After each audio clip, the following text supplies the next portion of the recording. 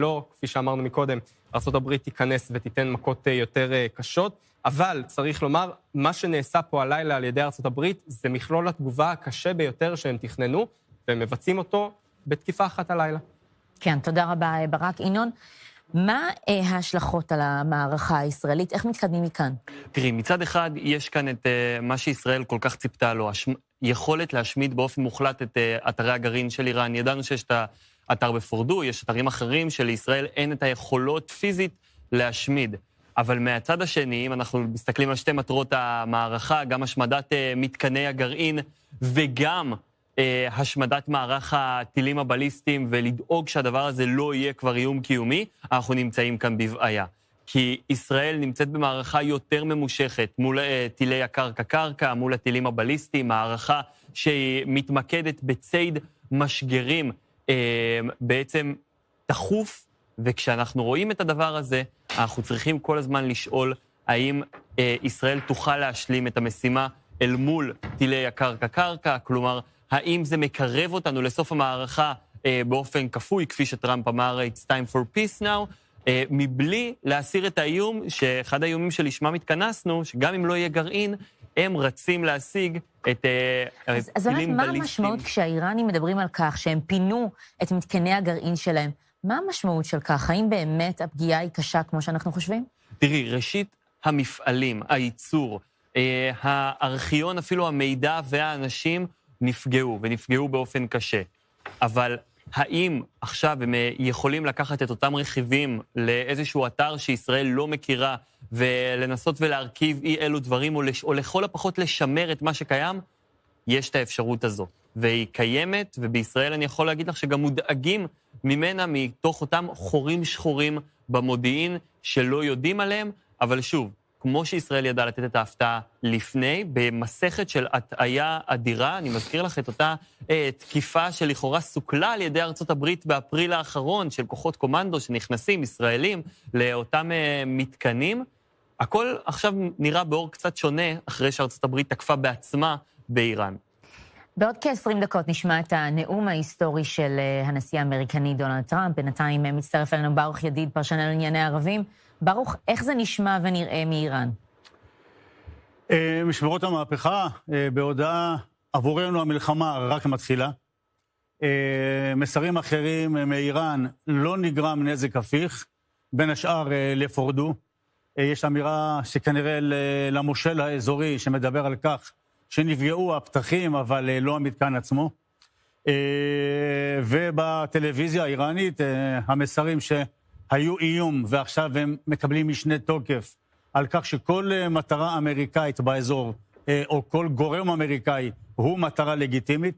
האיראנים, בעיקר משמרות המהפכה, חזרו ואמרו בימים האחרונים, למשל, המפקדה החשובה, חאתם אל-אנבייה, אותה מפקדת חירום, חזרה ואמרה, אם ארצות הברית תיכנס, הרי שאנחנו נפעל נגד כל הנכסים שלה באזור. היה ביטוי לפני כמה ימים של סגן שר החוץ, נדמה לי, האיראני, שאמר, עד כה לא פעלנו מול המדינות שמסייעות לתקיפה, אלא התרכזנו בישראל. שאלה, האם כעת מדינות שבצורה כזו או אחרת סייעו למתקפה ההיסטורית, צריך לומר, האם כעת המדיניות האיראנית כלפיהם תשתנה?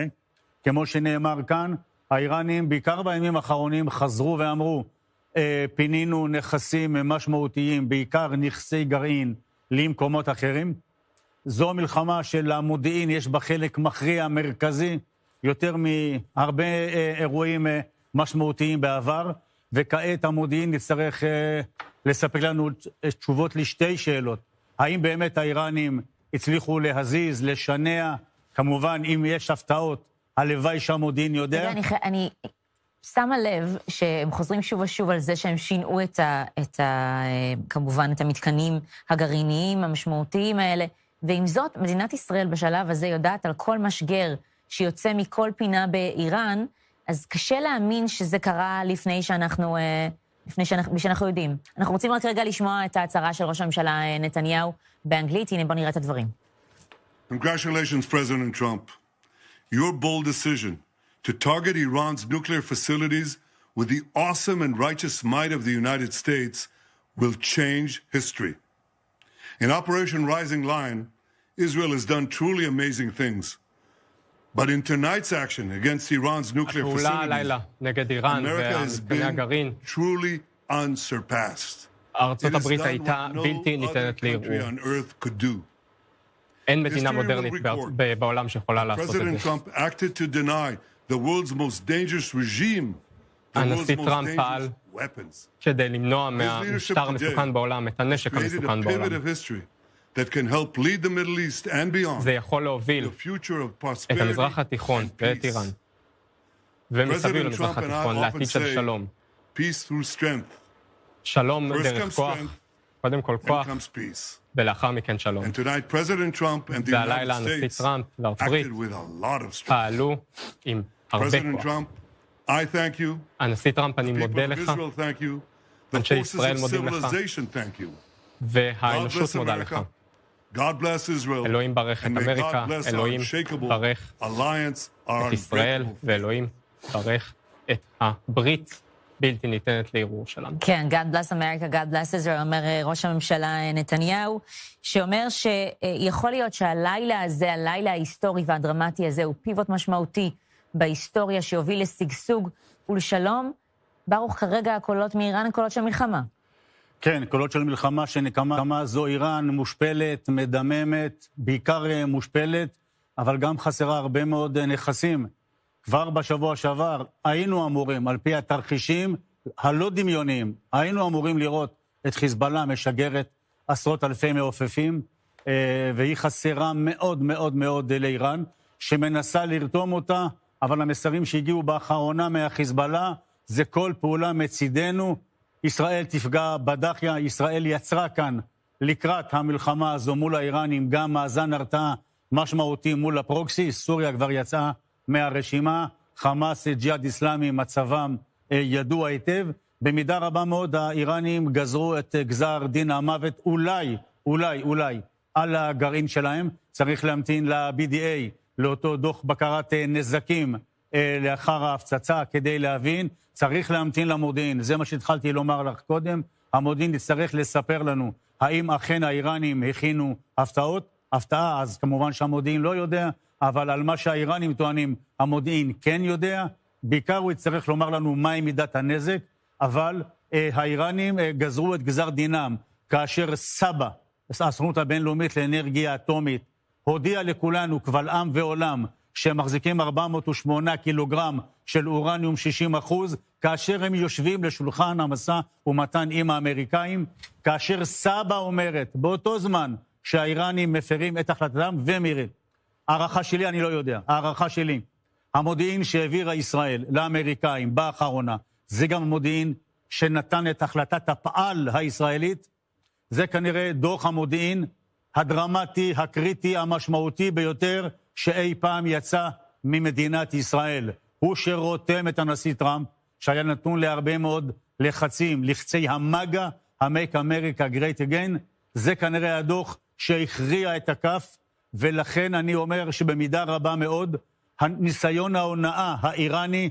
הוא החבל שנקרח סביבם, והוא כנראה שגוזר את דינם. לאן אנחנו הולכים? אני לא אתיימר לומר שאני יודע, מוקדם מדי, מוקדם מאוד. יש הרבה מאוד משתנים.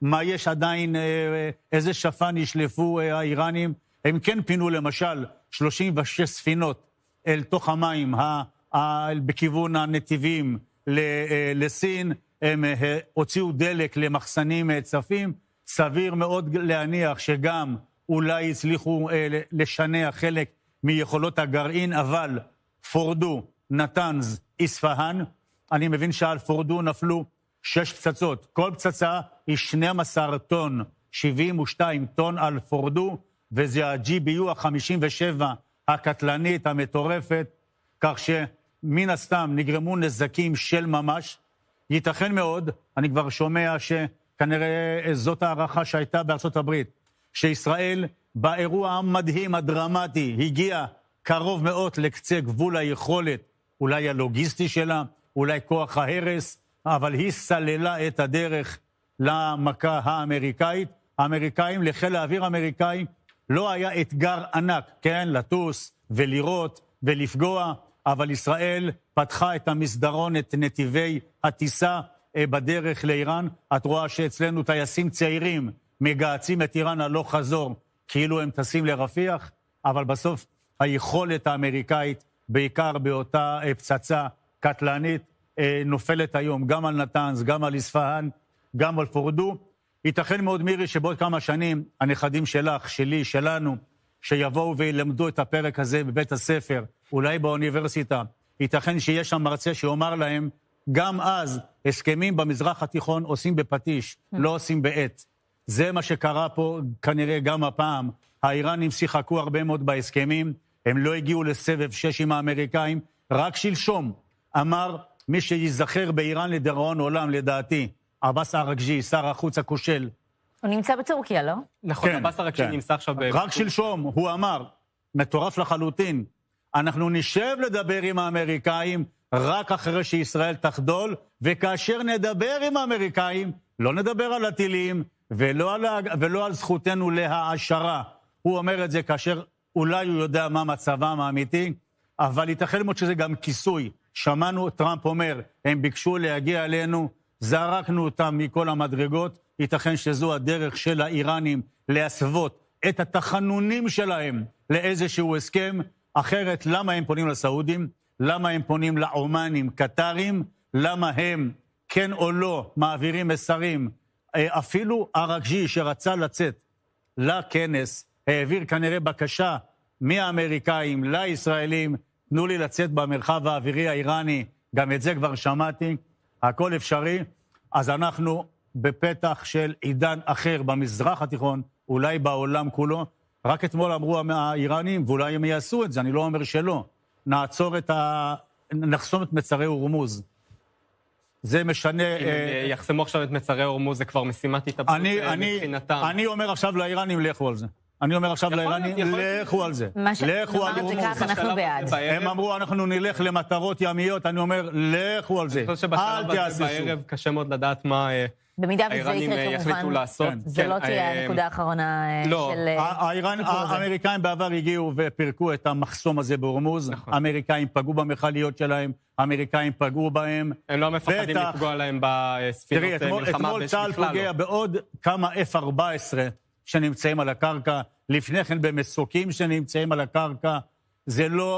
איראן לא בנתה על חיל אוויר, היא בנתה על זרוע של טילים, והנה ישראל במבצע המטורף של המוסד, ישראל פוגעת, היא פגעה בהרבה מאוד מערכים, לדעתי שלי הפרטית, בדבר החיוני ביותר שהיא פגעה לאיראנים, זה היכולת האיראנית לשגר טילים, זה הלך ומצטמצם, הנה ינון כאן, זה הולך ומצטמצם, ישראל נטלה מהאיראנים את יכולת התגובה, במידה רבה לא מוחלטת, אבל, אחרי שאמרנו את כל אלו, צריך להמתין ל-BDA לדוחות... אז רגע, נקודה חשובה. הסוכנות לאנרגיה האטומית של איראן צפויה לפרסם בקרוב, נכון? ידיעה רשמית בנוגע למתקני הגרעין.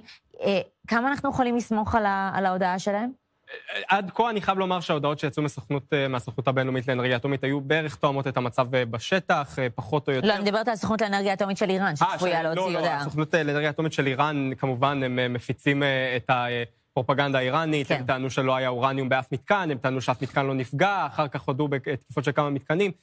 מהם אנחנו לא צפויים לשמוע את החידוש, בטח לא לשמוע איזושהי הודעה בתבוסה מאיראן, זה ממש לא באופי שלהם, לא במנטליות שלהם. אני רוצה להתייחס למה שברוך אמר על הערכות מודיעין. שמענו בשבוע האחרון את ראש המודיעין של ארצות הברית, טולסי גאברד, אומרת קבל עם ועדה שאיראן לא קרובה לפצצה גרעינית, לא קרובה לפצצה גרעינית לפחות כמו שישראל אומרת, זה לא מרחק של ימים או שבועות, אלא מרחק של חודשים או שנים.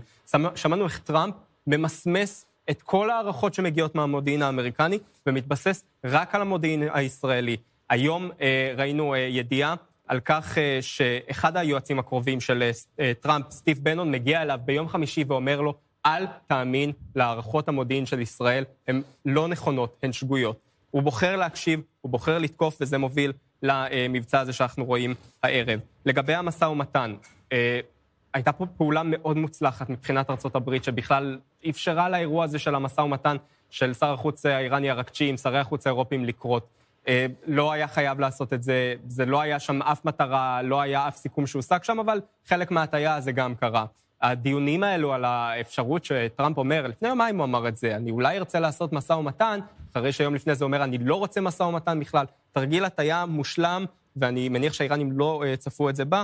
טראמפ נואם בעוד 7 דקות בערך בבית הלבן, כמובן נעביר פה את הדברים בשידור חי, זה הולך להיות הנאום הכי חשוב שלו, לדעתי, מאז אולי החיסול אז של מנהיג דאעש אבו בכר אל-בגדדי, לא היה לו נאום כזה חשוב מבחינתו. זה ביפר הרבה יותר דרמטי, משמעותי לעולם כולו, מאשר חיסולו של אבו בכר אל-בגדדי. ובטח לנו, ובטח לנו. וסולימני גם, ובן לאדן, זה הרבה מעבר לזה. מי שזוכר את הנאום של אובמה נעמד מול המצלמות, מכריז על חיסולו של בן לאדן, זה אולי דרמטי. אולי דרמטי, אולי אפילו יותר דרמטי. פרופסור יוסי שיין, בוקר טוב, תודה רבה שאתה איתנו בבוקר ההיסטורי הזה. היינו כחולמים, אתה מאמין למה שאנחנו רואים? לא רוצה לעסוק פה בשירה. אני חושב שזה בהחלט, כמו שאנחנו רואים, זה לילה מאוד חשוב. אנחנו עוד נראה איך זה מתנהל, אבל כניסתה של ארצות הברית למערכה בצורה שבה היא נכנסה, עם כל התחבולות תעשה לך מלחמה, זה נראה כרגע שבאמת אנחנו בשובר השוויון, אם צריך שובר שוויון, העבודה הישראלית כמובן שינתה את פני המזרח התיכון בעצמה, אבל מה שכרגע מעורבותו של טראמפ, כניסתה של המעצמה הגדולה הזאת, עם מה שהיא עשתה, העובדה שהיא ממשיכה לשלוח כוחות עצומים לאזור על מנת ליצור את המציאות החדשה, וההצהרות של טראמפ שאנחנו רוצים כרגע בוא נגיע להסכם, מעמידות המזרח התיכון במצב חדש. כולנו צריכים להיזהר, אבל אין ספק שזהו בהחלט אירוע מכונן במזרח התיכון כרגע על פניו, אנחנו נראה, אני תמיד אומר, בוא נחכה, נהיה סבלנים, כי היינו הרבה שנים. כן, מה לדעתך יקרה עם ציר הרשע? איראן, אנחנו יודעים את מצבה כרגע, סין ורוסיה הצטרפו? אני לא חושב שסין ורוסיה הצטרפו, אני חושב שכרגע ברור שהאיראנים יצטרכו לקבל החלטות מאוד מאוד קרדינליות לעצם קיומו של המשטר האיראני. צריך לזכור שהמשטר האיראני, הגדרת קיומו הייתה מפעל הגרעין והעוינות לאמריקה ולישראל כחלק מאידיאולוגיה, זה משטר אידיאולוגי, זה לא איזה משטר אוטוריטרי מצומצם, אלא זה דרך חיים. כל הנושא של הרפובליקה האסלאמית בא לשנות סדרי בראשית אידיאולוגיים עם אמביציות גלובליות מאוד גדולות, שלא לדבר אמביציות אזוריות, כפי שאנחנו יודעים מה שאנחנו קוראים הפרוקסיס, זה נוחל מפלות אחת אחרי השנייה בצורה מאוד מאוד דרמטית, ולכן השאלה אם יש שרידות לדבר הזה ובאיזה צורה, כי כישלון כזה ואולי כניעה, כפי שטראמפ דיבר עליו, unconditional surrender, כמו שהוא אמר, כניעה בלתי מותנית וגם עכשיו, וזה אומר שזה שינוי פני המערכת. לזה יש עדבות חדשות שאנחנו נראה אותן בימים ובשבועות הקרובים. האם באמת הם הולכים פה להתאבדות מוחלטת? האם הם יכולים לשנות את טבעם? האם יקרה משהו בתוך איראן? ברור לחלוטין שהיכולות האיראניות, שאני מדבר על יכולות הצבאיות, אני לא מדבר על חיילים, זה לא מלחמת איראן-עיראק, כן. אלא היכולות הטכנולוגיות חוסלו ברמה עצומה, לא קיימות ברמה הזאת, למרות שיש עוד כל מיני שאריות, שתמיד אנחנו צריכים להיזהר שלא נעשו דברים שאנחנו ממש יכולים להיות מופתעים, אבל בגדול לכן זוהי השעה, ומכיוון שאמריקה במשחק, אז זה כבר לא איראן מול ישראל רק. זה לא רק אנחנו שעומדים וסופגים את הטילים כאן, והאיראנים סופגים את נחת זרוע של חיל האוויר שם, אלא אמריקה בפנים, וזה מלא מלא מלא מה שנקרא. לכן יש פה שינוי דרמטי בכל הסדר, ואני חושב שבאמת, כמו שנאמר כאן לפניי, טראמפ גם רושם כרגע את המורשת שלו, כמי שמסדר את הסדר העולמי החדש, אנחנו לא יודעים איך הוא יהיה, אבל ממצב את המעצמה האמריקאית מחדש, כמעצמה לא הגמונית, אבל מעצמה מובילה שמטווה את הסדר העולמי החדש. אני זוכרת בהקדמה לספר של דונלד טראמפ, הוא כתב, לא יבש הדיו עדיין מהחתימה של הנשיא אובמה, ברגע שהוא נכנס לתפקיד, וכבר הוא קיבל את פרס הנובל. זה החלום של הנשיא האמריקני, יכול להיות שזה הצעד הראשון שהוא חושב שיוביל אותו לשם? א', אני מניח שלדונלד טראמפ יש הרבה חלומות, הוא דיבר על כך בפומבי לגבי פרס נובל, הוא כל הזמן מזכיר את זה, הוא בהחלט רוצה להשאיר את חותמו ורישומו כמי שבא ועושה את הסדר העולמי. הוא עושה את זה בדרכו, דרכו היא לפעמים מסורבלת, כולנו אומרים מה הוא אמר, מה הוא לא אמר, מה הוא צייץ, זה עולם חדש. ואנחנו רואים גם הפעם שחלקנו דיבר על שבועיים, המטוסים לגואם, מגואם לפה זה בערך 13 שעות, אז אתה צריך לעשות חישובים. מצד שני כבר יש לך דיווחים שדברים טסו מזרחה, ואני אומר, יש כמובן פרשנים כאלה ואחרים שיש להם נגישות אליו מיידית, אבל מי שקורא את הדברים מבין שהכל יכול להתהפך מהר, וכרגע אין ספק שטראמפ אמר וביצע, וזה הדבר המרכזי. מילים זה דבר אחד, ציוצים דבר שני, אבל הלילה טראמפ עשה מעשה אדיר מבחינת הנשיא, מיצב את ארצות הברית כמי שהיא גם תומכת בישראל, שזה חשוב מאוד מבחינתנו, ופינה את הדרך לארצות הברית להוביל להסדר שהוא רוצה. צריך גם לזכור מבחינתה של ישראל, שבמידה ויהיה הסדר, טראמפ יש לו את כל הקלפים כרגע, לעשות הסדר הרבה יותר רחב, שלא כולם בארץ אולי יאהבו, אבל זה יהיה, טראמפ כרגע עושה, זה פקס אמריקנה במובן הזה, הוא יסדר את זה. אנחנו לא יודעים איך זה יהיה, אבל לטראמפ יש את כל היכולות כאן, את כל, הייתי אומר, המשקל הכבד הזה, שהוא יוכל לכוון את הדברים כפי שהוא רוצה. כן, תודה רבה. אנחנו ממש רגעים אחדים ככל הנראה, לפני הנאום לאומה של הנשיא האמריקני דונלד טראמפ בלילה, בבוקר ההיסטורי הזה. ברוך ידי. אמרנו קודם על סוכנות האנרגיה האטומית האיראנית, הנה כבר כמה דברים מתוך ההודעה שלה. ארצות הברית הפרה את ה-NPT, את האמנה, הם כבר איימו לפרוש, זה עכשיו הזמן לעשות את זה. לא נאפשר את עצירת הפיתוח של התעשייה הלאומית האיראנית, אומרת הסוכנות לאנרגיה גרעינית באיראן. כלומר, אנחנו מתכוונים להמשיך. בינתיים היא גם מודיעה, אין דליפה בכל אחד משלוש האתרים שנפגעו, נתנז, איספהאן ופורדו, אבל היא מודה שכל כולם הותקפו. הטלוויזיה האיראנית במסר מספר 2 הבוקר, אתם אמריקאים התחלתם, אנחנו האיראנים נסיים את זה.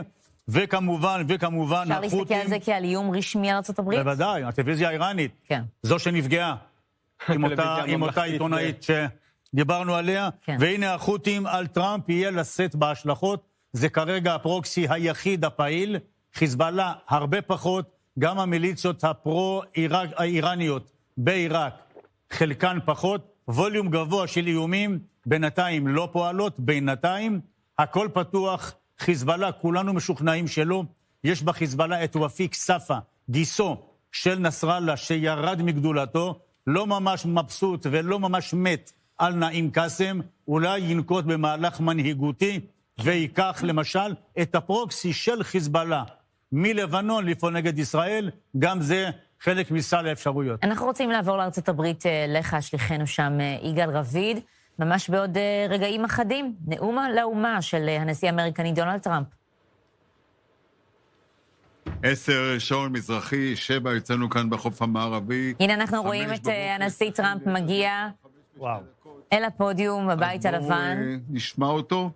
כן, אנחנו נשמע אותו. Thank you very much. A short time ago, the U.S. military carried out massive precision strikes on the 3 key nuclear facilities in the Iranian regime, Fordo, Natanz, and Esfahan. Everybody heard those names for years as they capacity and a stop to the nuclear threat posed by the world's #1 state sponsor of terror. Tonight I can report to the world that the strikes were a spectacular military success. Iran's key nuclear enrichment facilities have been completely and totally obliterated. Iran, the bully of the Middle East, must now make peace. If they do not, future attacks will be far greater and a lot easier. For 40 years, Iran has been saying death to America, death to Israel. They have been killing our people, blowing off their arms, blowing off their legs with roadside bombs. That was their specialty. We lost over 1,000 people, and hundreds of thousands throughout the Middle East and around the world have died as a direct result of their hate. In particular, so many were killed by their general, Qasem Soleimani. I decided a long time ago that I would not let this happen. It will not continue. I want to thank and congratulate Prime Minister Bibi Netanyahu. We worked as a team like perhaps no team has ever worked before. And we've gone a long way to erasing this horrible threat to Israel. I want to thank the Israeli military for the wonderful job they've done. And most importantly, I want to congratulate the great American patriots who flew those magnificent machines tonight, and all of the United States military on an operation the likes of which the world has not seen in many, many decades. Hopefully, we will no longer need their services in this capacity. I hope that's so. I also want to congratulate the chairman of the Joint Chiefs of Staff, General Dan Raisin-Kane, spectacular general, and all of the brilliant military minds involved in this attack. With all of that being said, this cannot continue. There will be either peace or there will be tragedy for Iran far greater than we have witnessed over the last 8 days. Remember, there are many targets left. Tonight's was the most difficult of them all, by far, and perhaps the most lethal.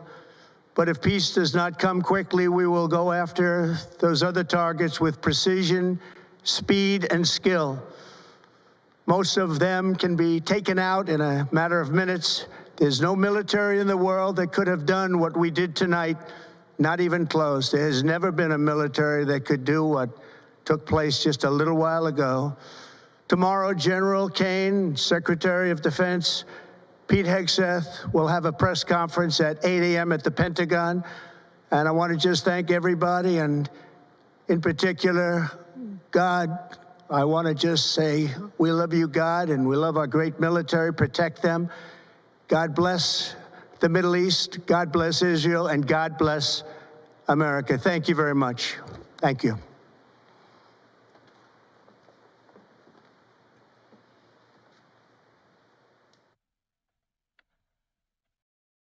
All right, there you have it.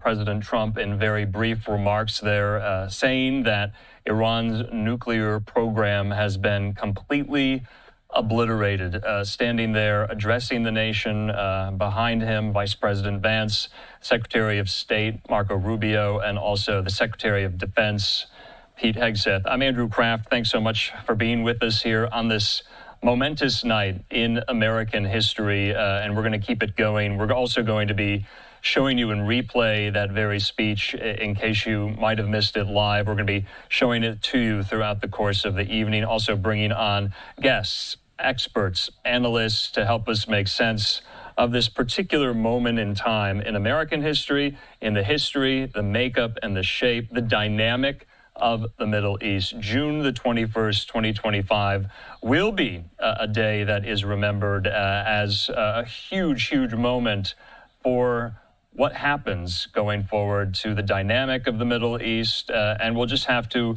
wait and see. A lot of you are probably asking yourself, now what? I think that's a safe question, an apt question to be asking. And the sun coming up now over the skies of Jerusalem. We also know that President Trump and Israeli Prime Minister Benjamin Netanyahu were on the phone. The United States gave the Israelis a heads up that they were going to do this, and you can see there. In the meantime, speaking of the Israeli leader, we also got on social media a message from Prime Minister Benjamin Netanyahu as well, thanking the Trump administration. What we want to do right now, we want to show that video to you as well. Let's listen to this. Congratulations, President Trump. Your bold decision to target Iran's nuclear facilities with the awesome and righteous might of the United States will change history. In Operation Rising Lion, Israel has done truly amazing things. But in tonight's action against Iran's nuclear facilities, America has been truly unsurpassed. It has done what no other country on earth could do. History will record that President Trump acted to deny the world's most dangerous regime the world's most dangerous weapons. His leadership today has created a pivot of history that can help lead the Middle East and beyond to a future of prosperity and peace. President Trump and I often say, peace through strength. First comes strength, then comes peace. And tonight, President Trump and the United States acted with a lot of strength. President Trump, I thank you. The people of Israel thank you. The forces of civilization thank you. God bless America. God bless Israel. And may God bless our unshakable alliance, our unbreakable faith. Okay, so there you have it. That was the message from Israeli Prime Minister Benjamin Netanyahu thanking the Trump administration in conjunction with an update on Operation Rising Lion that we have been following ever since last Thursday when I was on the air with you when Israel launched those preemptive strikes on sites in Iran here. So what we want to do right now, because there's a lot of moving pieces to this story, it is fluid, it is breaking, it is developing. If you missed it live, we want to play it yet again. This was very brief from President Trump here. Let's re-rack it. Let's show it to you in case you might have missed it. Thank you very much. A short time ago, the U.S. military carried out massive precision strikes on the 3 key nuclear facilities in the Iranian regime, Fordow, Natanz, and Esfahan. Everybody heard those names for years as they built this horribly destructive enterprise. Our objective was the destruction of Iran's nuclear enrichment capacity and a stop to the nuclear threat posed by the world's #1 state sponsor of terror. Tonight, I can report to the world that the strikes were a spectacular military success. Iran's key nuclear enrichment facilities have been completely and totally obliterated. Iran, the bully of the Middle East, must now make peace. If they do not, future attacks will be far greater and a lot easier. For 40 years, Iran has been saying death to America, death to Israel. They have been killing our people, blowing off their arms, blowing off their legs with roadside bombs. That was their specialty. We lost over 1,000 people, and hundreds of thousands throughout the Middle East and around the world have died as a direct result of their hate. In particular, so many were killed by their general, Qasem Soleimani. I decided a long time ago that I would not let this happen. It will not continue. I want to thank and congratulate Prime Minister Bibi Netanyahu. We worked as a team like perhaps no team has ever worked before. And we've gone a long way to erasing this horrible threat to Israel. I want to thank the Israeli military for the wonderful job they've done. And most importantly, I want to congratulate the great American patriots who flew those magnificent machines tonight and all of the United States military on an operation the likes of which the world has not seen in many, many decades. Hopefully, we will no longer need their services in this capacity. I hope that's so. I also want to congratulate the chairman of the Joint Chiefs of Staff, General Dan Raisin-Kane, spectacular general, and all of the brilliant military minds involved in this attack. With all of that being said, this cannot continue. There will be either peace or there will be tragedy for Iran far greater than we have witnessed over the last 8 days. Remember, there are many targets left. Tonight's was the most difficult of them all, by far, and perhaps the most lethal. But if peace does not come quickly, we will go after those other targets with precision, speed, and skill. Most of them can be taken out in a matter of minutes. There's no military in the world that could have done what we did tonight, not even close. There has never been a military that could do what took place just a little while ago. Tomorrow, General Kane, Secretary of Defense, Pete Hegseth will have a press conference at 8 a.m. at the Pentagon. And I want to just thank everybody, and in particular, God. I want to just say we love you, God, and we love our great military. Protect them. God bless the Middle East. God bless Israel, and God bless America. Thank you very much. Thank you.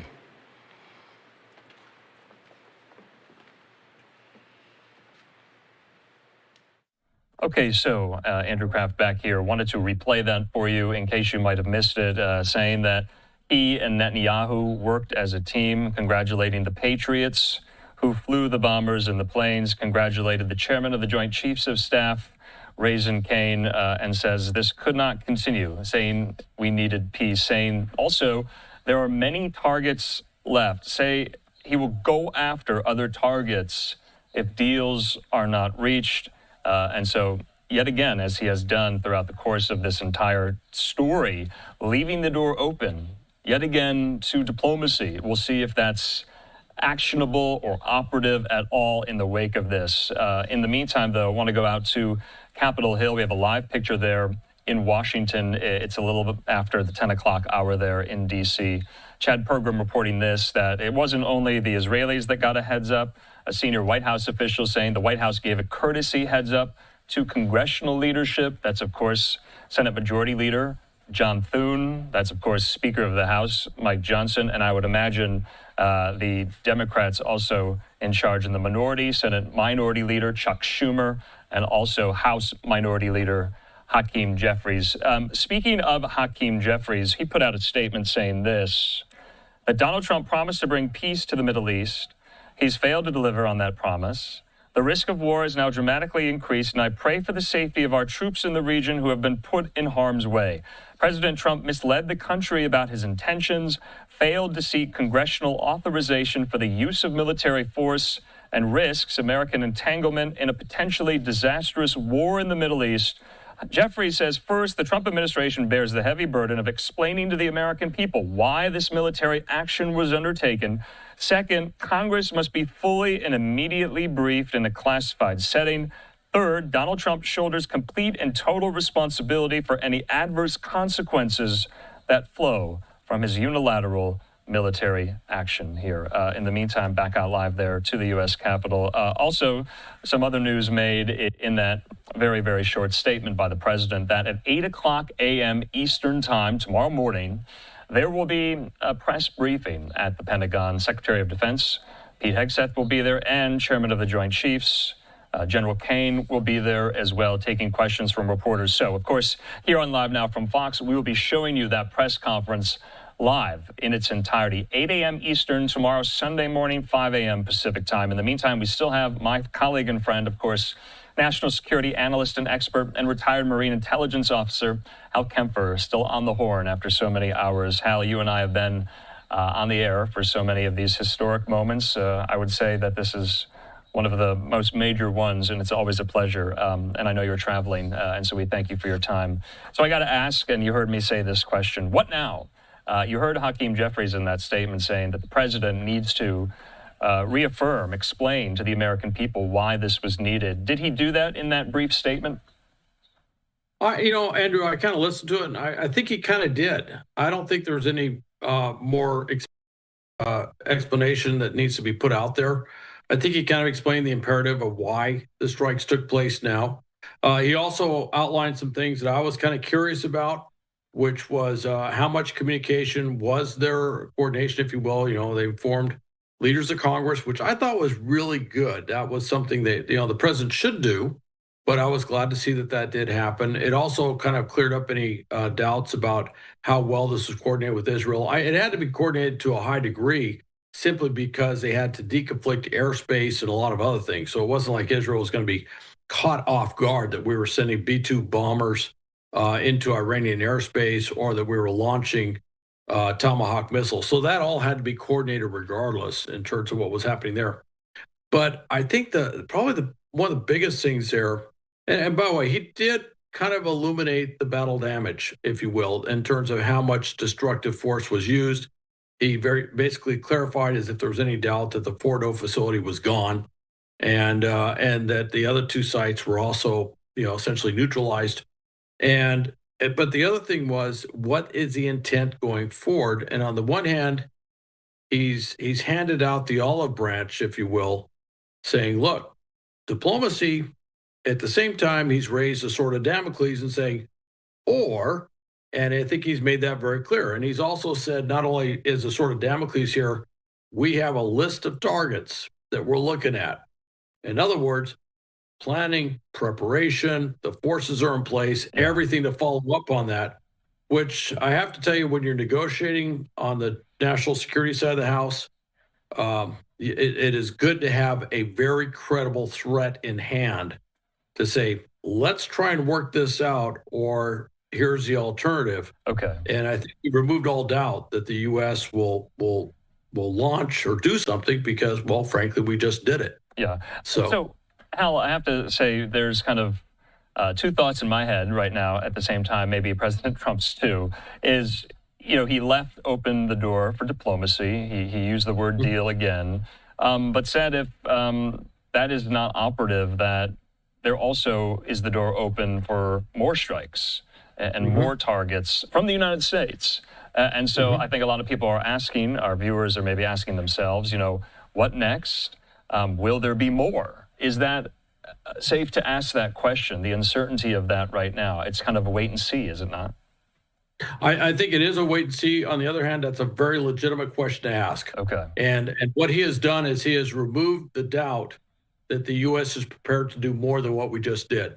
The question is, was this a proverbial one and done? Was this going to be our sole thing that we were going to do in that conflict and then walk away? And he's left it open that, no, we're ready to do more. Of course, the other part of this is, what will be the Iranian response? Will they start targeting U.S. bases in and around the Arab or Persian Gulf? Will they, start doing some other things around the world using their proxy network or their clandestine network or something like that? What will be the Iranian response to this? And of course, that will help drive what our follow-on actions would be to counter that response and to deal with the nation state of Iran. Yeah. So he's kind of left this wide open, but it's rather interesting. I really think, look, how did we get here? He opened up that 60-day window. He said, look, I'm going to have 60 days to negotiate something with Iran. And Iran basically did what Iran always does in these negotiations, which is they kind of played around. They wouldn't make concessions, and they'd come back with this over-the-top rhetoric and stuff like, we're not going to do anything, and to the point is, I think at one point they were almost asking for Israel to surrender. Is a language almost that strong. It wasn't quite that way, but I was like, really? That's how you're going to negotiate this thing? And I was listening to this, and I was like, we're really not making a lot of progress here.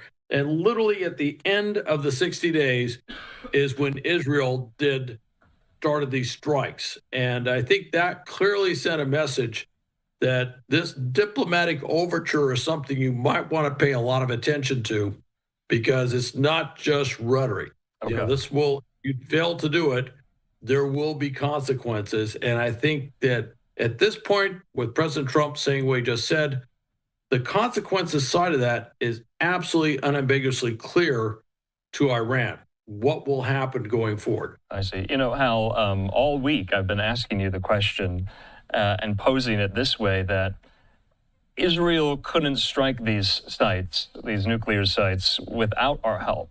And so maybe our viewers are wondering, what did Israel do to assist? Or was this completely unilateral on the United States' part here? Because I was under the impression that if we were going to do this, which we did, that Israel would be involved in some capacity, maybe with intelligence sharing, maybe with actual kinetic assistance here. So I think that's a really interesting question. And I have to get this on with you as well. The misdirection, the diversion, to me, has been so impressive to the point, remember, there was a lot of talk today about this kind of fleet of B-2 bombers, it was reported, flying towards Guam, west. And then you have to think, well, why would they be flying west? Jennifer Griffin reporting this, that the mission followed reports, of course, of 6 B-2s taking off from Whiteman Air Force Base in Missouri around midnight last night.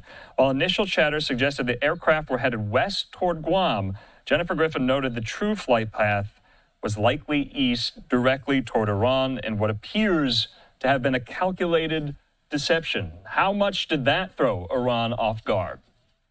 Well, I will say this. The art of war is deception, and misdirection. And this was very well done. It was, they said they're going west. I actually, I was sitting there doing the math. I'm like, you don't really gain much by forward deploying our bombers to Guam. And And by the way, I should mention, I've been to Guam a lot. I've been on Anderson Air Force Base. I've seen the hangars where the B-2s are stored. I mean, I'm very familiar with that, but the math just doesn't support it. The only thing you really gain out of it is that if you're going to do a really long-range mission out of Guam, you don't get anything in terms of range. But if you're doing a long-range mission, you may not have to overfly some places that you otherwise would have to overfly, which is kind of important when you're doing long-range bomber missions. But there wasn't a whole lot that was gained from doing that. Now, what we're certainly seeing is they said, hey, we're going to Guam. Now, Guam is known to host B-2s. They have a facility to do so. They have a big hangar and stuff. So that would make sense, to say, okay, they're going to Guam because that is the one place we acknowledge where we could actually put B-2s other than White Air Force Base. So it's, it's like, okay, but it was complete misdirection. They had launched. They can't really cover up the fact they've launched. I mean, literally, you could sit outside the base and watch them launch. So you can't really cover that part up, operationally speaking. But where they're going, once they get in the air, once they get at altitude, they're stealth bombers. You can't see them at night. They can change course and go another direction, which obviously they did. And so this was all part of, operational tactical deception. The other thing, too, which you and I have talked about quite a bit, was the language that was being used. Within 2 weeks. That's what the president said. Within 2 weeks. That's what the White House was saying, within 2 weeks, which the Iranians heard, oh, great, we got 2 weeks. And some were saying, and nobody was wanting to disabuse them of that because nobody was going to say exactly when they're going to do it. Yeah. But if you want to believe 2 weeks, you can. So the Iranians, I think, were pretty much caught off guard. They didn't expect this to happen when it happened, which is, if you're doing a big military strike, that's what you want. So, it was very, I got to tell you, I'm with you. This was very well executed, very well done. They achieved what they were trying to achieve, which is they caught the Iranians off guard. And of course, the airspace has to be completely coordinated with the Israelis. So, you knew that was going to have to be a very integrated sort of approach regardless. By the way, I would mention the Israelis also hit the F-14s. All right. So now, look, Iran doesn't have much in the way of fighter aircraft, and those F-14s are really old. They can't do much. But these are B-2 bombers. Their whole thing is stealth. And if an F-14 was to get in the air, was to find some way to get into proximity of a B-2 bomber, there is a potential threat that they could pose. Well, the Israelis took that off. They eliminated that. So there was a coordinated piece with the Israelis on this. It wasn't just us. The Israelis did something in coordination with this. Okay. Hal Kemper, we're going to leave it at that. We always appreciate your insight, especially on this historic occasion. Hal, thanks so much. Have a good night. All right. Thank you, Andrew. Okay, back out live there to the White House. I want to put up this map so you can get a sense of the bunker bomb strategy there. So you just heard the president saying that Iran's key nuclear sites were, quote unquote, completely and fully obliterated by U.S. strikes. Trump made the comments you just heard at the White House tonight, hours after announcing the U.S. military had carried out strikes against 3 key nuclear facilities in Iran. The president also warned Tehran against carrying out retaliatory attacks against the U.S., saying Iran has the choice between peace or tragedy. So this is a breaking news update, as you know. Also, Iran's nuclear agency on Sunday, it's Sunday in Iran, confirming attacks took place on its Fordo, Isfahan, and Natanz atomic sites, but is insisting that its work will not be stopped. The Atomic Energy Organization of Iran issued that statement after President Trump announced the American attack on the facilities here. So there is confirmation from Iran that there was actual targets that were struck by the United States. Their state-run news agency, IRNA, reported early Sunday the attacks targeted the country's Isfahan and Natanz nuclear sites.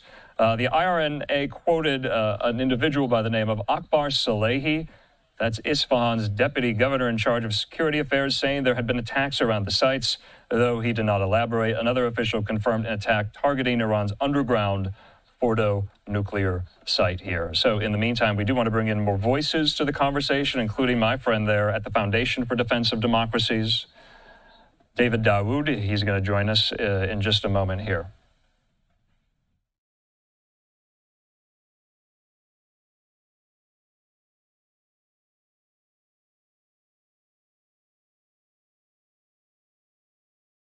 All right, like I said here, David Dawood joining me. We are in full breaking news coverage here. We want to thank everyone for watching on this very late Saturday night.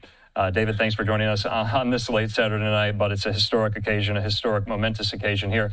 I'm going to ask a simplistic question that may sound somewhat glib and simplistic to viewers. Has the United States ever struck targets inside Iran? Have we ever used military force inside the country of Iran? No, not to this extent. There was Operation Eagle Claw, which was meant to rescue American hostages that were held by affiliates of the government of Iran after the revolution. That unfortunately failed. The hostages were not rescued. They were released upon the President Reagan taking office. But this is unprecedented for the United States to have struck Iran at all internally and definitely in this manner. So, David, I have to ask this, and maybe this is unanswerable right now. I mean, President Trump did say Iran's nuclear program is completely obliterated after tonight here.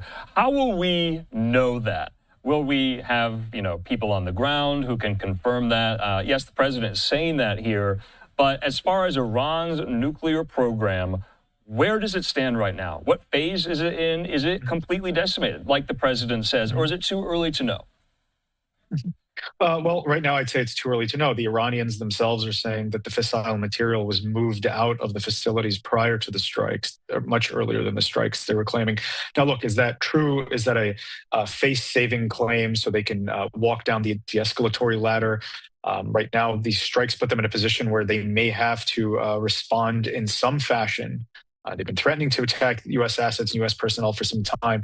If any strike by the United States occurred in Iran, now it's time for them to put their figurative money where their mouth is, and they may not want to do that because there will be consequences. As President Trump said, "You attack us, we're going to keep attacking back." So it may be that this is their way, claiming that the fissile material is moved to be able to walk this back and not follow through on these threats. It may be true. I think time will tell more so than anything. We have the intelligence that the Israelis were able to gather on location of these sites, nuclear scientists.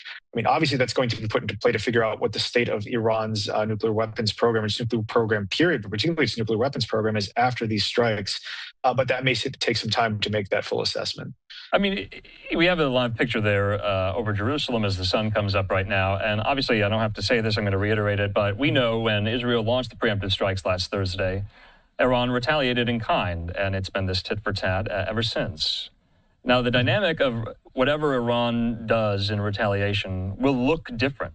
We have U.S. assets in the region in the form of materiel, in the form of troops, also American citizens in the region, many of whom are being evacuated from Israel right now. If you're watching this right now from the United States, is it right to be concerned how Iran will retaliate? We don't know. Can they even? And what does that look like? Again, there are a lot of question marks here. So the Israelis have been engaged in now, I think it's a 10-day campaign in Iran to degrade not just the nuclear weapons program, but they've also been striking the ballistic missiles program and other military assets. I think there was a strike on the Iranian Navy yesterday as well. So there's this degradation of Iran's ability to retaliate directly. Now, if we look at the ballistic missiles, in terms of their attacks on Israel, they've been decreasing in the quantity of barrages overall and the quantity of missiles within each barrage. I think last night or yesterday, there was one missile barrage of 5 missiles each. It's the lowest that's happened since the onset of the war. Now, simultaneously, the Israelis are saying that they've destroyed most of Iran's ballistic missile launchers. But this doesn't mean that Iran's out of assets. Now, could it suggest that Iran's running out of ballistic missiles? That's one explanation. The other explanation is that the Iranians are holding back assets in anticipation of precisely what happened now, that the United States would get involved in this conflict and they'd have to respond to the United States, which could, anytime you have any military engagement, there's the possibility that this could precipitate a much larger, much more protracted conflict between Iran and the United States. So is Iran holding assets in reserve?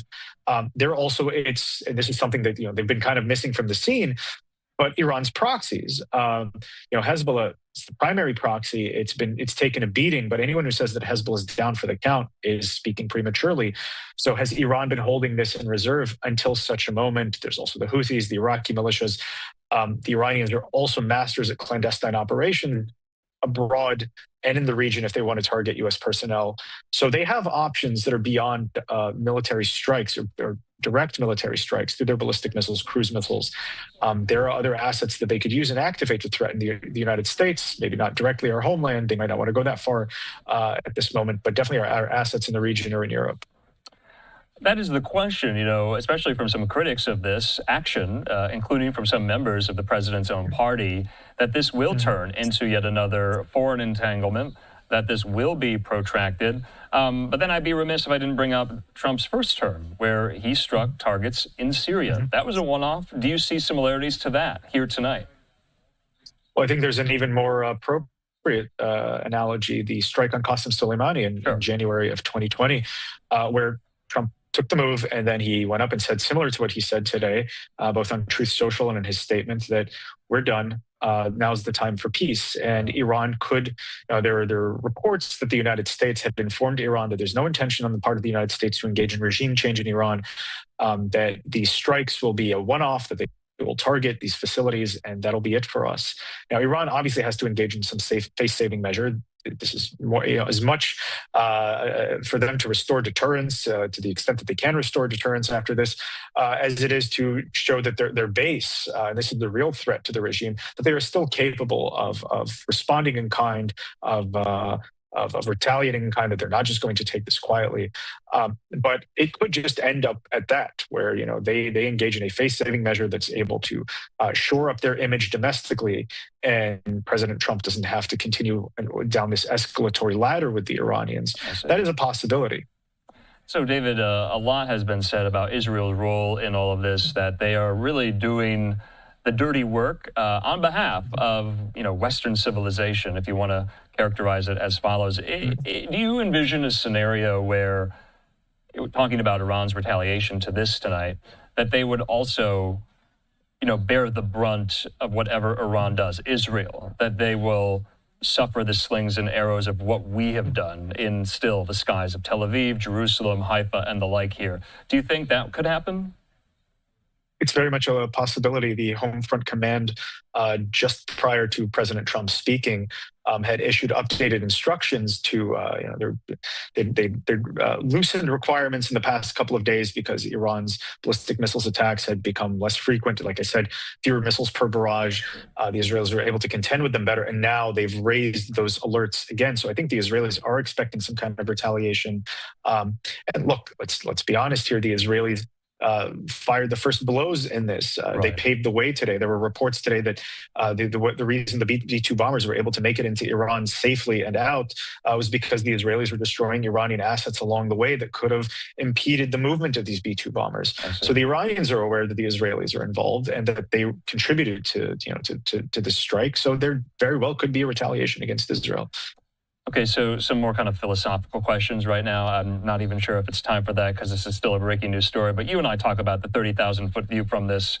Is it naive to say that after tonight, Iran will no longer have a nuclear program? Because I was asking guests like yourself all week, will it take only regime change for Iran to give up their nuclear program here or not? I mean, clearly, President Trump says their program's no more. After tonight, the Ayatollah is still alive, still in charge. So is the regime change question right now not the question we should be asking, or premature? Because you have to separate the two. Who's in charge of Iran and their nuclear program? Look, I think it may be too soon to tell. What the Iranians are saying is that you can destroy these facilities, you can destroy the centrifuges, but you can't destroy the know-how. What the Israelis are proving is that they can destroy the know-how.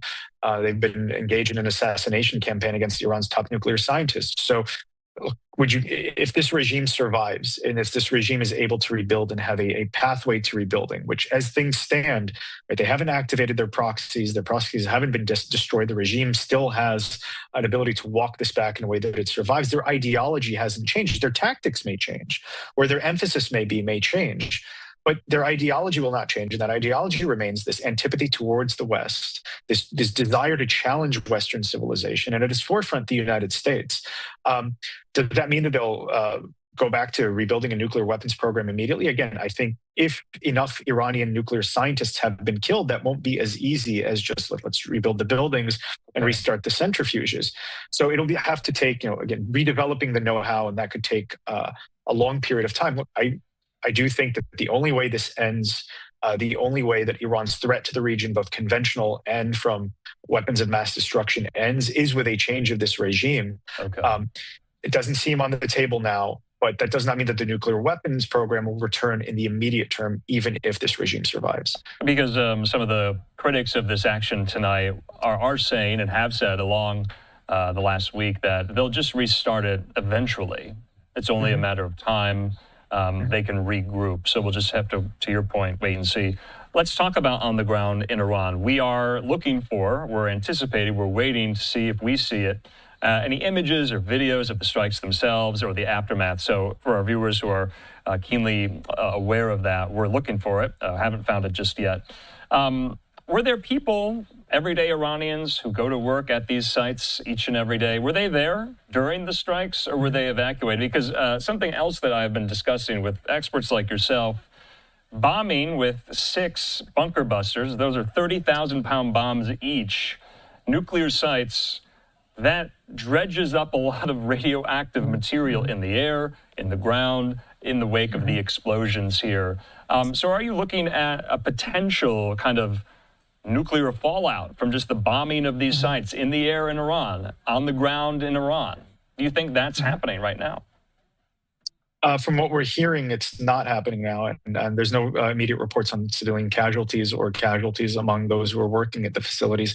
But as far as we can tell, there's, again, this is too soon to tell, but the Iranians aren't reporting any nuclear fallout. I will say about your earlier comment about the critics of the strike, look, perhaps this only delays Iran by a few years and that they will regroup eventually. But I think there's a benefit to distancing Iran as much as possible from possession of a nuclear weapon. This is a very dangerous regime. Prime Minister Netanyahu likes to call it the world's most dangerous regime. I think that's a question up for debate whether it is or it isn't, but it is a dangerous regime. It is a regime with a dangerous ideology. And we've seen the havoc that Iran can wreak without a nuclear weapon. Imagine what it could do if all of its militias and all of its regional destabilization had a nuclear umbrella behind it. So distancing this regime as much as possible from a weapon, even if it's 2 years, 3 years, 5 years, however much it is, that is a net benefit to the United States. It's a net benefit to Israel. It's a net benefit to the international community. I don't know what if what these critics have as an alternative. If Iran was indeed weeks or months away from a nuclear weapon, is it not better? I pose the question back to them: is it not better than to have them mere weeks and months away from a nuclear weapon, to have them 5 or 10 years away from a nuclear weapon? Okay, so David, you just made the case to the critics that I have been kind of following all throughout the last 2 weeks here. What if they don't buy those arguments? What is the alternative to your point? Because the arguments of the critics are the United States does not need to enter into another foreign entanglement, a la the Iraq War, that this is not in U.S. national security interests. Of course, the president has said, no, it is. And he is kind of not really listening to some of those voices, even coming from within his own party here. So I think you expertly kind of made the case. But if one of those critics was on with us right now, I mean, how would you respond? What would your retort be to them? I would say they don't understand the nature of the Iranian regime. Yes, they view this in kind of an immediate term threat assessment, where in the more immediate term, yes, the Iranians are a bigger threat to the state of Israel. Israel is the only country that Iran has slated for destruction. But at the same time, let's understand the reason for Iran's enmity towards Israel. It's not, I often like to say it's not that they hate us, the United States, because we support Israel. They hate Israel because it's an extension of the United States. And don't listen to David Daoud saying this. Listen to Hezbollah, which is an Iranian asset, saying this. I'm an expert on Hezbollah. This is what I know best. They keep calling Israel a forward military base and a tool of the United States. The narrative, even on the 2006 Israel-Hezbollah war, is that Israel did not want to enter that war at the time, and the United States pushed a reluctant Israel to enter that war in order to create a new Middle East. The way they view the world is that the United States is quote Hezbollah, the head of corruption, the font of corruption, and everything flows from that, including Israel's military might. And the way that the Iranian regime views itself is that it is in this clash of civilizations, this Huntingtonian clash of civilizations with the West, which is primarily led by the United States. And it is their job, in order to push their view, their worldview, to weaken us in any way, shape, or form. So maybe they're not threatening us directly now, in the sense that the way they're ballistic missiles falling on Israel.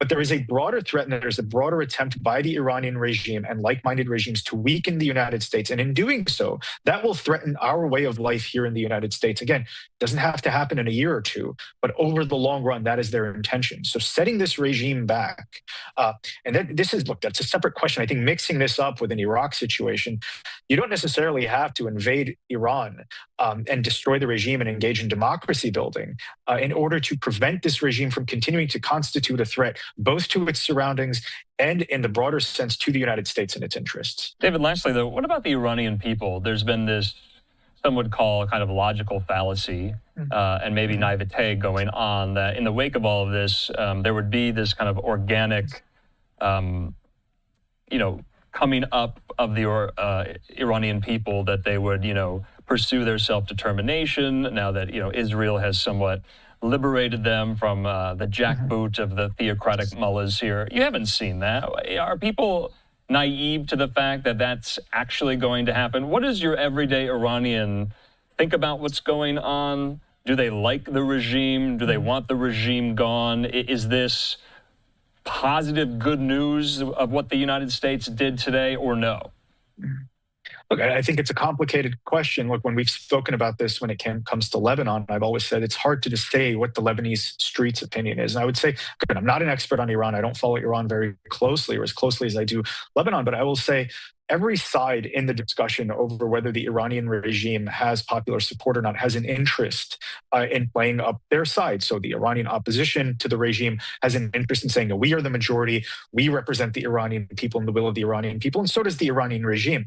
It's hard to tell on the ground, right? This is not a democracy where you can go in and get honest opinions from people. What we have not seen, however, maybe we've seen some smatterings on social media of people coming out and chanting against the regime. We've also seen demonstrations and people spontaneously speaking on behalf of the regime. So it's a very complicated image. What we have not seen, however, this military operation is still, we're still in the middle of this. So it's not done yet. So maybe it is too soon to speak. Maybe I am speaking prematurely. But what we have not seen now, what we can say for certain, is tens of thousands or hundreds of thousands of Iranians go out into the street, take this opportunity to go out into the street and finish off what's left of the regime. Is that because, again, there's an ongoing military operation and they're waiting for that to be done? Is that because the psyche of fear in which this Iranian regime has held the Iranian people? I mean, if you think about protest after protest going back to 2009 and even earlier, where people have protested this regime's actions, the regime has gotten more proficient at putting down these protests with the utmost brutality. So have you, as the Iranian people, or have these Iranians who oppose the regime, lost the hope to come out and protest the regime? It's unclear. Again, I can't speak to the nitty-gritty of this. Sure. All I can say is that each side has the interest now in playing up their respective support. All right. David Dawood, we're going to have to leave it at that. Always good to see you. Your insight is extremely valuable. We'll definitely be chatting soon, I would imagine. Thanks so much, David. Have a good night. My pleasure. Okay, in the meantime here, we're going to keep this going. We're going all night in our continuing coverage of what is very historic. I asked that question right off the top to David. Has the United States ever struck targets militarily inside the country of Iran? And no, that was the answer there.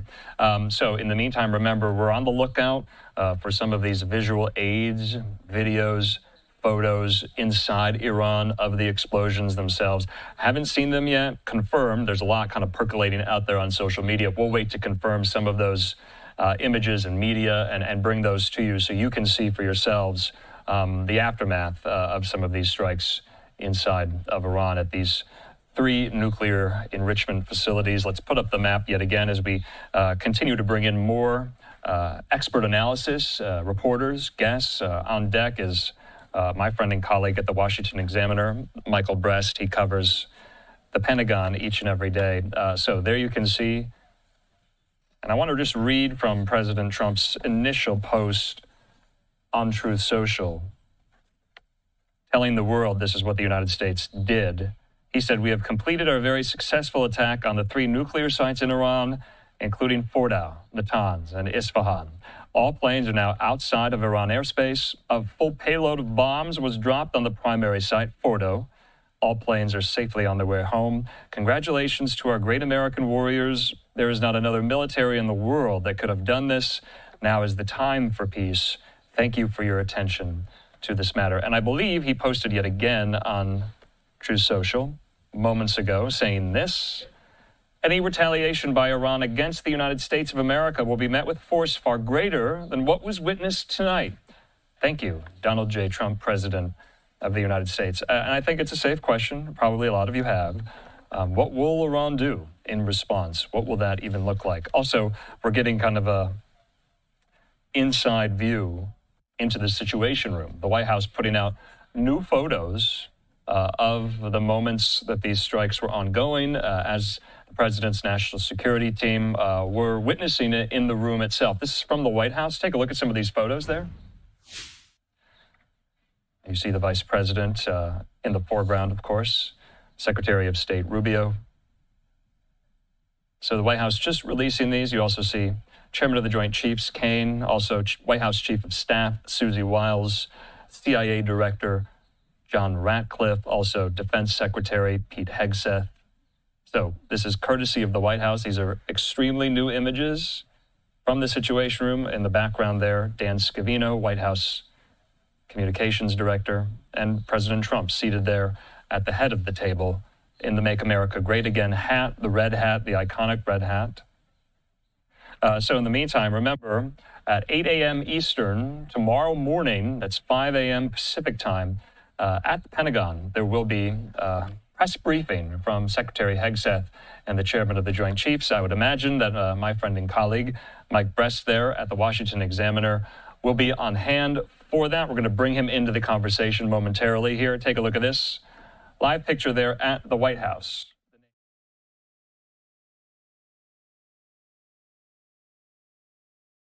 So in the meantime, like I said, Mike Brest, he is on standby. He joins me. Mike, so good of you to be with us. I know it's late there in Washington.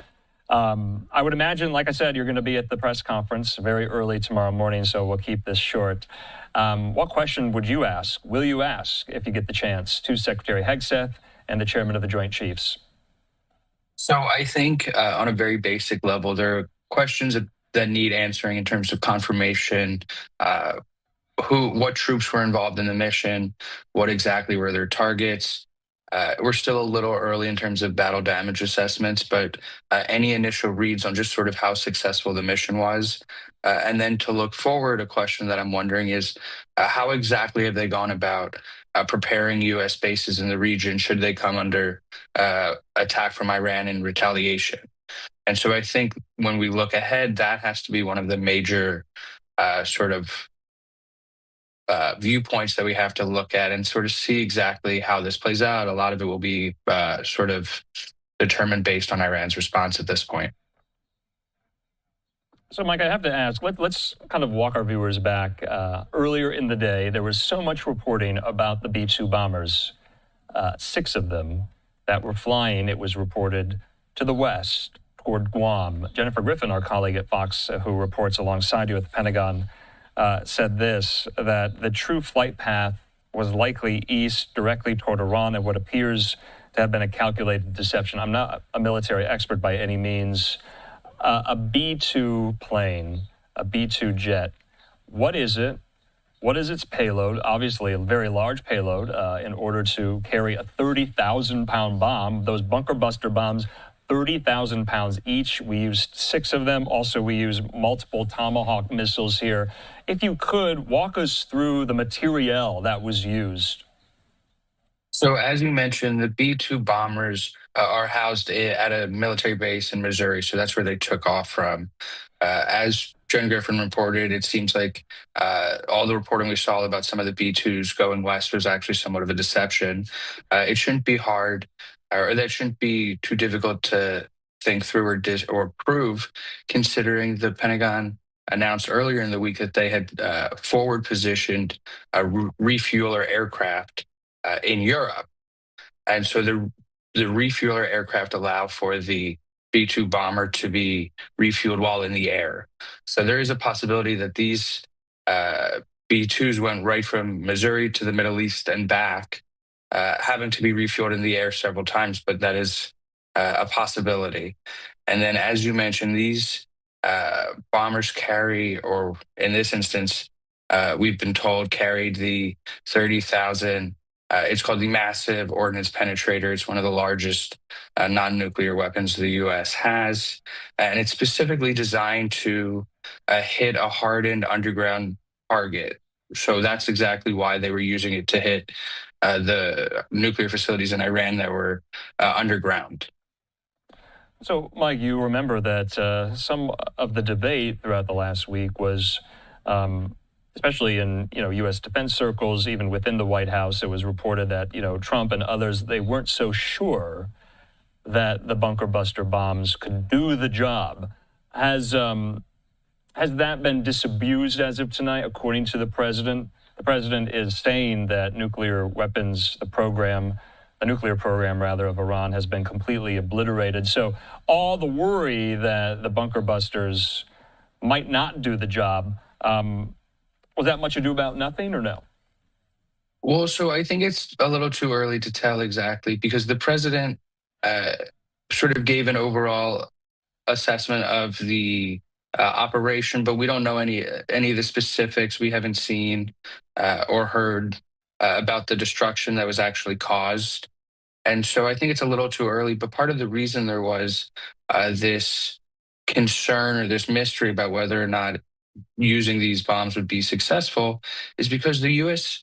Air Force has never gone on record saying they've ever used it before.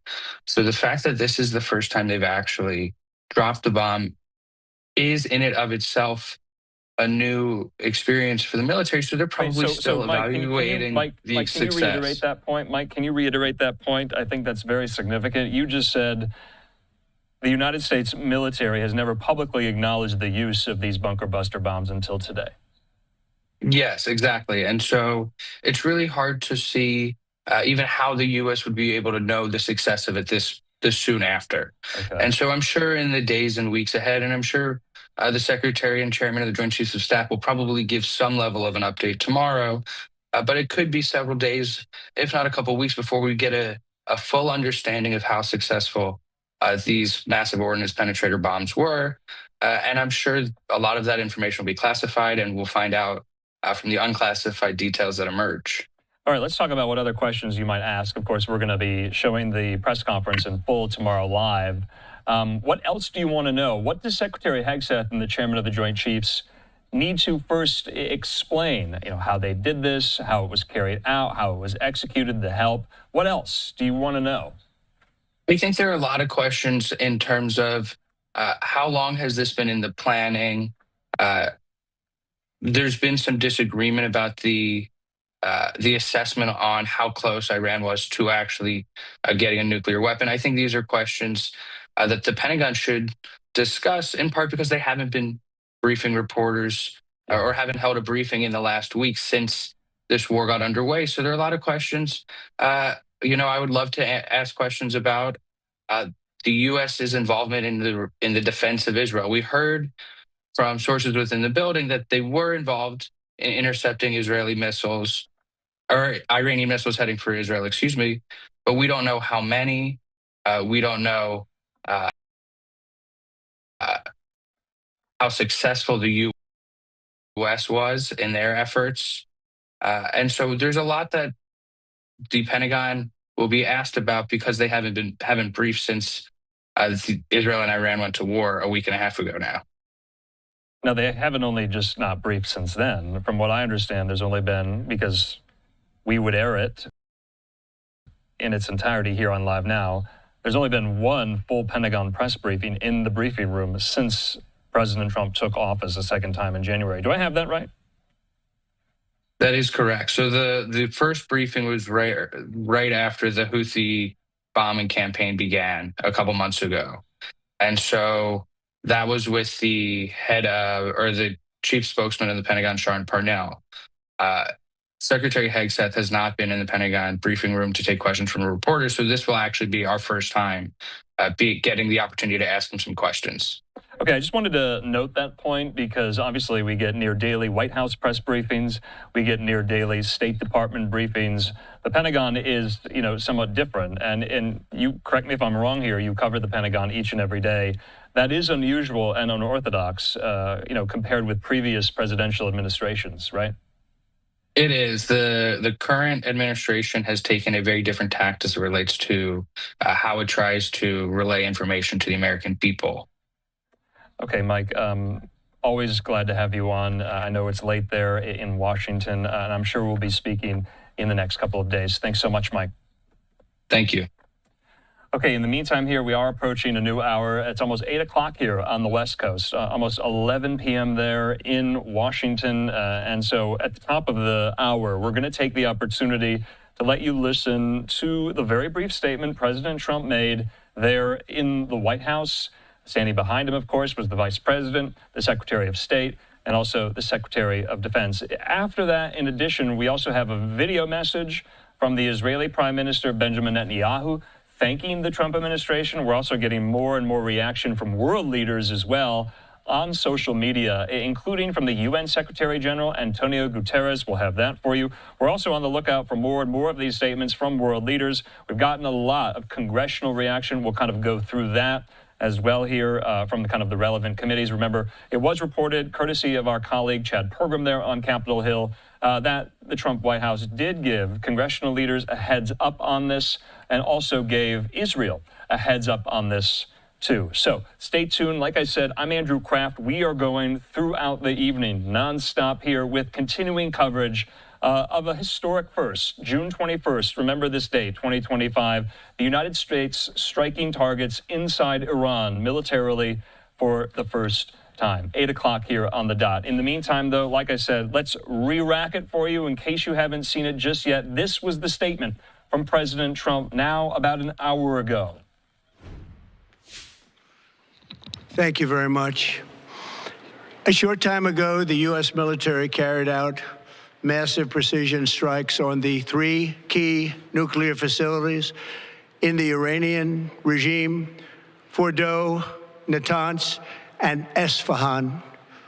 Everybody heard those names for years as they built this horribly destructive enterprise.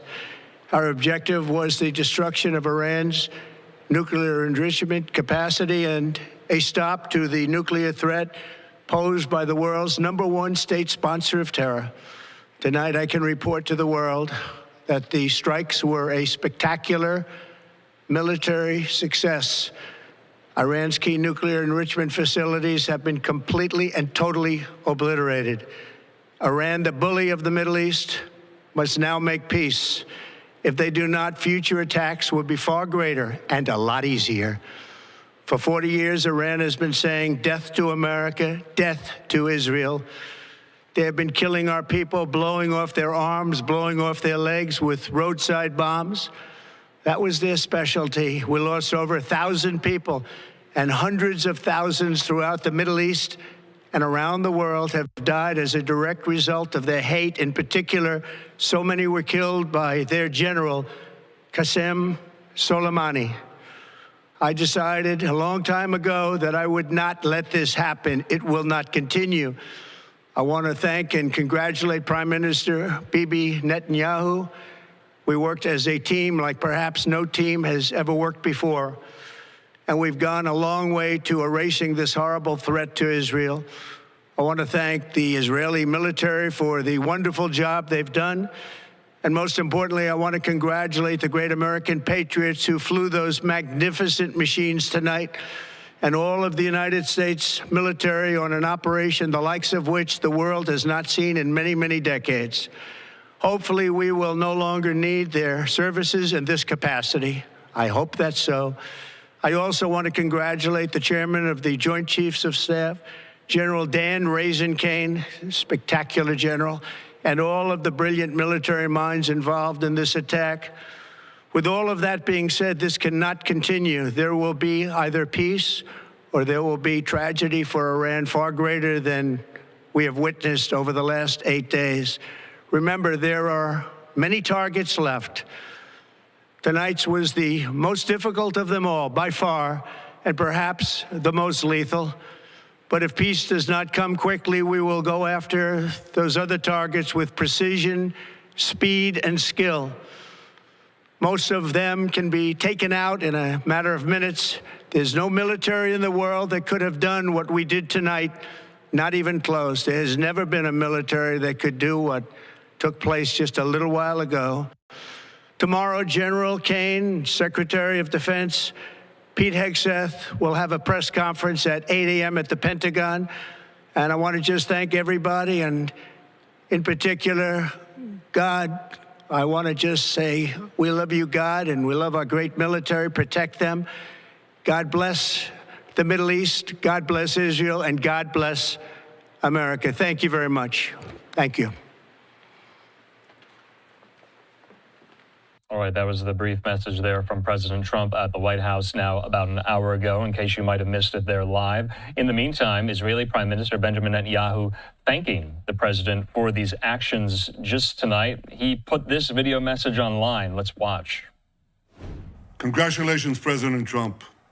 Your bold decision to target Iran's nuclear facilities with the awesome and righteous might of the United States will change history.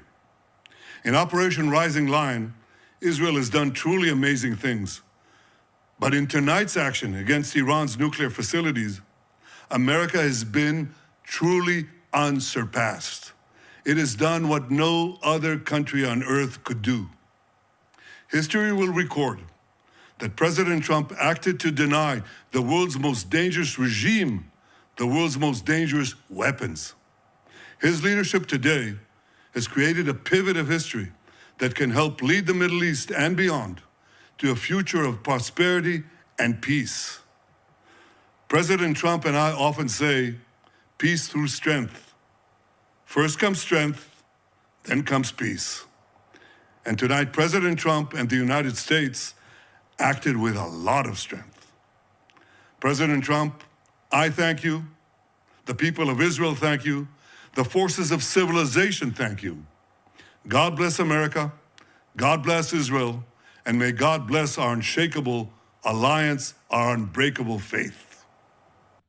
Okay, there, Bibi Netanyahu with that message. We're also garnering reaction as well from many world leaders, including there at the United Nations, the Secretary General Antonio Guterres, with this message. He says this: I'm gravely alarmed by the use of force by the United States against Iran today, saying this is a dangerous escalation in a region already on the edge and a direct threat to international peace and security. There is a growing risk that this conflict could rapidly get out of control, with catastrophic consequences for civilians, the region, and the world. He says, I call on member states to de-escalate and to uphold their obligations under the UN Charter and other rules of international law. At this perilous hour, it is critical to avoid a spiral of chaos. There is no military solution. The only path forward is diplomacy. The only hope is peace. Coming there, the message from the United Nations. So I would imagine that come next week, the UN Security Council will convene, maybe on an emergency basis, to discuss this. It was a key focal point of our coverage on Friday. You heard from the Israeli ambassador. You heard from the Iranian ambassador there at the Security Council. In the meantime, speaking of New York City, remember, we're garnering reaction as well from local and state elected leaders here stateside. We're hearing from the NYPD. Take a look at this. They say this, that we're tracking the situation unfolding in Iran. Out of an abundance of caution, we're deploying additional resources to religious, cultural, and diplomatic sites across New York City and coordinating with our federal partners. We'll continue to monitor for any potential impact to New York City. Also, live picture there in Los Angeles, over the airport there at LAX. We are hearing from California Governor Gavin Newsom. Take a look at this. He says, following the president's action in Iran, California's State Threat Assessment Center is actively monitoring for any potential impacts in California. He says, while there are no specific or credible counter threats we are aware of at this time, we urge everyone to stay vigilant and to report anything they may see. So the message coming from California Governor Gavin Newsom, kind of a coast-to-coast reaction there. In the meantime, though, we do want to continue with so many of our experts, analysts, reporters who really cover this each and every day. It's their job, the Middle East, including my friend now there, political scientist at UCLA, Benjamin Rad. He joins me. Benjamin, good to see you here. You and I were speaking, I believe, on Friday, and now here we are. Your initial reaction, how momentous of an occasion is this, not just for the United States, not just for kind of the Middle East? Is this a watershed moment? Would you characterize it as thus? Absolutely. I mean, I'm still trying to catch my breath of the events of the last few hours. Iran, the Islamic Republic of Iran, since 1979 when it was conceived, has been a foil in the foreign policy objectives and in the stability of the Middle East for the United States and for other regional allies and global allies for a very long time now. And this is a monumental shift in what that dynamic is going to look like. If the United States is able to effectively dismantle or cripple Iran's nuclear enrichment capability, it sends in a very, very powerful message, and it undermines Iran's ability not only to threaten allies and others in the region, but to project that power beyond its borders through its proxy groups. The message has been sent loud and clear. And the question now is sort of not just whether these installations have been sufficiently set back, but whether or not Iran's own system of government is facing a crisis as it decides how it's going to respond. And it is not, and it does not have any good options in front of it. So that's the other element here. Not only do we have the nuclear component, which is huge, and it's been a problem since the 1990s, but now we also have a crisis of survival, of legitimacy of Iran's theocratic system. So a lot of those questions, I would argue, maybe you agree with me, right now are extremely unanswerable. I'm going to ask them anyway because we're still so early into this. So that is the question now. What does Iran's nuclear program look like at this stage? Israel kind of set the preemptive stage for it, the entree to the strikes at so many of the nuclear facilities. And the United States kind of came up from the rear and helped them take out really the three crown jewels of the program itself, Fordo, Natanz, Isfahan here. So what is left? Will we know? How will we know? Will the IAEA tell us that Iran no longer has the capability to enrich? Will Iran eventually, time will tell, start up a program again 10, 15, 20 years down the road? What is the capability right now? And even before the U.S. strikes, I had asked you, what damage Israel had done to it. Now the U.S., according to President Trump, finishing it off carte blanche completely. That seems to be the sense. But to my previous question, how will we know? Yeah, and so the Iranian officials indicated on social media and in reports a few hours ago that they've spent the last 7 days moving highly enriched uranium components and materials out of these facilities and into other secure areas. Now, again, they could be bluffing. We don't know if this is the case. But let's assume that Iran managed to get something out. Let's assume that, and let's also go on the assumption that most of these facilities have been destroyed permanently, if not indefinitely. What remains is Iran's know-how, is the knowledge that its chief nuclear scientists possess, those who are still alive, and there's probably a good number that are alive. They still have the knowledge and the know-how to recreate or replicate the work they've done. They just now need facilities to do it. So to know effectively what's happened to Iran's nuclear weapons program requires either the IAEA getting access to the existing facilities without any restrictions. That's one option. The other option is to basically have Iran say, okay, we hear this now. We are willing to abandon nuclear enrichment as a whole, or to outsource it to other countries, which was the deal that the United States had offered earlier this month that was rejected. Or Iran could step on the gas and say, you know what, not only are we not going to stop enriching, we're going to accelerate, and we're going to withdraw from the Nuclear Non-Proliferation Treaty, because under that treaty, we have the rights to do so for energy purposes, and the United States violated international law by denying us that right. So there's multiple options. We simply don't know which path they will choose, because that's all part of this escalation ladder, which is the metaphor that's being used. Let's put up the map again here. Jennifer Griffin has, I think, some really great reporting. It's kind of niche. It gets into the weeds, and you can help us kind of elucidate it. She says, I'm told by experts that the underground tunnel at Isfahan is a much harder target than Fordo, and it's not clear whether the Tomahawks were able to destroy it. A source says to her, there's no way they got in that tunnel. It's deeper than the calm and harder rock, according to a well-placed. She reports IAEA inspectors reported multiple times it was used for storage of UF6. Now, UF6 was one of the large precursor materials to make enriched uranium, but there was no enrichment going on inside of that mountain. She says it's important that the UF6, which is uranium hexafluoride, be accounted for and eventually removed. Isfahan is where Iran also manufactured centrifuges. So could it be that Isfahan was actually more important than Fordow? So it appears that what was happening in Isfahan was that you were having the enrichment done at the secret facility in Fordow, where the most advanced centrifuges were developed or were running. And then that material was taken out of Fordow and being stored in Isfahan. So you have production in Fordow, you have storage and maintenance and possibly conversion to, putting onto a warhead, that type of development happening in Isfahan. So two different facilities doing two different things. Now, whether or not you can destroy Isfahan, one can with the proper munitions, basically cripple access to it. So maybe the facilities are still intact, but access to them, which requires a tunnel entrance above ground, those can be crippled. Those can be eliminated or denied or compromised. You can re-access them, you can rebuild them, but there'll be satellites watching all of this happen to see if there's any more activity there. So again, we don't know for certain until we have either visual satellite intelligence or on-the-ground human intelligence verifying one way or the other. This is all speculation. So obviously, within 2 weeks didn't mean a full 2 weeks. It meant within 2 days. So I thought that was somewhat telling and prescient, since we were talking about, kind of parsing the language of, what did the president mean saying he needed 2 weeks' time to think. Remember, the Wall Street Journal earlier this week had reported that he had already made up his mind and he was off to Bedminster, New Jersey yesterday, came back to the Situation Room just today, and we have some pictures put out by the White House here. Benjamin, just lastly, I wanted to ask, was Iran caught off guard?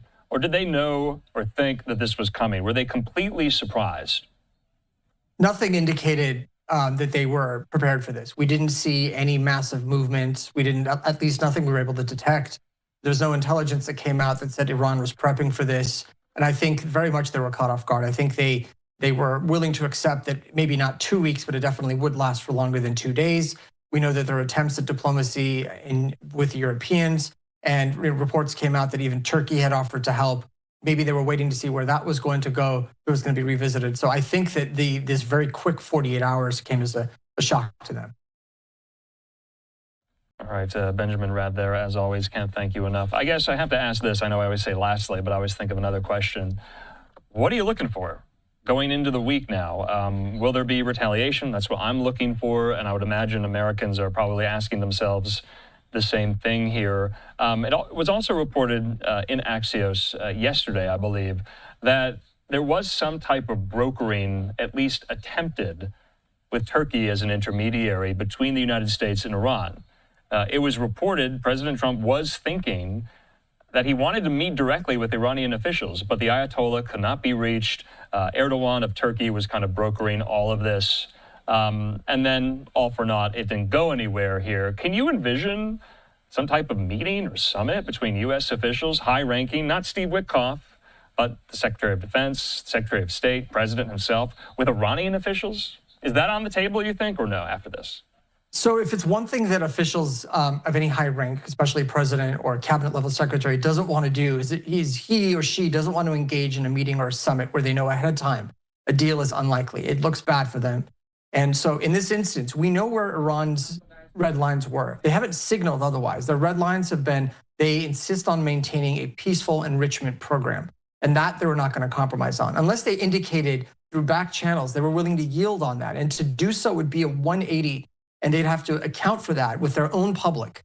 It's difficult to see why or how those high-level officials would meet. Now, it's tempting, and I think the offer from the president was genuine, but I'm not sure if at the end of the day it would have materialized for other reasons, and that being one of them. I simply don't see a deal under the conditions that each side wanted happening. All right, Benjamin Rad, always good to see you, and thank you so much for providing such great insight, especially this late at night. Benjamin, we'll talk soon. Thank you. Okay, in the meantime here, I think it's safe to kind of reset, catch our breath as we continue this breaking news coverage. I'm Andrew Kraft. Thank you for being with us. Thank you to my colleague, Austin Westfall. He was on when it happened, and we're continuing right through of this momentous, historic occasion there not only here, stateside, but also in the Middle East here. We have live pictures there on Capitol Hill, also at the White House as well.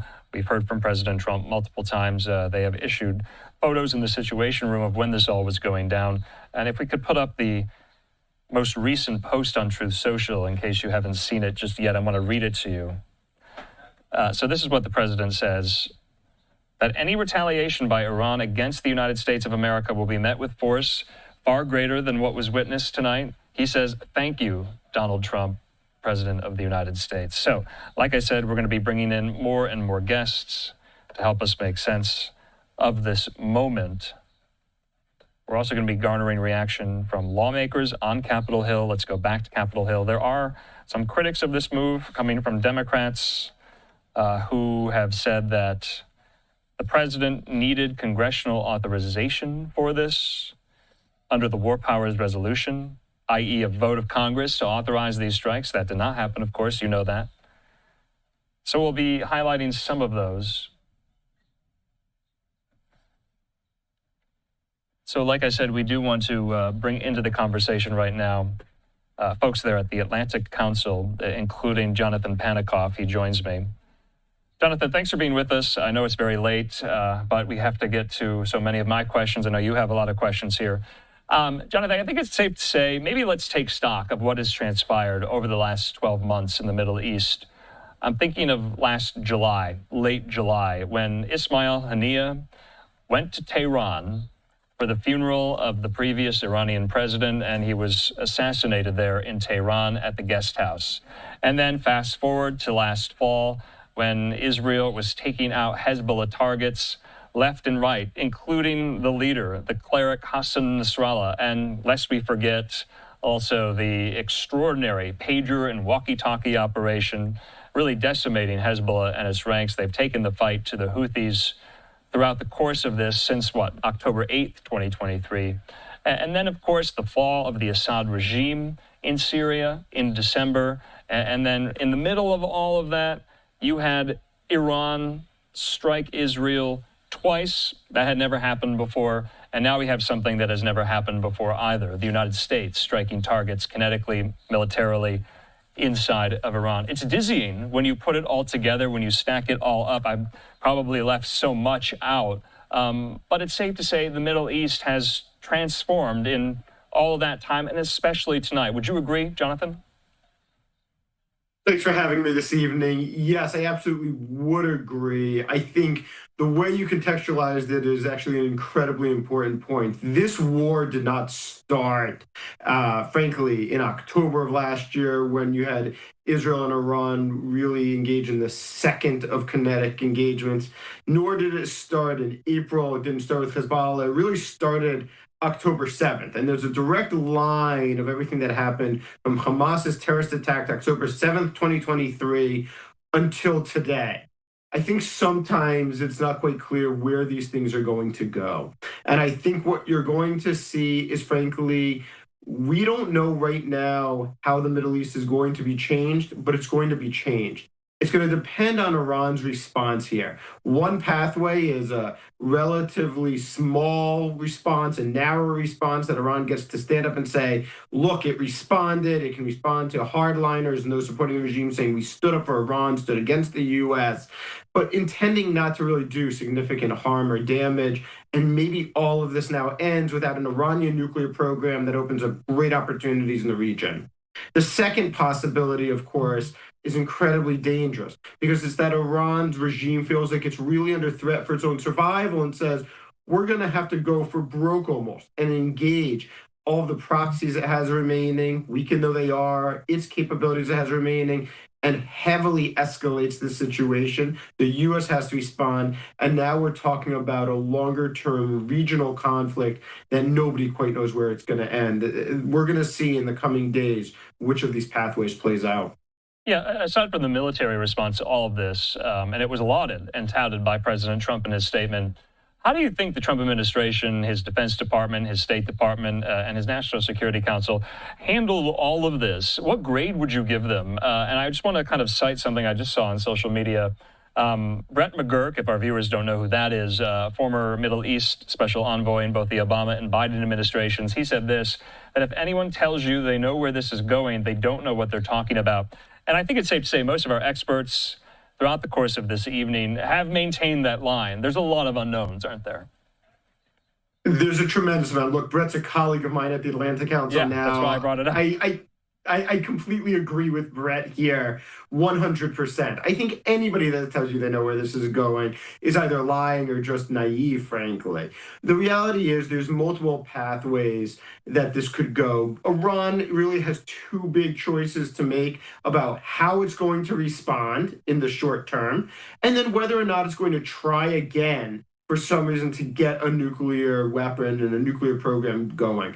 Those two things are really going to define the future here, but in the immediate, nobody really knows. We're all frankly waiting and waiting nervously. But I also think, look, the Trump administration has clearly put in a lot of thought militarily in terms of options. It moved U.S. assets into the region to try to protect against a big Iranian response or even a small one, and we'll see if it's successful defensively. It's tried hard to engage in some diplomatic efforts. I think there'll be questions about whether it tried enough over the last few days. There's been some criticism that, look, it had more days to go in President Trump's 14-day timeline. Others will say, no, look, the Iranians simply didn't respond. So what was there to engage? There's a lot more to come out of this to try to look back and see, was this right or was this wrong? Nobody knows that quite yet. I mean, if you're the Iranian foreign minister and you've been meeting with Steve Witkoff for the last 6 weekends in Europe and also in Oman, was that all a charade? Could they have made a deal knowing what just transpired tonight? Are they, the Iranians, kicking themselves for not having made a deal after what happened tonight? I mean, why wouldn't they be? I think there's a mix. Iran is not monolithic in its thinking. You do have a number of folks, including Arachi, the Iranian foreign minister, who was the prime interlocutor with Steve Witkoff, who I think, yes, probably would have preferred to have made a deal and wish that they could have gotten one sooner.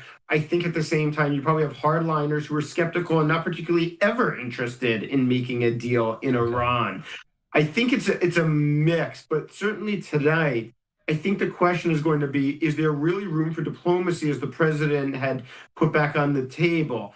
And it won't be diplomacy over a nuclear program as much as it will be diplomacy to end the war as it stands now and to move forward into, frankly, a very changed region.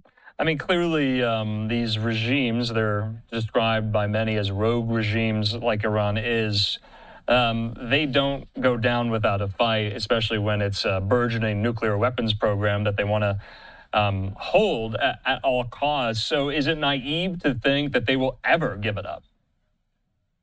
Well, I think the question is going to be, what is there to give up? In other words, if the U.S. was successful in destroying Fordo, in destroying Natanz, and destroying what remained of Esfahan, the latter two really started by Israeli destruction about a little over a week ago, then it in some ways ironically makes it a little easier for Iran to negotiate because there isn't anything to frankly give up anymore. You can talk about a right to enrichment either way. But if you've now been set back, that you don't have the centrifuges available, if you're not spinning in the Cascades, then it in some ways makes it easier. I think you're always going to have some level of hardliners who say, we want to rebuild. This is fundamental to our identity. We've gone on saying for years, this is critical. We're going to have to kind of wait and see, I think, ultimately what the totality of the result was from the strikes. But it's going to have a big impact, therefore, on what diplomatic course of action is actually possible. All right, we have the map up here. We also, I think, just got this live picture as the sun now up on a Sunday morning there in Jerusalem. You can see there the Dome of the Rock in the distance. If you could, what is the, I guess, overall global reaction going to be to this? Let's take the U.S. and Israel and Iran out of it for now. What's Europe going to say? What's Saudi Arabia going to say? What's China going to say? What's Russia going to say? I just read out what the UN is saying. They are condemning this, Guterres, the Secretary General. What about all of them, Jonathan? I think the going to be mixed. Look, I don't think you're going to get anybody that publicly meaningfully endorses it. I think German Chancellor Merz was probably closest in terms of supporting Israel in comments that he made a couple of days ago regarding how the Iranian nuclear program has been an existential threat to Israel. I expect European allies, the E3, France, Germany, and the UK, to be quite tempered in their responses. But I also think that there's a slight difference. Certainly, you're going to get public condemnation, for instance, from many of the Gulf states who are terrified that the retaliation is going to come against them. But I think privately, the messaging is going to be a little bit different. You're probably going to get a number of the Gulf states, the Emiratis, for instance, probably the Saudis, who are quite happy about the fact that the U.S. has taken out Iran's nuclear program. You're going to get some in Europe who believe, look, this was actually the right thing to do. And I think it sends a different message as well to a number of Asian allies who have been questioning, look, in the event of China's move on Taiwan, in the event of real hostilities, will the U.S. be there and be supportive? And this might give them some belief that, oh, actually, look, the U.S. isn't just retreating from the world when really there's a challenge, when there's real concern over something existential, the U.S. will support its greatest allies. For Russia, it has to be a huge concern because it's just another ally in the region that they've now really seen diminished. We've seen them really take a loss in terms of Syria, the investment they've made. Iran has been a big ally. And for China, the real concern is the Strait of Hormuz. Does it remain open so that oil can continue to ship? If it closes, then the Chinese are going to be privately just as upset as I'm sure they are publicly right now. Okay, let's talk about the Strait of Hormuz. I don't know if you can see it in this map. You can see it in the map. Does Iran have a unilateral power to shut that strait off to shipping? And if they do, could that be an arrow in their retaliatory quiver? So I think it is an arrow. They can shut it off. They can blockade it. The question is for how long? In other words, you have about a fifth of all global oil goes through the straits, about a quarter of LNG, of liquefied natural gas, goes through the straits.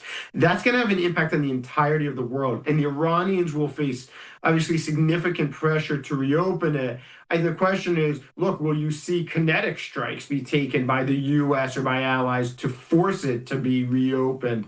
I also think it's a challenge for Iran because if Iran closes it, then it's going to be impacting actually one of the few, I won't say friends, but one of the few allies it has in China.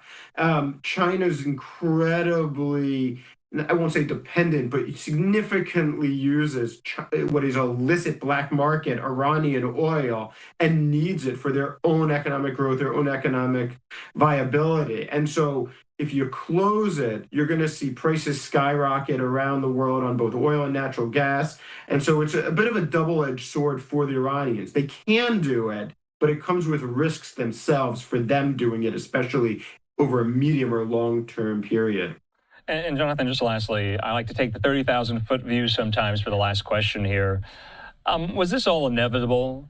Kind of the נדבר על אותם מפציצים אמריקנים, זה כבר לא סוד, עושים את דרכם לכיוון שלנו, וייתכן מאוד שהם יקחו חלק פעיל בתקיפה.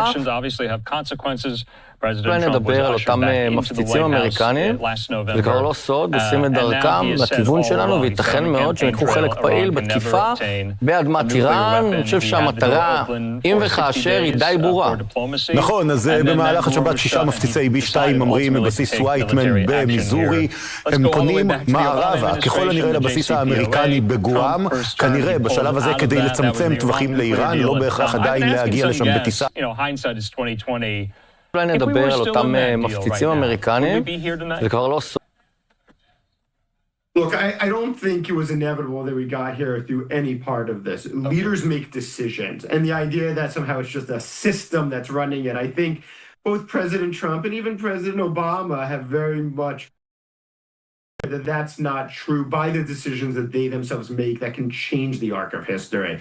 I think that the JCPOA, for all of the many flaws that it had, נדבר על אותם מפציצים אמריקנים, זה כבר לא סוד, עושים את דרכם לכיוון שלנו, וייתכן... And so I don't know that you would have been here tonight anyways if President Trump had not put out in his first term. He made the decision to do so. President Biden, I thought rightly, didn't just jump back into it, to his credit. And then, look, the 60 days expired, but I have to be honest, it's not clear to me that the Iranians knew that that timeline was even still a fundamental one in place when the Israelis struck, right? I think they saw, as you said, there had been 5 rounds of negotiations. We were preparing for the 6th. I think it really took them by surprise that the Israelis were willing to go that far. And so I think, again, history is dependent on the decisions leaders make. We saw another one tonight. Where it ultimately leads, I think, is yet to be written. Yeah, I mean, some of the critics of these actions, and including the Israeli actions, are kind of אולי נדבר על אותם מפציצים אמריקנים, זה כבר לא סוד, עושים את דרכם לכיוון שלנו, וייתכן מאוד שהם יקחו חלק פעיל בתקיפה באדמת איראן. אני חושב שהמטרה, אם וכאשר, היא די ברורה. נכון, אז במהלך השבת 6 מפציצי B2 ממריאים מבסיס וייטמן במיזורי, הם פונים מערבה, ככל הנראה לבסיס האמריקני בגואם, כנראה בשלב הזה כדי לצמצם טווחים לאיראן, לא בהכרח עדיין להגיע לשם בטיסה רציפה ולתקוף. המפציצים האלה מלווים על ידי מטוסי תדלוק, וזמן קצר לאחר ההמראה שלהם יש תדלוק ראשון, מה שמרמז ככל הנראה לכך שבבטן שלהם יש מטען כבד מאוד שלא אפשר להם להמריא עם מכלי דלק מלאים. כנראה אותן פצצות GBU-57 מפצחות הבונקרים במשקל של 13 טונות כל אחת. כל מפציץ כזה מסוגל לשאת 2 פצצות, 6 מפציצים, 12 פצצות. זה אמור לעשות את העבודה בפורדו, אם וכאשר. כן, אז תמיר, אולי באמת אנחנו רק במשפט לגבי היתרון המאוד גדול של המפציצים, מדברים על מעבר למכפיל כוח עבור חיל האוויר הישראלי. בוודאי, תראה, מבחינת חיל האוויר הישראלי, פורדו היא מטרה שניתן לפגוע בה, אבל לא ניתן להשמיד אותה מהאוויר, אפשר אולי להשמיד אותה בדרכים אחרות. לעומת זאת, לאמריקנים יש פצצות שיכולות לחדור עד לעומק של המתקן הזה כ-80, אולי אפילו 90 מטרים מתחת לאדמה. אגב, אפילו במצב הזה, אפילו עם הפצצות של האמריקנים, תידרש יותר מפצצה אחת על כל נקודה. מה שהם מתכוונים לעשות זה לקדוח. זאת אומרת, לזרוק פצצה ראשונה שתחדור עד לעומק של כמה עשרות מטרים, אחר כך פצצה שנייה ואולי אפילו שלישית על אותה נקודה, וכך להשמיד את אולם הצנטריפוגות בפורדו שנמצא כאמור כ-80 מטרים מתחת לקרקע. הנשיא טראמפ במהלך הדיונים לקראת התקיפה האפשרית מגלה קצת חששות שמא זה יעבוד או לא יעבוד, מאחר שהפצצה הזו אף פעם לא נוסתה בתנאי קרב. הגנרלים שלו, כולל מייקל קורילה, מפקד פיקוד המרכז, מרגיעים אותו, אומרים לו שבוצעו ניסויים בתנאים שמדמים את פורדו, ושהפצצות יעשו את העבודה. כן, שורה התחתונה תמיר יושב, המתקן הגרעיני בפורדו, יחדל מלהתקיים, בין אם זה באמצעותנו, באמצעות האמריקנים, עניין של זמן. They say there are no signs of contamination after U.S. airstrikes targeted nuclear facilities at Fordo, Isfahan, and Natanz. Now remember, that was a key question I was asking some of our experts. If you're bombing all of these nuclear sites like the United States did tonight, won't there be some type of radioactive fallout in the air, on the ground, to the civilian population? You see there, Iran says this, no signs of contamination. Now, in the meantime, I want to show you yet again live picture there at the White House. If we could put up that tweet from Jennifer Griffin. Just want to preview this. Remember, we are anticipating in several hours, it's not for some time, that there's going to be this live press conference there at the Pentagon tomorrow.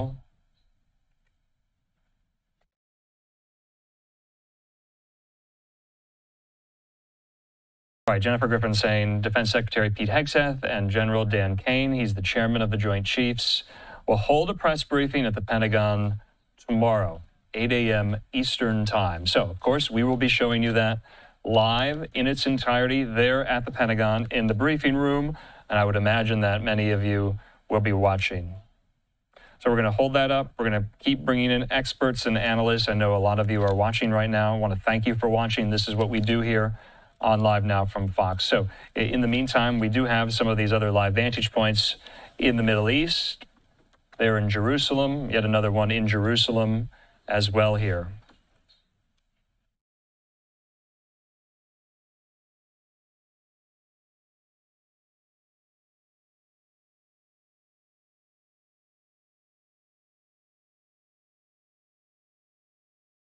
All right, so like I said, always have these vantage points in the Middle East, but in the meantime, we do have to bring into the conversation Michael Makovsky, senior analyst there at GINSA. We've been relying on GINSA throughout the course of the last several days. They're a great resource, and Michael joins me. Michael, thanks for being with us. We're going to keep this up here. We do want to bring you into the conversation. I know it's very, very late here. I just kind of previewed for you and for our viewers the Pentagon press briefing that will take place tomorrow morning, 8 a.m. Eastern Time. If you were sitting in there as a reporter, what would you be asking the Defense Secretary and the Chairman of the Joint Chiefs? Well, I'd want to know more details, obviously, that's been reported right now, so I'd ask them about that. I'd like to have some idea about maybe how we're postured in the region in case the Iranians try to retaliate. Those would be my initial thing. That's my initial instinct about what to ask. Let's focus on kind of the Israeli angle to all of this. We did give Israel a heads up that we were going to do this tonight. Bibi Netanyahu has responded in a video message. We'll get to that a little bit later on here. But now Iran is facing two fronts in this, from the United States and from Israel. Now, the United States says, that's it. We're not going to do anything else unless Iran decides to retaliate here. So how can Iran maneuver this with Israel and the United States firing at it? I know Iran's firing back, but only back at Israel. Right. So, first of all, let me just, if I may just say one thing. I think it's a tremendous thing what President Trump did. I commend him for this, and I commend him for also rejecting some of the naysayers among the isolationists in the Republican Party for doing this. I think it's clear, because you keep hearing this before, and this will get to answer your question.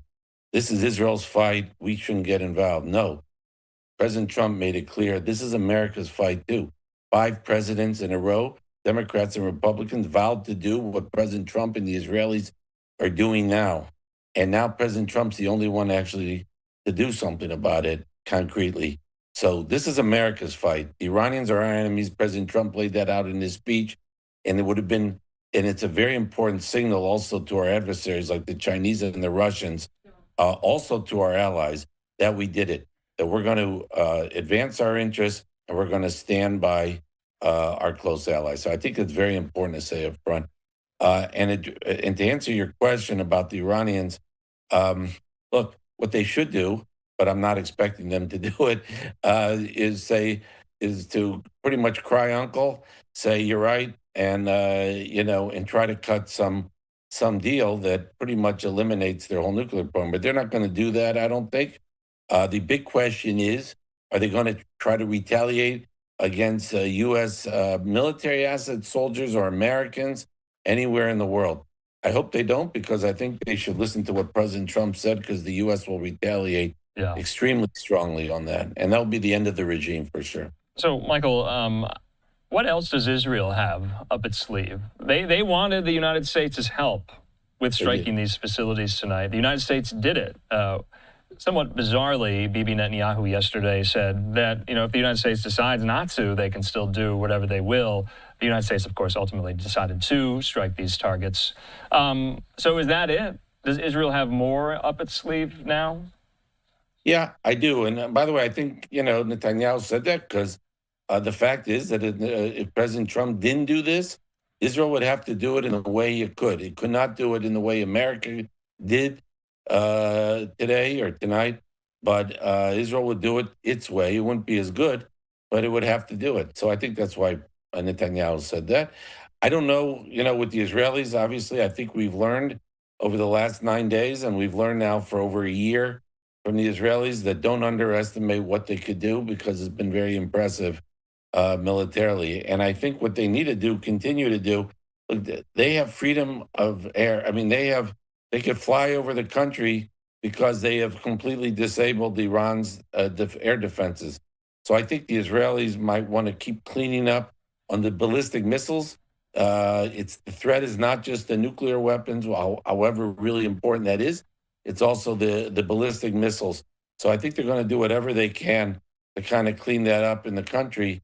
And they'll also have to do an assessment of what needs to be done anymore on the nuclear side. מפציצים אמריקנים, זה כבר לא סוד, עושים את דרכם לכיוון שלנו, וייתכן מאוד שהם יקחו חלק פעיל בתקיפה באדמת איראן. אני חושב שהמטרה, אולי נדבר על אותם מפציצים אמריקנים, זה כבר לא סוד, עושים את דרכם לכיוון שלנו, וייתכן מאוד שהם יקחו חלק פעיל בתקיפה באדמת איראן. אני חושב שהמטרה, אם וכאשר, היא די ברורה. נכון, אז במהלך השבת 6 מפציצי B2 ממריאים מבסיס וייטמן במיזורי, הם פונים מערבה, ככל הנראה לבסיס האמריקני בגואם, כנראה בשלב הזה כדי לצמצם טווחים לאיראן, לא בהכרח עדיין להגיע לשם בטיסה רציפה ולתקוף. המפציצים האלה מלווים על ידי מטוסי תדלוק, וזמן קצר לאחר ההמראה שלהם יש תדלוק ראשון, מה שמרמז ככל הנראה לכך שבבטן שלהם יש מטען כבד מאוד שלא אפשר להם להמריא עם מכלי דלק מלאים. כנראה אותן פצצות GBU 57 מפצחות הבונקרים במשקל של 13 טונות כל אחת. כל מפציץ כזה מסוגל לשאת 2 פצצות, 6 מפציצים, 12 פצצות. זה אמור לעשות את העבודה בפורדו, אם וכאשר. כן, אז תמי, אולי באמת אנחנו רק במשפט, לגבי היתרון המאוד גדול של המפציצים, מדברים על מעבר למכפיל כוח עבור חיל האוויר הישראלי. בוודאי, תראה, מבחינת חיל האוויר הישראלי, פורדו היא מטרה שניתן לפגוע בה, אבל לא ניתן להשמיד אותה מהאוויר, אפשר אולי להשמיד אותה בדרכים אחרות. לעומת זאת, לאמריקנים יש פצצות שיכולות לחדור עד לעומק של המתקן הזה, כ-80, אולי אפילו 90 מטרים מתחת לאדמה. אגב, אפילו במצב הזה, אפילו עם הפצצות של האמריקנים, תידרש יותר מפצצה אחת על כל נקודה, מה שהם מתכוונים לעשות זה לקדוח. זאת אומרת, לזרוק פצצה ראשונה שתחדור עד לעומק של כמה עשרות מטרים, אחר כך פצצה שנייה ואולי אפילו שלישית על אותה נקודה, וכך להשמיד את אולם הצנטריפוגות בפורדו, שנמצא כאמור כ-80 מטרים מתחת לקרקע. הנשיא טראמפ במהלך הדיונים לקראת התקיפה האפשרית מגלה קצת חששות שמא זה יעבוד או לא יעבוד, מאחר שהפצצה הזו אף פעם לא נוסתה בתנאי קרב. הגנרלים שלו, כולל מייקל קורילה, מפקד פיקוד המרכז, מרגיעים אותו, אומרים לו שבוצעו ניסויים בתנאים שמדמים את פורדו, ושהפצצות יעשו את העבודה. שורה התחתונה, אני חושב, המתקן הגרעיני בפורדו, יחדל מלהתקיים, בין אם זה באמצעותנו, באמצעות האמריקנים, עניין של זמן. With the awesome and righteous might of the United States will change history. In Operation Rising Lion, Israel has done truly amazing things. But in tonight's action against Iran's nuclear facilities, America has been truly unsurpassed. It has done what no other country on earth could do. History will record that President Trump acted to deny the world's most dangerous regime the world's most dangerous weapons. His leadership today has created a pivot of history that can help lead the Middle East and beyond to a future of prosperity and peace.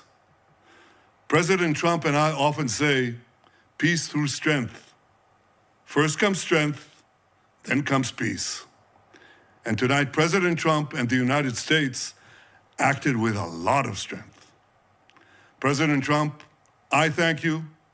The people of Israel thank you. The forces of civilization thank you. God bless America. God bless Israel. And may God bless our unshakable alliance, our unbreakable faith.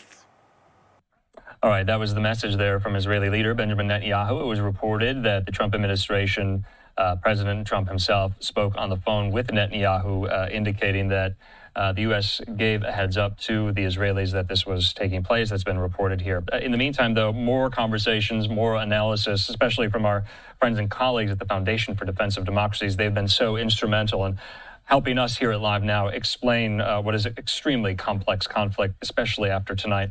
And that's, of course, their executive director, Jonathan Schanzer. He joins me. Jonathan, good to see you here. I know you're extremely busy. I guess simplistically, I got to ask this. So what now? What next? Do we know? Well, I think we're going to get a BDA tomorrow, a battle damage assessment. We're going to get that probably 8 o'clock in the morning. I understand that's what Donald Trump said in his speech, that short speech that he gave, indicating that the Pentagon will do the technical work, right? They're listening right now to the communications of the Iran. They're trying to get pictures if there were cameras inside the Fordo facility that was destroyed, as well as the other two. They want to just get a sense of how much was actually destroyed, whether there's anything left of the nuclear program. There are, of course, questions about the nuclear material specifically at the Isfahan facility.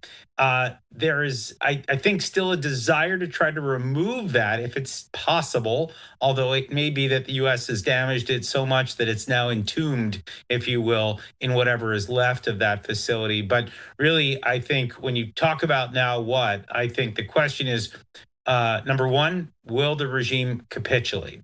Will it surrender? And my understanding is the Israelis may have even stopped their attacks for a time to give the Iranian regime an opportunity to weigh its options and to potentially say whatever the word is in Farsi for uncle. That's what I think they're hoping they say, because they don't want to do this anymore. I think they've sustained a bunch of damage, but I do think that the regime seems defiant right now. I think we've already seen at least one drone fired out of Iran into Israeli airspace, and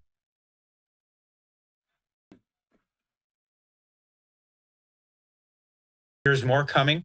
I think in the region, the Saudis, the Emiratis, the Bahrainis, they're all very nervous about this.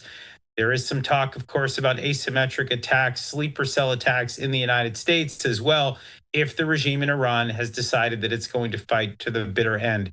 If it does, my sense is that it will not bode well for the regime. I don't think they'll come out stronger as a result. Seems like suicide to me, but I think these are the sorts of choices that right now are in front of the supreme leader who's had a very bad night.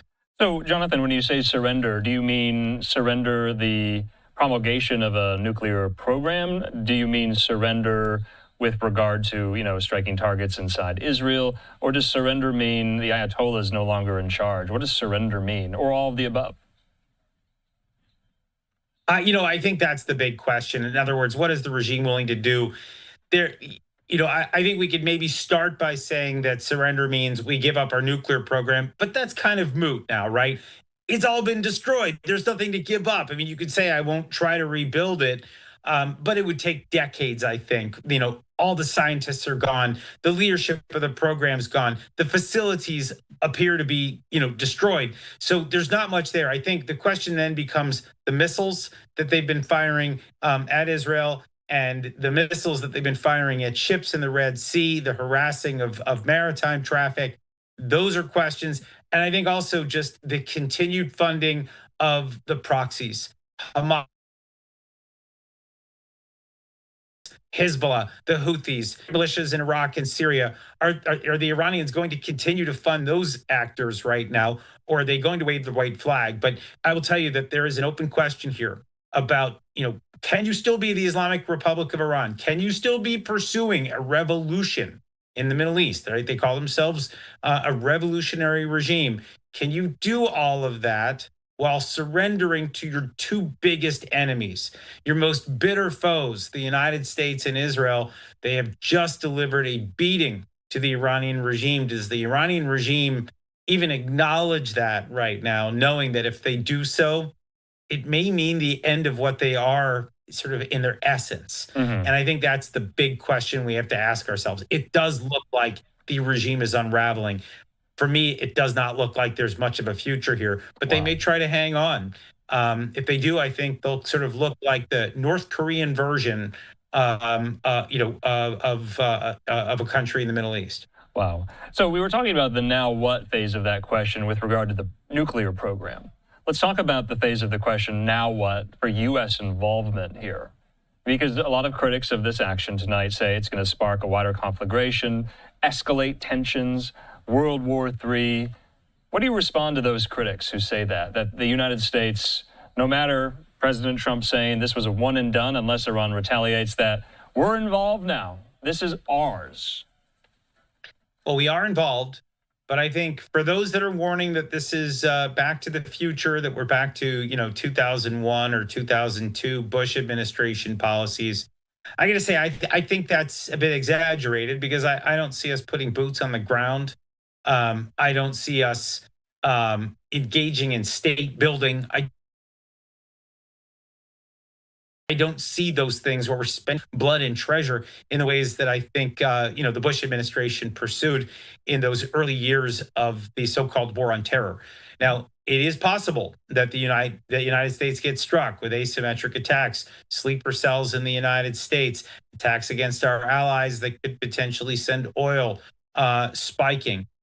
We could see, asymmetric attacks against American servicemen in Europe or beyond. Certainly, I would expect the regime, if it's still intact, to try to be killing Israelis or Jews wherever they can find them worldwide, including in the United States. So I think those are all risks. But I think the question that I ask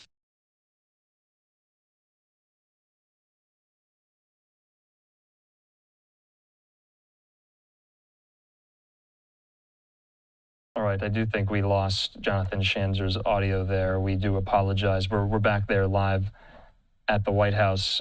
So that happens sometimes with some of our... The Israelis destroyed 75% of the targets so far, and the United States has come in and hit 25%.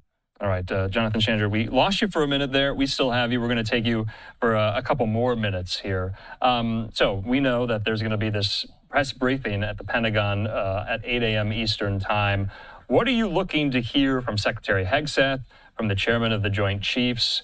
What can that battle damage assessment look like this early on? What would you ask them if you were sitting there in the briefing?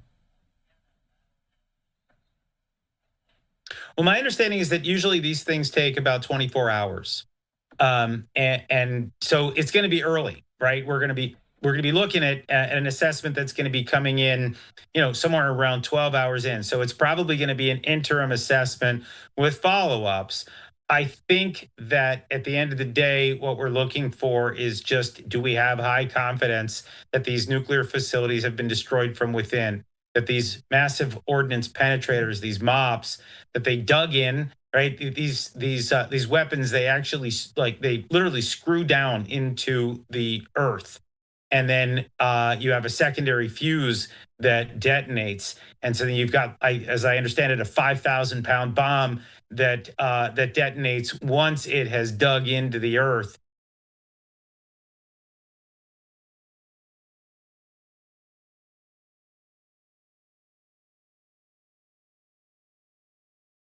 Did the whole thing implode? That's what it's probably an easier question to answer. But again, I'm going to be waiting for Pete Hegseth and for his generals to give us the assessment of what happened. It'll be an interim assessment, and then there'll probably be a follow-up maybe 12 hours later, where hopefully we'll get the full picture. I will say, by the way, that the Iranians, maybe somewhat predictably, have already come out and said, it was not damaged as much as the United States was saying, that, Donald Trump's speech was hyperbole, which of course is possible, but it's also quite possible that the regime is lying through its teeth, because that is what the Iranian regime has been known to do now for going on 5 decades.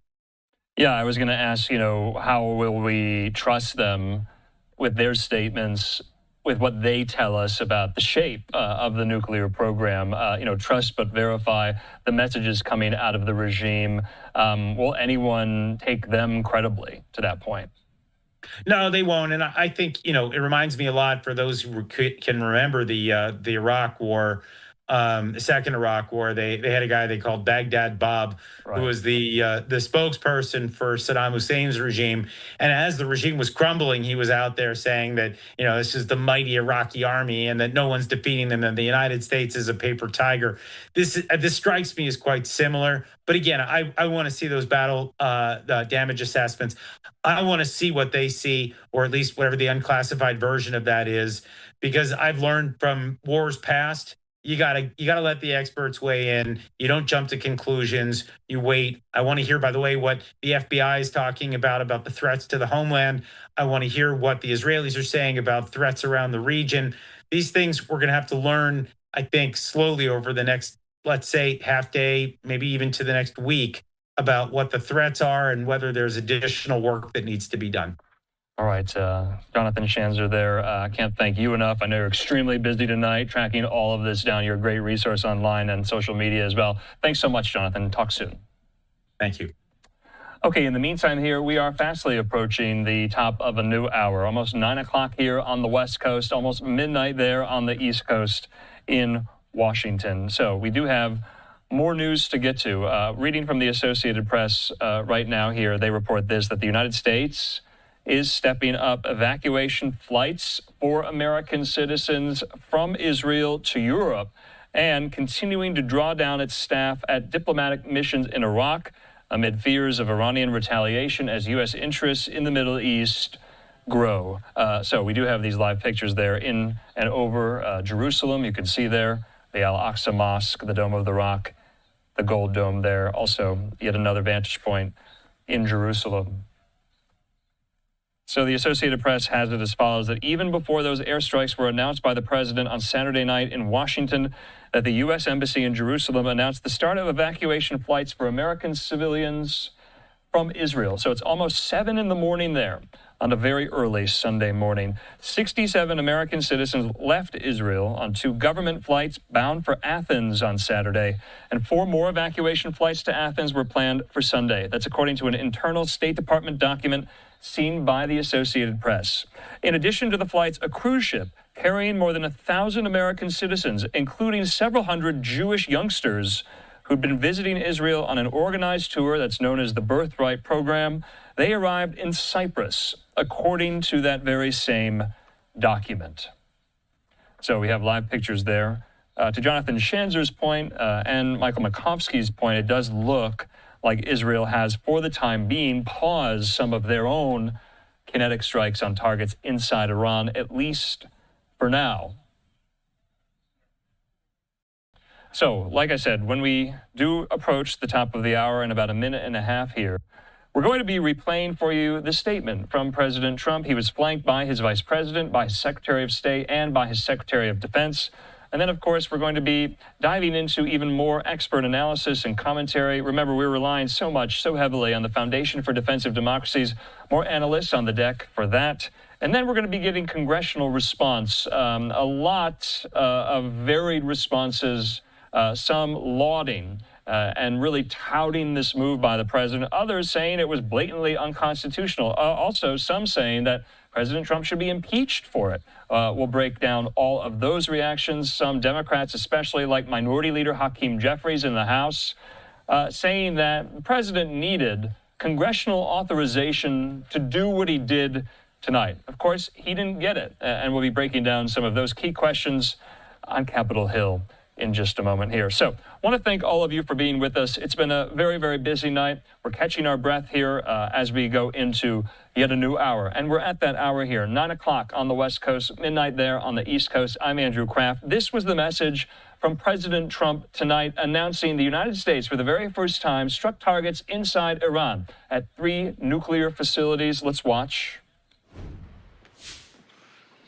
Thank you very much.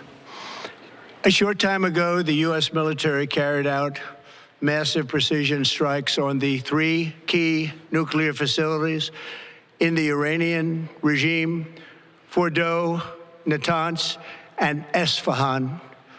Everybody heard those names for years as they built this horribly destructive enterprise. Our objective was the destruction of Iran's nuclear enrichment capacity and a stop to the nuclear threat posed by the world's #1 state sponsor of terror. Tonight, I can report to the world that the strikes were a spectacular military success. Iran's key nuclear enrichment facilities have been completely and totally obliterated. Iran, the bully of the Middle East, must now make peace. If they do not, future attacks will be far greater and a lot easier. For 40 years, Iran has been saying death to America, death to Israel. They have been killing our people, blowing off their arms, blowing off their legs with roadside bombs. That was their specialty. We lost over 1,000 people, and hundreds of thousands throughout the Middle East and around the world have died as a direct result of their hate. In particular, so many were killed by their general, Qasem Soleimani. I decided a long time ago that I would not let this happen. It will not continue. I want to thank and congratulate Prime Minister Bibi Netanyahu. We worked as a team like perhaps no team has ever worked before. And we've gone a long way to erasing this horrible threat to Israel. I want to thank the Israeli military for the wonderful job they've done. And most importantly, I want to congratulate the great American patriots who flew those magnificent machines tonight and all of the United States military on an operation the likes of which the world has not seen in many, many decades. Hopefully, we will no longer need their services in this capacity. I hope that's so. I also want to congratulate the chairman of the Joint Chiefs of Staff, General Dan Raisin Kane, spectacular general, and all of the brilliant military minds involved in this attack. With all of that being said, this cannot continue. There will be either peace or there will be tragedy for Iran far greater than we have witnessed over the last 8 days. Remember, there are many targets left. Tonight's was the most difficult of them all, by far, and perhaps the most lethal. But if peace does not come quickly, we will go after those other targets with precision, speed, and skill. Most of them can be taken out in a matter of minutes. There's no military in the world that could have done what we did tonight, not even close. There has never been a military that could do what took place just a little while ago. Tomorrow, General Kane, Secretary of Defense, Pete Hegseth will have a press conference at 8 a.m. at the Pentagon. And I want to just thank everybody, and in particular, God. I want to just say, we love you, God, and we love our great military. Protect them. God bless the Middle East. God bless Israel, and God bless America. Thank you very much. Thank you.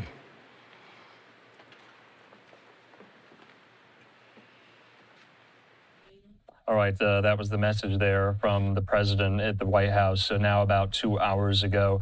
And the White House also put out some of these photos. If you haven't seen them yet, remember, they're in the Situation Room. CBS News is reporting that among those in the Situation Room monitoring the mission were, of course, the president and the vice president, but also Defense Secretary Pete Hegseth, chairman of the Joint Chiefs of Staff, Dan Kane, the Director of National Intelligence, Tulsi Gabbard. You see there the CIA Director, John Ratcliffe. Also, remember, Marco Rubio also is serving right now as the National Security Advisor. You see there in the yellow, White House Chief of Staff, Susie Wiles. Also the Deputy Chief of Staff, Dan Scavino. The other Deputy Chief of Staff, James Blair. And Press Secretary Caroline Leavitt was there, as well as Andy Baker from the National Security Council, and the White House Counsel, David Warrington, and Special Envoy Steve Witkoff. So reported there by CBS News.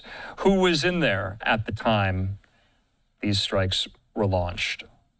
Now, in the meantime, speaking of, let's keep it here stateside. Remember, we were bringing you some of these messages coming from major cities around the country about what they are doing to ramp up security in their respective locales in New York, D.C., also in California there. Live picture over the New York City skyline. Remember, we were hearing from the NYPD today. This. And I think we have it there, the NYPD. Yep. So they're saying this. We're tracking the situation unfolding in Iran, that out of an abundance of caution, we're deploying additional resources to religious, cultural, and diplomatic sites across New York City, and coordinating with our federal partners, saying we'll continue to monitor for any potential impact to New York City. Now, that's the NYPD. Live picture there. Let's go across the country to Los Angeles. A live picture there at LAX. We're hearing from California Governor Gavin Newsom. This, he's saying, following the president's action in Iran, California's State Threat Assessment Center is actively monitoring for any potential impacts there in California. And so you can see there, he goes on to say, while there are no specific or credible counter threats we are aware of at this time, he goes on to say, we urge everyone to stay vigilant and report anything that they may see. Also, we're hearing from Washington, D.C., the police department there putting out this statement, saying the Metropolitan Police Department is closely monitoring the events in Iran. We're actively coordinating with our local, state, and federal law enforcement partners to share information and monitor intelligence in order to help safeguard residents, businesses, and visitors in the District of Columbia, saying at this time there are no known threats to the district. However, MPD has maintained an increased presence at religious institutions across the city. They say we continue to urge the public to remain vigilant and help keep our community safe. They say if you see something, say something. So in the meantime there, that is from the D.C. Police Department coming in.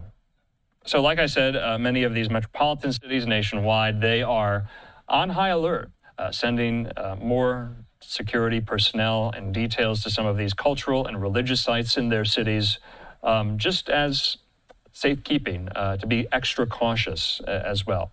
Now, in the meantime, though, wanted to focus our efforts right now on Capitol Hill to bring you so much of the reaction here. We want to put this up. This is a live picture there on Capitol Hill. And remember, I read out to you the statement from Hakeem Jeffries, the minority leader, the Democrat from New York in the House.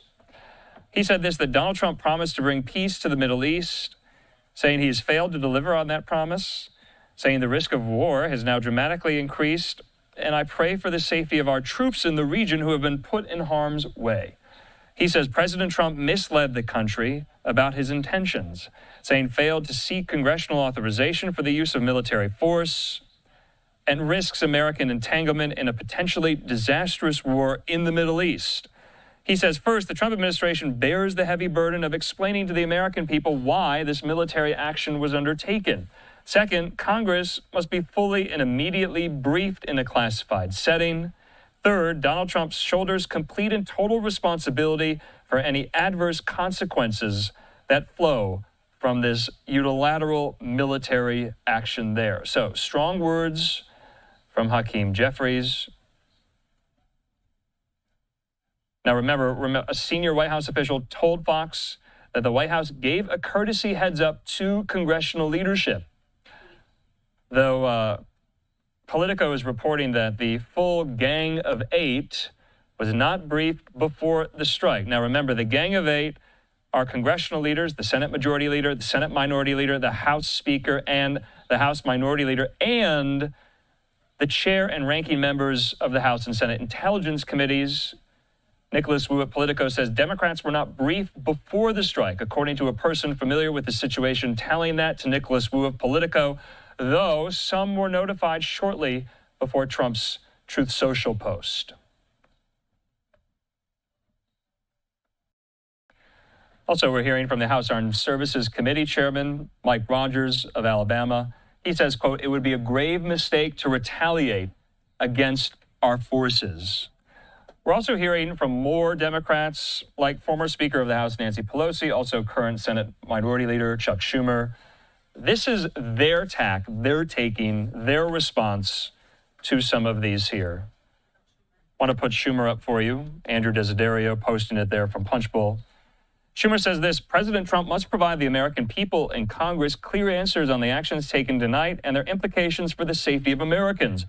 No president should be allowed to unilaterally march this nation into something as consequential as war with erratic threats and no strategy. He says confronting Iran's ruthless campaign of terror, nuclear ambitions, and regional aggression demands strength, resolve, and strategic clarity. The danger of wider, longer, and more devastating war has now dramatically increased. He says we must enforce the War Powers Act, and I'm urging Leader Thune to put it on the Senate floor immediately. I'm voting for it and implore all senators on both sides of the aisle to vote for it. So it looks like there's some type of effort afoot there, at least among Democratic senators led by Schumer, to somewhat retroactively vote on a War Powers resolution in the Senate to kind of retroactively authorize this. You see there, former Speaker of the House Nancy Pelosi saying, tonight the president ignored the Constitution by unilaterally engaging our military without congressional authorization. She says, I join my colleagues in demanding answers from the administration on this operation, which she says endangers American lives and risks further escalation. I believe we also have a message coming from Alexandria Ocasio-Cortez, the Democrat from New York. She says this, the president's disastrous decision to bomb Iran without authorization is a grave violation of the Constitution and congressional war powers. He has impulsively risked launching a war that may ensnare us for generations. She says it is absolutely and clearly grounds for impeachment. So AOC going so far saying this is grounds for impeachment. So this is what we do here on Live Now. We give you all of the reaction from both sides of the aisle, We pull no punches here, neither fear nor favor. We show you what Democrats are saying. We also show you what Republicans are saying. Let's put up some Republicans here.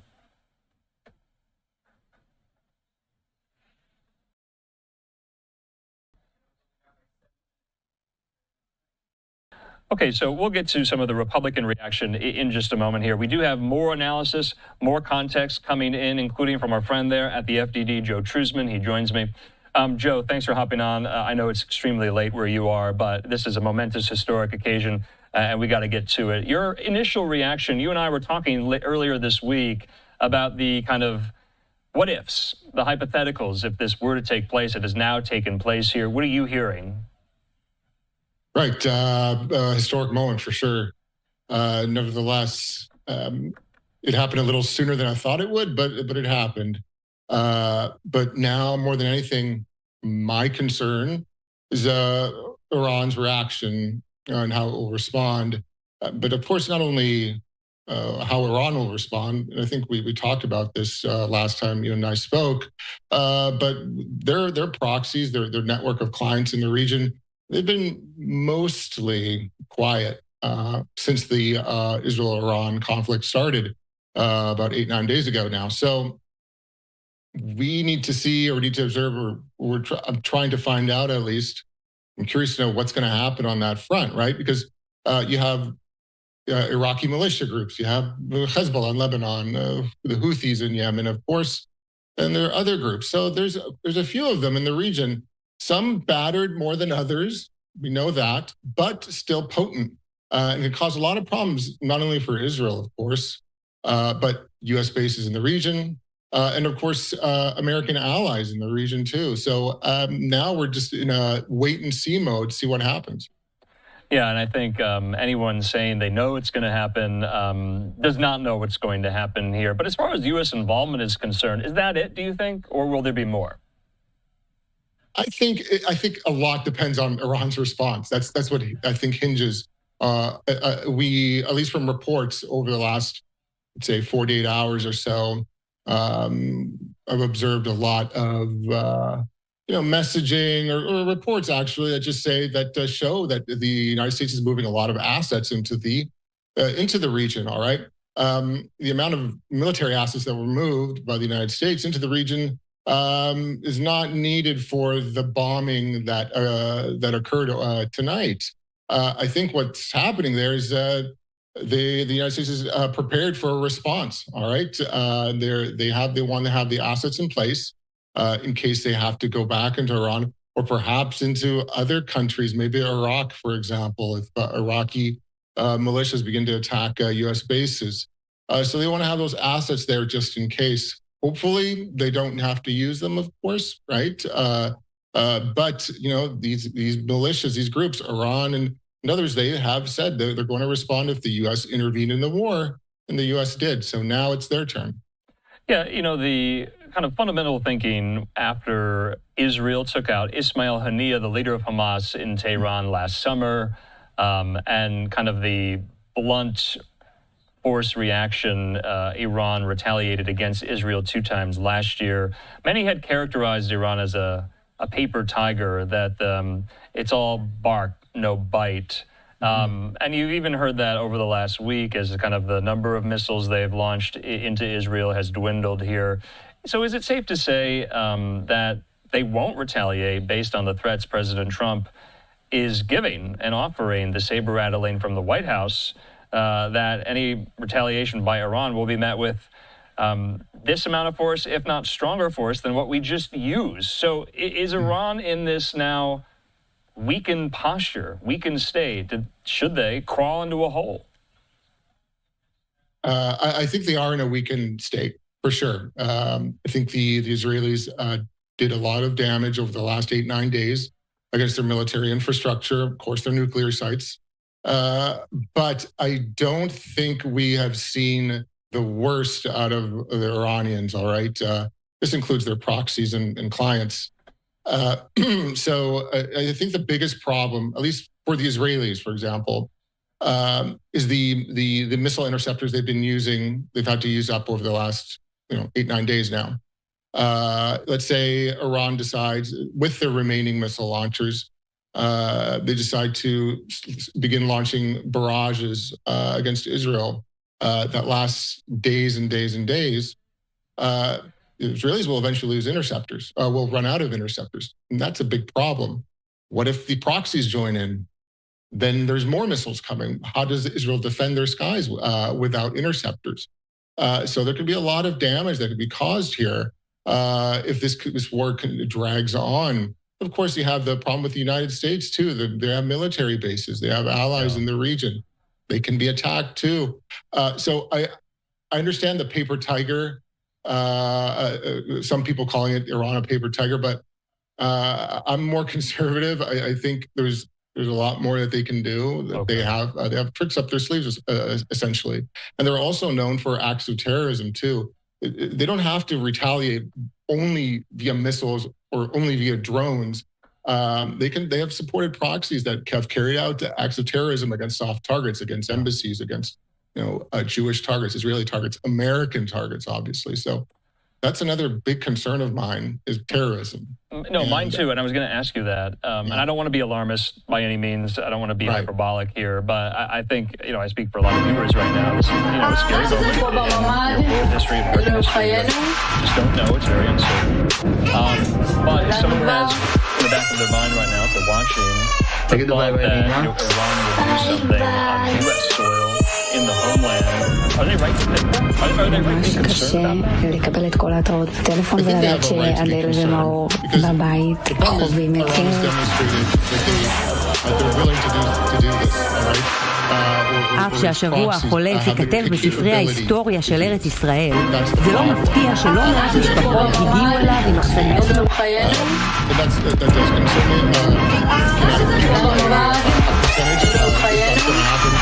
תגידו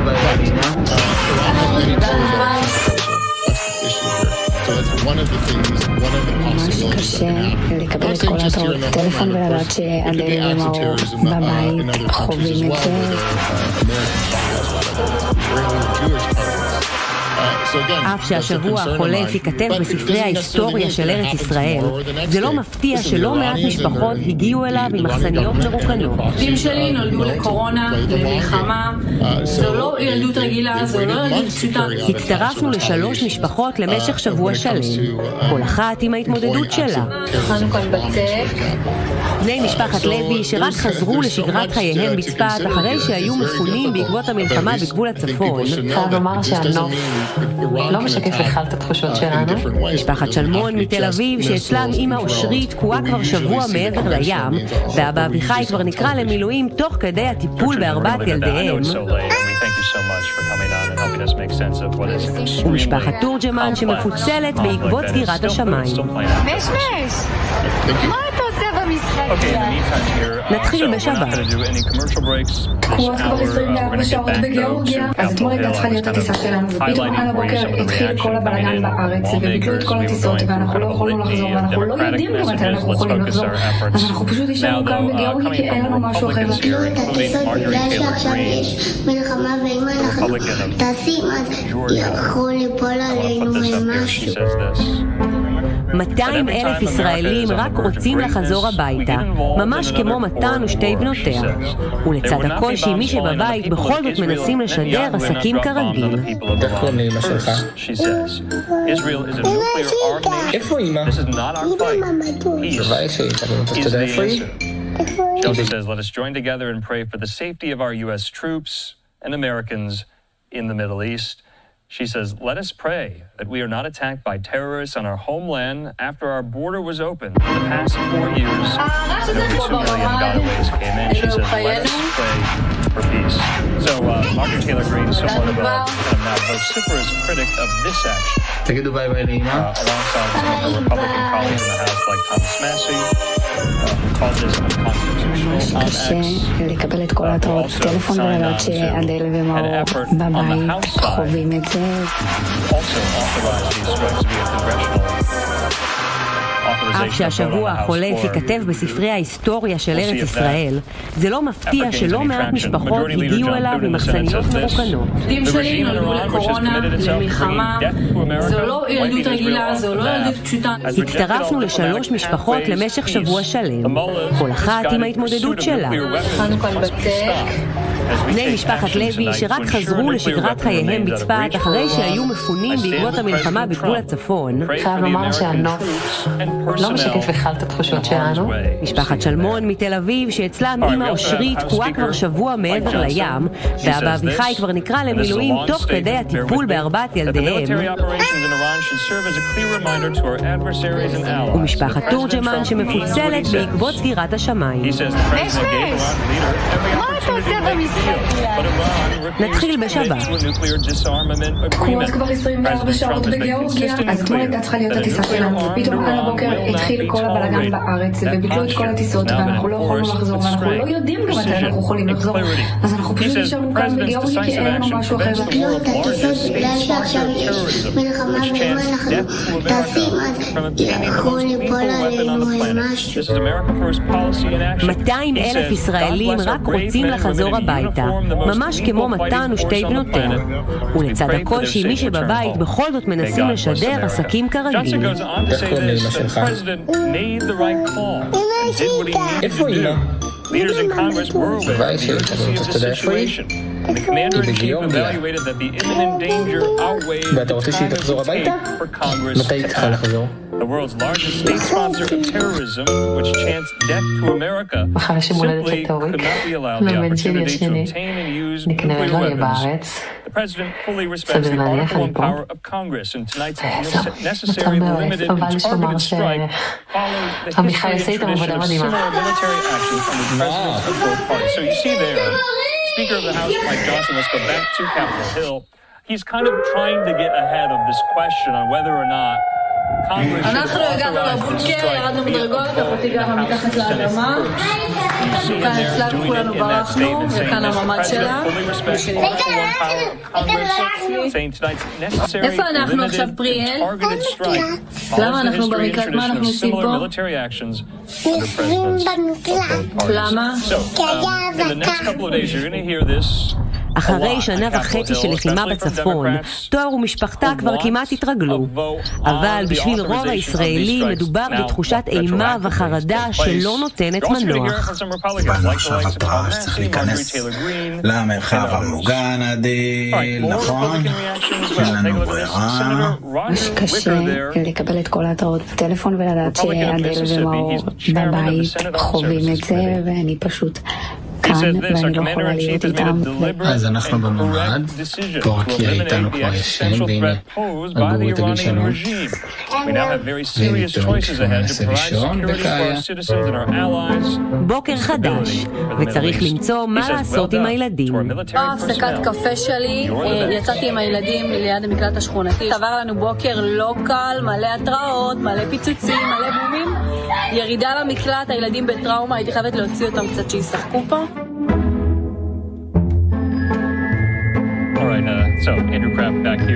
אלמוש סידרה לנו פה את הפינה של אחרי המקלחת עם הקרמים והאיפור והדברים, ועכשיו אחרי מקלחת. אלמה, את הולכת להתארגן עם הדברים שלך? עוד יום עובר ונוחתת ההבנה שיש תוכניות ויש מציאות. אני פה מתבשלת בחום, הילדים רוצים לצאת לשחק באופניים, אני באתי איתם כאן ליד המקלט. טוב, בטוח שלי, אני אחזור בעזרת השם בקרוב. פה בממד, אין לו חיינו. נגענו כבר. תגידו ביי ביי לאמא. He's been all over social media and on cable just last week, saying this is a new moment for Iran. Iran needs a new leader, saying if push comes to shove, if he were to be that leader, he would step into some type of transitional role. So a lot of history is really coming to the fore over the last almost 50 years of U.S.-Iranian relations. And of course, you know what happened in 1979, taking 52 American hostages who worked at the U.S. Embassy in Tehran. They were held for more אף שהשבוע החולף ייכתב בספרי ההיסטוריה של ארץ ישראל, זה לא מפתיע שלא מעט משפחות הגיעו אליו ממחסניות מרוקנות. ילדים שלי נולדו לקורונה, למלחמה, זו לא ילדות רגילה, זו לא ילדות פשוטה. הצטרפנו ל3 משפחות למשך שבוע שלם, כל אחת עם ההתמודדות שלה. אנו כאן בצק. בני משפחת לוי שרק חזרו לשגרת חייהם בצפת אחרי שהיו מפונים בעקבות המלחמה בגבול הצפון. חייב לומר שהנוף לא משקף בכלל את התחושות שלנו. משפחת שלמון מתל אביב שאצלם אמא אושרית תקועה כבר שבוע מעבר לים, ואבא אביחי כבר נקרא למילואים תוך כדי הטיפול ב4 ילדיהם.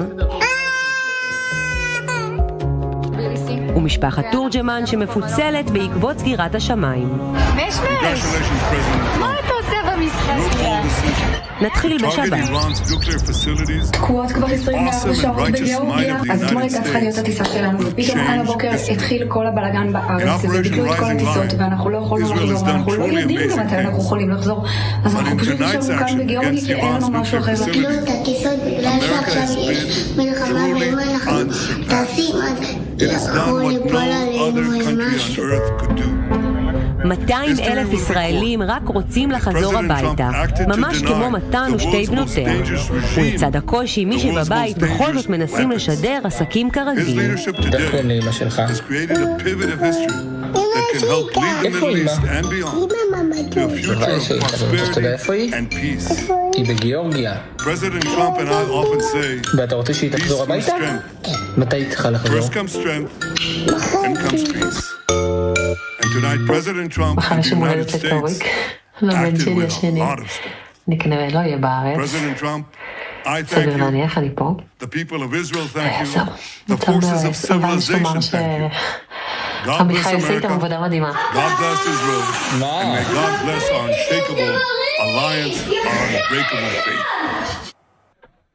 All right, that was the message there from the Israeli Prime Minister. Also, אנחנו הגענו לבונקר, ירדנו בדרגות, הגענו מתחת לאדמה. כאן אצלנו כולנו ברחנו, וכאן הממד שלה. איפה אנחנו עכשיו, פריאל? למה אנחנו במקלט? מה אנחנו עושים פה? יושבים במקלט. למה? כי היה אזעקה. אחרי 1.5 שנה של לחימה בצפון, תואר ומשפחתה כבר כמעט התרגלו. אבל בשביל רוב הישראלים מדובר בתחושת אימה וחרדה שלא נותנת מנוח. קיבלנו עכשיו התראה שצריך להיכנס למרחב המוגן עדין, נכון? אין לנו ברירה. קשה לקבל את כל ההתראות בטלפון ולדעת שאדל ומאור בבית חווים את זה, ואני פשוט כאן ואני לא יכולה להיות איתם. אז אנחנו בממד. Yeah, Brett, good evening. This has been the talk of Israel for the past several days as the country waited to see if the Americans would get directly involved in the conflict. And even up in the last few hours, I was talking with current and former sources, trying to get an understanding of when this might happen. And at 1:55 local time, one source said rumors Trump gave the word supposed to be happening now. We were working on tracking it down, and the president taking to True Social to say the Americans did indeed strike 3 separate Iranian nuclear facilities, including the Fordow nuclear facility deep underground outside of the Iranian capital of Tehran. The bottom line here is that people are talking about enrichment. They understand that this decision was made because the Iranians were increasing their uranium enrichment capabilities and increasing the purity closer and closer to weapons-grade material. And the concern was that the Iranian regime was just weeks away from being able to build a nuclear bomb. We've seen over the past 9 days the country has the ability to strike major population centers here in Israel with ballistic missiles. So you can imagine that having a nuclear warhead that could ultimately be attached to a ballistic missile would clearly be a direct threat to the Jewish state. And that was why the Israelis said that they made the decision to start these strikes against Iranian nuclear facilities and against top IRGC officials. And clearly tonight President Trump ordering these strikes against the Iranian regime's nuclear program because there was no off-ramp for diplomacy at this point. And so this is a historic moment in the Middle East tonight, and again an opportunity for the region as the president laid out in his statement עוד יום ופתאום יש אור בקצה המנהרה. אבל עד מהרה מתברר שהדרך לקצה עוד ארוכה. היום אנחנו עוזבים את המלון, ואנחנו נוסעים לעיר עצמה, סגרנו שם מלון אחר, ואני חושבת שאני אחפש טיסה לכיוון יוון כדי להתקדם יותר לארץ. אנחנו צריכים לנסוע ללרנקה או לאתונה, ואנחנו ממש מתלבטים מה לעשות עם זה, כי הטיסות לא זולות, וגם אין לנו תיעדוף אם נטוס לשם. התלבטות ממש. קשה לנו קצת שאנחנו לא יודעים מתי תחזור, אבל אנחנו משתדלים להסתדר. טורק, מה אנחנו עושים כשאמא לא נמצאת? עוזרים לאבא. אז חיים שלי, נכון, אז טורק עוזר הרבה לאבא. גורי, מה אתה עושה שאמא לא נמצאת? חמור הביתה. נכון. ערב טוב, התיישבנו בהסתדה גאורגית. מה אוכלים חברים? מה אוכלים? ומחר אנחנו טסים לארנקה כדי לנסות לתפוס משם טיסה ולהגיע כמה שיותר מהר הביתה. נרשמנו בכל הטפסים והרישומים, ואני ממש מקווה שנצליח לעלות על טיסה בהקדם. ובינתיים בישראל כל דקה של המתנה לסוף התקופה המבלבלת הזאת מורגשת היטב.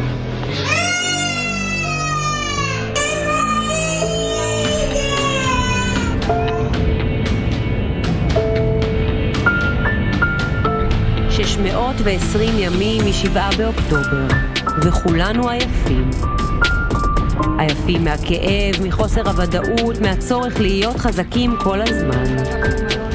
אבל כמו המשפחות שפגשנו כאן, גם אנחנו ממשיכים, כי אין ברירה. ובתוך הפסקול הקבוע של חדשות ודאגות, עדיין כולנו מחכים לדבר הפשוט הזה שנשמע כמעט דמיוני. שקט. אתם לא מאמינים, קיבלתי עכשיו הודעה שהיא חוזרת הביתה.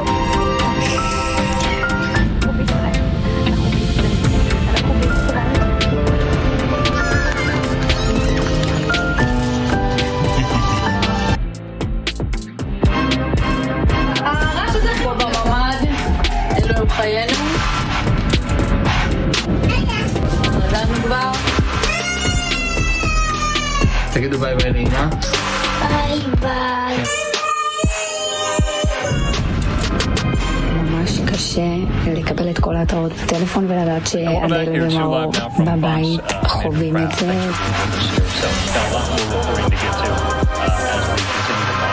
אף שהשבוע החולף ייכתב בספרי ההיסטוריה של ארץ ישראל, זה לא מפתיע שלא מעט משפחות הגיעו אליו עם מחסניות מרוקנות. ילדים שלי נולדו לקורונה, למלחמה, זו לא ילדות רגילה, זו לא ילדות פשוטה. הצטרפנו ל3 משפחות למשך שבוע שלם, כל אחת עם ההתמודדות שלה. חנו כאן בצף. בני משפחת לוי שרק חזרו לשגרת חייהם בצפת אחרי שהיו מפונים בעקבות המלחמה בגבול הצפון. חייב לומר שהנוף לא משקף אחד את התחושות שלנו. משפחת שלמון מתל אביב שאצלם אמא אושרית תקועה כבר שבוע מעבר לים, ואבא אביחי כבר נקרא למילואים תוך כדי הטיפול בארבעת ילדיהם. ומשפחת תורג'מן שמפוצלת בעקבות סגירת השמיים. מש! מה אתה עושה במשחק ליד? נתחיל בשבת. תקועות כבר 24 שעות בגיאורגיה, אז אתמול הייתה צריכה להיות הטיסה שלנו, ופתאום על הבוקר התחיל כל הבלגן בארץ, וביטלו את כל הטיסות, ואנחנו לא יכולנו לחזור, ואנחנו לא יודעים גם מתי אנחנו יכולים לחזור, אז אנחנו פשוט נשארנו כאן בגיאורגיה, כי אין לנו משהו אחר. ביטלו את הטיסות בגלל שעכשיו יש מלחמה, ואם אנחנו טסים, יכול ליפול עלינו משהו. 200,000 ישראלים רק רוצים לחזור הביתה, ממש כמו מתן ושתי בנותיה. ולצד הקושי, מי שבבית בכל זאת מנסים לשדר עסקים כרגיל. איך קוראים לאמא שלך? הרעש הזה פה בממד, אלוהים חיינו. אתה יודע איפה היא? חזרנו כבר. היא בגיאורגיה.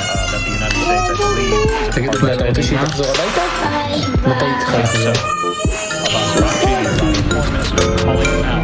קשה לקבל את כל ההתראות בטלפון ולדעת שעדיין בבית חווים את זה. אף שהשבוע החולף ייכתב בספרי ההיסטוריה של ארץ ישראל, זה לא מפתיע שלא מעט משפחות הגיעו אליו עם מחסניות מרוקנות. ילדים שלי נולדו לקורונה, למלחמה, זו לא ילדות רגילה, זו חזרנו כבר. believed to be close to Iran's paramilitary revolutionary guard, so take it with a grain of salt. That it's reported her anti-aircraft fire around 2:05 לקבל את כל ההתראות בטלפון ולדעת שאדל ומאור בבית חווים את זה. אף שהשבוע החולף ייכתב בספרי ההיסטוריה של ארץ ישראל, זה לא מפתיע שלא מעט משפחות הגיעו אליו עם מחסניות מרוקנות. ילדים שלי נולדו לקורונה, למלחמה, זו לא ילדות רגילה, זו לא ילדות פשוטה. הצטרפנו ל3 משפחות למשך שבוע שלם, כל אחת עם ההתמודדות שלה. הכנו כאן בצק. בני משפחת לוי שרק חזרו לשגרת חייהם בצפת אחרי שהיו מפונים בעקבות המלחמה בגבול הצפון. חייב לומר שהנוף לא משקף לך את התחושות שלנו. משפחת שלמון מתל אביב שאצלם אמא אושרית תקועה כבר שבוע מעבר לים, ואבא אביחי כבר נקרא למילואים תוך כדי הטיפול ב4 ילדיהם. ומשפחת תורג'מן שמפוצלת בעקבות סגירת השמיים. מה אתה עושה במשחק? נתחיל בשבת. תקועות כבר 24 שעות בגיאורגיה, אז אתמול הייתה צריכה להיות הטיסה שלנו, ופתאום על הבוקר התחיל כל הבלגן בארץ, וביטלו את כל הטיסות, ואנחנו לא יכולנו לחזור, ואנחנו לא יודעים גם מתי אנחנו יכולים לחזור, אז אנחנו פשוט נשארנו כאן בגיאורגיה, כי אין לנו משהו אחר. ביטלו את הטיסות בגלל שעכשיו יש מלחמה, ואם אנחנו טסים, אז יכול ליפול עלינו משהו.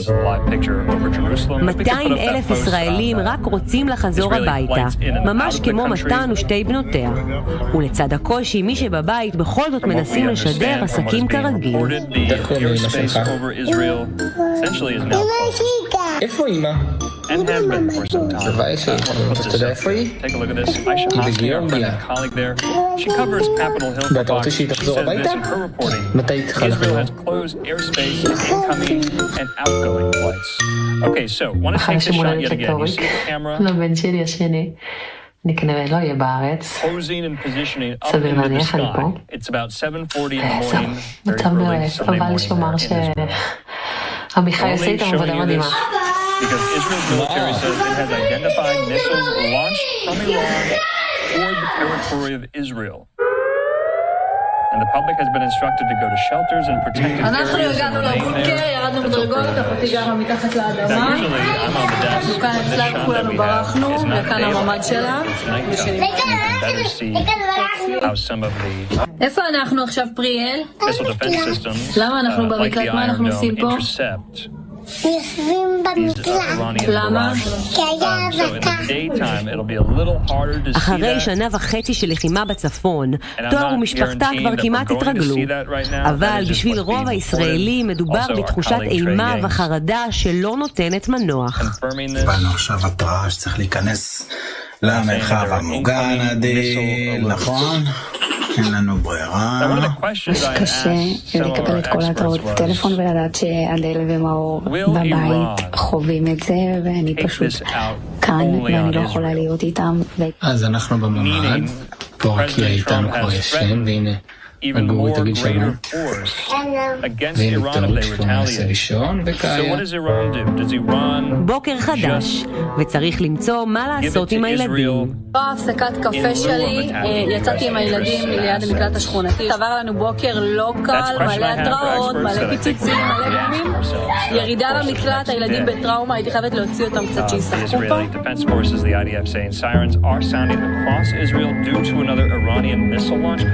אלמוש סדרה לנו פה את הפינה של אחרי המקלחת עם הקרמים והאיפור והדברים, ועכשיו היא אחרי מקלחת. אלמה, את הולכת להתארגן עם הדברים שלך? כן. עוד יום עובר ונוחת את ההבנה שיש תוכניות ויש מציאות. אני פה מתבשלת בחום, הילדים רוצים לצאת לשחק באופניים, אז באתי איתם כאן ליד המקלט. טוב, בצד שלי, אני אחזור בעזרת השם הקרוב, אנחנו נחגוג יום הולדת ביחד, בסדר? אני מקווה שממש בקרוב. that they have been volleying and levying against each other. כרגע הגיע לבית חולים, כי יש לו היום ניתוח. אנחנו חשבנו שאולי יבטלו את הניתוח בגלל כל המצב בארץ, אבל לא ביטלו את זה, והיום מתקיים הניתוח שלו, ואנחנו לא יכולות להיות איתו. אז אחותו נסע כדי שהוא לא יהיה לבד בניתוח. מבאס מאוד שאנחנו לא יכולות להיות לצידו ברגע הזה, אבל זה לא בשליטתנו, והיינו מאוד רוצות להיות בבית. אז כרגע אנחנו פשוט מנסים לעשות משהו כדי לא להתחרפן. עוד יום ופתאום יש אור בקצה המנהרה, אבל עד מהרה מתברר שהדרך לקצה עוד ארוכה. היום אנחנו עובדים את המלון, ואנחנו נוסעים לעיר עצמה, סגרנו שם מלון אחר, ואני חושבת שאני אחפש טיסה לכיוון יוון כדי להתקדם יותר לארץ. אנחנו צריכים לנסוע ללרנקה או לאתונה, ואנחנו ממש מתלבטים מה לעשות עם זה, כי הטיסות לא זולות, וגם אין לנו תעדוף אם לטוס לשם. התלבטות ממש. קשה לנו קצת שאנחנו לא יודעים מתי תחזור, אבל אנחנו משתדלים להסתדר. טוב, מה אנחנו עושים כשאמא לא נמצאת? זה חיים שלי, נכון, אז תורי גוזר הרבה לאבא. וגורי, מה אתה עושה שאמא לא נמצאת? נכון. טוב, תשב במסעדה גבעון. מה אוכלים, חברים? מה אוכלים?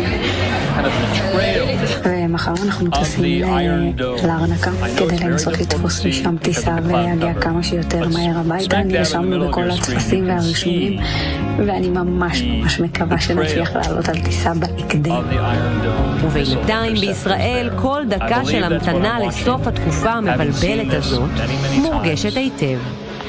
Let's see yet again if we can hear anything on this.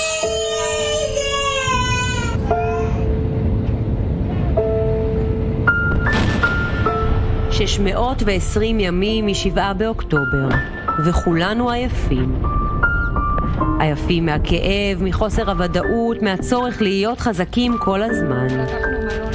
אבל כמו המשפחות שפגשנו כאן, גם אנחנו ממשיכים, כי אין ברירה. ובתוך הפסקול הקבוע של חדשות ודאגות, עדיין כולנו מחכים לדבר הפשוט הזה שנשמע כמעט דמיוני. שקט. קיבלתי עכשיו הודעה שאני חוזרת הביתה. Missile defense systems that Israel uses. Another shot that we have. And you can see kind of the missile interceptor residue in the air. Take a look at that. You hear the sirens. I'm going to stop talking. Let's keep listening. תגידו ביי ביי לאמא. ביי ביי. ממש קשה לקבל את כל ההתראות.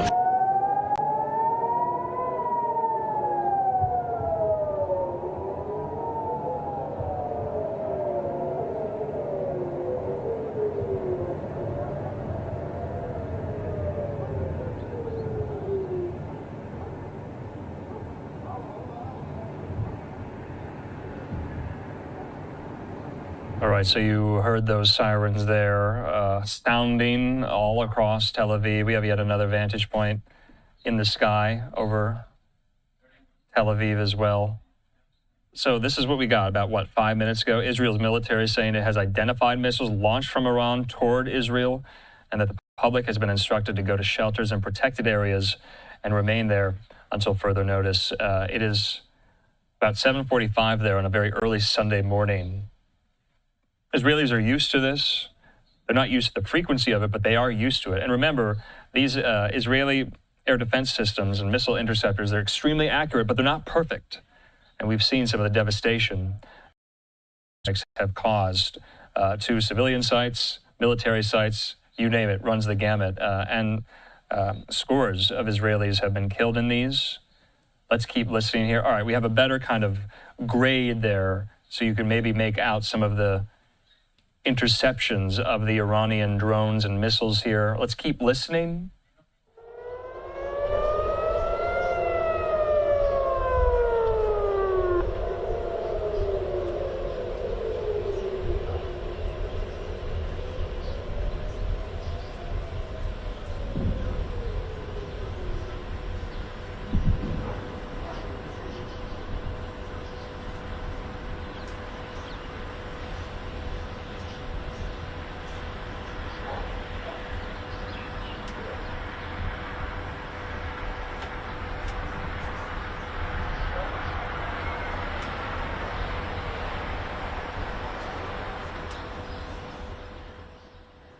All right, Andrew Kraft back here. If you're just coming on and you're wondering why we're looking at the sky over Tel Aviv in Israel, it's because Iran is launching a missile and drone barrage right now. You heard the sirens sounding.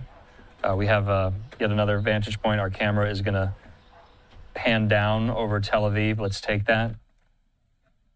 Now, I'm not entirely sure if what we're just looking at is cloud cover or some of the smoke that's coming up from the missile interceptors, like many systems that Israel uses. It's not just the Iron Dome system. It's also the Arrow system. It's also the David Sling is another major missile defense system that is deployed by Israel. Also, the United States is stepping up evacuation flights for American citizens from Israel to Europe and is continuing to draw down its staff at diplomatic missions in Iraq as fears of Iranian retaliation against U.S. interests in the Middle East grow. So even before those airstrikes were announced by President Trump tonight, the U.S. Embassy in Jerusalem announced the start of evacuation flights for American civilians from Israel. 67 American citizens left Israel on 2 government flights bound for Athens on Saturday, and 4 more evacuation flights to Athens were planned for Sunday. That's according to an internal State Department document seen by the Associated Press.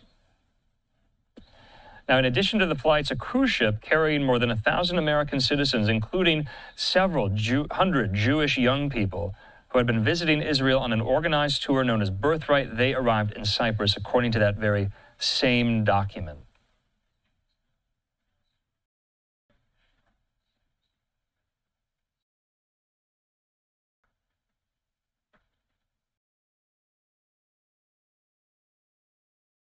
So in the meantime, you're taking a live now look there over Tel Aviv on a very early Sunday morning. Now, we had a shot there over Jerusalem. We didn't have any audio in this, and so we're not entirely sure if those sirens are sounding in Jerusalem as well. It was the message from Israeli officials, especially and including the IDF, saying that a short while ago, the IDF identified missiles launched from Iran toward the territory of the State of Israel, and that defensive systems are operating to intercept the threat, saying that upon receiving an alert, the public is instructed to enter a protected space and remain there until further notice. Let's have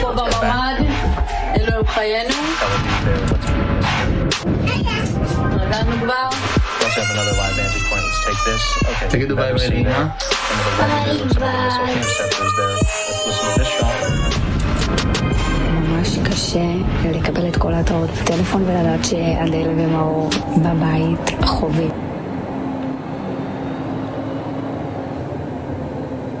סוריה חוברת לישראל ותוקפת את מתקני הגרעין. השאלה הגדולה היא האם האיראנים לדעתך כרגע בעיקר ממוקדים בלתקוף את ישראל, או שתהיה תגובה גם כלפי האמריקנים, נניח הסיפור של מצרי הורמוז, שזה אחד מנקודות התורפה העיקריות שטראמפ היה מודאג מהם. איתן, כל העולם מתעורר.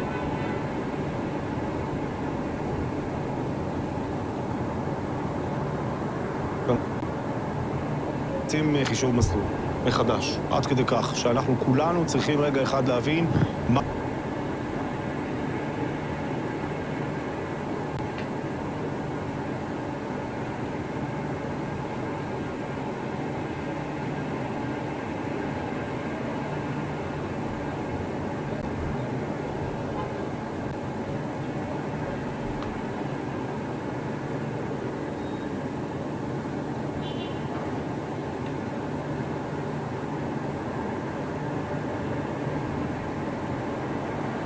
Okay, just wanted to come on camera here and put our 2 vantage points over the skies of Tel Aviv up as we are learning that, according to the IDF, Iran is launching some type of missile or drone barrage at sites across Israeli territory. And take a look at this.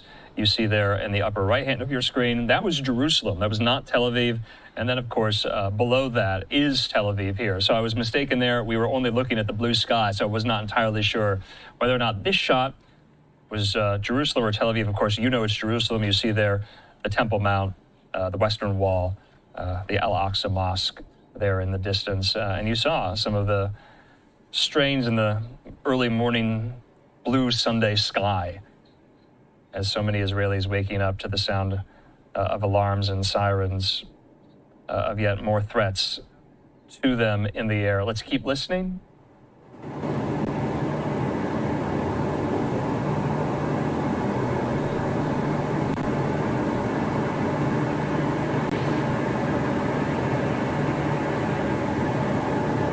So we have this shot there over Jerusalem. We still have this shot there over Tel Aviv in Israel. Let's listen to this.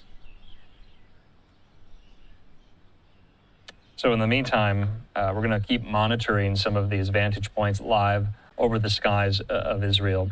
So as you would imagine, this has been of a piece over the last more than 7 days going on. Iran to Israel, Israel to Iran, the tit for tat, trading blows, trading barbs, trading targets and explosions with drones, missiles. We don't know when that's going to end. We thought, and just for the record, right now, Iran is attacking Israel with some of these. Israel is not attacking Iran at the moment. That could change in retaliation. You never know. But the question on so many of our minds is this. What is the Iranian retaliation going to be against the United States for what President Trump authorized tonight, striking these nuclear facilities, 3 of them in Iran? Take a look at them. We have them. The Isfahan facility, the Natanz facility, and the Fordow facility.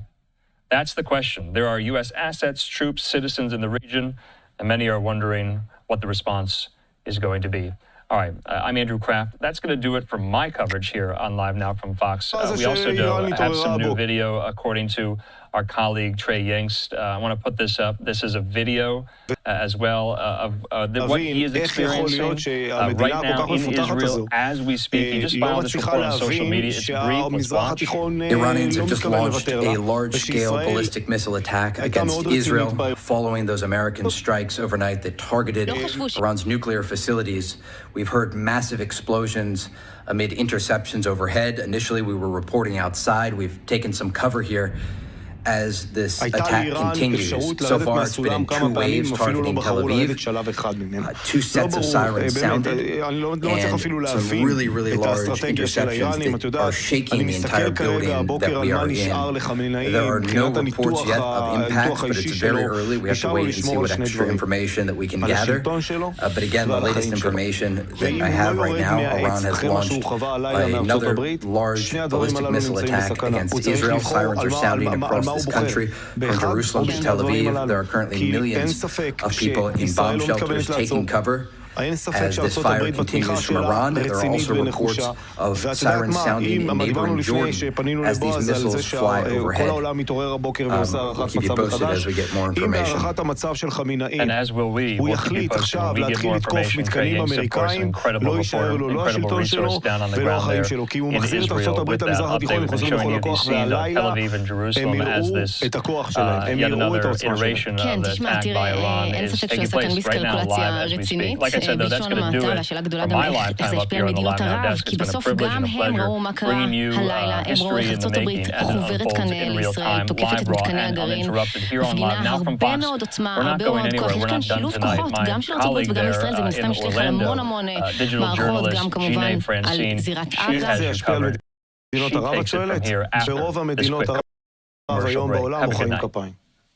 ואומרים תודה רבה לאל שהציונים ושהאמריקאים עושים את העבודה לנו. הגישו על מגש של כסף את איראן לכולם. גם אלו שעכשיו יציעו הודעות גינוי, סעודיה וכל האלה יגידו תודה לאל שישראל וארצות הברית עשו את העבודה, כי אף אחד לא יכול לעצור את המשטר המטורלל הזה. זה הנאציזם המודרני. חמינאי זה היטלר המודרני. והבן שלו הוא עוד יותר גרוע ממנו, ואני לא יודע איך המלחמה הזאת תיגמר, אני מקווה שתיגמר עם הראש שלהם מלמעלה. זאת השאלה הגדולה עכשיו, לאן אנחנו הולכים מכאן אחרי באמת ההישג הבלתי יאמן הזה? האם טראמפ בדרך גם להפיל את השלטון של האייתולות, או שהוא ייתן להם לבוא לעוד איזשהו משא ומתן, עוד איזשהו הסכם, למרות שאנחנו כבר רואים שחמינאי אי אפשר לצפות אותו, וזה לא נראה שהוא הולך לוותר על הכבוד שלו, זה פגע לו באגו, אתה יודע. אז השאלה הגדולה, האם אנחנו בדרך למיטוט השלטון, ומה ישראל רוצה? למה ישראל חותרת? כי כרגע הושגה המטרה העיקרית. כרגע אין איום גרעיני על מדינת ישראל. הסיפור של משמרות המהפכה, ברור שאנחנו נשמח עם משהו שמשתנה לטובת העם האיראני, ברור שזה גם משליך על חמאס ועל עזה, אבל השאלה כרגע, כשהגענו לשוק משמעותי על ישראל. לאן חותר ראש הממשלה נתניהו לדעתך? תראי, רגע לפני שנענה על השאלה החשובה שלך, רק נעדכן את הצופים שלנו, מד"א מעדכנים על לפחות 10 זירות של נפילות. נכון לרגע זה, בכל האירועים, בכל המקומות, כמעט אגב פרוס על כל רחבי הארץ, מדובר אך ורק בנפגעי חרדה ופצועים קל. תודה. הערכה שמדוברת על כ-30 שיגורים, כאמור, שחולקו ל5 מטחים. כמו שאמרתי, זה כרגע היה מפוזר, כל מטח 5 טילים, ובסופו של דבר מגיעים לכאן כ-30 טילים.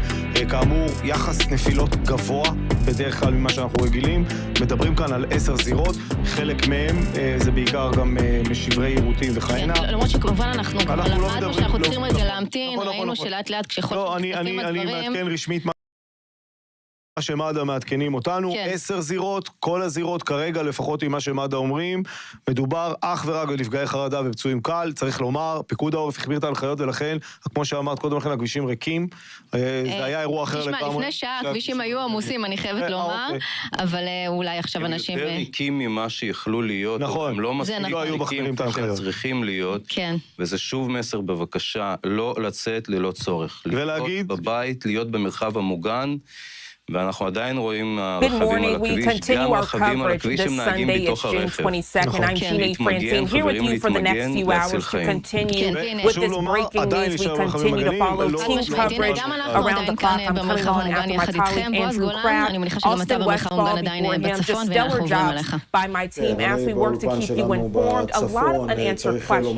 Let's go ahead and get to the very latest. I want to give you a live look out in Tel Aviv, Israel, here at 12:58 on the East Coast, following the very latest this Sunday morning. We are learning that sirens are going off out in Tel Aviv, Israel, this Sunday for incoming missiles. Our content partners over at the Associated Press report Israel's military says it has identified missiles launched from Iran toward the territory of Israel. The public has been instructed to go to shelters and protected areas and remain there until further notice. As you can imagine, this is a very fluid situation this Sunday. It comes on the heels of President Donald Trump joining Israel in its campaign against Iran in the Middle East. The commander-in-chief ordering U.S. military strikes on 3 major Iranian nuclear sites Saturday. Fox News chief foreign correspondent Trey Ying's joining us now with the very latest details from Israel. באזורים שבלב הארץ, כן, עד 30 אנשים. אנחנו חייבים במקרים כאלה, שוב, כרגע אני רק רוצה להדגיש, כי בבוקר הזה זה כבר לא רלוונטי, אבל אנחנו כל הזמן עושים הערכות מצב כדי לדעת לאזן בין הצורך החשוב ביותר להגן עלינו לבין הצורך החשוב ביותר גם להמשיך לתפקד גם חלק מהלחימה זה חלק מהחוסן, זה חלק גם מהמסר לאויב, אבל שלא תהיה שום טעות למי שכרגע מאזין לנו כרגע לפני כמה שעות, אין עבודה ומודים מלבד כמובן המשק החיוני. said rumors Trump gave the word supposed to be happening now. We were working on tracking it down, and the president taking to True Social to say the Americans did indeed strike 3 separate Iranian nuclear facilities, including the Fordow nuclear facility deep underground outside of the Iranian capital of Tehran. The bottom line here is that people are talking about enrichment. They understand that this decision was made because the Iranians were increasing their uranium enrichment capabilities and increasing the purity closer and closer to weapons-grade material. And the concern was that the Iranian regime was just weeks away from being able to build a nuclear bomb. We've seen over the past 9 days the country has the ability to strike major population centers here in Israel with ballistic missiles. So you can imagine that having a nuclear warhead that could ultimately be attached to a ballistic missile would clearly be a direct threat to the Jewish state. And that was why the Israelis said that they made the decision to start these strikes against Iranian nuclear facilities and against top IRGC officials. And clearly tonight, President Trump ordering these strikes against the Iranian regime's nuclear program because there was no off-ramp for diplomacy at this point. And so this is a historic moment in the Middle East tonight. And again, an opportunity for the region, as the president laid out in his statement, for peace in the future, because this is a region that understands peace through strength. לצאת ממהם, ולכן מטח נוסף שוגר לעבר מדינת ישראל. האחרונים בצה"ל, וכולם מתבקשים להישאר, האזעקות מתרחבות גם לאזור משגב, והחלק שמתקרב יותר לגליל המערבי בצד השני. חשוב לומר כרגע, היה ברור לכולנו שאיראן תגיב על מה שקרה הלילה. וסביר מאוד להניח שאיראן העריכה שהיא הולכת לקראת לילה דרמטי. אני קורא דיווחים, בעיקר בעולם, לא יודע להגיד לך כמה הם נכונים, שארצות הברית מעדכנת את איראן, שהיא מתכוונת לתקוף לה את 3 מתקני הגרעין. כלומר, עושה להקש בגג טלפוני. תוציאו את האנשים ממתקני הגרעין, לא באנו להרוג לכם אנשים, באנו להשמיד לכם את היכולת. עכשיו, זה דיווחים שמפורסמים כרגע בעולם, מעניין יהיה לראות בהמשך היום כמה זה נכון. אם זה אגב נכון, זה אגב נשמע מאוד הגיוני, אז איראן בעצם יודעת שעות ארוכות כבר, שהיא הולכת לאבד את היכולת הזאת שנקראת מתקני גרעין, ומבחינת עצמה, למתח הזה שכרגע אנחנו חווים אותו, שוב, אני לא יודע לומר עד לפני המתח שאנחנו רואים כרגע על המסך, שגם מתרחב עכשיו לרמת הגולן, עד הרגע הזה אנחנו דיברנו על כ-30 שיגורים.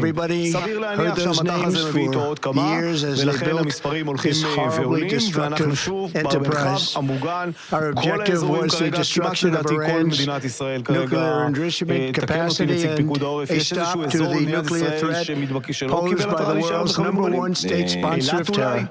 זהו, אני בטוח שחלק מהאזורים בדרום, כמובן, כמעט כל הארץ. אבל כמעט כל הארץ כרגע נמצאת תחת להמשיך בדיוק במרחב מוגן עד להודעה שלנו לא לצאת. כן, שיש כרגע מתח נוסף לזירת הצפון, וכאן עולה השאלה אם אתה רואה שיהיה כאן איזשהו איחוד זירות, אולי חיזבאללה יחליטו לתת איזשהו גב לאיראן, הפרוקסי שלה שכמעט פורק לחלוטין, ובכל זאת עדיין יש לו יכולות, אנחנו יודעים שלחמאס יש סוג של יכולות, אומנם כמובן מועטות.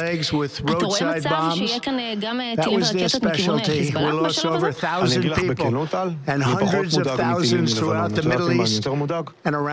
מי יודע בשלום. result of their hate in particular. So many were killed by their general, Qasem Soleimani. I decided a long time ago that I would not let this happen. It will not continue. I want to thank and congratulate Prime Minister Bibi Netanyahu. We worked as a team like perhaps no team has ever worked before. And we've gone a long way to erasing this horrible threat to Israel. I want to thank the Israeli military for the wonderful job they've done. And most importantly, I want to congratulate the great American patriots who flew those magnificent machines tonight. And all of the United States military on an operation the likes of which the world has not seen in many, many decades. Hopefully we will no longer need their services in this capacity. I hope that's so. I also want to congratulate the chairman of the Joint Chiefs of Staff, General Dan Raisin-Kane, spectacular general, and all of the brilliant military minds involved in this attack. With all of that being said, this cannot continue. There will be either peace or there will be tragedy for Iran far greater than we have witnessed over the last 8 days. Remember, there are many targets left. Tonight's was the most difficult of them all, by far, and perhaps the most lethal. But if peace does not come quickly, we will go after those other targets with precision, speed, and skill. Most of them can be taken out in a matter of minutes. There's no military in the world that could have done what we did tonight, not even close. There's never been a military that could do what took place just a little while ago. Tomorrow, General Kane, Secretary of Defense, Pete Hegseth will have a press conference at 8 a.m. at the Pentagon. And I want to just thank everybody, and in particular, God. I want to just say, we love you, God, and we love our great military. Protect them. God bless the Middle East. God bless Israel, and God bless America. Thank you very much. Thank you.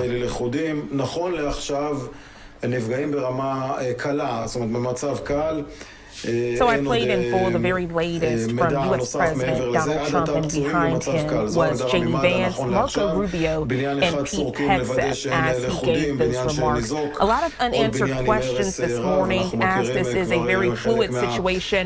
But we want to hear from you as we have experts joining us throughout these early morning hours. What questions do you have about the U.S. striking Iran. Let us know what those questions are. All you have to do is scan that QR code on your screen or go to livenowfox.com/connect. Click on that Ask Now tab, and there you can upload your questions.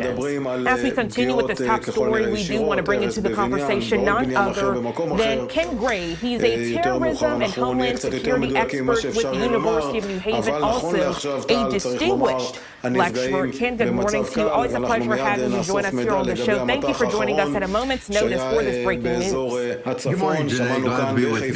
Glad to have you. So, Ken, first I would love for you to provide some perspective. How did we get to this point? We look back years ago when October 7th happened. The latest with Israel and Hamas had happened, that tragic day at that music festival. We also have seen what's happened out in Lebanon with Hezbollah. We've seen what's happened with the Yemen Houthi rebels. But this entire time, Iran has been the backbone for all of these terroristic organizations. People saying it was a matter of time before Iran reared its head in this conflict. Break it down for us, please. You're absolutely right that the entire conflict that we've experienced here and that Israel has been experiencing has been at the direction of Iran. Iran has a network of proxies throughout the Middle East there. It runs the Hezbollah there in Lebanon. It was working with forces within Syria. It was supporting Hamas there in the Gaza Strip.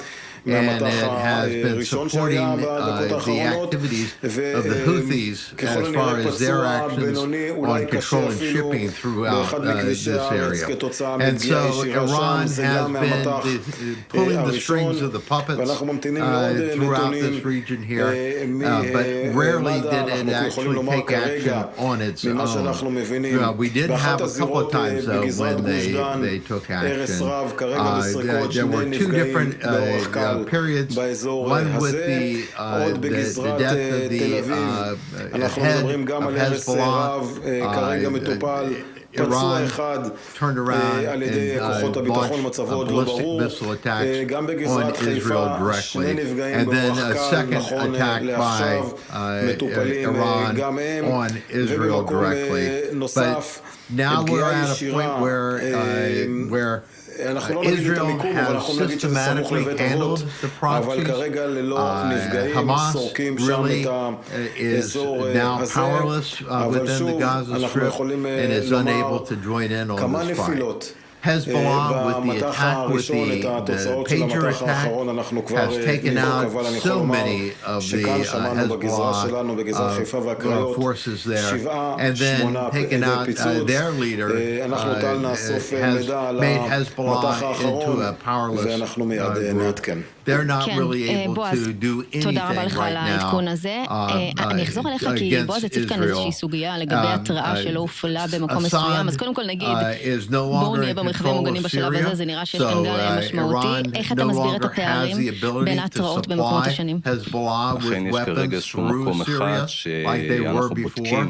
With the fall of Assad, and the Houthis have been being beaten up on because of their attacks on shipping on several different occasions, reached an agreement with the United States not to attack U.S.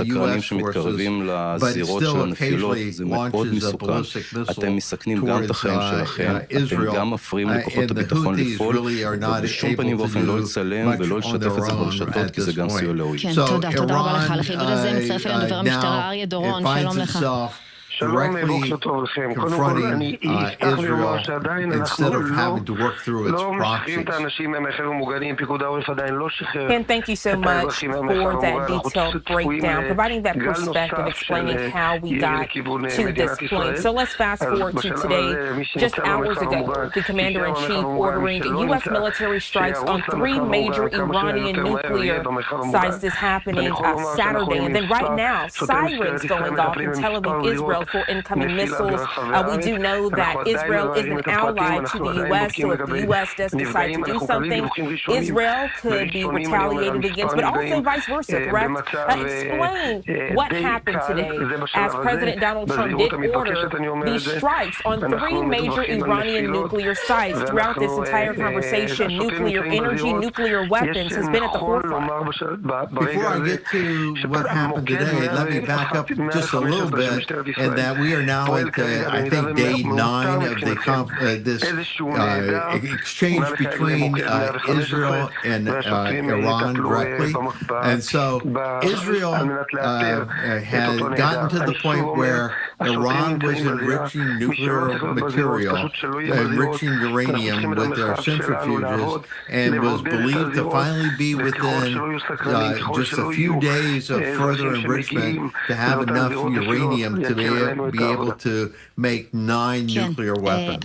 And Israel finally reached that threshold point where they felt compelled that they had that now, and so they put in effect the Operation Rising Lion. And with that operation, they started striking against Iran, but not only their nuclear weapons capability or nuclear enrichment capability, but also Israel was attacking their ballistic missile production capabilities. Iran launching these waves of attack against Israel with ballistic missiles.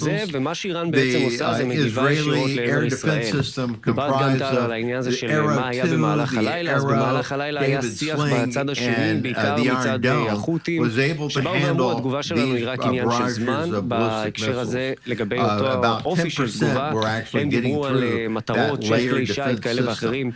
But if Iran were to increase their ballistic missile production, which is what they were attempting to do, this air defense system would not be able to handle an increased number of ballistic missiles coming in. So Israel finally felt that they had to move, and they had to move now. And so 9 days ago, they launched their attack of Operation Rising Lion to strike at both the uranium enrichment facilities and against the ballistic missile production facilities. With the nuclear production facilities, there were about 14 different sites that had to be taken out if you were going to take out their nuclear weapons production capability. And with those 14 different sites, there were 3 sites, or one site really, that absolutely could not be taken out with the Israeli capabilities. And that was Ferdo. Ferdo nuclear facility was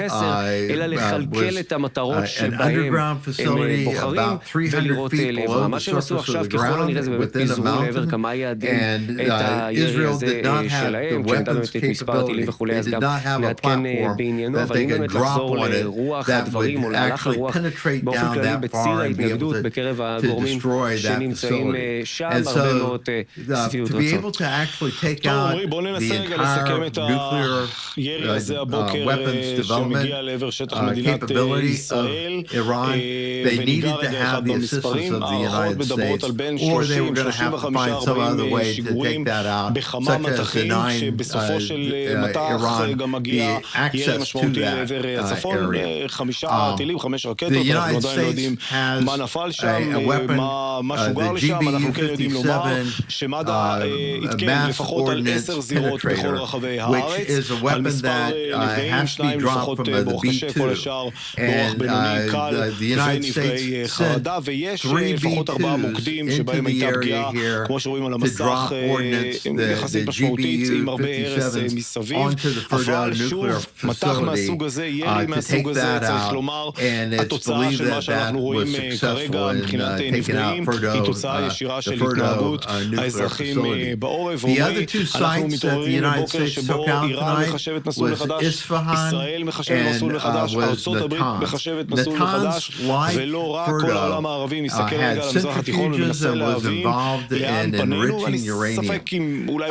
And Isfahan was a centrifuge production facility, so they were making the centrifuges that were being used at these other 2 sites. to enrich uranium. כן, תודה רבה לכם, גם נועם וגם עומרי. אז כאמור, אחרי שארצות הברית הצטרפה למלחמה, מטח כבד מאיראן, אזעקות הופעלו ברחבי הארץ, יש כרגע כ10 זירות. מנכ"ל מדעי ליבין, אתה מצטרף אלינו בשלב הזה. תנסה לתת לנו תמונת מצב מבחינת פצועים. And so Tomahawk missiles came in, took out those two sites. The B-2s dropped the GB-57s onto Ferdo, taking that out. And so the United States was able to complete the mission for Operation Rising Lion by allowing Israel to take out all 14 sites. Well, Ken, as we are discussing nuclear capabilities, I did mention off the top of this interview that the viewers might have some questions for you. We are already getting some in. I want to transition the screen to show you our first question of the hour. It comes out of Arlington from the viewer's name. It said, why does Iran want a nuclear weapon? This has been a question that viewers across the country, nationally, internationally, have been wanting to know, Ken. So, if you have a nuclear weapon, then you can use that as an ability to force people to reconsider any type of kinetic attacks on you. That is, look at the exchanges between Israel and Iran. If Iran had a nuclear weapon at this time, do you think that they would allow Israel to attack them without threatening to use that nuclear weapon on Israel? In fact, Iran has been saying that they were going to destroy Israel. They've been talking about destroying Israel ever since 1979. They've been talking about destroying Israel. Death to Israel, death to America. And so if they had a nuclear weapon, they would almost assuredly use it against Israel. But in addition to the potential of using it against Israel, they also could use it as a defense against any type of activity against them, because they could always threaten to use that nuclear weapon. So, there are only a few countries that are part of the nuclear weapons group. President Trump has said repeatedly that Iran should not be allowed to join this community of having nuclear weapons. And so he took action tonight to ensure that they would not be able to do so. Ken, thank you for answering that question. And following what you just said, this is pretty much a good follow-up question. Riley out of Beaverton is asking early this morning, given the escalating tensions, what are the main strategic or political factors preventing Iran from launching a direct military invasion of Israel? Very interesting question. As we know, right here in the U.S., Congress has not missed words after the commander-in-chief made the decision to strike the Iranian nuclear facilities. Right. Iran is some distance away from Israel, so they would not be able to do a land invasion against Israel without crossing through a number of different countries. Iran is a fortress country in that they have a mountain range to the west, mountain range to the north, a mountain range to the east. They find themselves sitting there on the Persian Gulf. And so, in reality, while they have an army, they have a military, and also two deserts within Iran also. So they really have to rely upon their Air Force, which they have a limited air capability. Their missiles, so they do have both ballistic missiles and drones, and they have a relatively small navy. I think Israel has already taken some action against their naval forces.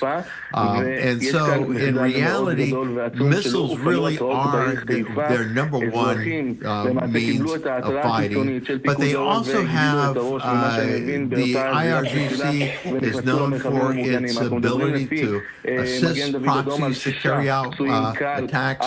So they had relied heavily upon their proxies. But as I went through earlier, most of their proxies are incapable of assisting them at this point. They also have a cyber attack capability. I'm really surprised that we have not seen more from their cyber attack capabilities. They have used it in the past for harassment purposes, but they have been relatively quiet on the cyber front in their actions against either Israel or the United States. That is something we will potentially see here during the coming hours, is a potential attack by cyber. The other thing is IRGC is considered to be the pros as far as terrorism goes. And so the possibility of having asymmetric warfare, of having terrorist attacks against U.S. interests or Israeli interests around the world, such as embassies. The U.S. has a number of military assets staged throughout the Middle East. We have them in Bahrain, we have them in Qatar, we have them elsewhere there in the Middle East, and those forces could be subject to attack there locally. And we've had open borders here in the United States until recently, and IRGC sleeper cells could have been coming into the country. They've always believed, we've thought that they've had IRGC sleeper cells here in the United States that could be activated at a time of war with the United States. And we will see whether or not they actually activate those sleeper cells and they take action here on the ground. But it doesn't have to be inside the country. It can be against our assets outside the country. So U.S. embassies, American businesses, American tourists, those would all be subject to attack by sleeper cells anywhere in the world instead of right here at home. 9/11, though, when we had similar concerns that we were going to be attacked, everybody in the United States and the intelligence community thought the attack was going to be overseas because that's what we had in the past. 9/11 showed that the attack would come here within the country. Same thing now, is that IRGC sleeper cells could attack us here in the country here. Instead of against our resources overseas. Yeah, well, Ken, speaking of areas that are prone to attack, I want to share this with you. This live feed just now coming in, I did mention that happening right now, sirens in Tel Aviv, Israel, are going off for incoming missiles. If you don't mind, Ken, I'm going to pop the audio so we can listen into what's going on. I am learning this is Central Israel, Tel Aviv, Israel. Israeli police and rescue teams are at this site that they say was just hit in an Iranian missile attack. Let's listen in together. חיל האוויר, מה המטרות הבאות וגם מה במטרות הבא של ארצות הברית, שציינו כמובן את יצרי רמוז, הנקודת תורפה הזו שטראמפ חשש ממנה, היה שם איזושהי תקיפה במהלך הלילה גם של הצבא הישראלי, לדעתך צירת נערך לתקיפות נוספות לאור המתחים לעבר ישראל, שהוא ימתין לעניין לראות אם יחזרו לשולחן הדיונים. אני סברתי את זה ולפני התקיפות האמריקאים שלא צריך לחכות לבודה אלא צריך להמשיך ולתקוף, יש עוד במקורות. All right, so Ken, we can hear and see a lot of chaos there on the ground as this Iranian missile attack just happened in Tel Aviv. We see Israeli police there, rescue teams, neighboring residents trying to figure out what's going on. This does raise that issue that you just mentioned. Obviously, Israel in close proximity to Iran. If the U.S. does something, Israel will pay. But also, we've seen how conflict with Israel will resort in the U.S. paying. We saw that in real time with those Gaza war protests right here on U.S. college campuses and universities. Many of the viewers wanting to know, does the U.S. need to be on high alert because of these strikes that did happen against Iran from the U.S.? What is your response as a Homeland Security expert and terrorism expert? Absolutely. So that's my biggest concern is that of a terrorist attack here in the United States by sleeper cells. מעניין. בינתיים רונית פורן סוויסה, את מצטרפת אלינו בשלב הזה עם עדכון על מצב הפצועים מעשרת הזירות השונות. Sleeper cells supposedly have been here in the United States for years, for decades. And so they may get activated, and with all the traffic across our southwest border into the United States, with us having no knowledge of who these people were coming into the country, it's quite possible that some of the people that came into the country illegally could be members of an IRGC sleeper cell to wait to carry out actions. I'd like to point out that with the activity we see on the screen right now is that the Iranians had been 9 days ago launching waves of missiles that were 50 to 100 missiles at a time, and that only 10% were getting through to the ground. Well, during this attack, there's very few missiles that were launched on this, and that's because Israel has been hitting their ballistic missile launching capabilities. They've been taking out launchers, and while Iran still has plenty of missiles, what they don't have is plenty of ballistic missile launchers. And consequently, they can't launch the barrage that they had at the beginning of this conflict with Israel because Israel has taken out their launchers. So it's not a matter of how many missiles they have, it's how many ballistic missile launchers they have at this point. Ken Gray, thank you so much for joining us at a moment's notice for this breaking news. Your perspective and expertise definitely appreciated as we saw the sights and heard the sounds. Also, you eloquently answered those viewer questions. We appreciate you. I know we'll be checking in with you probably later on today and in the coming days. I hope you have a great rest of your evening and morning, because we know it is 1:27 in the morning. Thank you so much, Ken. I'm Jeanne Francine. We are going to step aside for a brief 2-minute commercial break, but don't go anywhere. More breaking news to dissect. We do continue to get your viewer questions in real time. We'll get those answered with an expert right after the break. הולכים למשהו הרבה יותר נאור, הרבה פחות דתי, הרבה פחות קיצוני, וזה המשטר שאנחנו רוצים לראות. כמובן שהדרך עוד היא ארוכה. אנחנו יודעים בדיוק מה חמינאי רוצה. חמינאי מבחינתו זה שכל העולם יהרס מבחינה דתית, ואז יקום בעצם העולם החדש. ולכן אנחנו צריכים כרגע להתרכז בהמשך הלחימה, בהמשך התוכניות שלנו, כמו שהיו מלכתחילה, נכון? שהזמן יתקצר. כרגע, עם הסיוע האמריקאי, הזמן שלנו של הפעילות יתקצר, והשגת המטרות כנראה תגיע יותר מהר ממה שאנחנו חשבנו, אבל אנחנו ממשיכים במלוא המרץ. כן, ארז, מילה שלך. אני לא חושב שהחלפת המשטר היא מטרה מוצהרת, ובצדק, לא שלנו ובטח לא של ארצות הברית, זה משהו מאוד מקווה ונחמד אם הוא יקרה. אבל משטרים לא נופלים על פי תוכנית. זה ניסיון עבר של האמריקאים וגם של מדינת ישראל. אם היית שואלת יום לפני את כל מומחי המודיעין על סוריה, אף אחד מהם לא חזה ולא צפה שמשטר אסד ייפול. ועדיין זה קרה כי ישראל החלישה את חיזבאללה וכל מה שהיה בתהליך. גם פה, האמריקאים, אני לא מעריך שנראה מחר מחרתיים רצף של תקיפות אמריקאיות כהמשך התקיפה של היום בבוקר. אלא אם כן, טראמפ חמני יעשה את הטעות ויתקוף את ארצות הברית, מה שאנחנו מאוד היינו מקווים ורוצים שיקרה. ישראל תמשיך לעשות את מה שהוגדר, יש לנו 2 מטרות, אז בוא נניח שתוכנית הגרעין נפגעה בצורה מאוד משמעותית. המטרה השנייה שהצירה עליה ראש הממשלה והממשלה, של השמדת יכולת השיגור הבליסטי, היא עדיין בעבודה. אז צה"ל מדבר על 55% מכמות המשגרים, זאת אומרת, יש עוד מה לעשות בתחום הזה.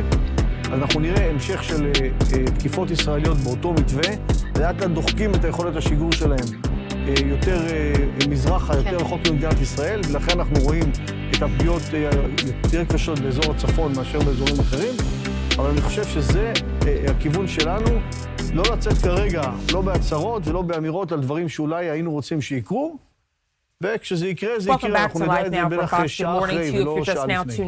I'm Jeannie Francine. We continue to follow this breaking news around the clock coverage from us here on Live Now from Fox, as we're following the very latest as relates to the U.S. and Iran conflict in the Middle East this Sunday morning.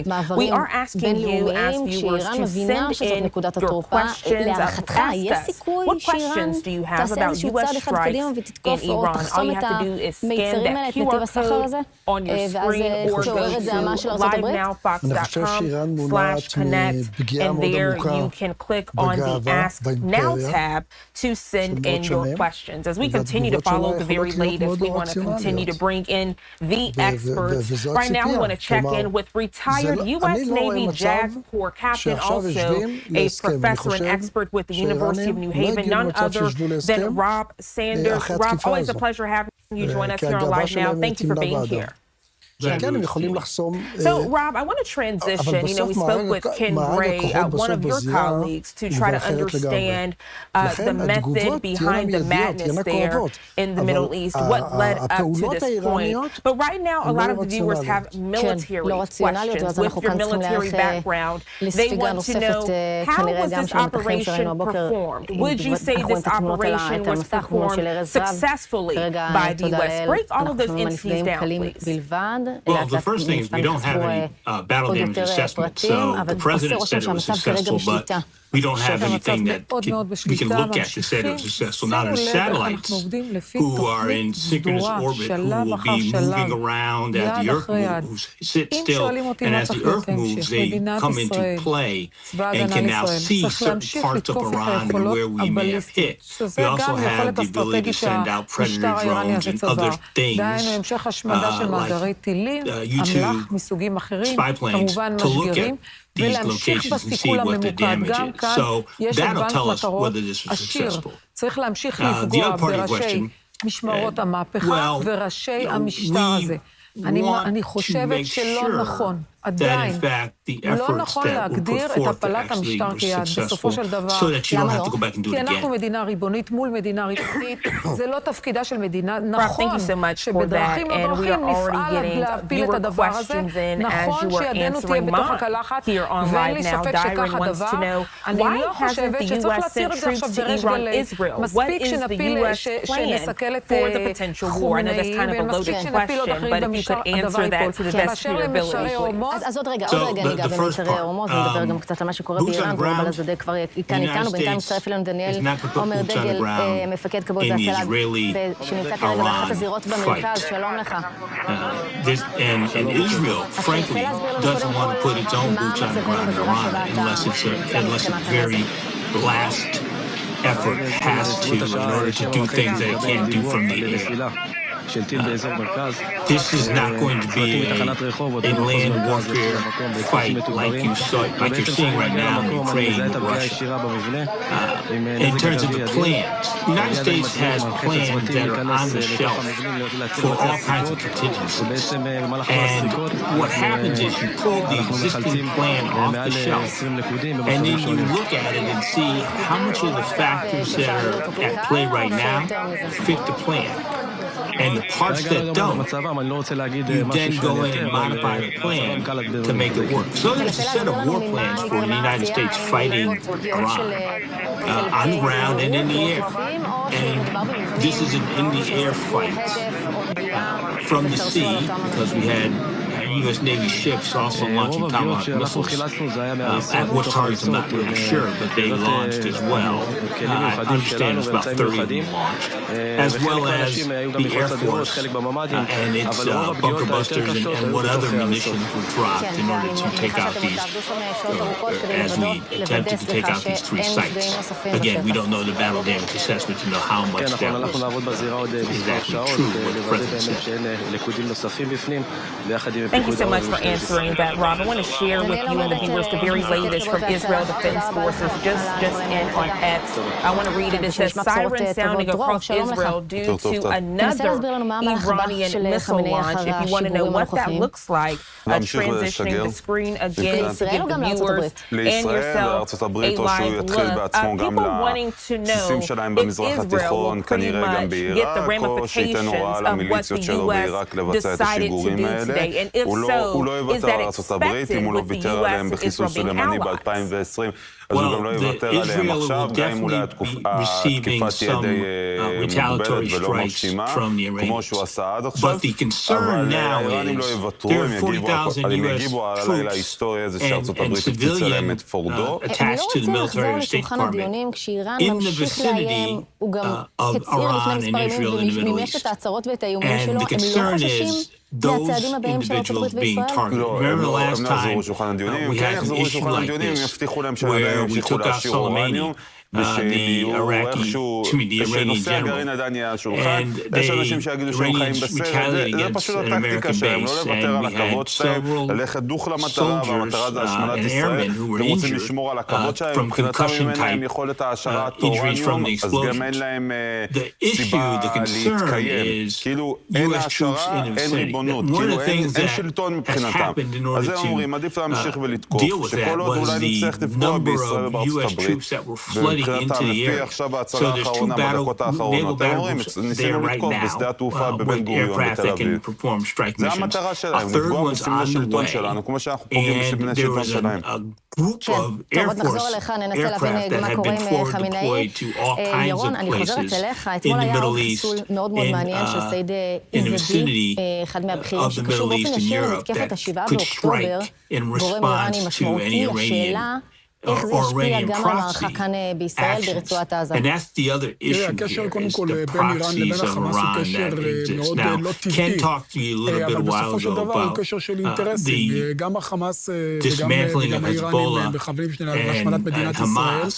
So that they are less of a threat, and the Houthis as well, and Yemen are less of a threat. But those aren't the only ones. There are many in Iraq who are also threats. There are still some left in Syria that could also be threats to U.S. troops in the area. So the issue is not just are they going to attack Israel. The issue is what vulnerabilities do we now have in the vicinity based on our actions.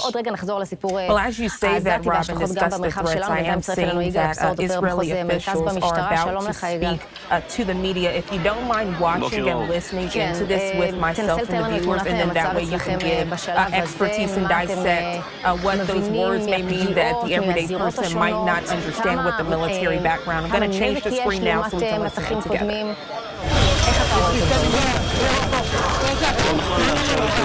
זירת נפילה בגזרת מחוז מרכז. כמובן לא נפרט את מיקום הנפילה בדיוק. האירוע כרגע בשליטה, מפקד מחוז מרכז מצד יאיר חצון מקיים כאן הערכת מצב יחד עם כל גופי החימום וההצלה. As you can see behind me, we're in the center of Israel, Central Division of Israel. A missile fire hit right inside of a building complex behind me. We've already transported around 5 injured, still treating here wounded around us. Thankfully nothing that severe, but minutes after the blast was heard, we've already made our way on scene, and we'll keep on treating, even though we tell people, stay inside, listen to Home Front Command, we have to make sure we can get out as fast as possible, so sadly we can't do that. Can you tell me around the country how many patients you do? I still don't know. As you can see, we're here, live on the ground, boots on the ground. I don't know what's happening around us yet. What's the full name, please? Ori Lazarovich.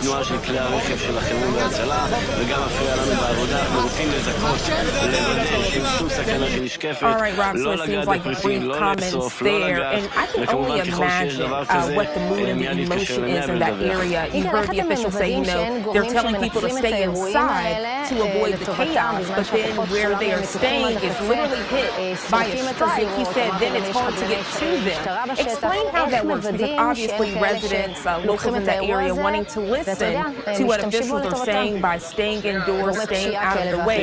But now that residential areas are being attacked, it seems counteractive. כוחות משטרה, כולם כולם נמצאים כאן. Israel is a country where there are lots of bomb shelters inside buildings, underground hospitals, and they use them frequently, unfortunately.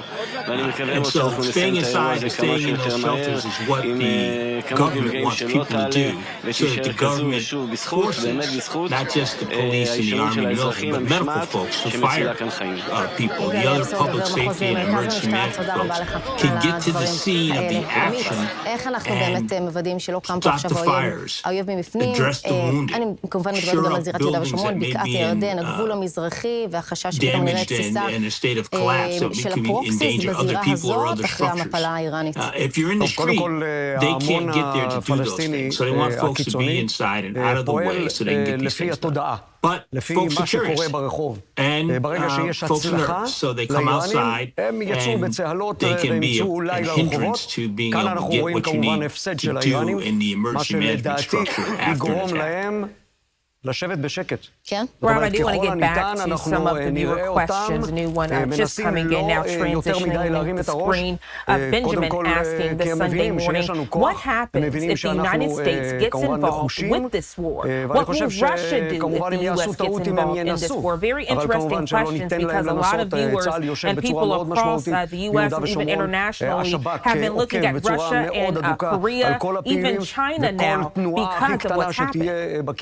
Well, the U.S. is already involved in this war. We've taken a unilateral action against Iran on the side of Israel. So, if folks are worried about us being involved, stop worrying about it. We're involved. It's already happened. There's certain international rules about what you can do in terms of violence one country versus another. Those rules are governed from the United Nations Charter. And the first important rule in the Charter is Article 2, Section 4, which says that you should not בינתיים מצטרף אלינו גם עוד רגע יצטרף אלינו ניצב יאיר חצרוני ממחוז הצפון. דרור, שאיראן רואה את השילוב כוחות הזה בין ישראל לבין ארצות הברית. היא ראתה את זה עוד קודם, היא ידעה שזה הולך לקרות, והיא עדיין, אתה יודע, הכבוד הלאומי כמו שאתה מדבר עליו, ובכל זאת, השאלה איך זה משפיע על העם עצמו, האם הם יפעלו לאיזשהו מהלך של מיטוט משמרות המהפכה, אנחנו בדרך לשם, שאתה אומר שאיראן בעצם עצמה, שמשמרות המהפכה עצמם ימשיכו בכל הכוח עד הסוף. לאן זה הולך לדעתי? בינתיים העם לא יוצא לרחובות, בינתיים העם יותר בורח מטהרן, כשליש מתושבי טהרן נסו על נפשותם עד עכשיו וברחו מהעיר, כי באמת אי אפשר להתקיים שם. ישראל פגעה במתקנים חשובים, כמו מתקן הנפט בשכונת איראן שבטהרן, פגעה בו ושיבשה לכולם שם גם את היכולת לתדלק, את היכולת לחשמל, לנפט. אז האיראנים לא יוצאים מהרחובות, אין להם כל כך גם הנהגה מעצמה, אין להם גם כל כך ביטחון לצאת לרחובות. כדי לעשות שם את ההפיכה, ושתקרה ההפיכה צריך לקרות עוד כמה וכמה דברים בדרך. לדעתי זאת תהיה טעות עכשיו להפסיק את התקיפות, וצריך להמשיך ולתקוף באיראן בכל הכוח. איראן עכשיו גרועה, אפשר לפגוע שם בהכל, ויש עליונות אווירית מרשימה של ישראל בכל שני איראן. אוקיי, טוב, אנחנו עוד נחזור לעדכונים האלה. אז כאמור, אחרי שארצות הברית הצטרפה למלחמה מתח כבד איראן, וכ10 זירות נפילה, פצועים באופן קל, לפחות לפי העדכונים שלנו כרגע. אנחנו נצא עכשיו להפסקת פרסומות קצרה, מיד כל העדכונים עם הכתבים שפורסים בשטח, הפסקה קלה ואנחנו מיד איתכם. You can get back to Iran as the people supporting Hamas in the attack that happened in October. And you can also trace the line to Iran supporting Hezbollah, who Israel attacked in a preemptive manner in Lebanon. And you can trace the line of Iran supporting the Houthis. So you have direct lines, and the Houthis have been sending missiles at Tel Aviv into Israel since the war in Gaza started. So you have lots and lots of ties of Iran, which gets Israel into that self-defense box of Article 51, which is the exception. The United States doesn't have those boxes. We're not in that position. We can't make those claims. But if we were to say preemptively, as the president said, hey, we're not going to allow Iran to make a nuclear weapon, and they're weeks away. The problem with that statement is Iran has been weeks away from a nuclear weapon since the mid-1990s. And if you can go back, you can actually just pick up Netanyahu saying it every few years for 20 years. Now, maybe this is the time they were actually there. We don't know the intelligence, and we don't know what intelligence we used to make the decision to do this attack. I hope the intelligence was our intelligence and not Israeli intelligence. But my problem with that is the president just slapped down his national intelligence director 2 days ago, saying when she testified for the Congress that the Iranians weren't close to making a bomb, nuclear weapons. And the president said, well, I don't care what you said. I don't believe that. So what other intelligence was he hearing that affected his mind such that he no longer believes his own intelligence director? I don't know the answers to that. I know some senators and congressmen are looking for the answers to that right now. So the second question about Russia. Russia has been an ally of Iran. Russia urged us not to take this action. But Russia's got its hands full right now with Ukraine. And Russia's not going to jump into a fight, a as well kinetic physical fight. Now they'll do some diplomatic things and behind the scenes conversations and moves and that, but they're not going to join a fight with Iran against Israel or against the United States if the United States continues to act in offensive ways against Iran, or if Iran retaliates and the United States then has to go back into Iran based on its retaliation against our forces in the area.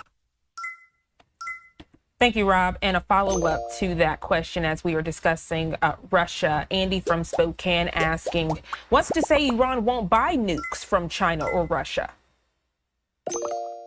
Well, nothing, except that the Iranians may not have the leverage to buy them because it's not just money. You have to have something else on the table to get a nuke.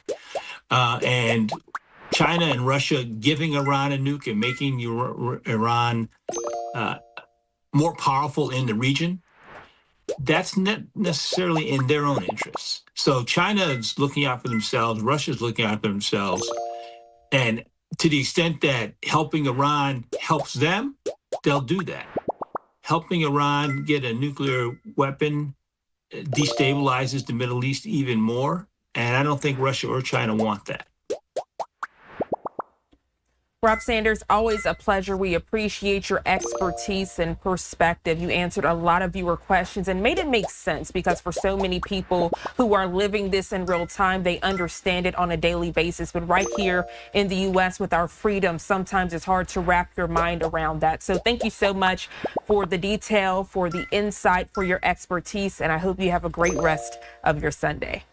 You too, Jeannie. Good talking. Thank you. I'm Jeannie Francine. We're going to step aside for another 2-minute commercial break. Don't go anywhere. We have more reaction from lawmakers, more experts joining us on the other side of the break.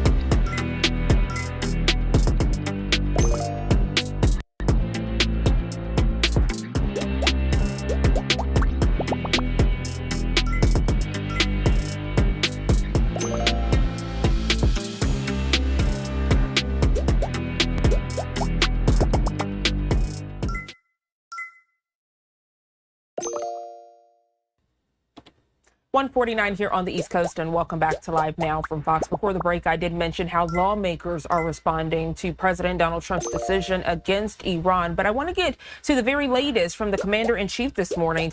This just into our Live Now from Fox Studios, the very latest from President Donald Trump. He says, quote, any retaliation by Iran against the United States of America will be met with force far greater than what was witnessed tonight. He says, thank you, Donald J. Trump, President of the United States. And a lot of controversy in Congress this Sunday morning following what happened Saturday night by the commander-in-chief. I do want to share with you the very latest from the Democratic leader, Hakeem Jeffries. He says, quote, Donald Trump promised to bring peace to the Middle East. He has failed to deliver on that promise. The risk of war has now dramatically increased, and I pray for the safety of our troops in the region who have been put in harm's way. Hakeem Jeffries goes on to say, quote, President Trump misled the country about his intentions, failed to seek congressional authorization for the use of military force, and risks American entanglement in a potentially disastrous war in the Middle East. Jeffries concludes his statement by saying, quote, first, the Trump administration bears the heavy burden of explaining to the American people why this military action was undertaken. Second, Congress must be fully and immediately briefed in a classified setting. Third, Donald Trump shoulders complete and total responsibility for any adverse consequences that flow from his unilateral military action. Again, that's the very latest from Democratic leader Hakeem Jeffries this Sunday morning. He sent that response late Saturday evening as we are following the very latest. And I will tell you all, as we are talking about response, we do know there will be a Pentagon briefing on this Sunday. It is slated for 8 o'clock this morning Eastern time, learning that U.S. Secretary of Defense Pete Hegseth and the chairman of the Joint Chiefs of Staff Air Force General will hold a briefing at the Pentagon as it relates to this breaking news. And as you can imagine, right here on Live Now from Fox, we have you covered. You will get those remarks in full, live, raw, and uninterrupted. We're going to step aside for another 2-minute commercial break. We'll be right back. יש תוכנית סדורה, קודם כל לגבי מטרות של כל המערכה הזו, של כל המלחמה הזו. להערכתי פשוט ממשיכים לחסל את כל המטרות שהיו מתוכננות. אני מניח שבמהלך הלילה, בזמן התקיפה של האמריקאים, הייתה איזושהי אתנחתה כזו או אחרת. זה גם כנראה מסביר את גל המתח הזה שהיה, או המתחים שהיו בוקר, ולכן ממשיכים בזה. הדברים שלפי דעתי ימשיכו בהם זה קודם כל פגיעה במשמרות המהפכה, בכל, בוא נגיד, גם לגבי התקק וגם לגבי חיל האוויר, השמדת מטרות, גם מטרות קרקעיות וגם מטרות נוספות. זה לפי דעתי מה שהולך להיות, וזה גם מה שאני מאמין שזה מה שיהיה. כן, ירון, מילה שלך על התקיפות עכשיו. תראה, אני שמח שצה"ל ממשיך את המומנטום הזה של התקיפה האמריקאית. למעשה יש פה אמירה, אנחנו לא עוצרים, זה לא הסוף. זה לא המילה האחרונה את התקיפה האמריקאית, ואנחנו נסיר את כל האיומים שמופנים לעבר מדינת ישראל, וכפי שגם מאיר אמר פה ובצדק, האיומים לא הסתיימו. אותם טילים שמכוונים לישראל, צריכים להשמיד אותם, ירון. של האיראנים. בינתיים, תודה ירון, ותחזור לזה בהרחבה. בינתיים צריך לנו שמואל בוקסר, ראש עיריית נס ציונה, שלום לך. שלום וברכה. מה שלומכם? אני בסדר. אתם רואים את הפגיעה מאחורה, פגיעה קשה, אבל גם נס ציונה בסדר. עיר חזקה, ממושמעת, כוחות ותורגלים, הכל בסדר.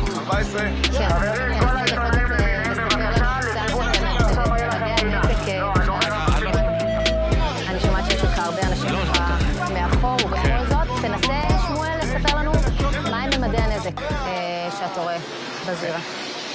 אתם רואים מאחורה, נפגעו בערך כ-20 בתים, חצי מהם פגיעה קשה, היתר פגיעה יותר קלה. אבל יש נזק היקפי מאוד מאוד גדול, גם במרחק 100 מטר מפה, אבל איך אומרים, ברוך השם, יצאנו בסדר, הכל בזכות התנהגות נכונה של תושבים ומוכנות פנטסטית של עיריית נס ציונה. כן, מילה שלך על התושבים שאתה פוגש שם בשטח כשאתה מגיע לזירה, אני מניחה שהגעת דקות ספורות לאחר המטח שפגע. אני מההתחלה פה, התושבים ממושמעים, שומרים על הסדר, מי ששואל ישר במרכז המשפחות שנפתח פה בקרבת מקום, ואנחנו מטפלים ועוזרים לכל אחד, אין פאניקה, אין צעקות, אין צרחות, באמת תושבים טובים. אז קודם כל טוב לשמוע שהכל בשליטה, מילה שלך על התושבים שהבתים נפגעו, לאן פניהם אנחנו פה בשבילהם, אנחנו ניתן להם לבחור לאן שהם רוצים. מי שיוכל להסתדר במקום, בבקשה, מי שלא, זה אחריות שלנו לטפל בהם. כן, שמואל בוקסור בשביעת נסתירה, תודה רבה לך על הדברים. תודה לכם, תודה לכם. כן, בואו רגע נחזור לראות מהתמונות האלה גם ללילה הדרמטי וההיסטורי שהיה כאן, הראשונה בתולדות המדינה של כוחות בין ישראל לבין ארצות הברית, שארצות הברית בעצם חוברת לישראל במתקפה הזאת, זה אירוע חסר תקדים. זה אירוע חסר תקדים, ובשבוע שעבר היו כאלה שאמרו למה לוקח זמן ומה עם טראמפ, ועם הרבה פחות הבנה אווירית, אבל הרבה ניסיון בתרגילים ובאימונים משולבים עם הצבא האמריקאי, דברים כאלה לוקחים זמן. אתה רוצה עכשיו לשלם מערכות, לסגור מרחבים אוויריים, לתאם מי תוקף, מי הולך, מי את המודיעין. כל הדברים האלה הם תהליכים שכנראה אנחנו כולנו ישבנו ודיברנו, וישבו הרבה מאוד אנשים רציניים, לא מעברים, ועשו פה תנועות מאוד מאוד מפורט, וראינו בסופו של דבר את התוצאה, לפחות כרגע נראית מצוינת, יש פה שאלה אחת, דיברנו על קודם, של מה קורה עם אותו אורניום מועשר, שחשבו שהיה לפורדות, כן או לא, מה קרה איתו, אבל חוץ מזה אני חושב שהיה פה תוצאה מעולה. כן, אז עוד רגע אנחנו נתעסק גם באותו אורניום מאושר, וכמובן בשאלה הגדולה, מה יעשה חמיני ואיפה בכלל נמצא בשלב הזה. אנחנו נצא עכשיו להפסקת פרסומות קצרה ומיד נחזור לכם עם עוד כותרות.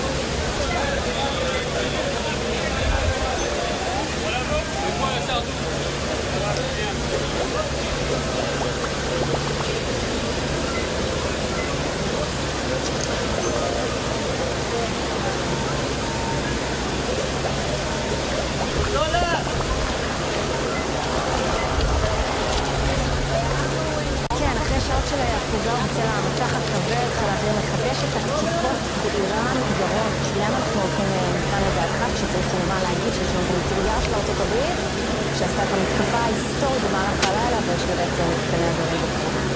אז תראה, אני מקווה באמת שכפי שזה נראה שאנחנו ממשיכים למעשה להסיר את האיום של הירי שמופנה לעבר מדינת ישראל, אותו ירי של טילים בליסטיים, שכמו שאנחנו רואים בתמונות יכולים לגרום נזק עצום, ובטח לפגיעה בנפש, וזה אחד מהדברים שאנחנו כמובן צריכים לפגוע בהם.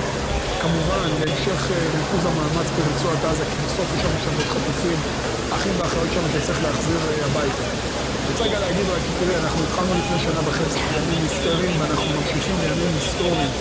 זה ממש מעברים מאוד מאוד... היית בהיסטריה, ירון? היית בהיסטריה? אני חושב שאין בר דעת שלא היה בתחושת היסטריה ב7 באוקטובר ב7 באוקטובר. כן, אמרתי לפני שנה וחצי, התחלנו בימים היסטריים, אנחנו מהר מאוד עוברים ימים היסטוריים ושינויים מאוד דרמטיים על האיומים שמופנים לעבר מדינת ישראל. והיום אנחנו נמצאים ממש בקו פרשת מים משמעותי. אני חושב שטראמפ לא רק פעל ושינה את האספקט הביטחוני, את האיומים הביטחוניים על מדינת ישראל, אלא הוא בעצם שינה את האיומים הביטחוניים על העולם כולו. וזה עשייה מאוד מאוד משמעותית. הרבה אנשים חשבו שטראמפ לא יעשה את המהלך הזה, הם אוכלים היום את הכובע, ויש טוב ארוך היום לגסטו של הרבה פרשנים כאלה למיניהם, שחשבו שטראמפ לא יבצע את המהלך, אנחנו עם הפנים קדימה, וטוב שאנחנו תמשיכים לתקוף באיראן, אני חושב שאנחנו נמצאים עם הפנים לעתיד הרבה יותר טוב. אותם פרשנים עדיין יאיישו את אותם אולפנים, בזה אתה יכול להיות בטוח. מהר מאוד. אני לא ראיתי שזה הביל אותם עד היום כל הטעויות שלהם. כן. תראו, אנחנו מרבים לומר היום פעם, בסדר, לא לשכוח. האירוע הזה מובל כל כולו על ידי מדינת ישראל, ראש ממשלת ישראל. הוא זה שצריך לקבל את רוב ועיקר הקרדיט, לצד כמובן כוחות הביטחון המפוארים שלנו. אל תשכחו שפתחנו את השמיים, אל תשכחו שניקינו את השטח, וכל שהותרנו, זה לצבא האמריקאי באמת להגיע, לתקוף ולחזור ממש בבטחה ובשלום. הם צריכים להמשיך איתנו, יש להם לא מעט אינטרסים, לא פחותים מאיתנו. אני אומרת שוב, אנחנו נמשיך לפעול לדעתי לפי תוכנית סגורה להשמדת היכולות הבליסטיות של איראן צבא, לסיכול ממוקד של ראשים במשטר האיראני ובמשמרות המהפכה. את מצרי ההומוז נשאיר למקווה, וברור לי לאמריקאים, יש להם אינטרס מאוד מאוד גדול שם. דווקא אהבתי את המזרקה הזאת. דווקא אהבתי את המזרקה הזאת. ראינו אתמול שישראל תקפה גם ספינת דיון איראנית שקרובה למרחב הזה, ועוד כל מיני מתקנים כאלה ואחרים בזירה הזאת, כדי לעזור לארצות הברית לקראת המתקפה. א', כל עזרה שתתבקש כמובן תינתן, ובאמת אנחנו עובדים כל כך צמוד איתם, גם בהקשרים המודיעיניים וגם בהקשרים המבצעיים, אבל האמריקאים יש מספיק כוחות באזור הזה של מפרץ ההומוז. אני חושבת שהם ערוכים לדבר הזה, והם צריכים להמשיך את המערכה הזו שם, וכמו שנתנו להם בזמנו לטפל בחות'ים, אני חושבת שתהיה פה גם פה איזושהי חלוקת עבודה. יש לנו עוד מה לעשות בתוך ישראל, אם זה בחזית, אם זה בעזה, צריך לסיים שם את המלאכה, ואם זה ביהודה ושומרון, שפה אני קצת חושבת אחרת ממה שנאמר פה קודם, זה זמן טוב, לא לפתוח חזית נוספת, כי אני כן מאמינה בריכוז מאבק בחזית עיקרית וחזיתות משניות, אבל זה כן הזדמנות לפתוח שם, וכשהאוכלוסייה הפלסטינאית היא מוכה עכשיו, אפילו בתודעה ובתחושת הכוח והתחושה של היפה, זה הזמן להכות שם, לנקות את השטח חזק, מחנות הפליטים, לשטח אזורים, לשטח מקומות, באמת להכין את הקרקע ליכולת שליטה יותר טובה ביהודה ושומרון להמשך, ולא רק לצוד ככה יתושים בבית רצועת עזה. גם עליה. בינתיים משמעות המהפכה הרמתה, השתמשנו בטקטיקות חדשות כדי לעקוף את ההגנה, תנסי להסביר לנו מה הם אומרים, וכמובן שאנחנו הולכים הכל בעירבון מוגבל, כשזה מגיע ממשמעות המהפכה, ואת רואה כאן איזושהי טקטיקה חדשה, אנחנו רואים פה את אותם מטחים כמו שראינו בשבוע וחצי האחרונים, תודה לאל גם יש נפגעים רק באורך קל. לדעתי, ראינו את המשקרים, וככה הרבה פעמים בשבוע האחרון, ואנחנו מחזיקים בסיס מתחת לבית חולים, שמתעלמת בדחיקה, הם אמרו שהוא משהו בסגנון הזה.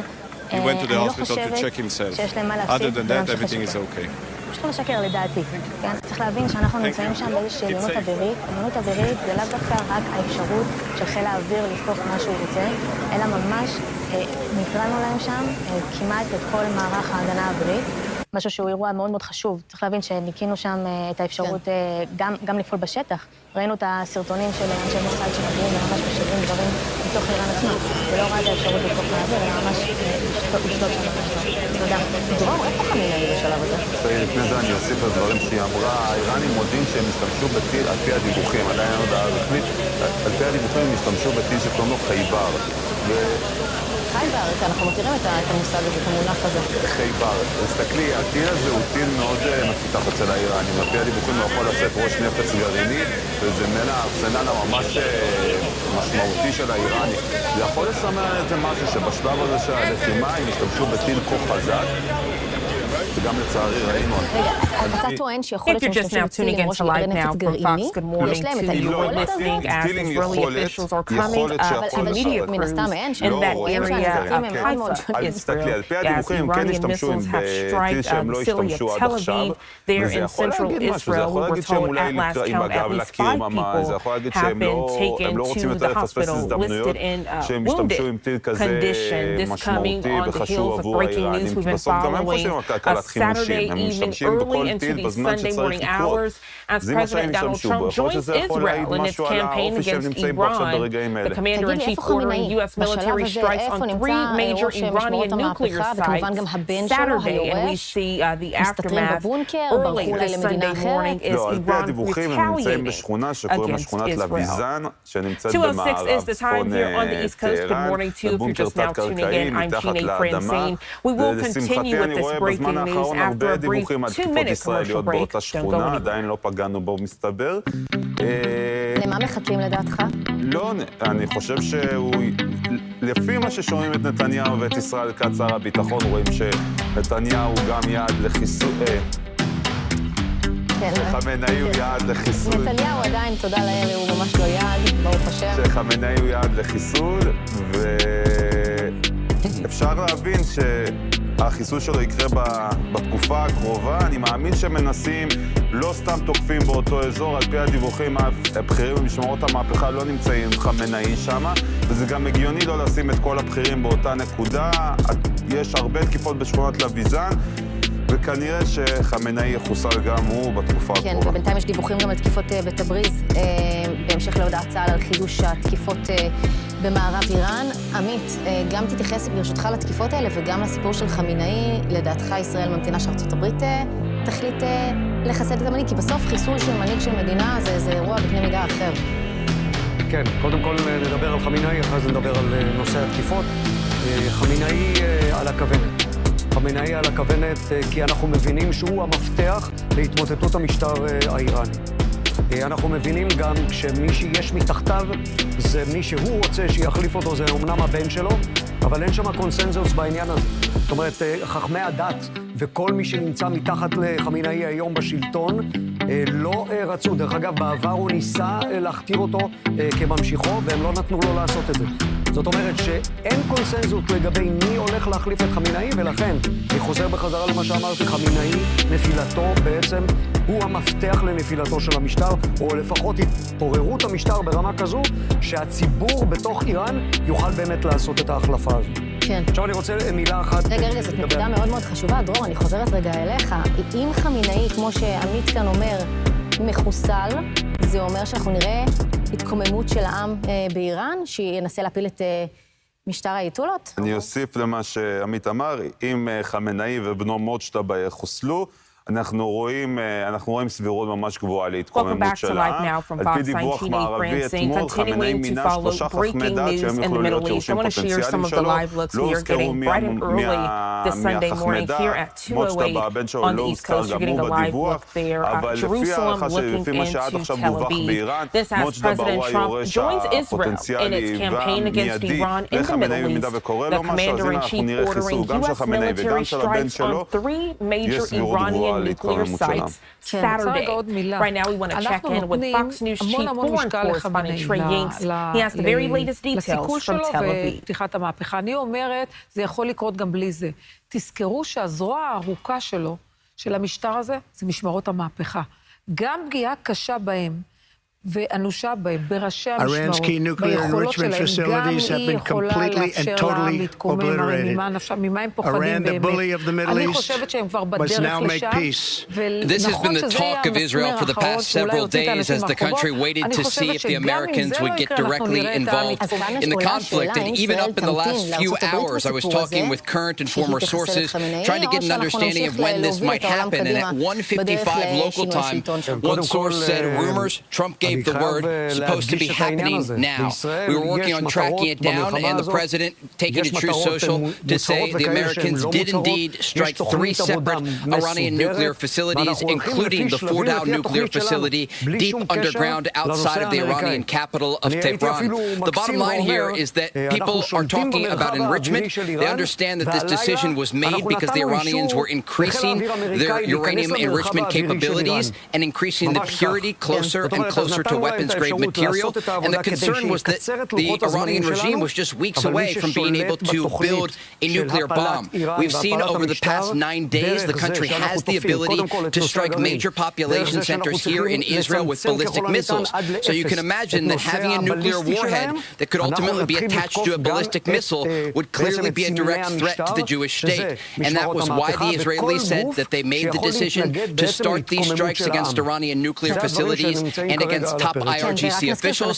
And clearly tonight, President Trump ordering these strikes against the Iranian regime's nuclear program because there was no off-ramp for diplomacy at this point. And so this is a historic moment in the Middle East tonight, and again, an opportunity for the region, as the president laid out in his statement, for peace in the future, because this is a region that understands peace through strength.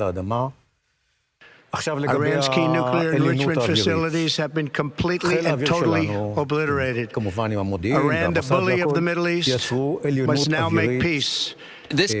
All right, so that was the very latest from Fox News correspondent Trey Ying's joining us live in Israel all throughout the Saturday and early Sunday morning. We'll have more from Trey later in our broadcast, but as we do so, bringing you back stateside to give you a live look at the White House on this Sunday morning. I want to share with you the very latest remarks from the Commander-in-Chief as he did moments ago, about 59 minutes ago, put this out on Truth Social. Pete Hegseth putting it on X this morning as a retweet. It says, quote, any retaliation by Iran against the United States of America will be met with force far greater than what was witnessed tonight. The Commander-in-Chief concludes his statement by saying, thank you, Donald J. Trump, President of the United States. And it has been met with criticism, but also it has been met with acceptance and happiness. Secretary Kristi Noem putting out on X, we will work unceasingly to protect the American homeland. Thank you, President Donald Trump. She concludes her statement by saying, in God we trust. Taking you back out to the White House on this Sunday morning, where President Donald Trump gave brief remarks. Behind him was J.D. Vance, Marco Rubio, and Pete Hegseth. He gave those remarks late Saturday evening around 10 p.m. Eastern Time. If you weren't able to hear those remarks, I want to play them in full right now. About 4 minutes of remarks following the decision of the Commander-in-Chief. זה רק כדי להמשיך להשיג את היעדים המוגדרים מראש, להמשיך את תוכנית העבודה המבצעית שיש לנו לאיראן. once נסיים את הדבר הזה, אנחנו נחזיר את כוחותינו בשמחה ובששון ובשלום לביתם. זה בסוף הדבר המרכזי. Thank you very much. A short time ago, the U.S. military carried out massive precision strikes on the 3 key nuclear facilities in the Iranian regime, Fordow, Natanz, and Esfahan. Everybody heard those names for years as they built this horribly destructive enterprise. Our objective was the destruction of Iran's nuclear enrichment capacity and a stop to the nuclear threat posed by the world's #1 state sponsor of terror. Tonight I can report to the world that the strikes were a spectacular בעזרת השם נפילת המשטר הזה, ואז הסכם, כי חסו לנו לעשות הסכם עם המשטר הקיים, אין לזה תוחלת, ולכן מיד עם ההחלפה הזה לגבי הגרעין, צריך להבין שה-60% הזה המאושר, גם נאמר פה קודם שכבר מתחילים לשגר טילים שמסוגלים לשאת ראשי בירות גרעיניים, צריך להבין שהם מסוגלים לשאת ראשי בירות של מעל 90% אורניום מאושר, כן? זה אומר שזו כמות יחסית סבירה של אורניום. אם האורניום שלהם מאושר כרגע ב-60%, צריכים הרבה יותר אורניום כדי להגיע לנזק של פצצה גרעינית, כן, פצצה אטומית.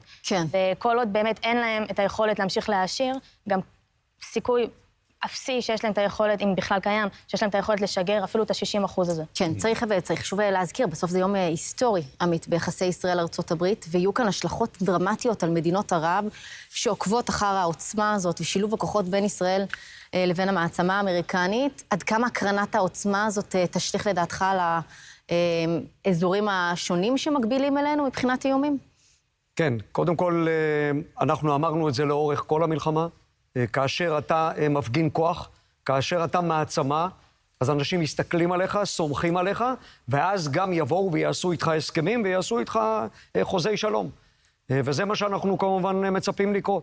אנחנו מצפים שכל הציר הסוני, הלא רדיקלי, הוא זה שעכשיו יקום ויגיד, אוקיי, אנחנו הבנו מי החזק פה במזרח התיכון, אנחנו הבנו שאנחנו יכולים לסמוך עליכם הישראלים, כי אתם פתרתם לנו את הבעיה השיעית של איראן, ואנחנו נבוא לשולחן הדיונים.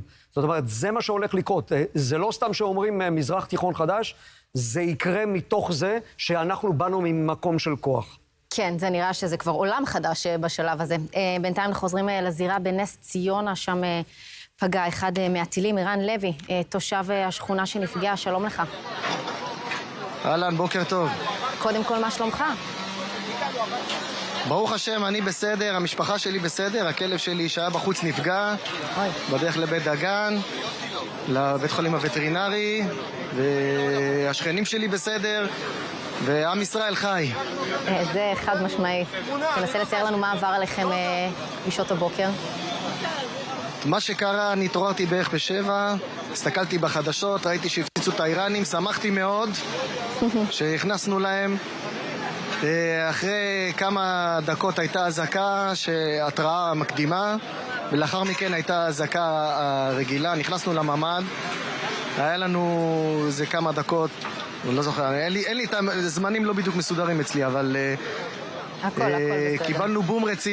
קיבלנו בום רציני, הממ"ד רעד, היה אבק בתוך החדר, ולאחרי כמה דקות שניסינו להבין מה קורה איתנו, לא היה חשמל, לא היה כלום, באו והוציאו אותנו, חפרו אלינו לתוך המרתף, הוציאו אותנו, לא הבנו למה חופרים אלינו, אבל כשיצאנו החוצה אחרי זה ראינו שהבית שבור. מה זה אומר שבור? היה צריך ממש, אתה יודע, להביא אמצעים מיוחדים כדי להוציא אתכם מתוך המרתף עצמו? אתה מנסה להסביר לנו איך הבית היה נראה כשיצאת. כל הזכוכיות שבורות, המדרגות, המעקות שלי שבורות, הארונות שבורים, מפולים, כל מה שהיה בקירות נפל. הכל, חלונות פתוח, לא החלונות, חלק מהקירות לקיצר, שבור. כן, אבל אני רואה שאתה ברוח עדיין איתן וחזק, לפי איך שאני שומעת. אנחנו חזקים, עם ישראל חזק, אנחנו לא מפחדים, ואנחנו נלך עד הסוף, לא מפחדים, לא משנה מה התוצאות שלי האישיות, יש לנו עם חזק, וזה מה שצריך לחשוב עליו. שכולנו ביחד וכולנו מאוחדים נגד האויב. זהו. אני חייבת להגיד שזה מאוד מחזק לשמוע אותך מדבר ככה אחרי שהבית שלך פשוט קרס. לאן מכאן? איפה אתם הולכים לגור בינתיים? אלוהים גדול, לא יודע עדיין. אוקיי, אז כל הכבוד, ערן לוי. תודה רבה לך על המורל הגבוה. תודה לכם. ושנשמע בשורות טובות. תודה. תודה, ביי ביי. כן, תשמעו, אי אפשר להתעלם מהחוסן הזה, החוסן שמגלה העורף הישראלי. כמה חשוב הרעיון הזה. שמע, זה מדהים. הבן אדם קרס עליו בבית, ותראה איך הוא מדבר. מה שעולה מתוכו זה בדיוק החוסן הלאומי שלנו, שהעורף עכשיו נמצא בחזית. ואם העורף נמצא בחזית, והוא כל כך חזק, ובן אדם שהבית שלו התמוטט, יכול לצאת עם חיוך, ועם כוח לכולנו בעצם, שאנחנו חזקים ואנחנו נמשיך קדימה, זה הדבר שאנחנו... אני חייבת להגיד לך שאני מאוד מקווה שמשמעות המהפכה צופים עכשיו בערוץ הזה, וצופים בבחור הזה, בערן לוי, תושב נס ציונה, שהבית פשוט קרס עליו ויוצא החוצה ואומר, אנחנו חזקים ואנחנו ננצח, ומודה לכל הכוחות, ומודה למדינת ישראל, מדבר על האחדות הזאת. זאת תמונת הניצחון שלנו. תמונת ניצחון מטורפת. תשמעו, יש פה תמימות דעים, מקיר לקיר.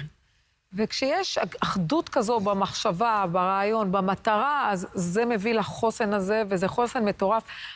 אני כל פעם ככה מסתכלת על הרגע ההיסטורי, ואתה אומר, איפה היינו בדבר הזה? פעם ראשונה ביציאת מצרים, פעם שנייה כשנכנסנו, כשיהושע בן נון הכניס אותנו לארץ ישראל, ואז בית המקדש הראשון ובית המקדש השני, ו-48 הקמת המדינה, כן או לא 67 להכניס לדבר הזה, וזה עוד אירוע, אבן דרך היסטורית, קיומית, לעם היהודי. ואני אגיד לך יותר מזה, אמרתי את זה גם קודם, אבל אני אחזור על זה בשני. תשמעי, כשישראל יצאו ממצרים, הקדוש ברוך הוא הכביד את לב פרעה, והוא לא שאל את תחנוניו של משה. והנה גם פה, זה פשוט אחד לאחד, הכביד את לב חמינאי, שקראו לו להסכם ועוד שיחות ועוד תיווך, ובסופו של דבר הוא סירב להכל, ותודה לאל, יכלנו להשמיד את האיום הקיומי על מדינת ישראל, אז זה פשוט מדהים לראות איך כל הדברים האלה משתלבים, ושרק ירבה ויאדיר, מאיר. מה אתה אומר על הפרשנות?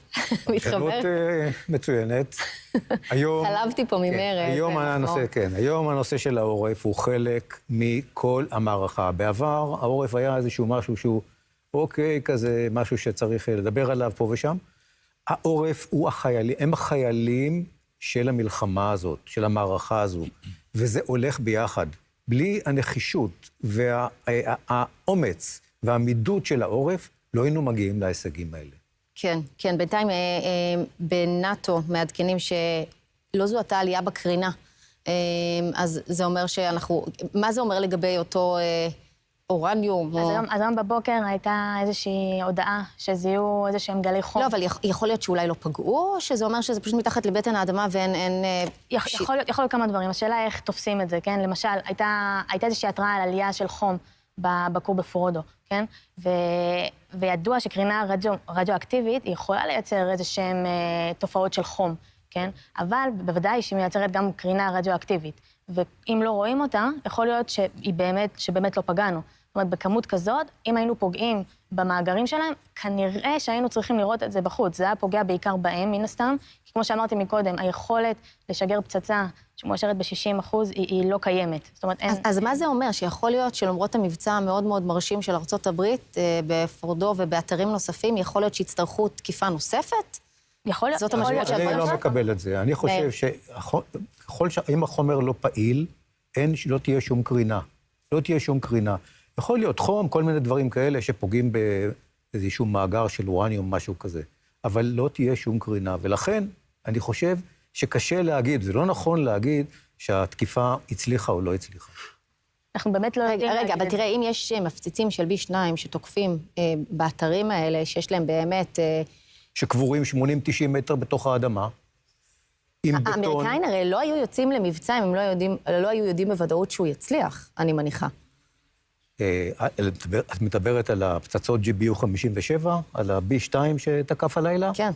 תראי, א', אנחנו יודעים שהפצצה הזו היא פצצה שמיועדת לחדירה לעומקים האלה. עד היום, הפצצה הזו לא הוטלה בשדה מלחמה, בשדה קרב, אלא בניסויים בלבד. אני מעריך שהפצצה פגעה, זה לא פצצה, זה 6 פצצות שהגיעו לאתר ונכנסו ופגעו באתר.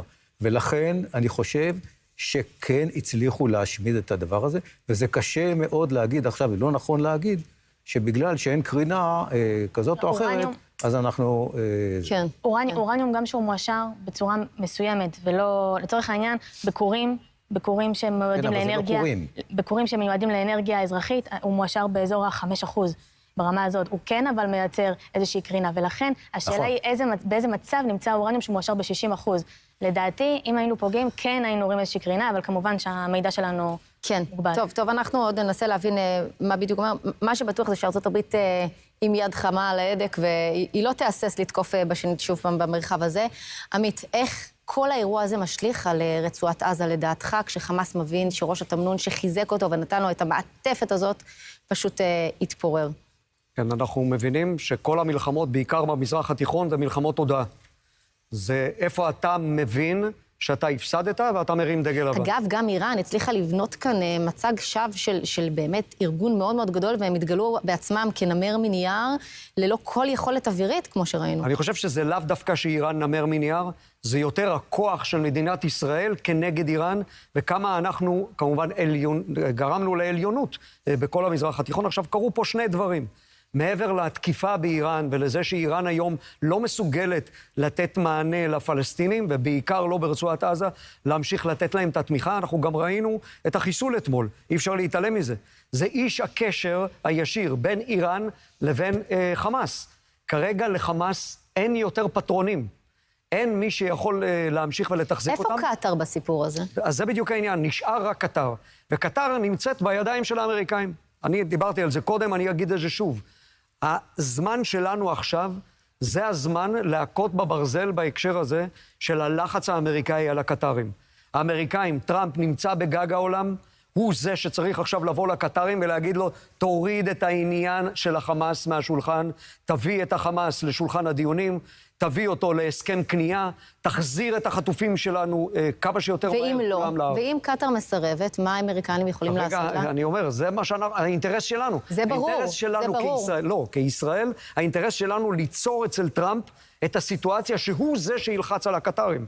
כן. הוא זה שיביא את הקטרים לשולחן. אבל נזכיר שהקטרים הם מאוד מעורבבים כרגע בשלטון האמריקני, גם באגף הבדלני והרפובליקנים, למרות שהם, אתה יודע, היו כאלה שהתנגדו לתקיפה, אבל עכשיו הם כבר מיישרים קו, יכול להיות שהם יישרו קו גם עם הסיפור הזה. נקווה מאוד. אני מציעה לעצמנו קצת ללמוד מהעבר וקצת להסתכל על דברים אחרת. הרי הרגנו את סינואר, וחשבנו שזה יביא שינוי. הרגנו את מוחמד דף, חיסלנו את אחיו של סינואר, מוחמד סינואר, ואמרנו זה יביא שינוי. שימו לב שעם כל הדבר הזה, הם ממשיכים להחזיק בחטופים, והמטרות שלהם לא השתנו. זה פשוט לא יאומן עד כמה קנאות דתית, שנאה ורצון להשמיד אותנו יש בדבר הזה, ולכן אין לבנות על שום אירוע כזה שעכשיו יסיים את הדבר. זה מקדם אותנו, אין ספק שהם עכשיו בעמדה פחות נוחה, פחות חזקה, אבל אנחנו נצטרך להמשיך לפעול. אל תשכחו שאפשר להפעיל מנופי לחץ, בעיקר כלכליים, גם על המצרים. חד משמעית. טוב, בינתיים אנחנו חוזרים קצת לשטח, להבין מה קורה בזירות השונות. מצטרפים אלינו גם יהודה אהרוני, שנמצא בזירת המרכז, ואדיר לחכים בצפון. יהודה, נפתח איתך בתל אביב, חשד לליכודים במקום שבו פגע הטיל. בהחלט, שלום לכם מכאן, מהזירה בתל אביב. אנחנו כאן ככה בסריקה ראשונית עם כוחות ההצלה והכיבוי. עד עתה פונו כ-20 פצועים במצב קל. הזירה כאן ממש מאחוריי, עם הצלם שלנו אולי יראה לנו, אנחנו נוכל לראות את בית האבות כאן מימיני, שבו כרגע מתבצע פינוי נורא גדול ככה בכוחות משותפים עם כוחות ההצלה, פיקוד העורף ולא רק חבלני המשטרה. יהודה, איזה תמונות אנחנו רואים? אנחנו רואים את אנשי פיקוד העורף ממש נמצאים כרגע בדירות השונות, שחצי מהם פשוט נעלם כליל, ומנסים עדיין, אם תראו לנו שוב את התמונות, עדיין בשלב הזה לפנות אנשים מתוך הזירה. כלומר, החילוץ עדיין קורה ממש בדקות אלו. בדקות אלה ממש חשוב לומר ולתת את הקרדיט הראוי לכוחות ההצלה שגם עוזרים ככה בפינוי חפצים אישיים של אנשים שממש עכשיו ברגעים אלה עוזבים את ביתם לאחר שנפגע, כמו שאמרת, כליל. ושוב, כאמור, גם חשש כאן לחיי אדם בבית האבות. אנחנו כאן רואים את הפינוי ואת הכוחות עושים את המירב בכדי לעזור ולסייע. אנחנו נמשיך ונעדכן אתכם מכאן כל העת. כן, תודה רבה. יהודה, עוברים אליך, אדיר לחכים לזירת הצפון. הבנו שלא היו התראות מקדימות בזירת חיפה לפני הנפילה. מה אתה יכול לספר לנו על מה שאירע שם? בהחלט משמעת אזרחית מצילה חיים ככה טל. קודם כל, תושבי חיפה כן קיבלו את ההתראה הקיצונית ממה שאנחנו מבינים, כמה דקות לפני שהאזעקות מופעלות ביישוב כאן. למעשה, בעת נפילת הטיל הבליסטי האיראני שנחת ממש מאחורי בור ענק נפער, בהחלט הרס עצום. עכשיו כוחות פיקוד העורף מסיימים סריקות במבנים השונים. קודם לכן הם סרקו במבנה ממש כאן מאחורי. אנחנו מבינים 4 פצועים באורח קל, ברוך השם, למרות שלא נשמעו אזעקות כאן בעיר חיפה.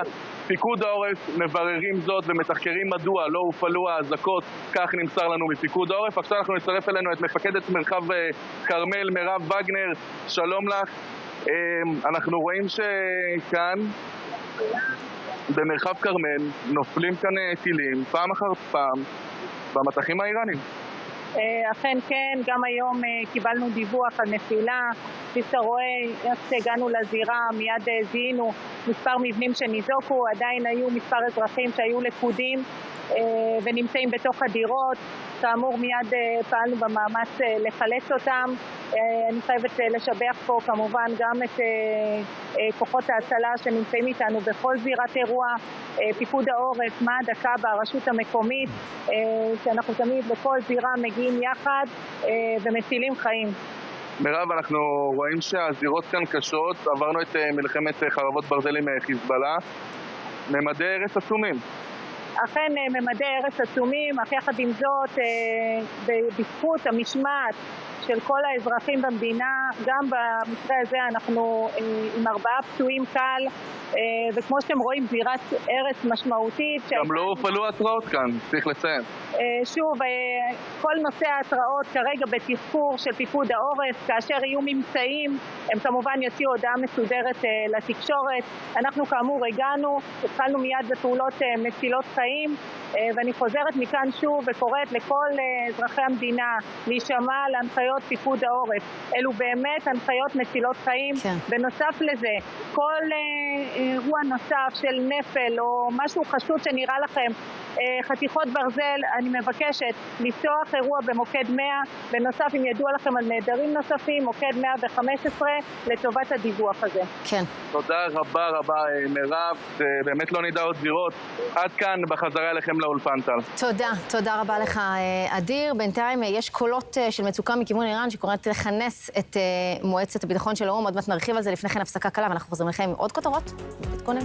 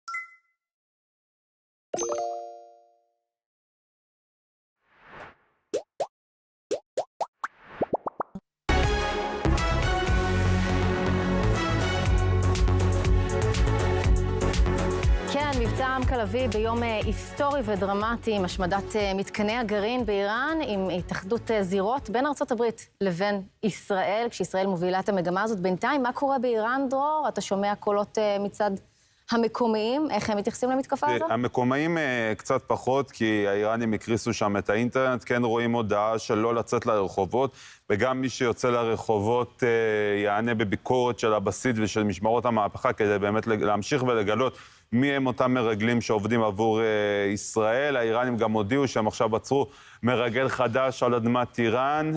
האיראנים ינסו למצוא את כל המשתפי פעולה עם ישראל, חמינאי איים, שר החוץ האיראני איים. עכשיו בינתיים רוצים לגשת למועצת הביטחון של האו"ם, באמת לקבל לגיטימציה על איזושהי מעין תגובה. יש המון גינויים אצל הערבים ואצל האיראנים לגבי אותה תקיפה אמריקאית בשטח איראן. אני מאמין שנראה עוד התבטאויות במהלך היום, אבל לגבי... מצד אחד גינויים, דרור, מצד שני הם עומדים בהשתאות לנוכח העוצמה הישראלית כאן, והשילוב הידיים הזה עם ארצות הברית, עם המעצמה הגדולה בעולם. נכון, ואנחנו גם רואים את זה בנהירה של כלי התקשורת המזוהים במשטר. כל כלי התקשורת שמזוהים במשטר פשוט שלחו כתבים לכל מוקדי התקיפות על פי הדיווחים המערבים, בין זה באספהאן, נתנז ופורדו, כדי להראות לציבור, הנה תראו, לא קרה כלום, הכל בסדר כאן, כל הדיווחים אינם נכונים. זה המסר שהאיראנים רוצים להעביר, שכן הייתה תקיפה, אבל לא הייתה פגיעה משמעותית. כן, רק נגיד שהפרודיה נמשכת, שאיראן קוראת לכנס את מועצת הביטחון של האו"ם. תקיפה בלתי חוקית, הם עוד מעיזים להגיד, אחרי שהם איימו להשמיד את מדינת ישראל. זה פשוט... אחרי השביעי לאוקטובר. אחרי השביעי לאוקטובר זה ברור, אבל כן. אגב, מה עם שעון העצר להשמדת ישראל? עדיין לא הושמד. איפה השעון הזה? זאת תהיה תמונת הניצחון שלנו, אותו שעון שפשוט יקרוס על ידי חיילי צה"ל. כן. אני מבקש לומר מילה על התמונות הקשות שאנחנו רואים אצלנו בעורף. תראו, פגיעות בנפש, אני שמה רגע בצד, כי זה כואב מאוד וקשה מאוד, ובגלל זה צריך להמשיך להישמע להוראות ולא להיכנס לשום אופוריה. יחד עם זאת, פגיעות ברכוש, קשות ככל שהן שיהיו, וכואבות, ובטח לא נעים לצאת ולראות שהבית שלך חרב, אבל את הבתים האלה ישקמו. צריך להסתכל על הדברים בעת הזו ממעוף הציפור. זה קטן וקטן ביחס לאירוע הכל כך גדול וביחס להישג המטורף הזה. אני אומרת באמת, לשים דברים בפרופורציות. אני חושבת שתרחיש הייחוס של צה"ל, כפי שהוצג לממשלה וכפי שצפינו, היה הרבה יותר קשה מבחינת העורף, גם בנפגעים בנפש וגם ברכוש, והפגיעות האלה, שאני שוב לא רוצה לקרוא להם מיניורות כדי לא לאבד כדי שלא יבינו את הדברים לא נכון, הפגיעות האלה התאפשרו בהיקף כזה יחסית נמוך, בגלל הפעולה המדהימה של כוחות הביטחון, בגלל שפגעו כל כך מהר ומוקדם ביכולות ההגנה, פתחו שמיים וביכולות ההתקפיות של איראן. צריך לזכור שמה שנוחת פה זה לא בהכרח מה ששוגר. יש עוד הרבה שיעורת בדרך, הרבה דברים שאנחנו פוגעים עוד לפני שהם יוצאים. והנה, אנחנו חוזרים שוב לאחת הזירות. אתה ישלב, אתה מצטרף אלינו כרגע מהזירה בנס ציונה. שוב שלום לך. כן, שלום טל, אני מעט מתקשה לשמוע אותך, אבל אנחנו נמצאים כאן בנס ציונה, בזירת הנפילה. אתם יכולים לראות גם את ההרס הכבד שמאחוריי, ובכל זאת, בסך הכל מספר פצועים קל פונו מהזירה הזאת, למרות, כמו שאמרנו, ההרס הכבד. במשטרה אומרים לנו שהם עדיין לא זיקו את כלל הזירה, זה אומר שהם עדיין מנסים לחפש אם יש לכודים. אין כרגע אינדיקציה על כך שיש לכודים באחד מהמבנים שנפגעו מהטיל, אבל במשטרה עדיין אומרים, אנחנו לא סרקנו את כל המבנים ולכן אנחנו לא יכולים כרגע לשלול זאת. זאת אומרת שהזירה עדיין נחשבת לזירה פעילה. זה מה שקורה עכשיו. אנחנו יכולים לראות את מפקד מחוז ירושלים והמרכז של כבאות והצלה, אלוף משנה אמיר בן דוד, שמגיע אלינו, וממש בעוד מספר שניות הוא ייתן לנו הצהרה. הנה, בואו נשמע את דבריו. בוקר טוב, אנחנו נמצאים בזירת הרס בנס ציונה של פגיעה ישירה בבית. האוכלוסייה הייתה פה ונשמעה להנחיות ההתגוננות, וככה גם ראינו שכמות הנפגעים היא מאוד מאוד מצומצמת. במקביל אנחנו פועלים פה במאמץ נוסף של פינוי בית אבות שנפגע כתוצאה מהדף, בסיוע של משרד הבריאות וכוחות הצלה, שאנחנו מפנים פה את האוכלוסייה למקום שהוא מקום בטוח. והמאמץ השלישי שאנחנו מבצעים פה סריקות בכל המרחב בשביל לאתר נפלים או לאתר מקומות מסוימים, על מנת שבאמת נוכל לוודא שנוכל להחזיר את הזירה בצורה מאורגנת לרשות המקומית. ספר קצת על מאמצי החילוץ, האם הזירה כאן עדיין פעילה וכמה אנשים אתם פיזית חילצתם? אנחנו רואים גם באירוע הזה שכאשר אוכלוסייה נשמעת להנחיות ההתגוננות, אנחנו בסוף מגיעים לאירוע שהוא אירוע שהוא לא חילוץ, אלא באמת אירוע של פינוי נפגעים. וגם כאן אוכלוסייה שנכנסה, משפחה שנכנסה לתוך המרחב המוגן, הגענו, פתחנו את המרחב המוגן, הוצאנו אותם ביחד עם כוחות החילוץ וההצלה, פינינו אותם לבתי החולים, כולם פצועים בצורה קלה, עשינו סריקות נרחבות בכ-30 בתים פה מסביב, ונכון לעכשיו מאמצי פעולות החילוץ הסתיימו.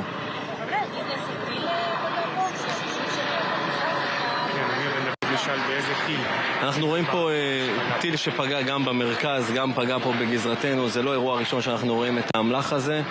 המיוחד באמל"ח הזה הוא באמת איזושהי נקודה שאנחנו רואים שיש לו גם עדבות של פצצונות במרחבים נוספים. אנחנו מוודאים, בודקים, סורקים ומחזירים את המקום לשגרה. ופה אני רוצה להגיד, במידה ומישהו מזהה משהו, להתקשר ל-100, להתקשר לפיקוד העורף, אנחנו נבוא ונזכה את הזירה. יש לכם מספיק כוחות בשביל כל אתרי הפגיעות לפיקוד העורף? זו שאלה אולי טריוויאלית, אבל אולי לא. אני חושב שאתם רואים את ההתנפלות שלנו על האתרים. אנחנו מגיעים לכאן בשביל להציל חיים, אנחנו עושים הסתה של סד"כ עם סדרי כוח אדם ממקום למקום, וכפי שאנחנו מזהים כרגע בשלב הזה, אנחנו ההפך, אנחנו מוכנים וערוכים לכל משימה. תודה רבה, אלוף משנה אמיר בן דוד, מפקד מחוז ירושלים ומרכז בכבאות והצלה. כמו שאנחנו שומעים אותו, הזירה הזאת עדיין פעילה, עדיין נעשים מאמצים כדי לאתר אם וישנם לכודים. שוב נזכיר, אין כרגע אינדיקציות לאיזשהו לכוד באחד מהמבנים, אבל הסריקות כרגע נמשכות. כן, נקווה שלא נמצא עוד לכודים, ושבעצם הזירה הזאת תזוכה באופן חד משמעי. תודה רבה לך, אתה שלו. עמית, אני חייבת להגיד לך שביום הזה אי אפשר שלא לחשוב על ברק אובמה. ברק אובמה האיש שתגבר את איראן, שהחזיר אותה עם כל התנאים האפשריים לקראת תחנת אותו גרעין, שניסה לפורר פה את היציבות במזרח התיכון. באמת, לשם הוא חתר, והיום הוא רואה מה שטראמפ עושה, בדיוק ההפך ממה שהוא עשה במשך שנים, ואתה יודע, נותר לו רק לאכול את ארגונו לבד. ואני חייבת להגיד לך שזה מאוד מאוד משמח אותי.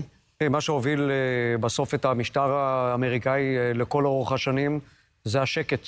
זה הניסיון ליצור איזשהם הסכמים שייצרו שקט, ומתחת לפני השטח הם לא הבינו מה מבעבע לנו. זה הרבה יותר משקט. זה חוסר הבנה, חוסר הבנה במזרח התיכון. אתה יודע, אצל אובמה ספציפית, אני לא חושבת שזה חוסר הבנה, לדעתי. ראינו איך הוא השפיל את נתניהו במשך שנים, זוכרים את הרגליים שלו שהיו על השולחן, זוכרים איך הוא דיבר עליו, גם ההקפאה שהייתה פה. תשמע, אצל אובמה זה נראה שזה היה משהו אחר לגמרי מעיוורון וחוסר הבנת המציאות. כן, יש איזושהי תחושה שהיה איזשהו דווקא, אפילו בכל ההתנהלות של אובמה אל מול בנימין נתניהו, זה היה באיזשהו שלב איזושהי תחושה של ממש איזשהו קרב ברמה האישית אפילו, כן. והביא אותנו כמובן להסכמים נוראיים, שכמובן נתנו את האפשרות לאיראן ליצור את אותה מפלצת שאנחנו פגשנו היום, ולדעתי פה בדקה ה-90, אם אנחנו היינו יכולים אולי לפעול כנגד איראן בעבר, ואולי היה המצב שלנו יותר טוב, לא הייתה לנו אפשרות, לא ברמה הדיפלומטית העולמית, לא ברמה של ההסכמה בתוך מדינת ישראל, ובנימין נתניהו עמד פה מול הרבה מאוד אנשים, גם אנשי מקצוע וגם אנשי צבא, שאמרו לו, זה לא הזמן, זה ייצור למלחמה כלל אזורית. דברים שעצרו אותנו בעצם מלעשות את זה בעבר. שמע, ומדהים שיש כאן פרשנים שלפני 4 חודשים, כשאנחנו ישבנו כאן באולפן וחגגנו את הבחירה של טראמפ וכניסתו לבית הלבן, ביכו על כך ואמרו שאנחנו לקראת שחר של יום שחור. זה פשוט מדהים לראות את הפער בין המציאות לבין מה שפרשנו לנו באולפנים מסוימים. אבל השאלה הגדולה היא, מאיר, לאן אנחנו הולכים מכאן מבחינת שילוב הכוחות בין ישראל לארצות הברית, כשהדגש הוא כמובן אזור מיצרי הורמוז, וכמובן הסיפור של משמרות המהפכה. מה השלב הבא לדעתך מבחינת הבית הלבן? לחיל האוויר ולצה"ל יש תוכנית, במדינת ישראל יש תוכנית סדורה לגבי המלחמה הזו. לגבי האמריקאים אני לא בטוח שאני חושב על זה, שהם ימשיכו בשיתוף פעולה, זאת אומרת, בתקיפות באיראן, לא בטוח.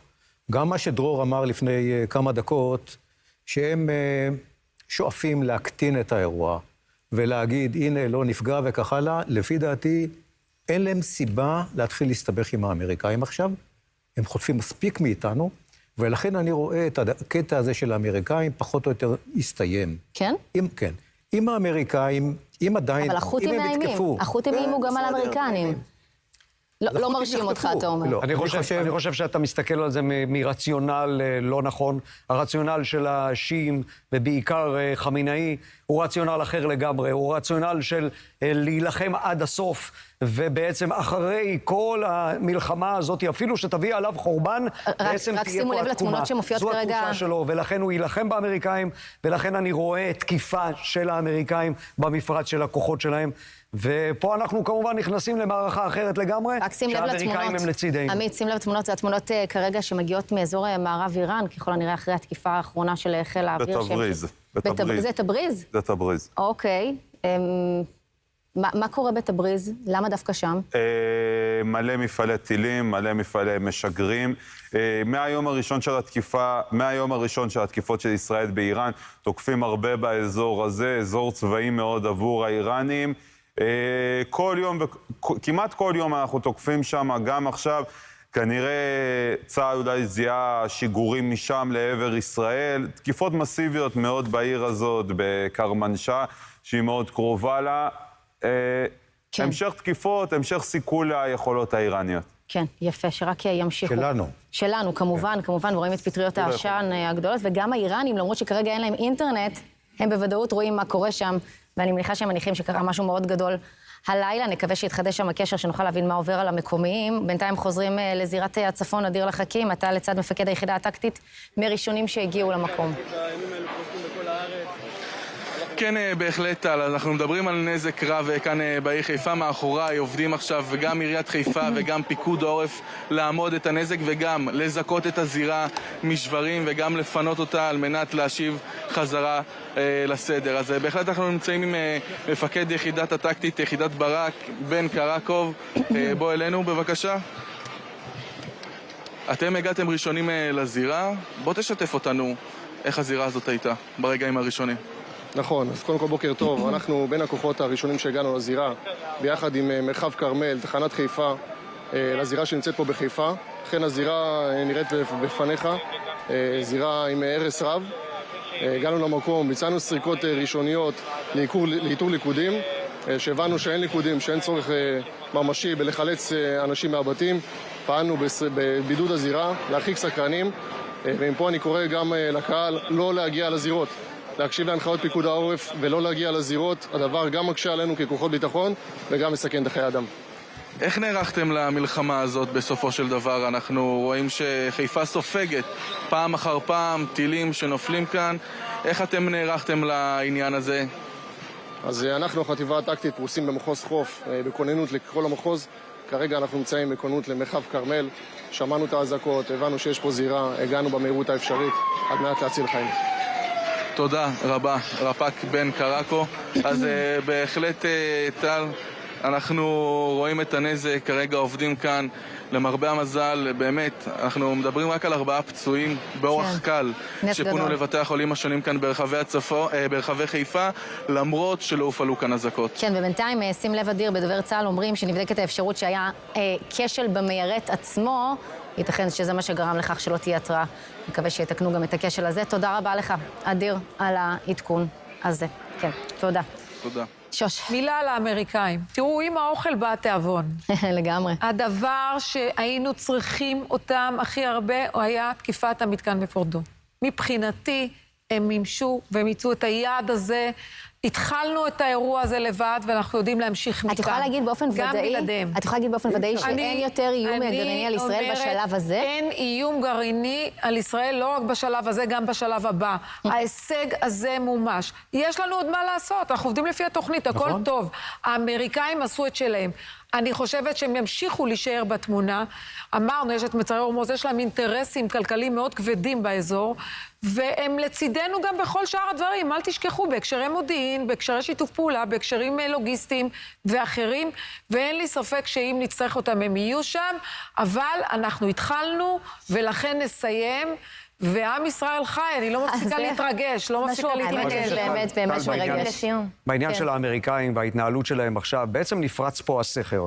אותה אמירה של האמריקאים שהם לא ייכנסו למצב של תקיפה, או אם כן ייכנסו או לא ייכנסו, היה איזשהו סימן שאלה, והם השתתפו רק בנושא של ההגנה. עכשיו הסכר הזה נפתח. זאת אומרת שכל הפעילות של האמריקאים עכשיו במפרץ, היא פעילות פתוחה גם להתקפה, ולשיתוף פעולה איתנו. זאת אומרת, אם יש לנו שלבים באים... תגיד, ואיפה מדינות המערב בסיפור הזה? רגע, שמענו את קאנצלר גרמניה וגם את בריטניה, מדברות על כך שישראל עשתה את העבודה המלוכלכת עבור כל העולם. כן, יותר מזה, הייתה ועידה שישבו האיראנים איתם אתמול בז'נבה. אם זה אתמול או שלשום בז'נבה, הם הבינו שהאיראנים מעטלים בהם, הם הבינו שהם צריכים להכניס את ידם לעניין. הייתה להם הצתה מאוחרת, אני חייבת לומר. אנחנו רואים כמובן גם את הנושאת מטוסים קווין אליזבת של הבריטים, שנכנסת לתוך המערכה פה.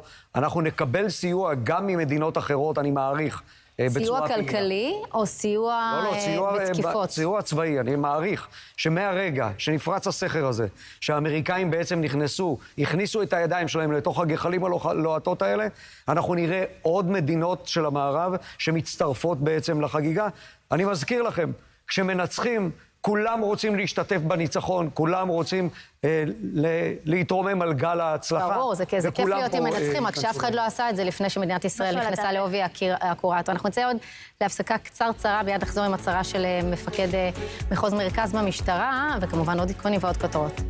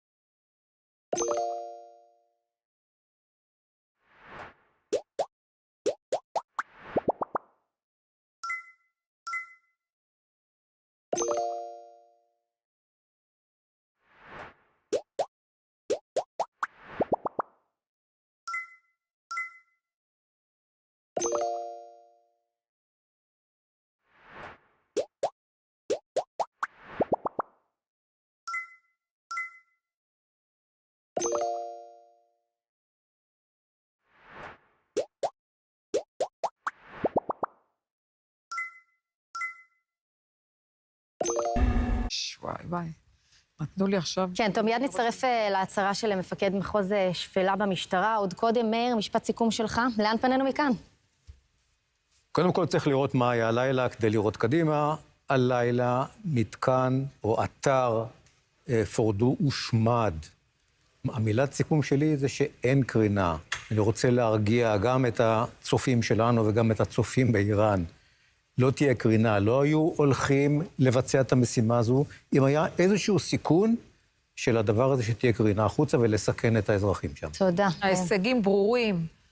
אני לא מתביישת להיות מאוד סנטימנטלית הבוקר הזה, ולומר, ועוד יותר טוב, ועוד יותר טוב, לשם פנינו. עמית. כן, אנחנו בתחילת המערכה. המערכה הזאת צריכה להסתיים בזה שמשטר האייתולות ייפול מהשלטון. נכון. יש לנו הרבה שלבים עדיין למלחמה הזאת. אני שמח שהאמריקאים הצטרפו הלילה למלחמה הצודקת שלנו. עמית, תודה רבה. והנה, אנחנו עוברים להצהרתו של מפקד מחוז שפלה במשטרה. אנחנו בשעות הבוקר קיבלנו מטח משמעותי בגזרת מרחב שפלה, עם מספר זירות במקביל. הזירה המרכזית, כמו שאתם רואים אותה, נמצאת מאחריי. אפשר להתרשם. מדובר בטיל שפגע בבית והקריס אותו, ולשמחתנו האנשים שהיו בתוך הבית שמעו להנחיות המשטרה ופיקוד העורף ושהו בתוך מרחבים מוגנים וניצלו חיים.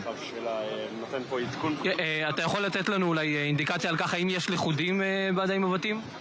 אנחנו כרגע מכירים באירוע הזה 7 פצועים, במצבים רובם פצועים קל עד בינוני. יש לי פצוע נוסף במקום אחר בגזרה שלי, פצוע בינוני. סך הכל אני מדבר על 8 פצועים. הפצוע האחר פצוע מרסיס. מרסיס שנפגע כתוצאה מרסיס כנראה מהירות, כן. כנראה מהירות. אני לא מוסר מיקומים פה בתקשורת. מבחינתכם הזירה כרגע פעילה? כרגע הזירה מטופלת על ידי כוחות משטרה כמובן, פיקוד העורף וכיבוי אש. פיקוד העורף עם יחידת החילוץ תפרו אחריות על הזירה הפנימית, זיקו אותה. כמובן, מד"א פינו את הפצועים. כרגע אנחנו סורקים במעגלים רחבים יותר, מתוך הנחה שזירות כאלה הן זירות מאוד מאוד רחבות, שאין לנו באחת הזירות עד פורסס הרחוקות יותר, מישהו שנפצע ולא יכול להזיק עזרה ונמצא במצוקה. ולכן אנחנו עוברים בית, בניין, מהמסד ועד הטפחות, כולל המרתפים. אנחנו סורקים. בית האבות זוקה? ומזכים את כל האירועים. לגבי בית האבות משתכנים בבית האבות פונו, ללא פגע, וכן הוא זוקה. קובי, השימוש של האיראנים בפצצות שהן מתפצלות אחרי הנפילה, כמה העבודה של החבלנים שלכם מורכבת בימים האלה בסריקות אחר עוד פריטי אמל"ח שנופלים? זה אירוע משמעותי. זירות המשנה באירוע מהסוג שאתה פירטת, הן זירות משמעותיות. בסוף אני לא אפרט פה את הכמויות, אבל על כל פציצונת כזאת שאתה מוצא, יש כמות גדולה של אחרות, שאו שהתפוצצו או שלא התפוצצו. אנחנו גם מבינים שיש להם אחוז נפל מאוד גבוה, ולכן לשאלתך, אז החבלנים של מרחב שפלה ומחוז מרכז עסוקים בכל זירה כזאת לזכות אותה. אנחנו לא מסתפקים בזה, אנחנו מפעילים כוחות גדולים מאוד על מנת לסרוק את השטח, קילומטרים רבים במעטפת, על מנת לייצר מצב. אנחנו סורקים גם אווירית עם מסוקים ורחפנים, וגם פיזית עם כוחות בשטח. ברגעים אלה כלל הזירות שלי נסרקות על ידי כוחות מאוד מאוד גדולים, גם באוויר, גם פיזית על הקרקע, ואנחנו מנסים לאתר כמובן, ומהרגע שנאתר, מה שלא יתפוצץ אנחנו נשמיד. אבל אני רוצה להגיד פה משהו הרבה יותר חשוב בהיבט הזה. אני רוצה להעביר מפה מסר לקהילה, לאוכלוסייה, לאזרחי ישראל אם תרצו, לאו דווקא האזרחים שחיים במרחב שפלה. יש כאן אירוע שהוא אירוע אחר עם הפצצות האלה, פצצות המצרר, ולכן אני מבקש להישמע להנחיות פיקוד העורף והמשטרה בשלב של אירוע, להיכנס לתוך הזירות לתוך המרחבים המוגנים כמובן, ומהרגע שקרה האירוע לא לגעת בכלום, כי יכול להיות שיהיו לנו עוד פריטים שהם נפל וכו'. תודה רבה לכולם. תודה רבה לתת ניצב קובי מור, מפקד מרחב שפלה. אז אלו הדברים שלו. אנחנו גם קוראים כאן לציבור לא להגיע לזירות, ואם אתם פוגשים איזשהו נפל או איזשהו חלקי יירוט, כמובן לא לגעת בהם. הזירה כרגע פעילה, עדיין המשטרה מבצעת סריקות לאיתור לכודים, אבל שוב נזכיר, אין כרגע אינדיקציות לגבי לכודים. עכשיו נחזיר אליכם את השידור לאולפן. תודה. אתה ואנחנו נשאר לך במידה וידרש גם בהמשך, ולמעשה אנחנו חותמים עכשיו את השידור, עוברים אליכם, רונה ועידו. עידו, אני מעריכה שאתה צפוי להגיד את המילים שהחיינו וקיימנו והגענו לזמן הזה, נכון? גם מילים מתאימות, יש עוד כמה, אנחנו נגלה עכשיו עוד כמה. קדימה. תודה רבה, אנחנו ממשיכים את המשדר המיוחד והרציף הזה. ימים היסטוריים, רונה, לגמרי, באמת, כן. מנסים למצוא את המילים, ודווקא בבוקר הזה, בוקר היסטורי כל כך, בוקר של הצלחות מדהימות, ברמה שמדינת ישראל רותמת יחד איתה את המעצמה הגדולה בעולם, לחסל את הרע ואת החושך שיש בעולם הזה. אנחנו נזכרים בדברים שאמרו רבותינו. במשנה מדובר על מה מברכים על הרעה ומה מברכים על הטובה. על הרעה לצערנו מברכים ברוך דיין האמת.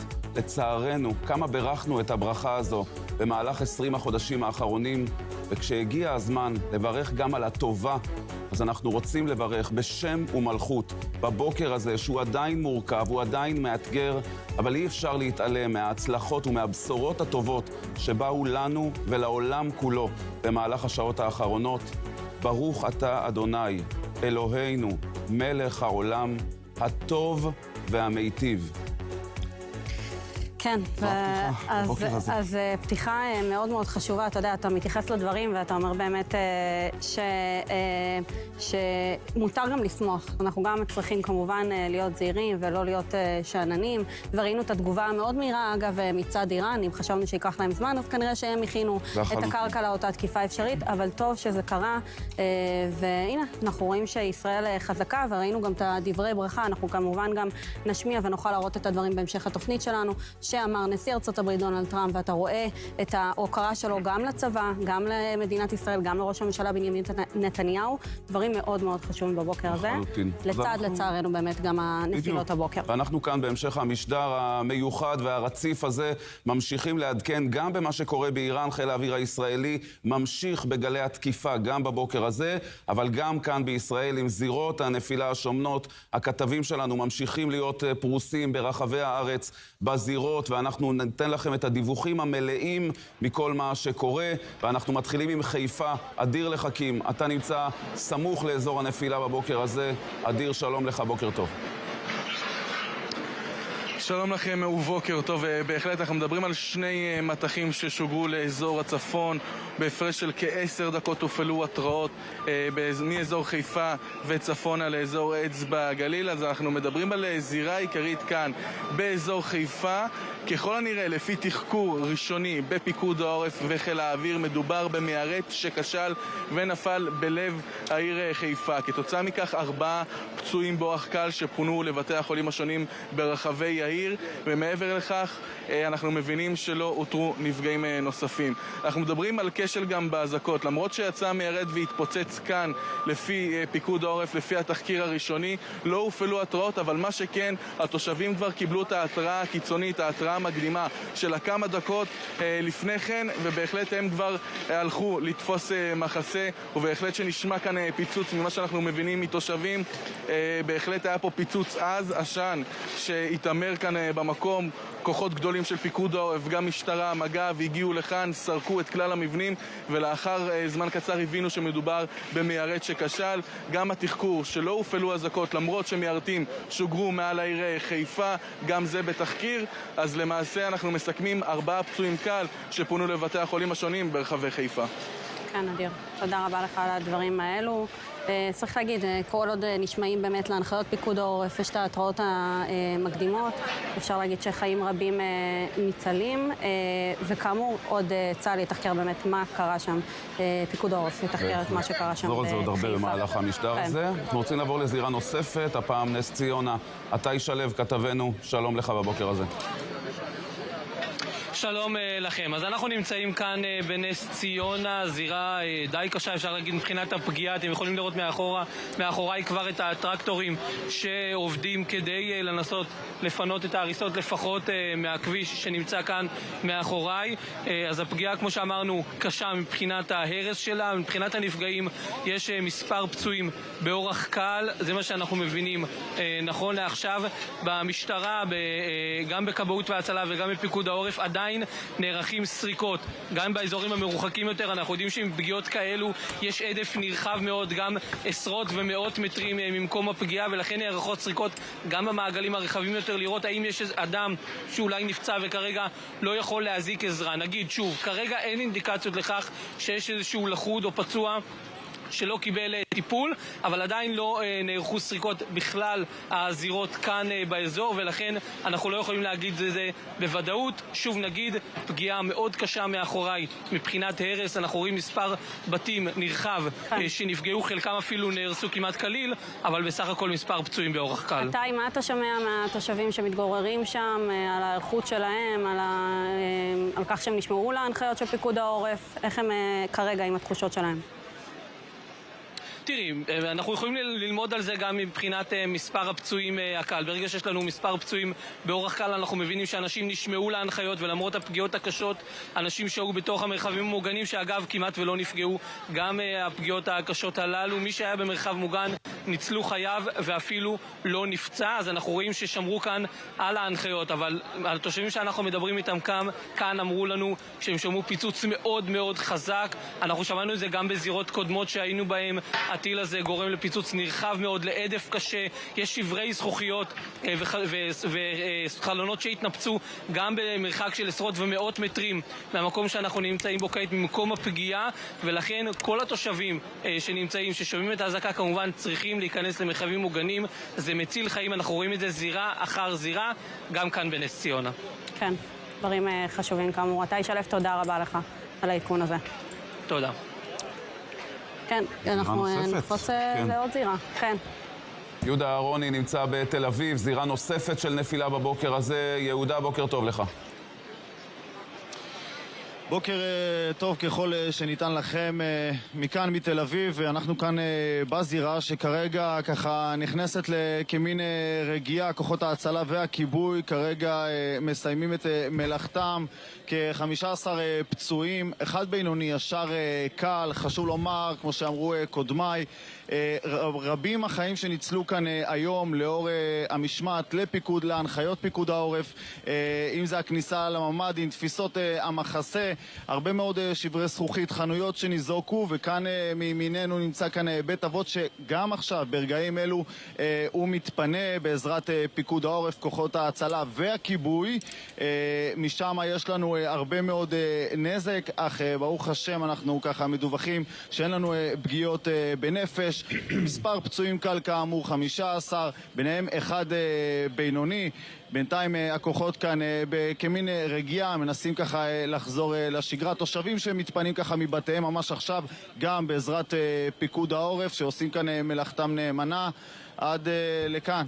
צריך להגיד גם, אנחנו רואים את התמונות על המסך, הרס רב, רובו גם אותו עדף שאנחנו מדברים מהטילים האלה, טילים רבי עוצמה שמשוגרים באמת מאיראן. מזל גדול, וצריך גם להסתכל על הבניינים שאנחנו רואים, בניינים מאוד מאוד ישנים, ואם התושבים לא היו נשמעים באמת להנחיות ויורדים למקלטים ולמרחב המוגן, היינו באירוע אחר לגמרי. אם אנחנו מסכמים את הזירה הנוכחית, אפשר להגיד שמבחינת סריקות אחר נעדרים או פצועים, כרגע אנחנו מדווחים על כך שאנחנו אחרי החיפושים, נכון? כרגע נשלל בהחלט, עדיין יש כאן ככה סריקות של כיתות הכוננות כאלה ואחרות, אבל אפשר לומר שכרגע אין דיווח כזה או אחר על אם לקודים או נעדרים, מחוסרי קשר וכדומה. כרגע המצב כאן יחסית רגוע ושליטה, מנסים ככל שניתן לחזור לשגרה. יהודה אהרוני, בתל אביב, תודה. תודה רבה לך. אתה כמובן תמשיך לעדכן אותנו בכל מה שקורה שם. רונה, רק להבין את מימדי ההרס ולהבין את הפוטנציאל של הפגיעה בחיי אדם. אנחנו מדברים פה מצד אחד על ניסים, ואנחנו יודעים להעריך כניסים, אבל זה לא רק הנס, זה ההישמעות להוראות, זה הכניסה למרחבים המוגנים, חיי אדם שניצלים פעם אחר פעם, באמת לא להאמין. הבניינים האלה קשה לי להאמין שמישהו ישפץ אותם, הם כולם כנראה מיועדים להריסה ובנייה מחדש, פשוט לא להאמין. צריך להודות גם על הדבר הזה ולהמשיך לשמור על ההנחיות. כן, אז תמיר מורה, כתבנו המדיני, מצטרף אלינו עכשיו. תמיר, שלום לך. שלום, בוקר טוב. בוקר טוב. אז מה אפשר באמת להגיד על הבוקר ההיסטורי הזה, כמה שעות לאחר התקיפה? מה קורה כרגע כשאנחנו שומעים את המשך גם דיווחים, לפיהם גם ארצות הברית באיזושהי כוננות ספיגה, וכמובן גם אנחנו ראינו איך אנחנו תוקפים בחזרה. טוב, אז בואו באמת ננסה להביט קדימה, וכרגע הכדור נמצא בידיים של האיראנים. השאלה הגדולה עכשיו היא לא אם תהיה תגובה איראנית, ראינו שתגובה לעבר ישראל כבר הייתה הבוקר, אלא האם תהיה תגובה איראנית נגד מטרות של ארצות הברית ברחבי המזרח התיכון או ברחבי העולם. אם לא, יכול מאוד להיות שאנחנו מתחילים להתקרב לסגירה של האירוע הזה. ישראל תמשיך לתקוף עוד מטרות, כפי שקרה ממש בשעה האחרונה במערב איראן, על מנת לגרוע כמה שיותר מיכולות הטילים שעדיין נותרו לאיראנים כחלק מהמטרות שהוגדרו למבצע הזה, אבל אנחנו ניכנס לאיזשהו מסלול שכנראה יוביל בתוך כמה ימים עד שבוע לסיום הלחימה עם השגת המטרות. פגיעה חמורה מאוד, למעשה השמדה של תוכנית הגרעין האיראנית וגריעה ממשית של היכולות הטיליות. לעומת זאת, אם האיראנים יעשו את הטעות ויגיבו נגד האמריקנים, אנחנו נמצאים בסרט אחר לחלוטין, שעשוי בהחלט להסתיים במיטוט השלטון האיראני, לאו דווקא על ידי ישראל, אלא אולי אפילו על ידי האמריקנים. הנשיא טראמפ היה מאוד ברור בעניין הזה, הוא לא ייתן לאף אחד לפגוע בחיילים אמריקנים, בוודאי לאחר שהוא הוזהר שוב ושוב על ידי האגף הבדלני במפלגה הרפובליקנית, שהתערבות צבאית אמריקנית עלולה להוביל בדיוק לזה. עכשיו השאלה היא, מה יגבר אצל המשטר האיראני? הרציונל, או לפחות הרציונל כפי שאנחנו מגדירים את המושג הזה, או יתר הנקמה ושאלת הכבוד? והתשובה עדיין לא ברורה בשעות האלה. כן. תמיר, בואו נחזור רגע למה שקורה הלילה. באמת החלטה היסטורית של טראמפ על התקיפה. מפציצי ה-B2 האמריקנים מורידים את מאות הטונות על הבסיסים, בסיסי הגרעין השונים. השאלה הגדולה, מה מצבו של הגרעין האיראני על פי הערכות בשלב זה? אני יודע שאתה, תמיר, בתקופה האחרונה עשית איזשהו מחקר בענייני פיזיקה גרעינית ויכולות גרעיניות. מה אתה מבין, מה נזקי המתקפה האמריקנית הזו? תראה, אין עדיין תוצאות רשמיות. תוצאות כאלה יהיו כשיתקבל מה שנקרא BDA, Battle Damage Assessment, דוח הערכת נזק כתוצאה מהתקיפות של האמריקנים, אבל אפשר כבר להעריך שנגרם נזק כבד מאוד לתוכנית הגרעין האיראנית. האמריקנים מטילים 12 פצצות מסוג GBU-57 על המתקן הגרעיני בפורדו. אנחנו מדברים במצטבר על בערך 160,000 קילו של פצצות שנוחתות על המתקן הזה. הן נוחתות בכמה נקודות, ככל הנראה ב3 או 4 נקודות, כמה פצצות על כל נקודה, על מנת להבטיח שבכל תסריט הם יחדרו לעומק ויגיעו לאולמות הצנטריפוגות שנמצאו כ-80 עד 90 מטרים מתחת לאדמה. בנוסף לזה, תקיפות משמעותיות שמבוצעות בעיקר מצוללות על המתקנים בנתנז ובאספהאן, כדי לנקות את מה שחיל האוויר שלנו עדיין לא הצליח להשמיד. בנוגע לחלל תת-קרקעי בנתנז, שככל הנראה עדיין לא התבצעה בו ההשערה, אבל הייתה כוונה איראנית להתחיל בה בהמשך, גם שם מטוסי B2 מטילים עוד מפתחות בונקרים מהסוג GBU-57.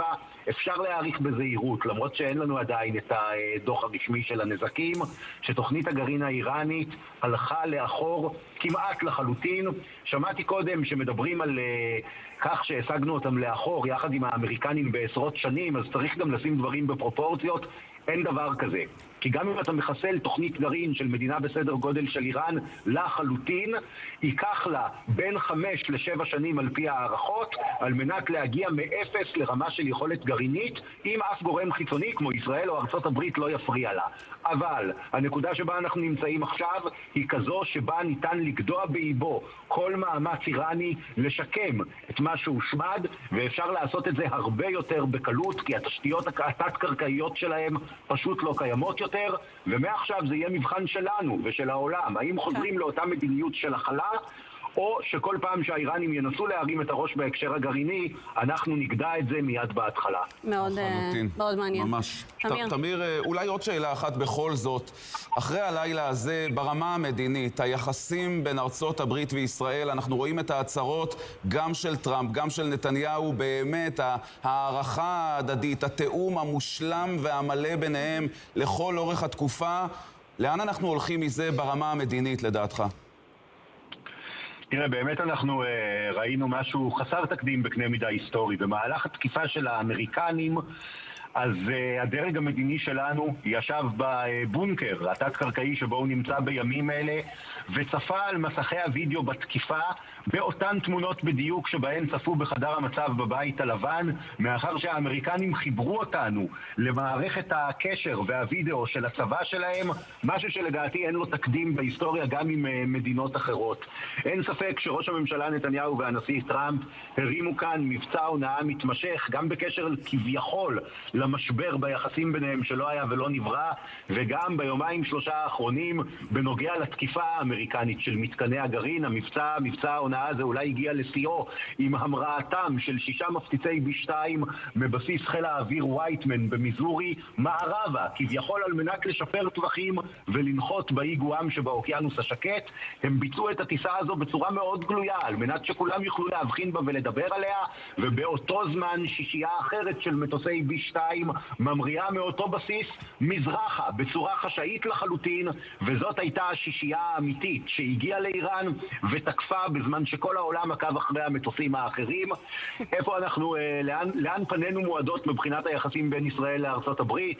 אז אני חושב שאחרי הרבה מאוד פעמים שבהם ניסו לטעון שכביכול טראמפ הולך להפנות לנו עורף, טראמפ נוטש אותנו, טראמפ כועס על נתניהו וכולי, עברנו את השלב הזה. צריך להכיר בכך שזה הממשל הידידותי ביותר שהיה לישראל מאז ומעולם. אפשר להניח שהדברים האלה יבואו לידי ביטוי גם בזירות אחרות, אם וכאשר נגיע סוף סוף לסיום הלחימה ברצועת עזה, להחזרת החטופים ולחיסול חמאס, אפשר לצפות שהקשר ההדוק הזה גם יוליד נורמליזציה עם סעודיה ועם מדינות נוספות באזור, ואולי אפילו במקומות רחוקים יותר כמו פקיסטן ואינדונזיה.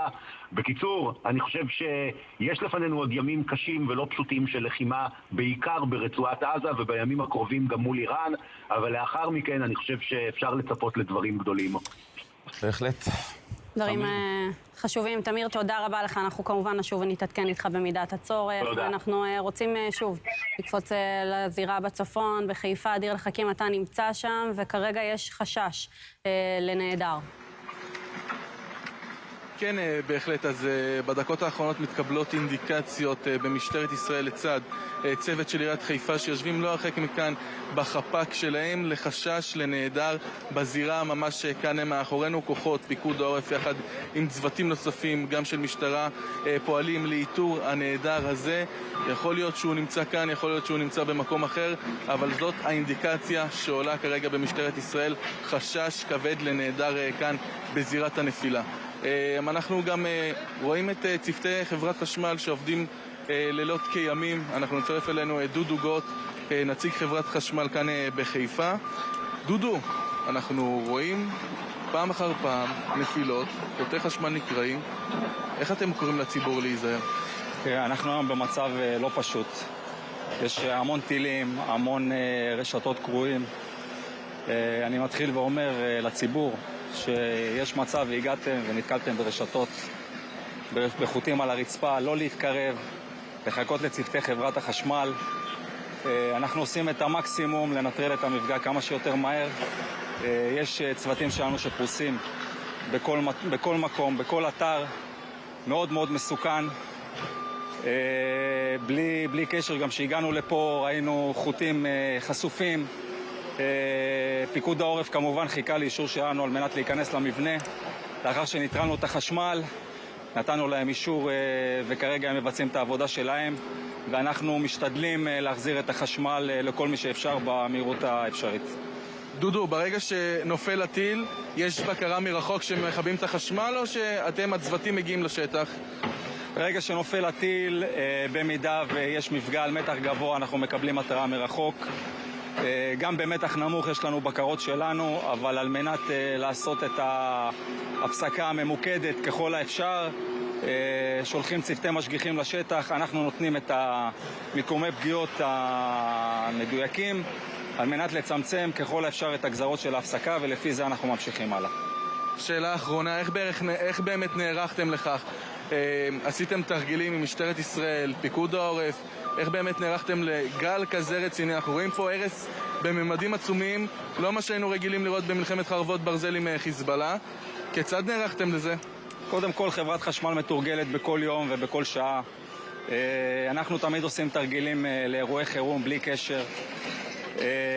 אנחנו מתגברים צוותים, אנחנו מתגברים אנשים. אנחנו מגיעים כמובן ממוגנים לכל אירוע. מבחינת חברת חשמל, כל יום זה כמו כל יום אחר. גם אם זה מפגע של טילים וגם אם זה מפגע אחר. תודה רבה, דודו גוט. כן. היום זה יום נישואים ה-30 שלי. אשתי מיכל, קודם כל אני מתנצל, אבל היא רגילה שאני לא נמצא בבית ואני נמצא בשטח כל הזמן, אבל זה חלק מהעבודה. איזה מלך. איזה יופי, באמת, ברכות, באמת, הוא עובד פה, עידו ודן ורונה, כל זירה שאני מגיע, גם במלחמת חרבות ברזל עם חיזבאללה, דודו היה נוכח במקום, מטפל בחשמל, בהחלט, כל הכבוד, באמת ברכות. ומזל טוב וגם ברכות מאיתנו עוד שנים רבות. הם מוסרים לך מזל טוב גם וברכות מהאולפן. תודה רבה.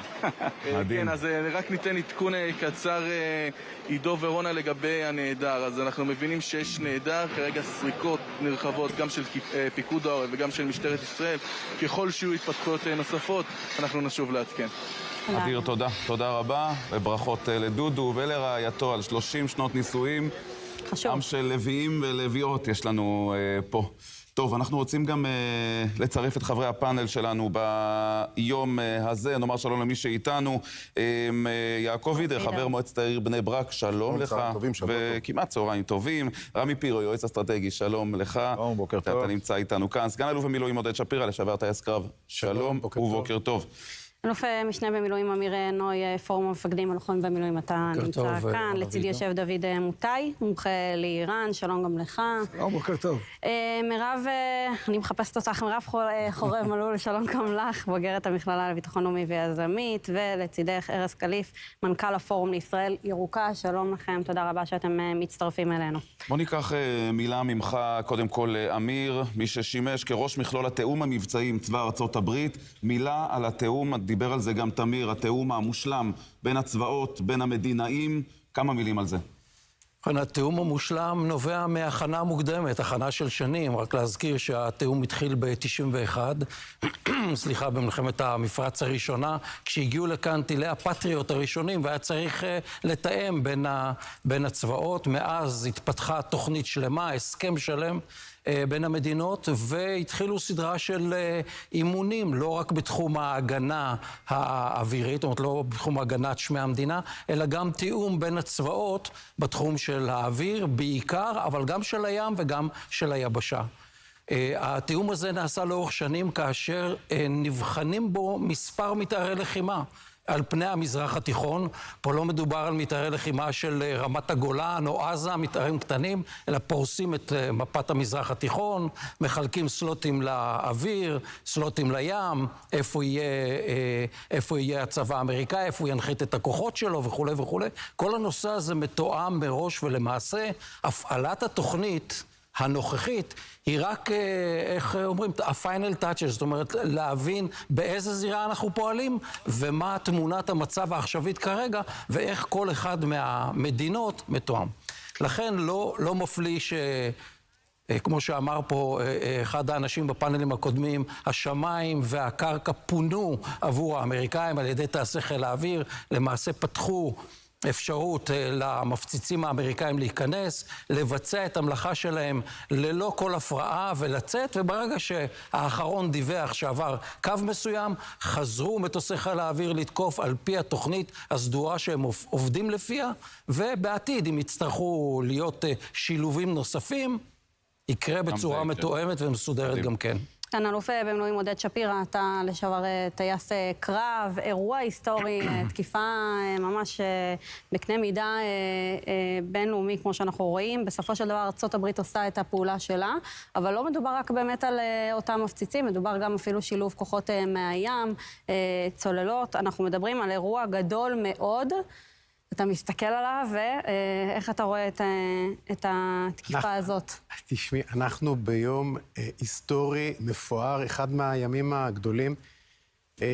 באופן סימבולי, ה-21 ביוני, כן, התקיפה הייתה בארצות הברית, זה 21 ביוני, 21 ביוני זה היום הכי ארוך בשנה. לדעתי באופן סימבולי הוא נבחר כיום שהחגיגות יהיו הכי ארוכות ביום הזה. הצלחה פנומנלית, בסוף לתקוף עם פצצה אחת נכונה במקום הנכון שעושה את כל העבודה.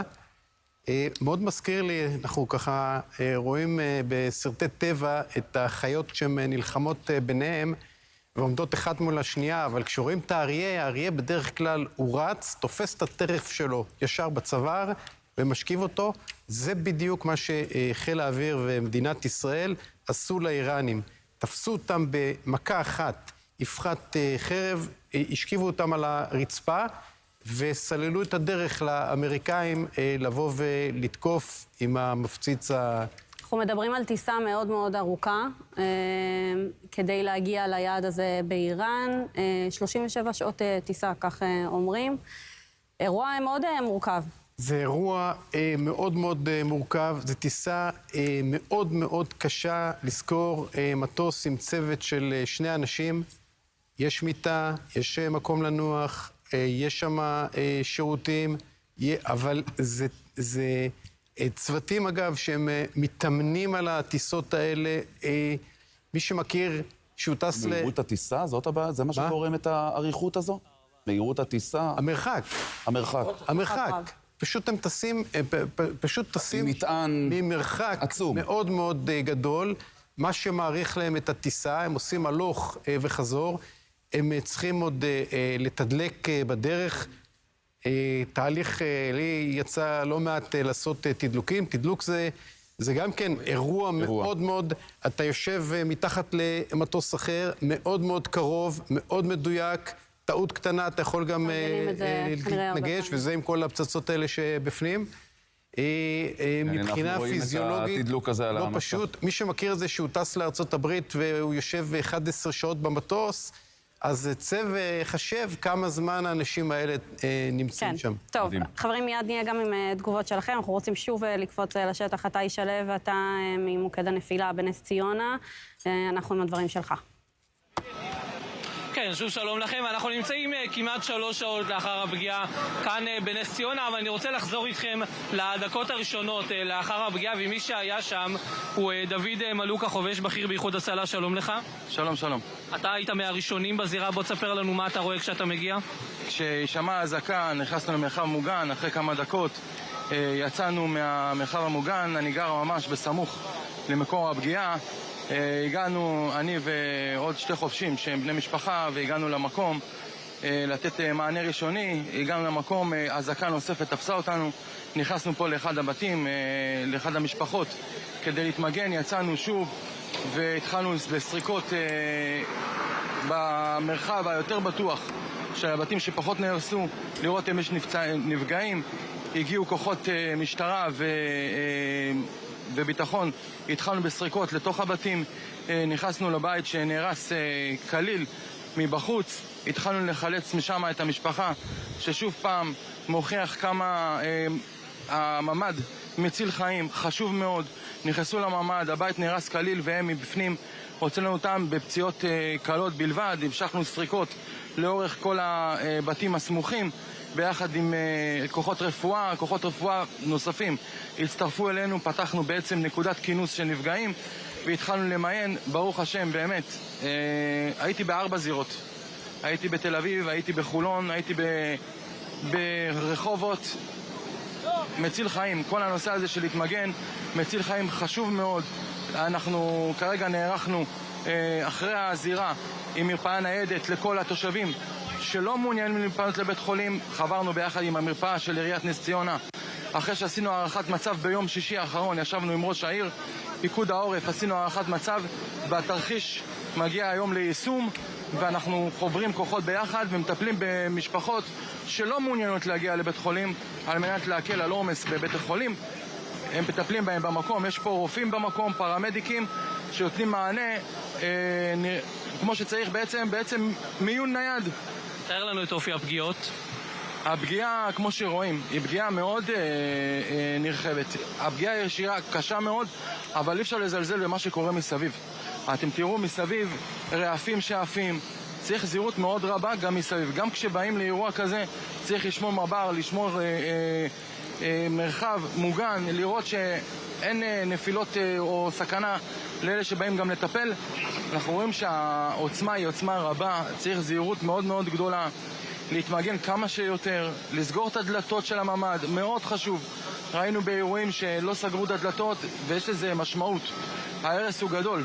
גם אלה שבתוך הממ"ד יוצאים מאובקים, יוצאים עם... זאת אומרת, זה הצליח גם לחדור אפילו שהדלת סגורה. על אחת כמה וכמה שהדלת לא סגורה. להישמע להוראות, המלצה, לא לחכות להזעקה. ברגע שפיקוד העורף נותן את ההתראה, כבר להתחיל להתכוון לכיוון המרחב המוגן. דוד מלוקה, חובש בכיר באיחוד הצלה, תודה רבה לך. ומכאן אנחנו גם נמשיך כמובן את הדברים שלו שוב. אנחנו נזכיר את זה שוב ושוב בכל שידור, כמה זה חשוב להישאר במרחב המוגן, להיכנס אליו ברגע ששומעים אזעקה, אולי כבר בהתראה הראשונה למי שחושש יותר, אבל להיות במרחב המוגן, אנחנו רואים את זה בכל זירה שאנחנו מגיעים, זה פשוט מציל חיים. חלוטין. חשוב להמשיך ולומר את זה. עטאי, תודה רבה לך מנס ציונה. נמשיך כמובן להיות איתך בקשר. רק אני אגיד שאני מאלו שמקבלים את ההתראה הראשונה, ואני כבר בממ"ד נזהרת. כל הכבוד, מצוין. כן. דמות לחיקוי ולמופת. כן, חברים, עכשיו אנחנו נהיה גם קצת עם תגובות שלכם. דוד, אני רוצה דווקא להתחיל איתך בתור מומחה לאיראן. אתה חושב שאיראן הופתעו מהתקיפה הזאת בסופו של דבר מצד ארצות הברית? איראן לא מופתעת, גם לא הופתעה.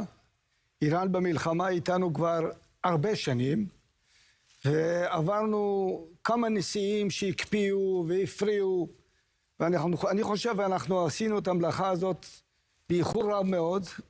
הרבה שנים חלפו, והרבה שנים מדינת ישראל סבלה מכל הלוויינים של איראן שסיפקה להם נשק, אם זה חות'ים, אם זה לבנון, אם זה חיזבאללה, אם זה חמאס. האירוע הזה זה היסטורי, זה נכון, אבל זה הגיע באיחור של יותר מ-45 שנה. זה סבל שמדינת ישראל סבלה, והרוגים, נתנה הרבה הרוגים בקטע הזה של רשע של מלוויי איראן. לכן האירוע ההיסטורי הזה, הנשיא טראמפ היה יכול לגמור את זה גם לפני 8 שנים. אבל כנראה שהעניינים לא הסתדרו. כן. ראש הממשלה לחץ בקונגרס, והקונגרס בהחלט איתנו, וגם הנשיא הזה שהוא איתנו, זה, איך אומרים, אירוע היסטורי בממדים גדולים. אממה, צריך לשאול עכשיו, לאן פני הנושא הזה של כל האזור הזה, לאן אנחנו מובילים?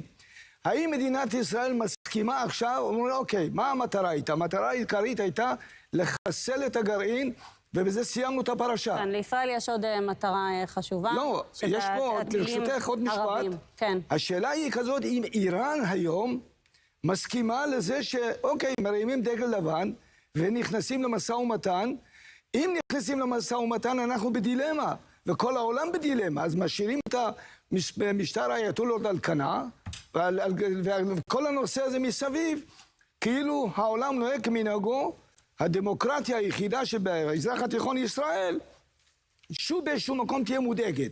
לכן אני לא יודע אם איראן היא מסכימה להרים דגל לבן נכון לעכשיו. שאלה מצוינת. עת מלחמה ועת שלום, עכשיו עת מלחמה. עוד לא הדגל הלבן, עוד לא השיחות המדיניות, שוואיה. נסיים את המלאכה המלחמתית הצבאית, נגיע גם לשיחות מדיניות. עוד משפט אחד. תראה, אתה צריך לקחת בחשבון, אחרי כל מלחמה יש משא ומתן על הסדר. אם זה הסדר שלום, אם זה הסדר מדיני, אם זה הסדר הפסקת אש, על כל מלחמה, מאחורי כל מלחמה... לחלוטין, מלחמה מסתיימת בהסכם מדיני. נכון, בדרך כלל. אבל מה? תלוי איזה הסכם.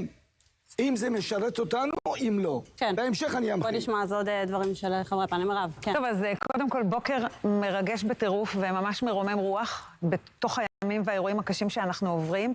תראו, הרבה שנים ישראל מנהלת מתח בין להיות שותפה של מעצמה כמו ארצות הברית, לבין לקבל הכרעות קשות לבד ברגעים מסוימים. אני מזכירה לנו, רגע לפני הכרזת המדינה, ארצות הברית גילתה רגליים קרות אל מול ההסלמה הביטחונית, ובן גוריון מקבל החלטה שהוא מכריז, טרומן מצטרף 11 דקות אחרי. ההפצצה של הכור הגרעיני בעיראק ובסוריה, יצאנו לבד, הם הצטרפו אחרי, ואני בתחושה שראש הממשלה הוביל פה מהלך שאנחנו רואים את ההישג הדיפלומטי לצד ההישג הצבאי, אולי הכי חשוב, או אחד החשובים בהיסטוריה של מדינת ישראל. כשהוא יצא לדרך, אני מוכנה להיאמר, והוא לא ידע אם ארצות הברית תצטרף או לא, הוא הניח שאם ייווצרו התנאים, אז היא תצטרף, ואין אלא להעריך על הדבר הזה. ולגבי מה שאמר קודמי על הסדרים וכולי, בחלק מהאולפנים מדברים הרבה על, אבל מה הרגל המסיימת? אבל מה האסטרטגיה? כאשת אסטרטגיה, בוודאי שחשוב לחשוב על תמונת סיום לפני שיוצאים למהלכים, אבל אני באיזו תחושה שמרוב שהתרכזנו ב-20-30 שנים האחרונות בתמונות סיום, לא התחלנו כלום. ויתרנו על מהלכים כי לא ידענו בדיוק איך זה יהיה, ויש מהלכים שמתמודדים עם אתגרים סבוכים ומורכבים, שאתה יוצא לדרך והתוצאה מתהווה תוך כדי תנועה, כמו למשל עכשיו, הסדר, אני מניחה שאין עוררין על כך, שכל הסכם עם איראן עכשיו יהיה טוב לאין ארוך ולאין שיעור, מההסדרים הטובים ביותר שהיינו מגיעים ללא האירוע הצבאי והקינטי, אז שפו, ברכות וישר כוח גדול. ממש, יום היסטורי וחשוב להזכיר את זה פעם אחר פעם. רמי פירו, כמה מילים שלך בבוקר ההיסטורי והדרמטי הזה. היסטורי, דרמטי, מרגש, מפתיע, כל כך... אין מילים מוגזמות בבוקר הזה. תקשיב, כל מילה מיותרת. אני חייב ככה להתייחס בקטנה לגבי מה שדוד, נכון, דוד אמר.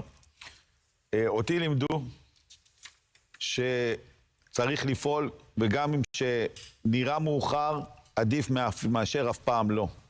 זאת אומרת שישראל עשתה פה מהלך ביחד עם שיתוף פעולה מצוין עם ארצות הברית והנשיא טראמפ, משהו שלא יכולנו לתאר. חברים, היה פה פחד מאוד גדול, גם כן של ארצות הברית, גם כן של העולם, לא להיכנס לאיזה סוג של אירוע עוצמתי יותר, והדילמה הזו נעשתה כמו שצריך אתמול בלילה. שיתוף פעולה מצוין של ראש הממשלה בשיתוף עם נשיא ארצות הברית, דונלד טראמפ. חברים, על זה אנחנו צריכים לדבר. מי שהיה לו ספק בחצי שנה האחרונה, אתמול בלילה הוא קיבל את התשובה, ולא רק בגלל ההתקפה.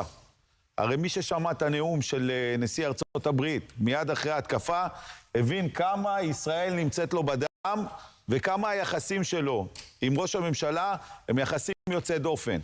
הוא דיבר על מהלך שקורה לא מהיום להיום, שקורה כבר כמה חודשים, שמתכננים את הפרויקט הזה, והוא צלח. לגבי האיראנים, הטעות הכי גדולה שלהם הייתה ביום שישי בצהריים, כאשר ישבו איתם האירופאים, והם לא הגיעו להסכמה, אפילו הסכמה חלקית. זה היה די ברור לאן אנחנו הולכים. ברגע שזה קרה, והנשיא ושר החוץ האיראני יצא מהחדר, הבנו שפה משהו הולך לקרות, הבנו וגם ראינו, ישר נשיא ארצות הברית העלה מטוסים לאוויר, והבנו שהולך לקרות פה משהו.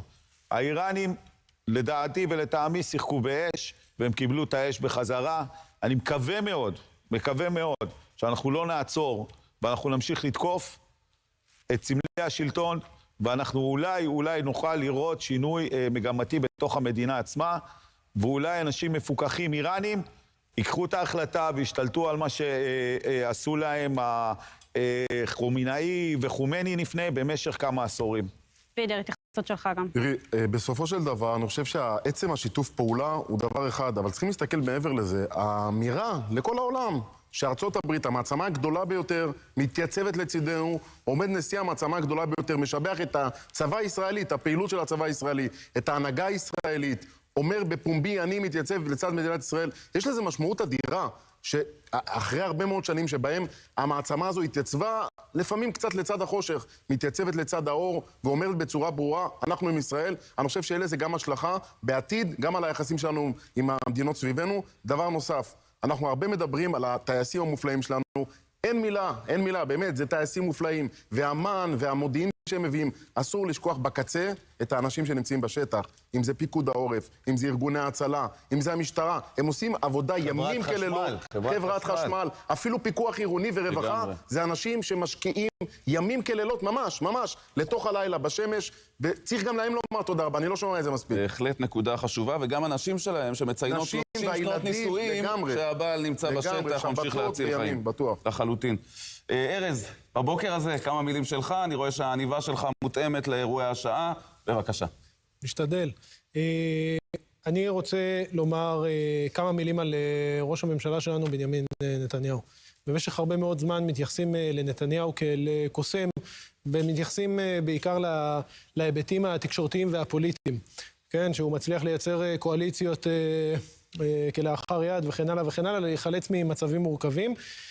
פה יש לנו אירוע גדול יותר שבאמת מצביע על היכולות הנדירות של מי שזכינו שינהיג את המדינה, הפך את הצורך הקיומי של מדינת ישראל למהלך כולל של המערב כולו. הצליח לרתום גם את המערב ובראש ובראשונה את המעצמה הכי גדולה בעולם, ארצות הברית, בעצם לקחת חלק במהלך הזה נגד המשטר הנאצי של ימינו. במובן הזה אנחנו היום עדים ליצירה של שינוי טקטוני במצב, בדינמיקה הגלובלית שאנחנו רואים לנגד עינינו. המהלכים שאנחנו עדים להם היום מקבילים רק למה שנעשה פה לאחר מלחמת העולם השנייה. שלא נעשה, הם לא התקיפו. לא, אז הם יצרו... הוא תיקן טעות היסטורית של רוזוולט. תודה שאמרת. סליחה. לא, הכל בסדר. אז יצרו תשתית שחשבו שהיא נכונה דאז.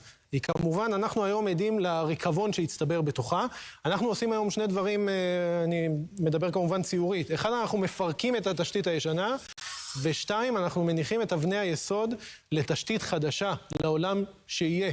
ופה בנימין נתניהו ודונלד טראמפ, כמו צ'רצ'יל ואייזנהאואר לפניהם, בעצם מניחים את אבני היסוד ליום שאחרי. לנו נותר רק להתגאות בחלק החשוב שלנו במהלך הזה. זה פרק של כבוד בהיסטוריה האנושית, ואנחנו יכולים להתגאות במה שאנחנו עושים בו, ותודה לאל שאנחנו שם. לחלוטין. אז כמובן, מיד נחזור לאחר הפסקת פרסומות של כמה דקות עם כל העדכונים. יש עדכונים רבים, תישארו איתנו. כבר חוזר.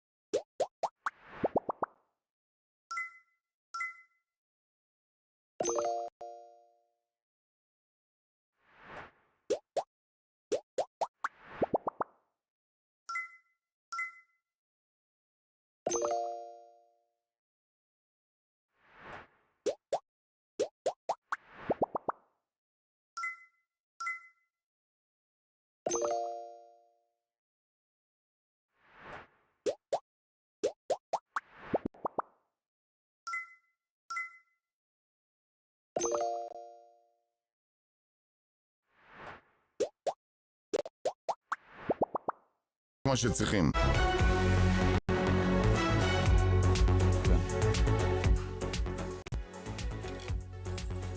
עם תל אביב, משדר מיוחד, אנחנו חוזרים, בוקר יום ראשון, ממשיכים ללוות את האירועים הבאמת היסטוריים ומדהימים לאחר התקיפה האמריקנית באיראן, ולצד המתקפה הזאת, רונה, עוד כמה דיווחים שיש לנו. כן, אז מיד שוב נקפוץ גם לשטח, וצריך להגיד שלאחר שפיקוד העורף גם החמיר את ההנחיות בחזרה, והטיסות החילוץ הופסקו. כרגע אנחנו רואים באמת שהמרחב האווירי של ישראל צפוי להיפתח בשעה 2. זה אומר טוב, אולי גם בהמשך נוכל להרחיב מה זה אומר מאחורי הערכות המודיעיניות לקראת באמת המשך תגובות כאלו ואחרות מצד איראן. צריך להגיד שגם אנחנו עושים את שלנו, וראינו איך ישראל יצאה לתקיפה נוספת באיראן, אבל כאמור נשים את זה רגע בצד. שעשרות אלפים עדיין תקועים בחול. ואנחנו חוזרים מכאן לזירות, זירות הנפילה. רק נאמר שאותו חשש לנעדר בחיפה, החשש הזה הוסר. כרגע אין שם חשש לנעדר. הזירה כרגע מנוקה וידועה, זאת על פי הודעת גורמי ההצלה. אנחנו חוזרים לתל אביב עכשיו. כתבנו יהודה אהרוני, נמצא בתל אביב. יהודה, שוב שלום לך. שלום, שלום לכם מכאן, כאמור, מתל אביב, מהזירה. הזירה כרגע יחסית רגועה. לפני כ3 שעות ממש כאן נפתחת לזירה שגורמת להרס רב. כ15 נפגעים יוצאים מכאן במצב קל, אחד במצב בינוני. כוחות ההצלה והכיבוי עושים כאן סריקות בתוך הבניינים. בית אבות שנמצא כאן ממש מאחורינו עובר גם בדקות אלה סקירה ממושכת מפיקוד העורף למתן עזרה לאותם אלה שצריכים פינוי או ככה עזרה במקום. איתנו ממש עכשיו נמצא ירון קורוליצקי, סגן מפקד תחנת כיבוי תל אביב יפו. שלום לך. בוקר טוב. בוקר טוב לך. איך אתם ככה נותנים מענה ראשוני כאן בזירה? ככה, סביבות השעה 7:45 בבוקר קיבלנו קריאה על נפילת טיל. יצאנו בכוחות מעובים. אני יכול להגיד שמחוז דן ומערך כבאות בישראל באופן כללי ערוך ומוכן עם צוותים רבים לתת מענה לזירות אירוע מסוג זה. הגענו למקום ראשונים, ראינו אתר הרס נרחב, נתנו מענה ראשוני על בסיס היכולות היחסיות שלנו, היתרון היחסי של תחנת תל אביב, בכיבוי שריפות, ניתוק מקורות אנרגיה, ניתוק חשמל יחד עם חברת חשמל, סריקות כלליות. אני יכול להגיד לכם שהיו ממדים שנפגעו, היו ממדים שהיו סגורים והיה צורך לפרוץ אותם על מנת להבין שאין אנשים בפנים. קריסה מוחלטת של מבנה אחד, חד קומתי. כל המבנה, הרכבת שעומד מולנו, המבנה הזה נפגע כליל. אין לנו צוותים למעלה לסריקות. בהמשך הגיעה משטרת ישראל, עיריית תל אביב, מד"א, פיקוד העורף. כלל הכוחות חברו ביחד וידענו לעשות עבודה משותפת לזכות את זירת האירוע מבחינת כבאות. אפשר לומר שעכשיו אנחנו ככה ברגיעה. אחרי האירוע כולם קיבלו את מתן העזרה הראשונה, מחוסרי קשר כאלה שהיו כאן, חשש ללכודים, נעדרים? לא בסמכותי לבוא להגיד מי קיבל את מה קיבל. יש את מד"א ומשטרת ישראל. אני יכול להגיד לך מה הכבאות עשתה, ואנחנו עושים המון בזירת האירוע. כלל האזרחים שיצאו במנוסה החוצה, עברו דרכנו, אנחנו נכנסים פנימה למקומות שהאזרחים בורחים מהם, מטפלים בזירת האירוע, מבלי להבין אם יש אפשרות לפיצוץ נוסף. רמת הבטיחות של הכבאים שלנו חשובה מאוד בזירת האירוע, אנחנו יודעים לתחקר את עצמנו אחרי אירוע, להוציא תובנות לקחים ולדעת להשתפר באירוע נוסף. לגבי האזרחים, כרגע הזירה מתנהלת, ממשיכה להתנהל על ידי פיקוד העורף, ממשיכים לחפש אם יש נעדרים או לקודים, אנחנו לא יודעים עדיין, ממשיכים את החיפושים, רק אחרי שפיקוד העורף יזכו את זירת האירוע, אנחנו נעזוב את זירת האירוע יחד איתם. אני רוצה להודות לך בשלב הזה. כאמור, אנחנו מכאן שומעים את הדברים. עדיין אין לנו ככה, אפשר לומר, הוראה מפורשת באמת לכל המחוסרי קשר שהיו כאן יותר מוקדם היום והיו, למרות שאנחנו לא שמענו דיווחים שאכן יש, אך זה לא נשלל. כאן כוחות ההצלה והכיבוי עושים את מלאכתם נאמנה. כאמור, אנחנו נמשיך ונדווח כל העת מכאן. חשוב לומר, כוחות מתוגברים מאוד של משטרה שאומרים כאן אין מפגיעות נוספות, מחלונות שנושרים וחפצים חדים, ואין מבזיזת רכוש שראינו ושמענו עליהם בזירות קודמות בשבוע שעבר. כן. תודה רוני, תודה רבה לך על הדברים. אז למה תמיד אני מודיעה, זה לא? 2 דקות הפסקת פרסומת קצרה. קצר, אנחנו כבר חוזרים.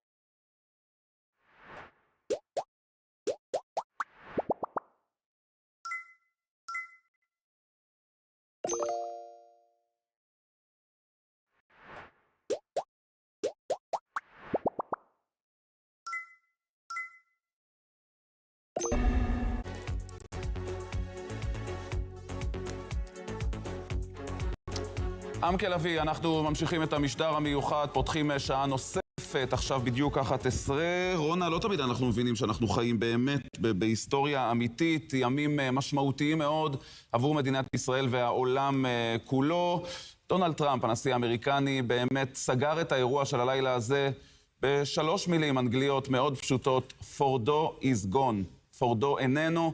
וזה המשמעות הכבירה. אנחנו ננסה כמובן להעמיק במשמעות של ההישגים הצבאיים, אבל שוב אמיר, אני חוזר אליך עם הפנים קדימה, גם למה שקורה באיראן, גם ליחסים אל מול ארצות הברית והתאום איתם. כמה מילים בעניין הזה. אז קודם כל לגבי איראן, אני סבור שהאסטרטגיה של חמינאי תהיה לא מסובכת, הוא לא ייכנע. הוא לוקח את המודל לפי איזשהו מחקר קטן שערכתי מקיסר יפן במלחמת העולם השנייה. הוא אומר, כל עוד אני לא נכנע, הצד השני לא ניצח. ואם זה יימשך ככה ונצליח להגיע לשולחן המשא ומתן, כאשר הצד השני לא ניצח ואנחנו לא הובסנו, מצבנו טוב. לכן זה מעמיד בסימן שאלה גדול את האפשרות להמשיך ולתת לחמינאי להישאר כמנהיג איראן ולהישאר בחיים בכלל. לגבי המשך התיאום עם ארצות הברית, אני חושב שהוא נמצא במקום שבו ממנו רק אפשר להמשיך ולעלות. התיאום הוא מצוין בין האישים. אני חושב שכל פעם שארצות הברית תרצה לעשות מהלך צבאי, היא תקבל אנחנו ננקל את השטח, נאפשר לה לבצע את המהלך הצבאי. אני חושב שהתיאום בין הצבאות, ודובר פה על זה, הוא תיאום ברמה הגבוהה ביותר, לא רק בהיבט המבצעי, גם בהיבט המודיעיני, גם בהיבט העדכוני. אני רוצה פה... דבר כזה, חפץ כזה, תתקשר למוקד 100 של המשטרה והחבלנים יבואו לטפל באירוע. דגש מאוד מאוד חשוב, וכבר באמת נגעת בהנחיות. אנחנו נשארים עם אותן הנחיות שהיו גם לפני כניסת השבת, אין כרגע שינוי. נכון מאוד. מה אנחנו בפתיחת השבוע הזה מבחינת מקומות עבודה, לימודים, מה הציבור צריך לדעת? אז היום ב-9 תתפרסם ההנחיות, אני נמצא פה ואני אעדכן מיד אחרי שאני אקבל אותם, אם יש שינוי בהנחיות, אבל כרגע אין שינוי בהנחיות, כמו שאנחנו מכירים. כן. למעשה אפשרנו ללכת לעבודה רק במקום שיש בו מרחב מוגן תקני, שניתן להגיע אליו תוך פרק זמן ההתגוננות. והדבר השני שאפשרנו גם זה התקהלות עד 30 אנשים, בתנאי שיש מרחב מוגן שניתן להגיע אליו. בסדר גמור, תודה רבה לך, תת-אלוף חיליק סופר, ומכאן אני רוצה לפנות אליך, בועז גולן, שלום. שבוע טוב, הלל. אז בועז, אנחנו רואים באמת עליית מדרגה בתקיפות, מדינת ישראל מצליחה לשלול יכולות צבאיות משמעותיות מאוד מהאויב האיראני, לצד זאת אין הרבה שיגורים, לפחות של טילים בליסטיים, מאז כניסת השבת, מה שכן, יש מתקפות כטב"מים, זה גם איום שאנחנו נערכים לסכל אותו, וייתכן בצורה נרחבת. כן, הלל, כמו שאמרת, קודם כל סוף השבוע התאפיין בעיקר בכלי טייס עוינים, כפי שמגדירים אותם בפיקוד העורף.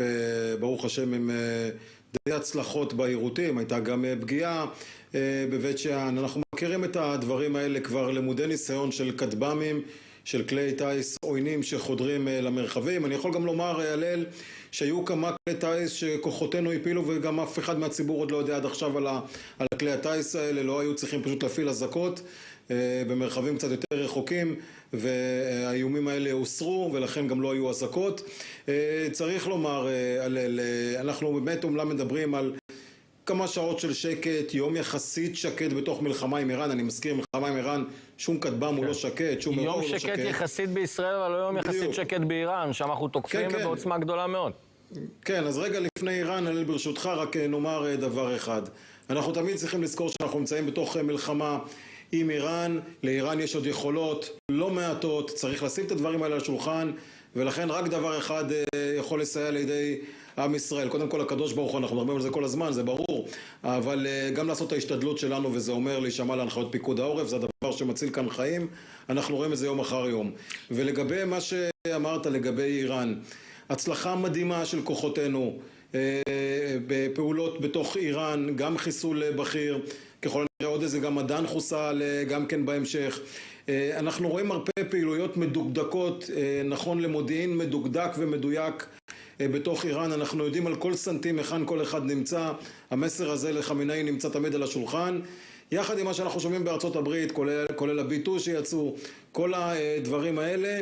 אבל אנחנו כאן בישראל פועלים בשלב הזה לבד, ויכולים להמשיך לפעול לבד עד האמיתות של שלטון האייתולות הטרוריסטי הזה. הלל, בהחלט כמו שהגדרת, הצלחה כבירה ותקיפות מסיביות של כוחותינו באיראן. בועז, אתה כמובן עדיין נשאר איתנו, ובמידת הצורך אנחנו נחזור אליך. תודה רבה. תודה. כתבנו תמיר מורג, שבוע טוב. אהלן, שבוע טוב. באמת אולי נדבר על אותם מפציצים אמריקנים, שזה כבר לא סוד, עושים את דרכם לכיוון שלנו, וייתכן מאוד שהם יקחו חלק פעיל בתקיפה באדמת איראן. אני חושב שהמטרה, אם וכאשר, היא די ברורה. נכון, אז במהלך השבת 6 מפציצי B2 ממריאים מבסיס וייטמן במיזורי. הם פונים מערבה, ככל הנראה לבסיס האמריקני בגואם, כנראה בשלב הזה כדי לצמצם טווחים לאיראן, לא בהכרח עדיין להגיע לשם בטיסה רציפה ולתקוף. המפציצים האלה מלווים על ידי מטוסי תדלוק, וזמן קצר לאחר ההמראה שלהם יש תדלוק ראשון, מה שמרמז ככל הנראה לכך שבבטן שלהם יש מטען כבד מאוד שלא אפשר להם להמריא עם מכלי דלק מלאים. כנראה אותן פצצות GBU 57 מפצחות הבונקרים במשקל של 13 טונות כל אחת. כל מפציץ כזה מסוגל לשאת 2 פצצות, 6 מפציצים, 12 פצצות. זה אמור לעשות את העבודה בפורדו, אם וכאשר. כן, אז תמיר, אולי באמת אנחנו רק במשפט לגבי היתרון המאוד גדול של המפציצים. אנחנו מדברים על מעבר למכפיל כוח עבור חיל האוויר הישראלי. בוודאי, תראה, מבחינת חיל האוויר הישראלי, פורדו היא מטרה שניתן לפגוע בה, אבל לא ניתן להשמיד אותה מהאוויר. אפשר אולי להשמיד אותה בדרכים אחרות. לעומת זאת, לאמריקנים יש פצצות שיכולות לחדור עד לעומק של המתקן הזה כ-80, אולי אפילו 90 מטרים מתחת לאדמה. אגב, אפילו במצב הזה, אפילו עם הפצצות של האמריקנים, תידרש יותר מפצצה אחת על כל נקודה. מה שהם מתכוונים לעשות זה לקדוח. זאת אומרת, לזרוק פצצה ראשונה שתחדור עד לעומק של כמה עשרות מטרים, אחר כך פצצה שנייה ואולי אפילו שלישית על אותה נקודה, וכך להשמיד את אולם הצנטריפוגות בפורדו, שנמצא כאמור כ-80 מטרים מתחת לקרקע. הנשיא טראמפ במהלך הדיונים לקראת התקיפה האפשרית מגלה קצת חששות שמא זה יעבוד או לא יעבוד, מאחר שהפצצה הזו אף פעם לא נוסתה בתנאי קרב. הגנרלים שלו, כולל מייקל קורילה, מפקד פיקוד המרכז, מרגיעים אותו, אומרים לו שבוצעו ניסויים בתנאים שמדמים את פורדו ושהפצצות יעשו את העבודה. כן, שורה התחתונה, אני חושב, המתקן הגרעיני בפורדו יחדל מלהתקיים, בין אם זה באמצעותנו, באמצעות האמריקנים, עניין של זמן. ועכשיו אני רוצה להגיד שלום לחברי הפאנל שלנו, הילה שי וזן, אורי ססחר ותת אלוף במילואים דני ון ביורן. אני רוצה דווקא להתחיל איתך. אנחנו רואים הרבה מאוד פעילויות, בעיקר נקודתיות, כולל גל תקיפות עכשיו במערב איראן, והמטרה היא לא רק לקחת גרעין, היא גם לקחת יכולות קונבנציונליות של צבא איראן, לרבות האפשרות שלהם להמשיך ולתקוף את ישראל באמצעות טילים בליסטיים וכטב"מים. כן, אנחנו מבינים שהחשש של ישראל, שהוא באמת ברמת חשש קיומי מבחינת יכולות המשטר האיראני, לא מתמקד רק בגרעין. שמענו את ראש הממשלה, שמענו את מפקדי הצבא, מדברים על כך שהיכולת הטילאית של איראן היא כל כך משמעותית, והתוכנית שלהם הייתה הרבה יותר משמעותית, כך שיכלה לאיים על עצם קיומנו, אפילו עם טילים בליסטיים קונבנציונליים. אני חושב שבהקשר הזה ישראל וצה"ל והמוסד עושים כרגע מהלך מאוד משמעותי של גריעת יכולות. צריך לזכור שבסופו של דבר יש לנו את ציר היכולות ויש לנו את ציר הכוונה. בציר הכוונה מנוהל על ידי משטר תיאוקרטי, ג'יהאדיסטי, שיש לו מטרה מאוד ברורה. אנחנו לא יכולים לשכוח שזו המטרה בעיניי המרכזית והעיקרית, בסופו של דבר של ישראל ושל העולם המערבי, להפיל את המשטר הזה. נכון מאוד, לילה. בסופו של דבר אנחנו כנראה, גם בהמשך הדברים פה של דני, נפעל גם להחלפת המשטר באיראן, משטר שמממן טרור בכל רחבי העולם, ועשה הכל כדי לפגוע בישראל בעשרות השנים האחרונות. כן, אנחנו רואים באמת צעדים של ישראל בהיבט הזה, אנחנו רואים את החיסולים שמתרחבים גם היום וגם אתמול. למעשה, האיראנים מרגישים חשופים לחלוטין, מרגישים שהם ממש שקופים, ואנחנו רואים את חמינאי, שומעים שהיום, רק היום הוא בעצם הוציא פרוטוקול חדש, בעצם להימנע, כמובן גם מטלפונים, גם מאינטרנט וכולי. הם מרגישים שהם לא מצליחים לשמור על סודיות בתוך המשטר שלהם, ובגלל שהם חשופים לחלוטין, באמת זה עשוי לקרות. אנחנו רואים את ראש הממשלה שאומר, ובצדק, זה עכשיו, אני לא מגדיר את זה כמטרה, בעצם החלפת המשטר, אבל יכול להיות שזה יהיה איזושהי תגובה שתבוא לאחר מכן. רק צריך לזכור על אלה שבסופו של דבר, ככל שנשתדל, גם אנחנו, ואם תרצה אפילו גם ארצות הברית, בסוף החלפה של המשטר הזה תצטרך לבוא מבפנים, זאת אומרת, בחלקים מתוך המשטר האיראני, אנחנו נוכל להכין להם את הדרך, גם ארצות הברית כמובן, אבל בסוף העם האיראני מתוכו יצטרך לקום ולהבין שהמשטר הזה, משטר האייתולות, עושה לו רק נזק, ושיש לו הזדמנות פז שלא תחזור להחליף אותו. נור, אתה עוקב הרבה אחרי העולם הערבי, עד כמה נראה באמת שיש היתכנות אמיתית להחליף את משטר האייתולות? תראה, בסוף זה החלטה של העם האיראני. אני חושב שהמשימה של מדינת ישראל היא ליצור את התנאים, כדי שאם העם האיראני יחליט לצאת לרחובות, יהיה לו את התנאים לעשות את זה. אבל ישראל יוצאת פה במערכה כדי להסיר איום קיומי. פה אני רוצה אולי להתחבר לכמה קולות שנשמעים כאן בישראל. יש קולות ששואלים מה אסטרטגיית היציאה, מה היעד. וזה אולי משעשע להסביר את כל מה שבר דעת בישראל מבין, אבל אני רוצה להתחבר לדבריו של הרמטכ"ל. הוא אמר, אנחנו יוצאים למערכה כדי להסיר איום קיומי ששואף להשמיד את מדינת ישראל. כן. גם הנשיא מקרון אומר היום בשיחות עם האיראנים, והנשיא מקרון לא ידוע בחיבה יתרה למדינת ישראל, בזמן האחרון, שהוא אומר, אנחנו רוצים אפס העשרת אורניום, להסיר את איום הטילים הבליסטיים ולהפסיק לממן צבאות טרור באזור. מהבחינה הזאת המטרה של ישראל מאוד ברורה, השמדת תוכנית הגרעין, השמדת תוכנית הטילים. הדבר הזה אפשרי. במלחמת יום הכיפורים, עם אבא שלי היה בטנק, הייתה פלוגת טנקים מצריים שכיוונה עליהם את התותח, אתה שם צלב על המטרה, משמיד אותה. ויש אתה מזהה איום קיומי, אתה מוריד אותו. זה בדיוק המטרה כאן. אני חושב שרוב עם ישראל מבין את זה. כן, אני חושב שבאמת רוב עם ישראל מבין את הדברים הללו, ומכאן בואו נראה לדברים שאומר הרמטכ"ל למערך ההגנה האווירית, ממש במהלך השבת האחרונה. אנחנו צדים את המשגרים שלהם. אנחנו אתמול צדנו 3 משגרים מתוך 4, דקות לפני שיגור, והשמדנו אותם. באמצעות המערכות שלנו, מעל הראש שלהם. ואתם עושים פה דברים מדהימים. בלעדיכם פה, הפגיעות בעורף הישראלי ובתשתיות שלנו היו קטלניות ביותר. אני אומר לכם, כל העולם כולו מסתכל על הביצועים שלנו, שלכם, של המערך הזה, בהשתאות בלתי רגילה. קודם כל, הרבה הערכה אישית אנחנו חושבים שנים, ולך ולכל המפקדים ולכל המערך על העבודה המדהימה שאתם עושים. אתם מצילים חיים, ואתם מגנים על עם ישראל. אתם חומת הגנה מאוד משמעותית לעם ישראל. וגם העברת מסר מאוד ברור לכל הסביבה, שכל מי שמאיים עלינו ומתעסק עם מדינת ישראל, שלם על זה מחיר כבד. אנחנו עכשיו חוזרים אליך, בועז גולן. עוד חיסול אחד מוצלח של כוחותינו, כלי טייס, תוקף באופן ממוקד במרחב טהרן, ומצליח לחסל מדען גרעין נוסף. אנחנו כבר סופרים 15, סכום דמיוני של חיסולים מאז תחילת המלחמה, אבל הפעם מדובר על מדען, אפשר להגיד, בכיר מאוד. כן, הלל, תשמע, קודם כל אנחנו מסתכלים בכלל על החיסול הזה של אותו גורם שהוא מוגדר אפילו היום בצבא כחיסול, נכון לעכשיו באיראן, מעבר לחוליה הראשית והצמרת הראשית שהורדנו ביום הראשון, כמובן שהביאה להישגים במלחמה הזאת, אין ספק בכך, אבל אנחנו מדברים על מי שהיה ציר ראשי לכספים, לחמאס, לחיזבאללה, בעצם הוא זה שעזר לממן כאן את הכל, את כל הטרור הזה, הביא גם לפציעה ולרצח של לא מעט ישראלים ופגיעה בחיילינו, ובהחלט נקודה שעוקבים אחריה כבר הרבה זמן, קיבלו את ההחלטה על פי מודיעין להוריד ולסיים את ביקורו על פני כדור הארץ בימים אלה, מה שמוכיח שוב הלל את היכולת גם המודיעינית וגם הביצועית שלנו, תוך כדי תנועה, להגיע לכל אחד בכל פינה ברחבי העולם. אנחנו רואים את כרטיס הביקור האחרון, אפשר לומר, של אותו מחבל נתעב. מאדריכלי הטבח הרצחני של 7 באוקטובר. הקשר הישיר בין החמאס לבין איראן נחשף כאן בצורה הברורה ביותר. כן, וגם מי ש... דרך אגב, זה רק מוכיח את הדבר הזה שזה לא היה על דעת סינואר בלבד, אנחנו מבינים כבר את כל העניין הזה, כבר הבנו אותו תוך כדי תנועה מתחילת המלחמה, אבל איראן היא הסיפור, היא הדבר שעליו ראש הממשלה בנימין נתניהו נאבק 10 שנים, והמאבק הזה מביא אותנו היום למצב שאנחנו כותבים את ההיסטוריה, בעזרת השם אנחנו גם ננצח, אבל תוך כדי תנועה אנחנו רואים באמת את אותם בכירים איראנים שיודעים, האף שלהם טיפה בחוץ, אנחנו מחסלים אותם.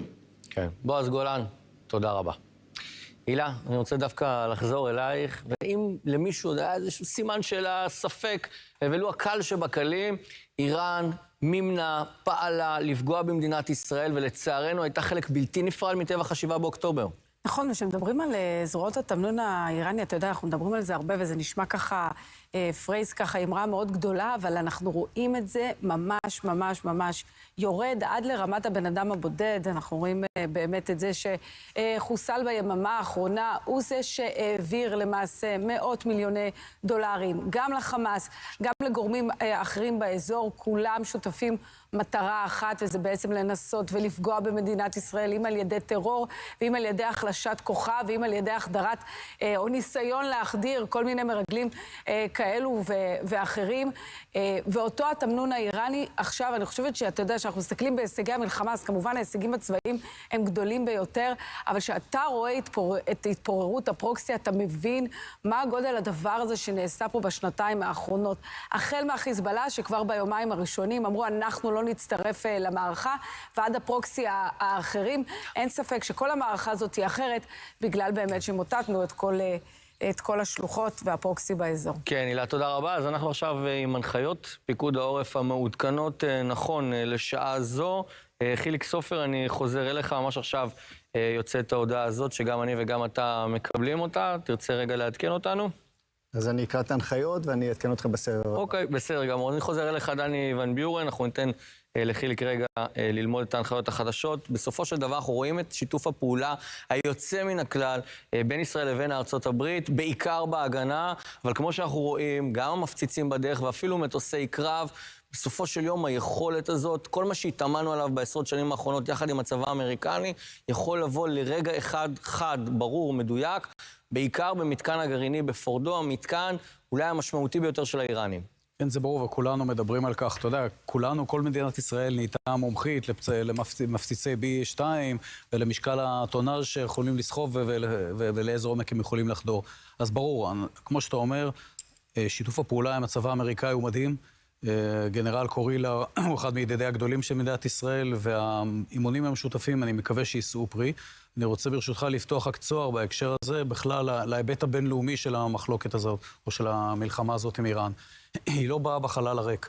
אנחנו רואים שיש בעולם התנגשות בין שני זרמים, הזרם הג'יהאדיסטי הזה שפוגע לא רק בישראל, הוא משליט טרור על כל אירופה, על כל ארצות הברית, הוא שולח זרועות של תמנון גם לארגוני טרור, גם למימון גופי טרור, לא רק במזרח התיכון. פוגע בעולם כבר הרבה מאוד שנים. העולם המערבי מתנהג המון זמן כבר בצורה רופסת, כי הוא לא מצליח, וזה תחת הקונטקסט של התופעות הגלובליסטיות, של התפרקות מדינות לאום ושל החלשת הלאומיות. העולם המערבי לא מצליח להוות יריב שקול לתופעה הזאת של מדינה כמו איראן, שמפעילה זרועות תמנון בכל העולם. ישראל כרגע מסמנת את הדרך, נדמה לי שלארצות הברית נפל האסימון, אני מקווה שבעקבותיה גם מדינות אירופה יבינו שזו מלחמה עולמית. כן, אז בעוד גל תקיפות חדש כרגע באיראן של כוחותינו, בהמשך לדברים שדני כאן אומר, אנחנו לפני, אני חושב, שבוע מאוד מאוד דרמטי, בטח בכל המערכה מול האיראנים, מערכה שניהלנו אותה עד כה בחשאי, ועכשיו בקדמת הבמה המרכזית. זה מדהים לראות את רמת המודיעין, את רמת החדירות בתוך איראן. אנחנו רואים, בוודאי, כמו שאומרים, יהיה לנו שבוע מעניין לפנינו, אבל רק ביומיים האחרונים אנחנו רואים חיסולים מאוד מרשימים. תראה את סייד איזדי, שחוסל בדירה בקום, על ידי מה שצה"ל פרסם היום. סייד איזדי, מפקד גיס פלסטין של כוח קודס. רואים אותו בתמונה, את אותו איזדי, יחד עם בקרי, הרמטכ"ל שחוסל, ואסמאעיל הנייה מחמאס. מה הוא עושה ליד הנייה מחמאס? כי הוא היה מאדריכלי טבח ה-7 באוקטובר, מהרכיב, מהציר שמקשר בין המשטר האיראני לבין תאי הטרור הפלסטינים באזור, הוא זה שמכווין אותם, הוא זה שמממן אותם. כלומר, כשאיראן שיגרה את מערכת ה-7 באוקטובר נגד מדינת ישראל, עכשיו מדינת ישראל סוגרת את המעגל חזרה נגדה. אותם בכירים שאדריכלי הטבח הם כרגע מחוסלים, המתקן באספהאן העמיקו את ההישג והמשיכו להשמיד גם אותו במהלך סוף השבוע, אנחנו מקווים למתקני גרעין נוספים, אז ישראל סוגרת חשבון עם המשטר האיראני שיזם את ה-7 באוקטובר. תודה אור, חיליק, אני חוזר אליך, מהן ההנחיות החדשות, ואני מבין שיש אולי אפילו צפי להחרגות בתחילת השבוע הבא. כן, קודם כל נכון לעד מחר, ההנחיות הן ללא שינוי, מה שאנחנו כולנו מכירים, זה עבודה, ניתן ללכת, בתנאי שיש שם מרחב מוגן תקני, שניתן להגיע אליו בפרק זמן ההתגוננות, זאת הקלה שכבר אנחנו מכירים כבר יומיים. ההקלה השנייה זה ניתן להגיע למקומות, התקהלות, עד 30 אנשים, גם בתנאי שיש מרחב מוגן תקני, שניתן להגיע אליו בפרק זמן ההתגוננות. לימודים אין, ומספר מוסדות בחינוך הבלתי פורמלי קיבלו הקלות. בסך הכל מה שחשוב, למרות השעות הרבות מהצהריים שלא חווינו ירי ולא שמענו אזעקות, עדיין אנחנו במלחמה, ובכל רגע נתון אנחנו יכולים לשמוע אזעקה ולדעת צריך להכיר את המרחב המוגן, גם אם אנחנו הולכים למקום אחר, היכן המרחב המוגן, ופשוט להגיע אליו ולשהות עד להודעת שחרור. כן, לשהות בו באמת עד להודעת שחרור. מיד אנחנו נהיה עם ההצהרה של תת-אלוף אפי דפרין, דובר צה"ל, שצפוי לחשוף עוד על הקשר בין האיראנים לבין החמאס. נועם אמיר, פרשננו לענייני צבא וביטחון, אתה מצטרף אלינו כאן באולפן. דפרין ממש יעלה בעוד מספר דקות לבמה בקריה בתל אביב, אבל אפשר כבר להבין שהכיוון שישראל הולכת עליו, לפחות בכל ההקשר המדיני הביטחוני, זה שימו לב, האיראנים קשורים לטבח שפקד אותנו כאן ב7 באוקטובר באופן הכי אכזרי שיש. נכון, תראה, לאורך תחילת המלחמה, איראן עשתה מאמצים כבירים. וצריך להגיד, גם היו כמה במערכת הביטחון שבאיזושהי צורה לא ברורה, תמכו בעמדה הזאת שאיראן הפיצה, שהיא אין לה שום קשר לטבח ב7 באוקטובר. איראן לא עמדה מאחורי העניין הזה, אבל לאורך כל המלחמה למדנו שאיראן לא רק עומדת מאחורי המלחמה הזאת, היא בכלל אחראית לכל מה שמתרחש כאן במזרח התיכון, ועוד מעט דובר צה"ל יחשוף פה בעצם מסמכים שנמצאו במתחם התת-קרקעי של מוחמד סינואר, מתחת לבית החולים האירופאי. נזכיר, מוחמד סינואר, אח של יחיא, מספר 2 בהיררכיה ההנהגתית, פסיכופת יותר גדול אפילו מאח שלו, אחראי על כל חטיבת החפירות מח'אן יונס וכן הלאה. נועם, סליחה, תת-אלוף אפי דפרין. הרמה התשיעית למבצע עם כלביא. במהלכה העמקנו את ההישגים בלחימה מול המשטר האיראני בכל המערכים. הערב תקפנו באמצעות כ-60 מטוסי קרב ובעזרת הכוונה מודיעינית בעומק איראן. ניתן לראות על המסך תיעוד מהדקות האחרונות. כלי טיס של חיל האוויר תקף 3 מטוסי קרב של צבא איראן, מסוג F-14. התקיפה בוצעה בלב איראן. בנוסף, אנחנו פוגעים בכל רכיבי ייצור הטילים, ומונעים מהצבא האיראני לשקם את יכולותיו האסטרטגיות. במקביל, כוחותינו מעמיקים את הפגיעה ביכולות השיגור של מערכי האש. הפגיעה מתקיימת בעזרת זיהוי מודיעיני מקדים ונוכחות עשרות כלי טיס אשר סורקים את המרחב. יכולות שיגור הטילים שיש בידיהם היום רחוקות מהיכולות שהיו להם כשיצאנו למבצע. הבוקר הודענו על חיסולו של סעיד איזדי, ראש גיס פלסטין בכוח קוץ, והגורם המרכזי שקישר בין המשטר האיראני לחמאס. איזדי היה בין אדריכלי מתקפת הטרור הרצחנית ב7 באוקטובר. מאז החלה המלחמה הוא ניסה לחמש את חמאס באמצעי לחימה בשווי של מיליוני שקלים. בזכות איסוף מודיעיני סוכל ניסיון ההתחמשות הזה. לפני כחודש כוחותינו ברצועת עזה פשטו על בית החולים האירופאי, אותו בית חולים בו איתרנו וחיסלנו את רב המרצחים מוחמד סינואר ובכירים נוספים. תת הקרקע שנבנה בבית החולים שימש מקלט לצמרת הפיקוד של ארגון הטרור חמאס. כפי שחשפנו בשעה האחרונה, במהלך הפשיטה הזו נמצא מודיעין ייחודי. ניתן לראות את ההתכתבות של מוחמד סינואר עם סעיד איזדי. ממנה עולה עדות ברורה על הקשר הישיר שבין משמרות המהפכה לבין ארגון הטרור חמאס.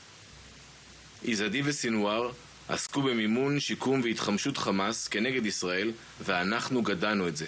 סיכלנו את העברה.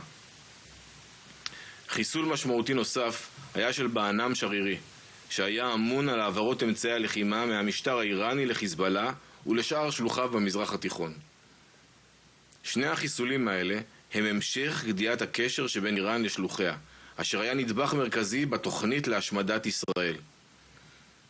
במהלך היום תקפנו באמצעות עשרות מטוסי קרב ובעזרת הכוונה מודיעינית במערב איראן. תקפנו מקמי גילוי וסוללות הגנה אווירית, כחלק ממאמץ השגת העליונות האווירית בכל רחבי איראן. עליונות זו אפשרה לנו לפגוע גם במפקדות הטילים והכטב"מים במרחב. לצידם השמדנו את אתרי אחסון ומנהרות של משגרים וטילים. כמו כן, הצלחנו לסגור מעגל כנגד משגרים שירו לעבר שטח מדינת ישראל. הבוקר הופעלו התראות במספר מרחבים בעקבות חדירת כלי טיס בלתי מאוישים שנורו מאיראן. לא דווח על נפגעים. בשבוע האחרון שוגרו יותר מ1,000 כטב"מים מאיראן לעבר שטח ישראל. מתוכם בודדים חדרו. מסוקים ומטוסי קרב, כלי שייט בשילוב מערכות ההגנה האווירית מקיפים את מדינת ישראל בכל רגע נתון בכדי לסכל ניסיונות חדירה לשטחנו. רוב הכטב"מים יורטו ומיורטים מחוץ לגבולות המדינה. זהו הישג חסר תקדים. בנוסף לפעולות ההגנה, חיל האוויר מסכל בשיטתיות את שרשרת הפיקוד של מפקדת הכטב"מים. תקיפות אלו שיבשו את ניסיונות המטחים המתוזמנים ופגעו בכ-950 כטב"מי נפץ טרם שיגורם. הישגי המבצע הם תוצאה של עבודה מדויקת ונחושה של כוחותינו לצד תעוזה אדירה של טייסי חיל האוויר. צה"ל ממשיך להילחם בכל החזיתות. בזירה הצפונית, חיל הים תקף מבנה של כוח רדואן בדרום לבנון. אתמול חוסל מחבל חיזבאללה והותקפו אתרים צבאיים המכילים אתרי רקטות ומשגרי טילים. תקיפות אלו בוצעו לאחר זיהוי ניסיון שיקום של ארגון הטרור חיזבאללה. כוחות פיקוד הצפון, הן בלבנון והן בסוריה, ערוכים בהגנה קדמית ומהווים חיץ בין כל איום לבין אזרחינו. אני שב ומזכיר, המערכה לא תמה, ולאויב יש עוד יכולות וכוונות. יש חשיבות עליונה לאחריות אישית, הצמדו להנחיות פיקוד העורף. כפי שהרמטכ"ל אמר אתמול, אויבינו אינם מבינים שהעורף הישראלי הוא מקור החוסן של צה"ל, לא מקור חולשתו. אני אהיה כאן לעדכן בכל התפתחות. שאלות. שאלת חדשות 13, האם החל תיאום אווירי בין ישראל לארצות הברית? אנחנו מצויים כבר זמן רב בתיאום עם מפקדת פיקוד המרכז של צבא ארצות הברית. מעבר לזה אני לא אפרט על תוכניות מבצעיות או תוכניות עתידיות. שאלת חדשות 12, במידה ותהיה התקפה אמריקאית, האם זה צפוי להשפיע על הירי לעורף? צה"ל ערוך בהגנה ובהתקפה בצורה מיטבית. מערכות ההגנה האווירית שלנו ערוכות, מדייקות, משפרות. אנחנו דרוכים וערניים, כמו שאנחנו בכל תקופת המלחמה, ונמשיך לעשות ככה. שאלת כאן חדשות, איך צה"ל נערך לפגוע במתקן בפורדו ללא ארצות הברית? האם יש תוכניות כאלו? פירטתי מספר פעמים בימים האחרונים על התוכניות שלנו, על מה שנעשה, על תוכנית הגרעין, פרויקט הגרעין האיראני ועל המרכיבים השונים שלו. אנחנו פוגעים בו, מעמיקים את הפגיעה. היום תיארתי לכם בבוקר וגם קודם בהצהרה את הפגיעה במתקן באיספהאן. גם ראינו סרטונים של הפגיעה. זה פעם שנייה שאנחנו פוגעים במתקן באיספהאן. מעמיקים את הפגיעה. תקפנו בתחילת המבצע ותקפנו שוב פעם היום בבוקר ואתמול כדי להעמיק את הפגיעה. נמשיך לעשות את זה, לפגוע בכל הרכיבים. מעבר לזה, אנחנו ערוכים, אני לא אפרט על תוכניות להמשך. שאלת i24, אנחנו רואים בימים האחרונים ירידה בשיגורי הטילים ועלייה בכטב"מים. מה הסיבה והאם האיראנים שומרים טילים כדי לשמר מערכה ארוכה? אנחנו, חיל האוויר, פועל בצורה מצוינת ומגיע להישגים חסרי תקדים. הטייסים נחושים ופועלים מעמיקים את הפגיעה בעומק איראן. פוגעים גם במערכי טילי הקרקע וגם במערכי הכטב"ם, כלי טייס בלתי מאוישים. זה משבש את תוכניות האויב, חד משמעית. אפשר לראות את זה, אנחנו רואים את זה בימים האחרונים. אבל צריך לומר שכשאמרתי את זה, יש לאויב עוד יכולות וכוונות, וחשוב להדגיש פה, חשוב להישמע להנחיות פיקוד העורף, ומצילות חיים, כי האיום לא תם. שאלת ynet, אם אין שינוי בהנחיות, מה ההמלצה של צה"ל לגבי חזרת הלימודים בשבוע הקרוב? שוב פעם, אנחנו מבצעים הערכת מצב מתמשכת כל הזמן. באמצעות פיקוד העורף, אנחנו מתאימים את הערכת המצב בעורף להתהוות המבצעית שקורית כל הזמן. הערכת מצב מתבצעת כל הזמן, ואני ממליץ כאן להישמע, לא ממליץ, אני מבקש מכם, להישמע להנחיות פיקוד העורף. זה המקור האמין ביותר, הטוב ביותר, זה מציל חיים. כן, אז זאת הייתה הצהרתו של תת-אלוף אפי דפרין, דובר צה"ל. נועה, הוא מתייחס כאן בין היתר גם לכך שהמשכנו לפגוע במטוסי קרב איראנים. עד כה, אפילו מטוס אחד לא המריא מאדמת איראן, כאשר אנחנו נלחמים איתם, זה לא מובן מאליו. נכון, זה בהחלט אירוע מעניין מאוד שאיראן בוחרת, כנראה בתוך הבנה שאין לה סיכוי להתמודד גם במערכה הזו, ושאם היא תעז להרים לאוויר מטוסים, זה כבר יכול להיראות מבחינתה אחרת לגמרי. נזכיר רק הלל, זה לא פעם ראשונה שאנחנו משמידים מטוסי קרב מהאוויר, זאת כבר פעם שנייה שאנחנו תוקפים מטוסי קרב. אנחנו גם תקפנו מסוקי קרב, 5 מסוקים, שהם אגב כן ניסו להמריא ולפגוע בכלי השייט הלא מאוישים שלנו שטסים שם ברחבי טהרן, וזה מצטרף גם לתקיפה של מטוס תדלוק, שראינו את צה"ל תוקף בתחילת המלחמה כסוג של העברת מסר. הוא מתייחס גם לנתונים מעניינים בהמשך היום על תקיפת משגרים. חשיפה שלך כאן ביום חמישי, 50% מהמשגרים, הערכה, מדובר בערך במעל 200 משגרים שכבר השמדנו אותם. הערב אני מבין שהמספר הולך ומתקרב אפילו ל-55%. לאט לאט ממשיכים לקלף מהם יכולות. ככל שהזמן עובר, צריך לומר, זה נהיה קצת יותר קשה, ועדיין, בכל זאת, צריך לומר, הם היו יכולים לשגר פה הרבה יותר, והפעילות העצימה שלנו שם היא זאת שמקטינה את היכולת. נכון מאוד, בסופו של דבר אנחנו עם פעילות מאוד מאוד אגרסיבית, גריעת הרבה מאוד מהיכולות, גם של צבא איראן וגם של משמרות המהפכה.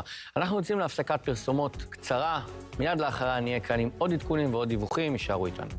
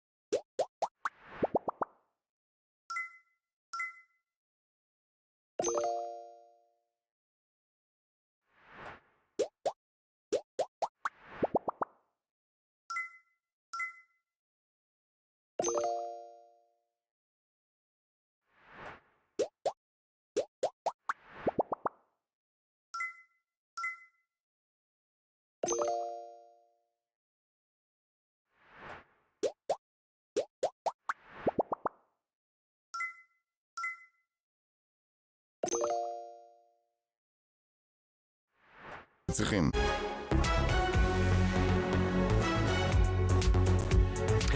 שוב שלום, תודה רבה שנשארתם איתנו. תמיר מורג, אני חוזר אליך, אתה מביא לנו עכשיו כותרת על התייעצות ביטחונית, ממש בעוד קצת יותר מחצי שעה. כן, צריך לומר שבימים האחרונים, כמעט בכל יום נערכת התייעצות ביטחונית של ראש הממשלה וצמרת הדרג המדיני במתקן התת-קרקעי שבו שוהה הדרג המדיני. כרגע הערכה בישראל היא שלפנינו לפחות עוד שבוע של לחימה, יכול מאוד להיות שיותר מכך.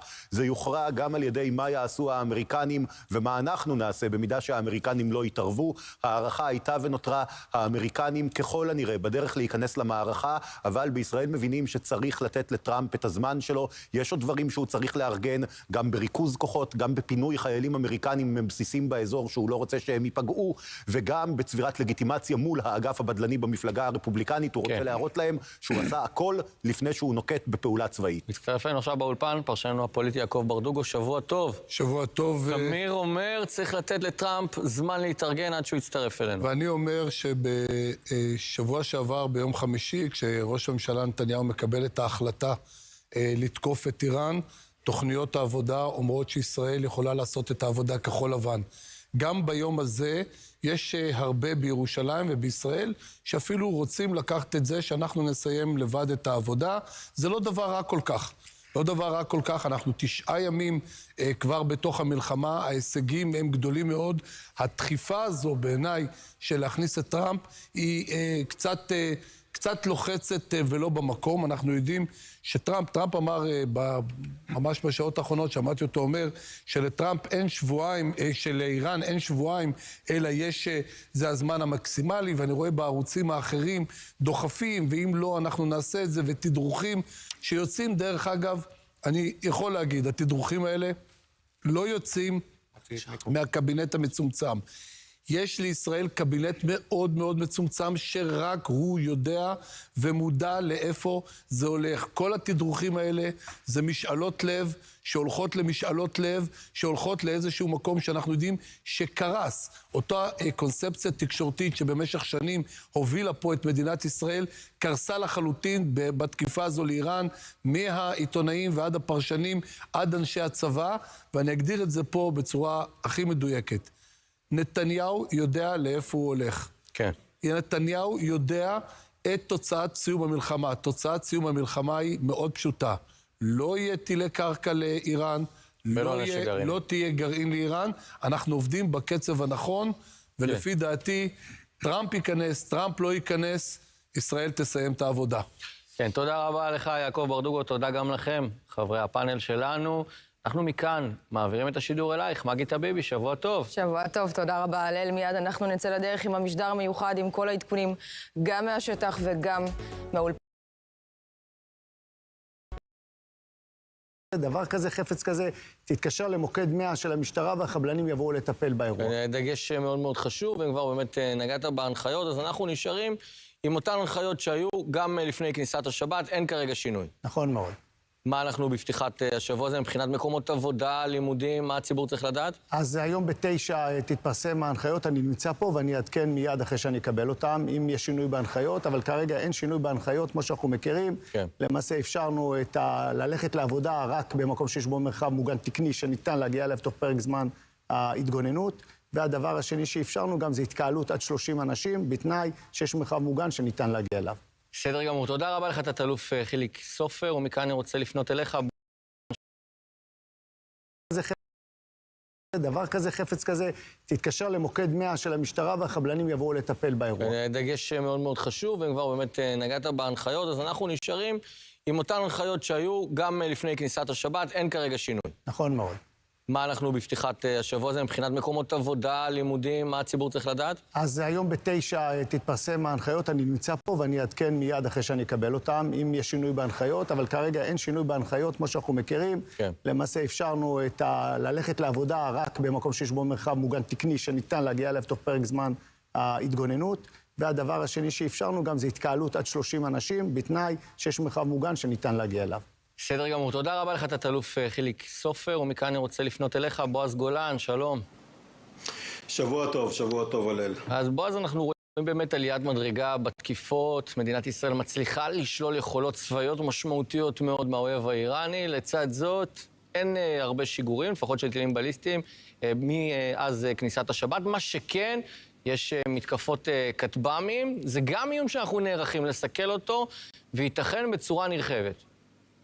כן, כמו שאמרת, קודם כל סוף השבוע התאפיין בעיקר בכלי טייס עוינים, כפי שמגדירים אותם בפיקוד העורף.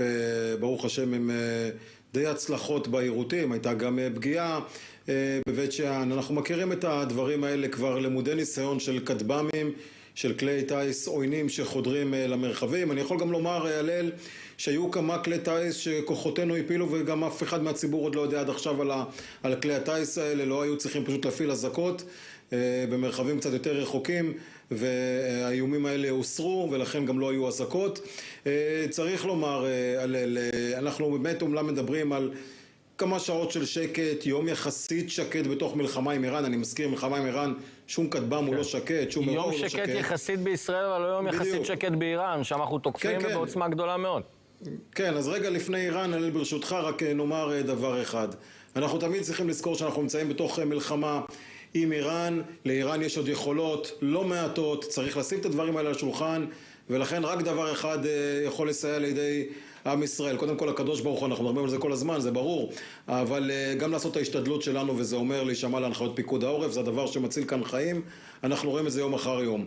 ולגבי מה שאמרת לגבי איראן, הצלחה מדהימה של כוחותינו בפעולות בתוך איראן, גם חיסול בכיר, ככל הנראה עוד איזה גם מדען חוסל גם כן בהמשך. אנחנו רואים הרבה פעילויות מדוקדקות, נכון למודיעין מדוקדק ומדויק בתוך איראן. אנחנו יודעים על כל סנטים היכן כל אחד נמצא. המסר הזה לחמינאי נמצא תמיד על השולחן, יחד עם מה שאנחנו שומעים בארצות הברית, כולל הביטוי שיצאו, כל הדברים האלה.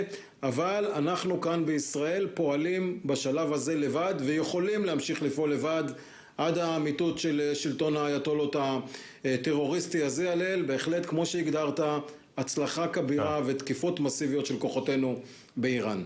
בועז, אתה כמובן עדיין נשאר איתנו, ומידת הצורך אנחנו נחזור אליך. תודה רבה. תודה. כתבנו תמיר מורג, שבוע טוב. אהלן, שבוע טוב. באמת אולי נדבר על אותם מפציצים אמריקנים, שזה כבר לא סוד, עושים את דרכם לכיוון שלנו, וייתכן מאוד שהם יקחו חלק פעיל בתקיפה באדמת איראן. אני חושב שהמטרה, אם וכאשר, היא די ברורה. נכון, אז במהלך השבת 6 מפציצי B2 ממריאים מבסיס וייטמן במיזורי.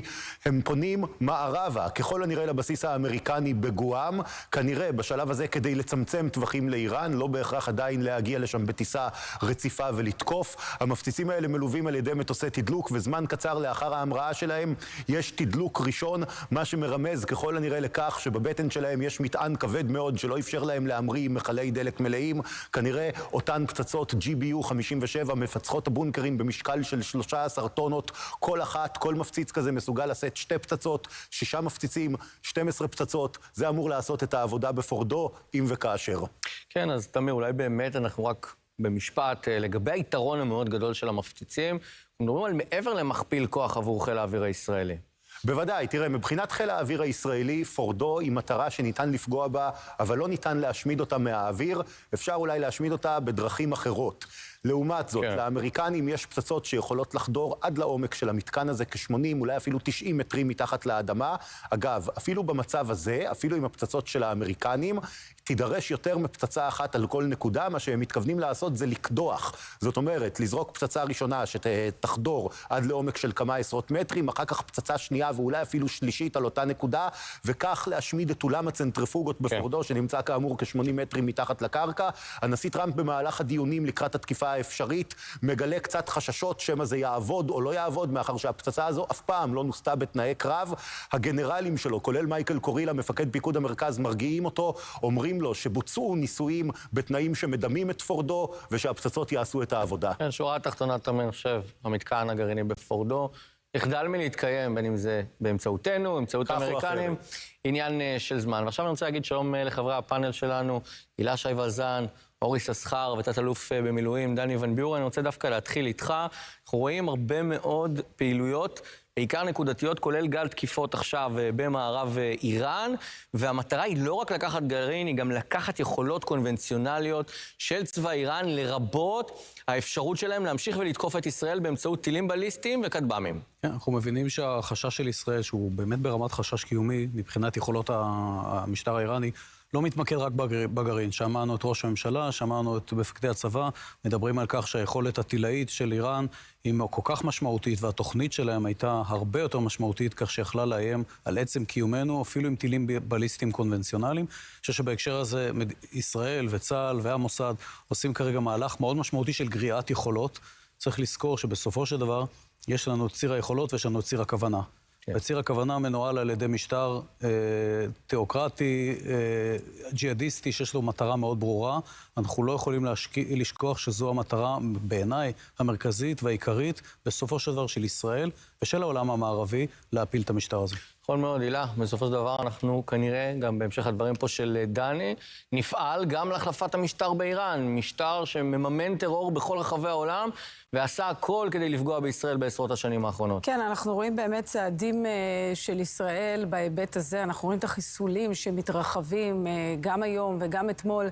למעשה, האיראנים מרגישים חשופים לחלוטין, מרגישים שהם ממש שקופים, ואנחנו רואים את חמינאי, שומעים שהיום, רק היום הוא בעצם הוציא פרוטוקול חדש, בעצם להימנע, כמובן גם מטלפונים, גם מאינטרנט וכולי.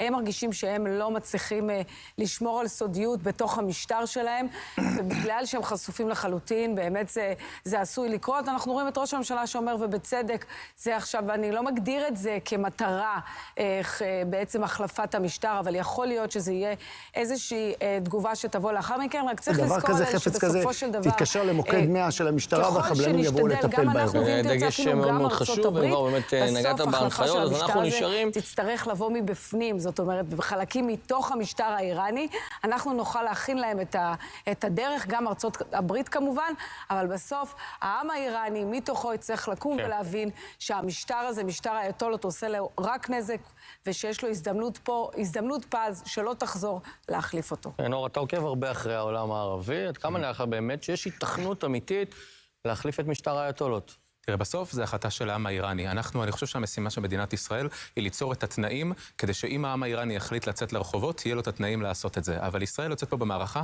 כדי להסיר איום קיומי. פה אני רוצה אולי להתחבר לכמה קולות שנשמעים כאן בישראל. יש קולות ששואלים, מה אסטרטגיית היציאה? מה היעד? וזה אולי משעשע להסביר את כל מה שבר דעת בישראל מבין, אבל אני רוצה להתחבר לדבריו של הרמטכ"ל. הוא אמר, אנחנו יוצאים למערכה כדי להסיר איום קיומי ששואף להשמיד את מדינת ישראל. כן. גם הנשיא מקרון אומר היום, בשיחות עם האיראנים, והנשיא מקרון לא ידוע בחיבה יתרה למדינת ישראל, בזמן האחרון, שהוא אומר, אנחנו רוצים אפס העשרת אורניום, להסיר את איום הטילים הבליסטיים ולהפסיק לממן צבאות טרור באזור. מהבחינה הזאת המטרה של ישראל מאוד ברורה, השמדת תוכנית הגרעין, השמדת תוכנית הטילים. הדבר הזה אפשרי. במלחמת יום הכיפורים, עם אבא שלי היה בטנק, הייתה פלוגת טנקים מצריים שכיוונה עליהם את התותח, אתה שם צלב על המטרה, משמיד אותה. אתה מזהה איום קיומי, אתה מוריד אותו. זה בדיוק המטרה כאן, אני חושב שרוב עם ישראל מבין את זה. כן, אני חושב שבאמת רוב עם ישראל מבין את הדברים הללו, ומכאן בואו נראה לדברים שאומר הרמטכ"ל למערך ההגנה האווירית, ממש במהלך השבת האחרונה. אנחנו צדים את המשגרים שלהם. אנחנו אתמול צעדנו 3 משגרים מתוך 4, דקות לפני שיגור, והשמדנו אותם. באמצעות המערכות שלנו, מעל הראש שלהם. ואתם עושים פה דברים מדהימים. בלעדיכם פה, הפגיעות בעורף הישראלי ובתשתיות שלנו היו קטלניות ביותר. אני אומר לכם, כל העולם כולו מסתכל לביצועים שלנו, שלכם, של המערך הזה, בהשתאות בלתי רגילה. קודם כל, הרבה הערכה אישית אנחנו חושבים שנים. ולך ולכל המפקדים ולכל המערך על העבודה המדהימה שאתם עושים. אתם מצילים חיים ואתם מגנים על עם ישראל. אתם חומת הגנה מאוד משמעותית לעם ישראל. וגם העברת מסר מאוד ברור לכל הסביבה, שכל מי שבאים עלינו ומתעסק עם מדינת ישראל, משלם על זה מחיר כבד. אנחנו עכשיו חוזרים אליך, בועז גולן. עוד חיסול אחד מוצלח של כוחותינו, כלי טייס, תוקף באופן ממוקד במרחב טהרן, ומצליח לחסל מדען גרעין נוסף. אנחנו כבר סופרים 15. סכום דמיוני של חיסולים מאז תחילת המלחמה, אבל הפעם מדובר על מדען, אפשר להגיד, בכיר מאוד. כן, הלל, תשמע, קודם כל אנחנו מסתכלים בכלל על החיסול הזה של אותו גורם שהוא מוגדר אפילו היום בצבא כחיסול, נכון לעכשיו באיראן, מעבר לחוליה הראשית והצמרת הראשית שהורדנו ביום הראשון, כמובן שהביאה להישגים במלחמה הזאת, אין ספק בכך, אבל אנחנו מדברים על מי שהיה ציר ראשי לכספים, לחמאס, לחיזבאללה, בעצם הוא זה שעזר לממן כאן את כל הטרור הזה, הביא גם לפציעה ולרצח של לא מעט ישראלים ופגיעה בחיילינו, ובהחלט נקודה שעוקבים אחריה כבר הרבה זמן, קיבלו את ההחלטה על פי מודיעין להוריד ולסיים את ביקורו על פני כדור הארץ בימים אלה, מה שמוכיח שוב הלל את היכולת גם המודיעינית וגם הביצועית שלנו, תוך כדי תנועה, להגיע לכל אחד בכל פינה ברחבי העולם. אנחנו רואים את כרטיס הביקור האחרון, אפשר לומר, של אותו מחבל נתעב. מאדריכלי הטבח הרצחני של ה7 באוקטובר. הקשר הישיר בין החמאס לבין איראן נחשף כאן בצורה הברורה ביותר. כן, וגם מי דרך אגב, זה רק מוכיח את הדבר הזה שזה לא היה על דעת סינואר בלבד. אנחנו מבינים כבר את כל העניין הזה, כבר הבנו אותו תוך כדי תנועה מתחילת המלחמה. אבל איראן היא הסיפור, היא הדבר שעליו ראש הממשלה בנימין נתניהו נאבק עשרות שנים, והמאבק הזה מביא אותנו היום למצב שאנחנו כותבים את ההיסטוריה, בעזרת השם אנחנו גם ננצח, אבל תוך כדי תנועה אנחנו רואים באמת את אותם בכירים איראנים שיודעים, האף שלהם טיפה בחוץ, אנחנו מחסלים אותם. כן. בועז גולן, תודה רבה. הילה, אני רוצה דווקא לחזור אלייך, ואם למישהו עוד היה איזשהו סימן שאלה, ספק, ולו הקל שבקלים, איראן מימנה, פעלה לפגוע במדינת ישראל, ולצערנו הייתה חלק בלתי נפרד מטבח ה7 באוקטובר. נכון, כשמדברים על זרועות התמנון האיראני, אתה יודע, אנחנו מדברים על זה הרבה, וזה נשמע ככה, פרייז ככה, אמרה מאוד גדולה, אבל אנחנו רואים את זה ממש, ממש, ממש יורד עד לרמת הבן אדם הבודד. אנחנו רואים באמת את זה שחוסל ביממה האחרונה, הוא זה שהעביר למעשה מאות מיליוני דולרים, גם לחמאס, גם לגורמים אחרים באזור, כולם שותפים מטרה אחת, וזה בעצם לנסות ולפגוע במדינת ישראל, אם על ידי טרור, ואם על ידי החלשת כוחה, ואם על ידי החדרת, או ניסיון להחדיר כל מיני מרגלים כאלו ואחרים. ואותו התמנון האיראני, עכשיו אני חושבת שאתה יודע שאנחנו מסתכלים בהישגי המלחמה, אז כמובן ההישגים הצבאיים הם גדולים ביותר, אבל שאתה רואה את התפוררות הפרוקסי, אתה מבין מה הגודל הדבר הזה שנעשה פה בשנתיים האחרונות. החל מהחיזבאללה, שכבר ביומיים הראשונים אמרו, אנחנו לא נצטרף למערכה, ועד הפרוקסי האחרים, אין ספק שכל המערכה הזאת היא אחרת, בגלל באמת שמוטטנו את כל השלוחות והפרוקסי באזור. כן, הילה, תודה רבה. אז אנחנו עכשיו עם הנחיות פיקוד העורף המעודכנות, נכון, לשעה זו. חיליק סופר, אני חוזר אליך, ממש עכשיו יוצאת ההודעה הזאת, שגם אני וגם אתה מקבלים אותה. תרצה רגע לעדכן אותנו?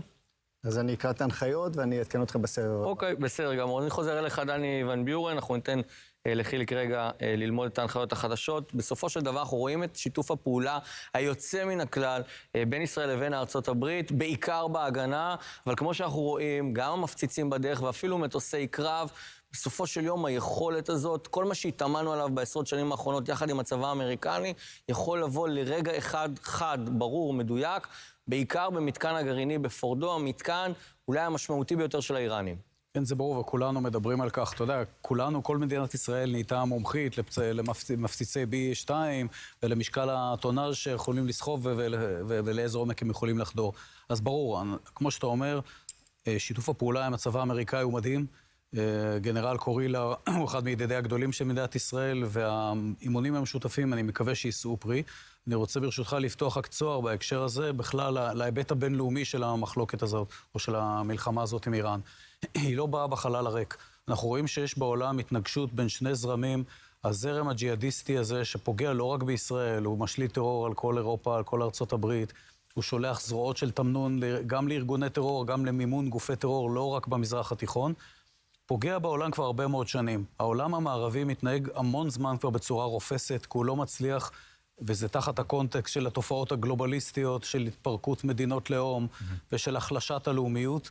העולם המערבי לא מצליח להוות יריב שקול לתופעה הזאת של מדינה כמו איראן, שמפעילה זרועות תמנון בכל העולם. ישראל כרגע מסמנת את הדרך, נדמה לי שלארצות הברית נפל האסימון, אני מקווה שבעקבותיה גם מדינות אירופה יבינו שזו מלחמה עולמית. כן, אז אור, בעוד גל תקיפות חדש כרגע באיראן של כוחותינו, בהמשך לדברים שדני כאן אומר, אנחנו לפני, אני חושב, שבוע מאוד מאוד דרמטי, בטח בכל המערכה מול האיראנים, מערכה שניהלנו אותה עד כה בחשאי, ועכשיו בקדמת הבמה המרכזית. זה מדהים לראות את רמת המודיעין, את רמת החדירות בתוך איראן. אנחנו רואים, בוודאי, כמו שאומרים, יהיה לנו שבוע מעניין לפנינו, אבל רק ביומיים האחרונים אנחנו רואים חיסולים מאוד מרשימים. תראה את סייד איזדי, שחוסל בדירה בקום, על ידי מה שצה"ל פרסם היום. סייד איזדי, מפקד גיס פלסטין של כוח קודס. רואים אותו בתמונה, את אותו איזדי, יחד עם בקרי, הרמטכ"ל שחוסל, ואסמאעיל הנייה מחמאס. מה הוא עושה ליד הנייה מחמאס? כי הוא היה מאדריכלי טבח ה7 באוקטובר, רכיב מהציר שמקשר בין המשטר האיראני לבין תאי הטרור הפלסטינים באזור, הוא זה שמכווין אותם, הוא זה שמממן אותם. כלומר, כשאיראן שיגרה את מערכת ה7 באוקטובר נגד מדינת ישראל, עכשיו מדינת ישראל סוגרת את המעגל חזרה נגדה. אותם בכירים שאדריכלי הטבח הם כרגע מחוסלים, המתקן באספהאן העמיקו את ההישג והמשיכו להשמיד גם אותו במהלך סוף השבוע, אנחנו מקווים למתקני גרעין נוספים, אז ישראל סוגרת חשבון עם המשטר האיראני שיזם את ה7 באוקטובר. תודה אור. חיליק, אני חוזר אליך, מהם להנחיות החדשות, ואני מבין שיש אולי אפילו צפי להחרגות בתחילת השבוע הבא. כן, קודם כל נכון לעד מחר, ההנחיות הן ללא שינוי, מה שאנחנו כולנו מכירים, זה עבודה, ניתן ללכת, בתנאי שיש שם מרחב מוגן תקני, שניתן להגיע אליו בפרק זמן ההתגוננות, זאת הקלה שכבר אנחנו מכירים כבר יומיים. ההקלה השנייה זה ניתן להגיע למקומות, התקהלות, עד 30 אנשים, גם בתנאי שיש מרחב מוגן תקני, שניתן להגיע אליו בפרק זמן ההתגוננות. לימודים אין, ומספר מוסדות בחינוך הבלתי פורמלי קיבלו הקלות. בסך הכל מה שחשוב, למרות השעות הרבות מהצהריים שלא חווינו ירי ולא שמענו אזעקות, עדיין אנחנו במלחמה, ובכל רגע נתון אנחנו יכולים לשמוע אזעקה ולדעת צריך להכיר את המרחב המוגן, גם אם אנחנו הולכים למקום אחר, היכן המרחב המוגן, ופשוט להגיע אליו ולשהות עד להודעת שחרור. כן, לשהות בו באמת עד להודעת שחרור. מיד אנחנו נהיה עם ההצהרה של תת-אלוף אפי דפרין, דובר צה"ל, שצפוי לחשוף עוד על הקשר בין האיראנים לבין החמאס. נועם אמיר, פרשננו לענייני צבא וביטחון, אתה מצטרף אלינו כאן באולפן. דפרין ממש יעלה בעוד מספר דקות לבמה בקריה בתל אביב, אבל אפשר כבר להבין שהכיוון שישראל הולכת עליו, לפחות בכל ההקשר המדיני הביטחוני, זה שימו לב, האיראנים קשורים לטבח שפקד אותנו כאן ב7 באוקטובר באופן הכי אכזרי שיש. נכון, תראה, לאורך תחילת המלחמה, איראן עשתה מאמצים כבירים. וצריך להגיד, גם היו כמה במערכת הביטחון שבאיזושהי צורה לא ברורה, תמכו בעמדה הזאת שאיראן הפיצה, שהיא אין לה שום קשר לטבח ב7 באוקטובר. איראן לא עמדה מאחורי העניין הזה, אבל לאורך כל המלחמה למדנו שאיראן לא רק עומדת מאחורי המלחמה הזאת, היא בכלל אחראית לכל מה שמתרחש כאן במזרח התיכון, ועוד מעט דובר צה"ל יחשוף פה בעצם מסמכים שנמצאו במתחם התת-קרקעי של מוחמד סינואר, מתחת לבית החולים האירופאי. נזכיר, מוחמד סינואר, אח של יחיא, מספר 2 בהיררכיה ההנהגתית, פסיכופת יותר גדול אפילו מאח שלו, אחראי על כל חטיבת החפירות מח'אן יונס וכן הלאה. נועם, סליחה, תת-אלוף אפי דפרין. הרמה התשיעית למבצע עם כלביא. במהלכה העמקנו את ההישגים בלחימה מול המשטר האיראני בכל המערכים. הערב תקפנו באמצעות כ-60 מטוסי קרב ובעזרת הכוונה מודיעינית בעומק איראן. ניתן לראות על המסך תיעוד מהדקות האחרונות. כלי טיס של חיל האוויר תקף 3 מטוסי קרב של צבא איראן, מסוג F-14. התקיפה בוצעה בלב איראן. בנוסף, אנחנו פוגעים בכל רכיבי ייצור הטילים, ומונעים מהצבא האיראני לשקם את יכולותיו האסטרטגיות.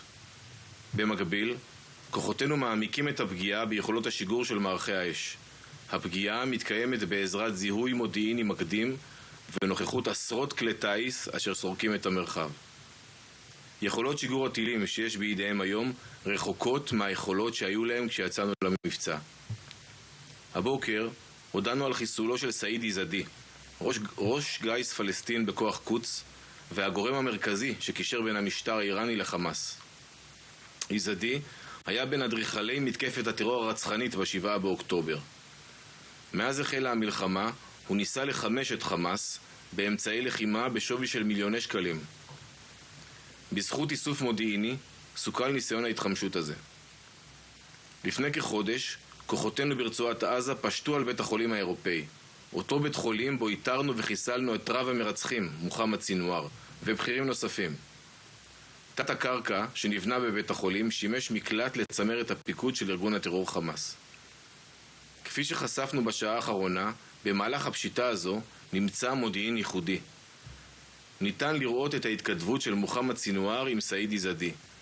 ממנה עולה עדות ברורה על הקשר הישיר שבין משמרות המהפכה לבין ארגון הטרור חמאס.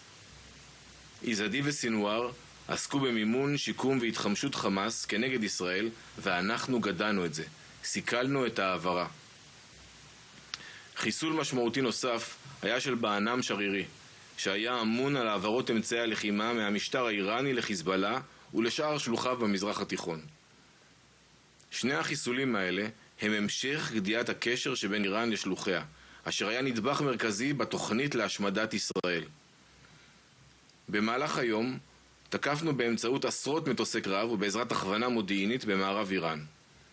תקפנו מקמי גילוי וסוללות הגנה אווירית, כחלק ממאמץ השגת העליונות האווירית בכל רחבי איראן. עליונות זו אפשרה לנו לפגוע גם במפקדות הטילים והכטב"מים במרחב. לצידם השמדנו את אתרי אחסון ומנהרות של משגרים וטילים.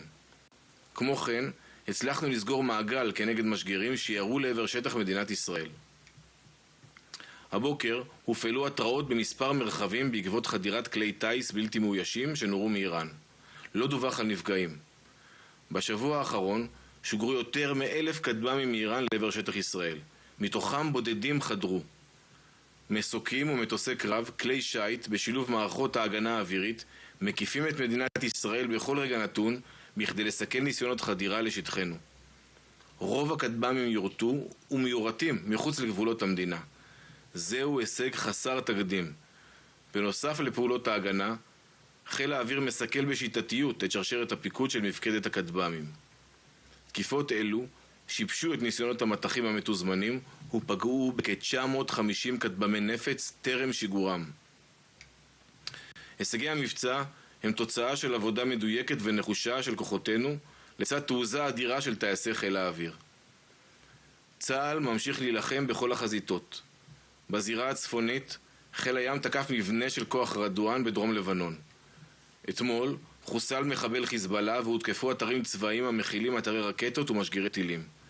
תקיפות אלו בוצעו לאחר זיהוי ניסיון שיקום של ארגון הטרור חיזבאללה. כוחות פיקוד הצפון, הן בלבנון והן בסוריה, ערוכים בהגנה קדמית ומהווים חיץ בין כל איום לבין אזרחינו. אני שב ומזכיר, המערכה לא תמה, ולאויב יש עוד יכולות וכוונות.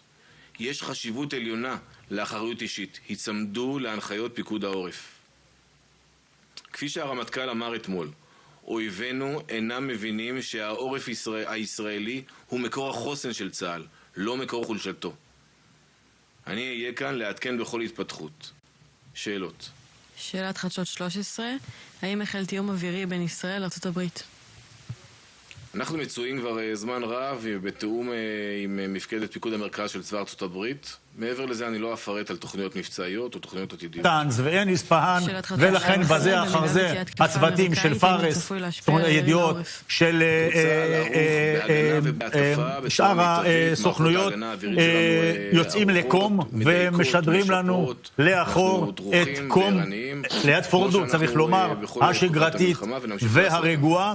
ברוך, אני רוצה, כן, בבקשה, והנה צה"ל גם בשעות האלו, פגיעה במפקדת משמרות המהפכה בתבריז, תקיפה של בסיס חיל האוויר בדזפול, ו4 הרוגים ממשמרות המהפכה, תקיפה אווירית של צה"ל לפעול, מחדש את התקיפות במוקדים נוספים. אני רוצה לשאול אותך בהיבט הזה של בין העם למשטר, זו הנקודה שאנחנו כרגע מתייחסים אליה כרגע, כי היא נקודה קריטית.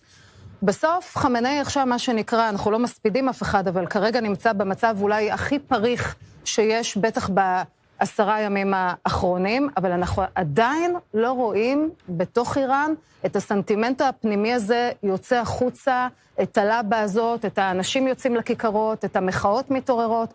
זה עדיין לא סנטימנט שאנחנו רואים אותו באופן מובהק. ראשית כל הוא במצב הפריך ביותר מאז הסתיימה מלחמת איראן-עיראק.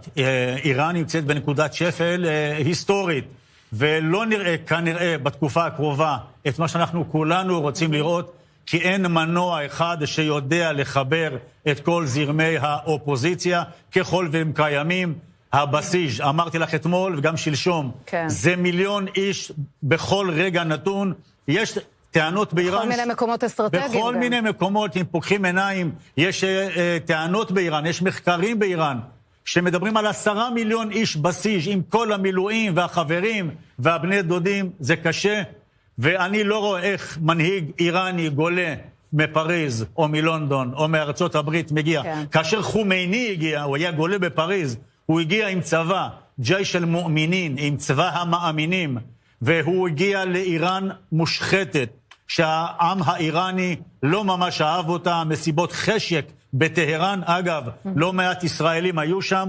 זה לא המצב היום. מצד אחד יש הרבה, אומרים בטהרן, באיראן, שככל שאתה צעיר יותר, אתה רחוק יותר מההנהגה, אבל אני מחפש את המנוע שיודע לחבר את כולם, ולהצליח לעמוד מול הבסיס, מול משמרות המהפכה. משמרות המהפכה מייצאים אותה החוצה, הבסיס שומר אותה פנימה. אני לא רואה את זה שיודע, הלוואי ויהיה, אומרים שזה קרה בסוריה. כן, חברים, זה קרה בתוך 11 יום. מי שמע על ג'ולני קודם, חוץ מכמה מזרחנים, אבל סוריה דיממה 14 שנה. נכון. ברוך, תודה, אתה נשאר איתנו, והנה הדברים שאמר הלילה הנשיא טראמפ, ממש זמן קצר אחרי התקיפה האמריקנית. A short time ago, the U.S. military carried out massive precision strikes on the 3 key nuclear facilities in the Iranian regime, Fordow, Natanz, and Esfahan. Tonight, I can report to the world that the strikes were a spectacular military success. Iran's key nuclear enrichment facilities have been completely and totally obliterated. Iran, the bully of the Middle East, must now make peace. If they do not, future attacks will be far greater and a lot easier.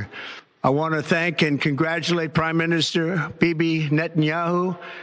We worked as a team like perhaps no team has ever worked before. And we've gone a long way to erasing this horrible threat to Israel.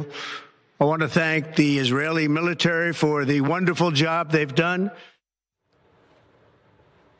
כך נשמע הנשיא האמריקני, דונלד טראמפ. נדב אלימלך, כתבנו הפוליטי, אנחנו רוצים לקחת את הדברים האלה. אין ספק שאמריקנים באנגלית זה נשמע הכי טוב, ואין ספק שאמריקנים יודעים לעשות את זה על כל המגרש. 5 בבוקר, אם אני לא טועה, הדגל של ארצות הברית מתנוסס כבר בטוויטר של טראמפ, והשאלה הגדולה נפתרה לנו ככה בלילה. ארצות הברית לא תשלים ולא יכולה להמשיך ולחיות עם האיום הגרעיני של איראן.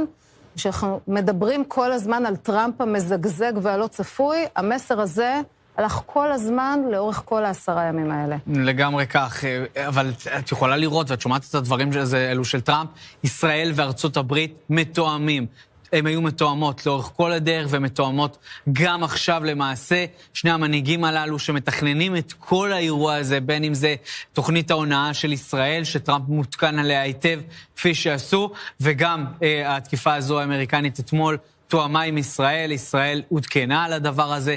כן היה חשש גדול מאוד בישראל שטראמפ ייקח צעד אחורה. היה לו לחצים מבית בסופו של דבר, אותה קבוצה שנקראת מגה, גם סגן הנשיא בתוכם, ג'יי ונס, שעמד מאחורי טראמפ בהצהרה הזו, הוא חשב שלא צריך לתקוף באיראן. חשבו יועצים אחרים כמו סטיב בנון, שיועץ לשעבר של טראמפ, שאמר לו, תשאיר את זה לישראל. נתניהו התחיל את זה, שנתניהו יסיים עם זה, אל תקשיב להערכות המודיעין של ישראל. ממש כך, אלו הדברים שטראמפ שומע, ובכל זאת טראמפ מקשיב לצד השני של היועצים שלו, החלק השני, כמו מפקד צנטקום, גנרל קורילה, שסבור שצריך לתקוף את איראן ואת הגרעין האיראני, וכך טראמפ עושה, תוקף הלילה 3 מתקני גרעין. אנחנו יודעים את שיחת העדכון בין טראמפ לנתניהו?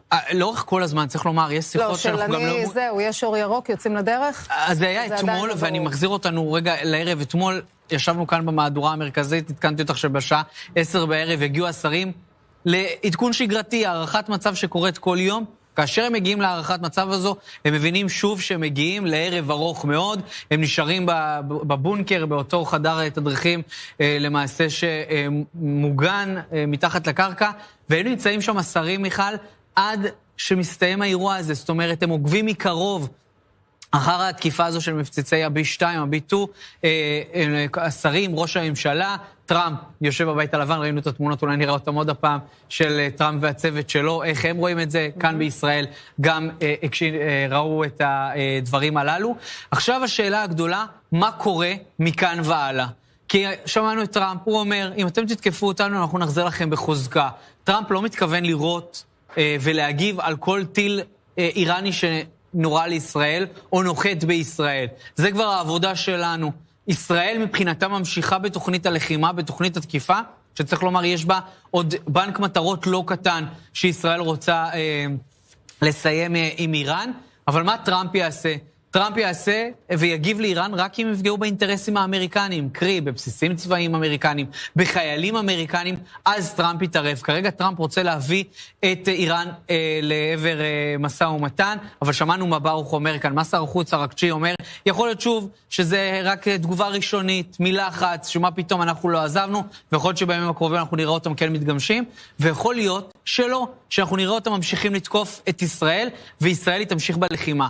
השאלה היא, מתי זה ייגמר? האם הזמן הוא זה שיביא לסיום המערכה הזו, ככל שאנחנו נראה פחות, הם יראו פחות, או שלמעשה אנחנו נראה כאן מלחמה גדולה אחרת, זה עניין של זמן. תודה, נדב. והשאלה הגדולה, אחת השאלות אחרי הדבר הגדול הזה, האם הנשיא טראמפ יכול גם להגיד לישראל, סיימנו, אפשר לקפל את האירוע, אפשר לעצור, ואולי בעניין הזה נדבר איתך, תת-אלוף במילואים,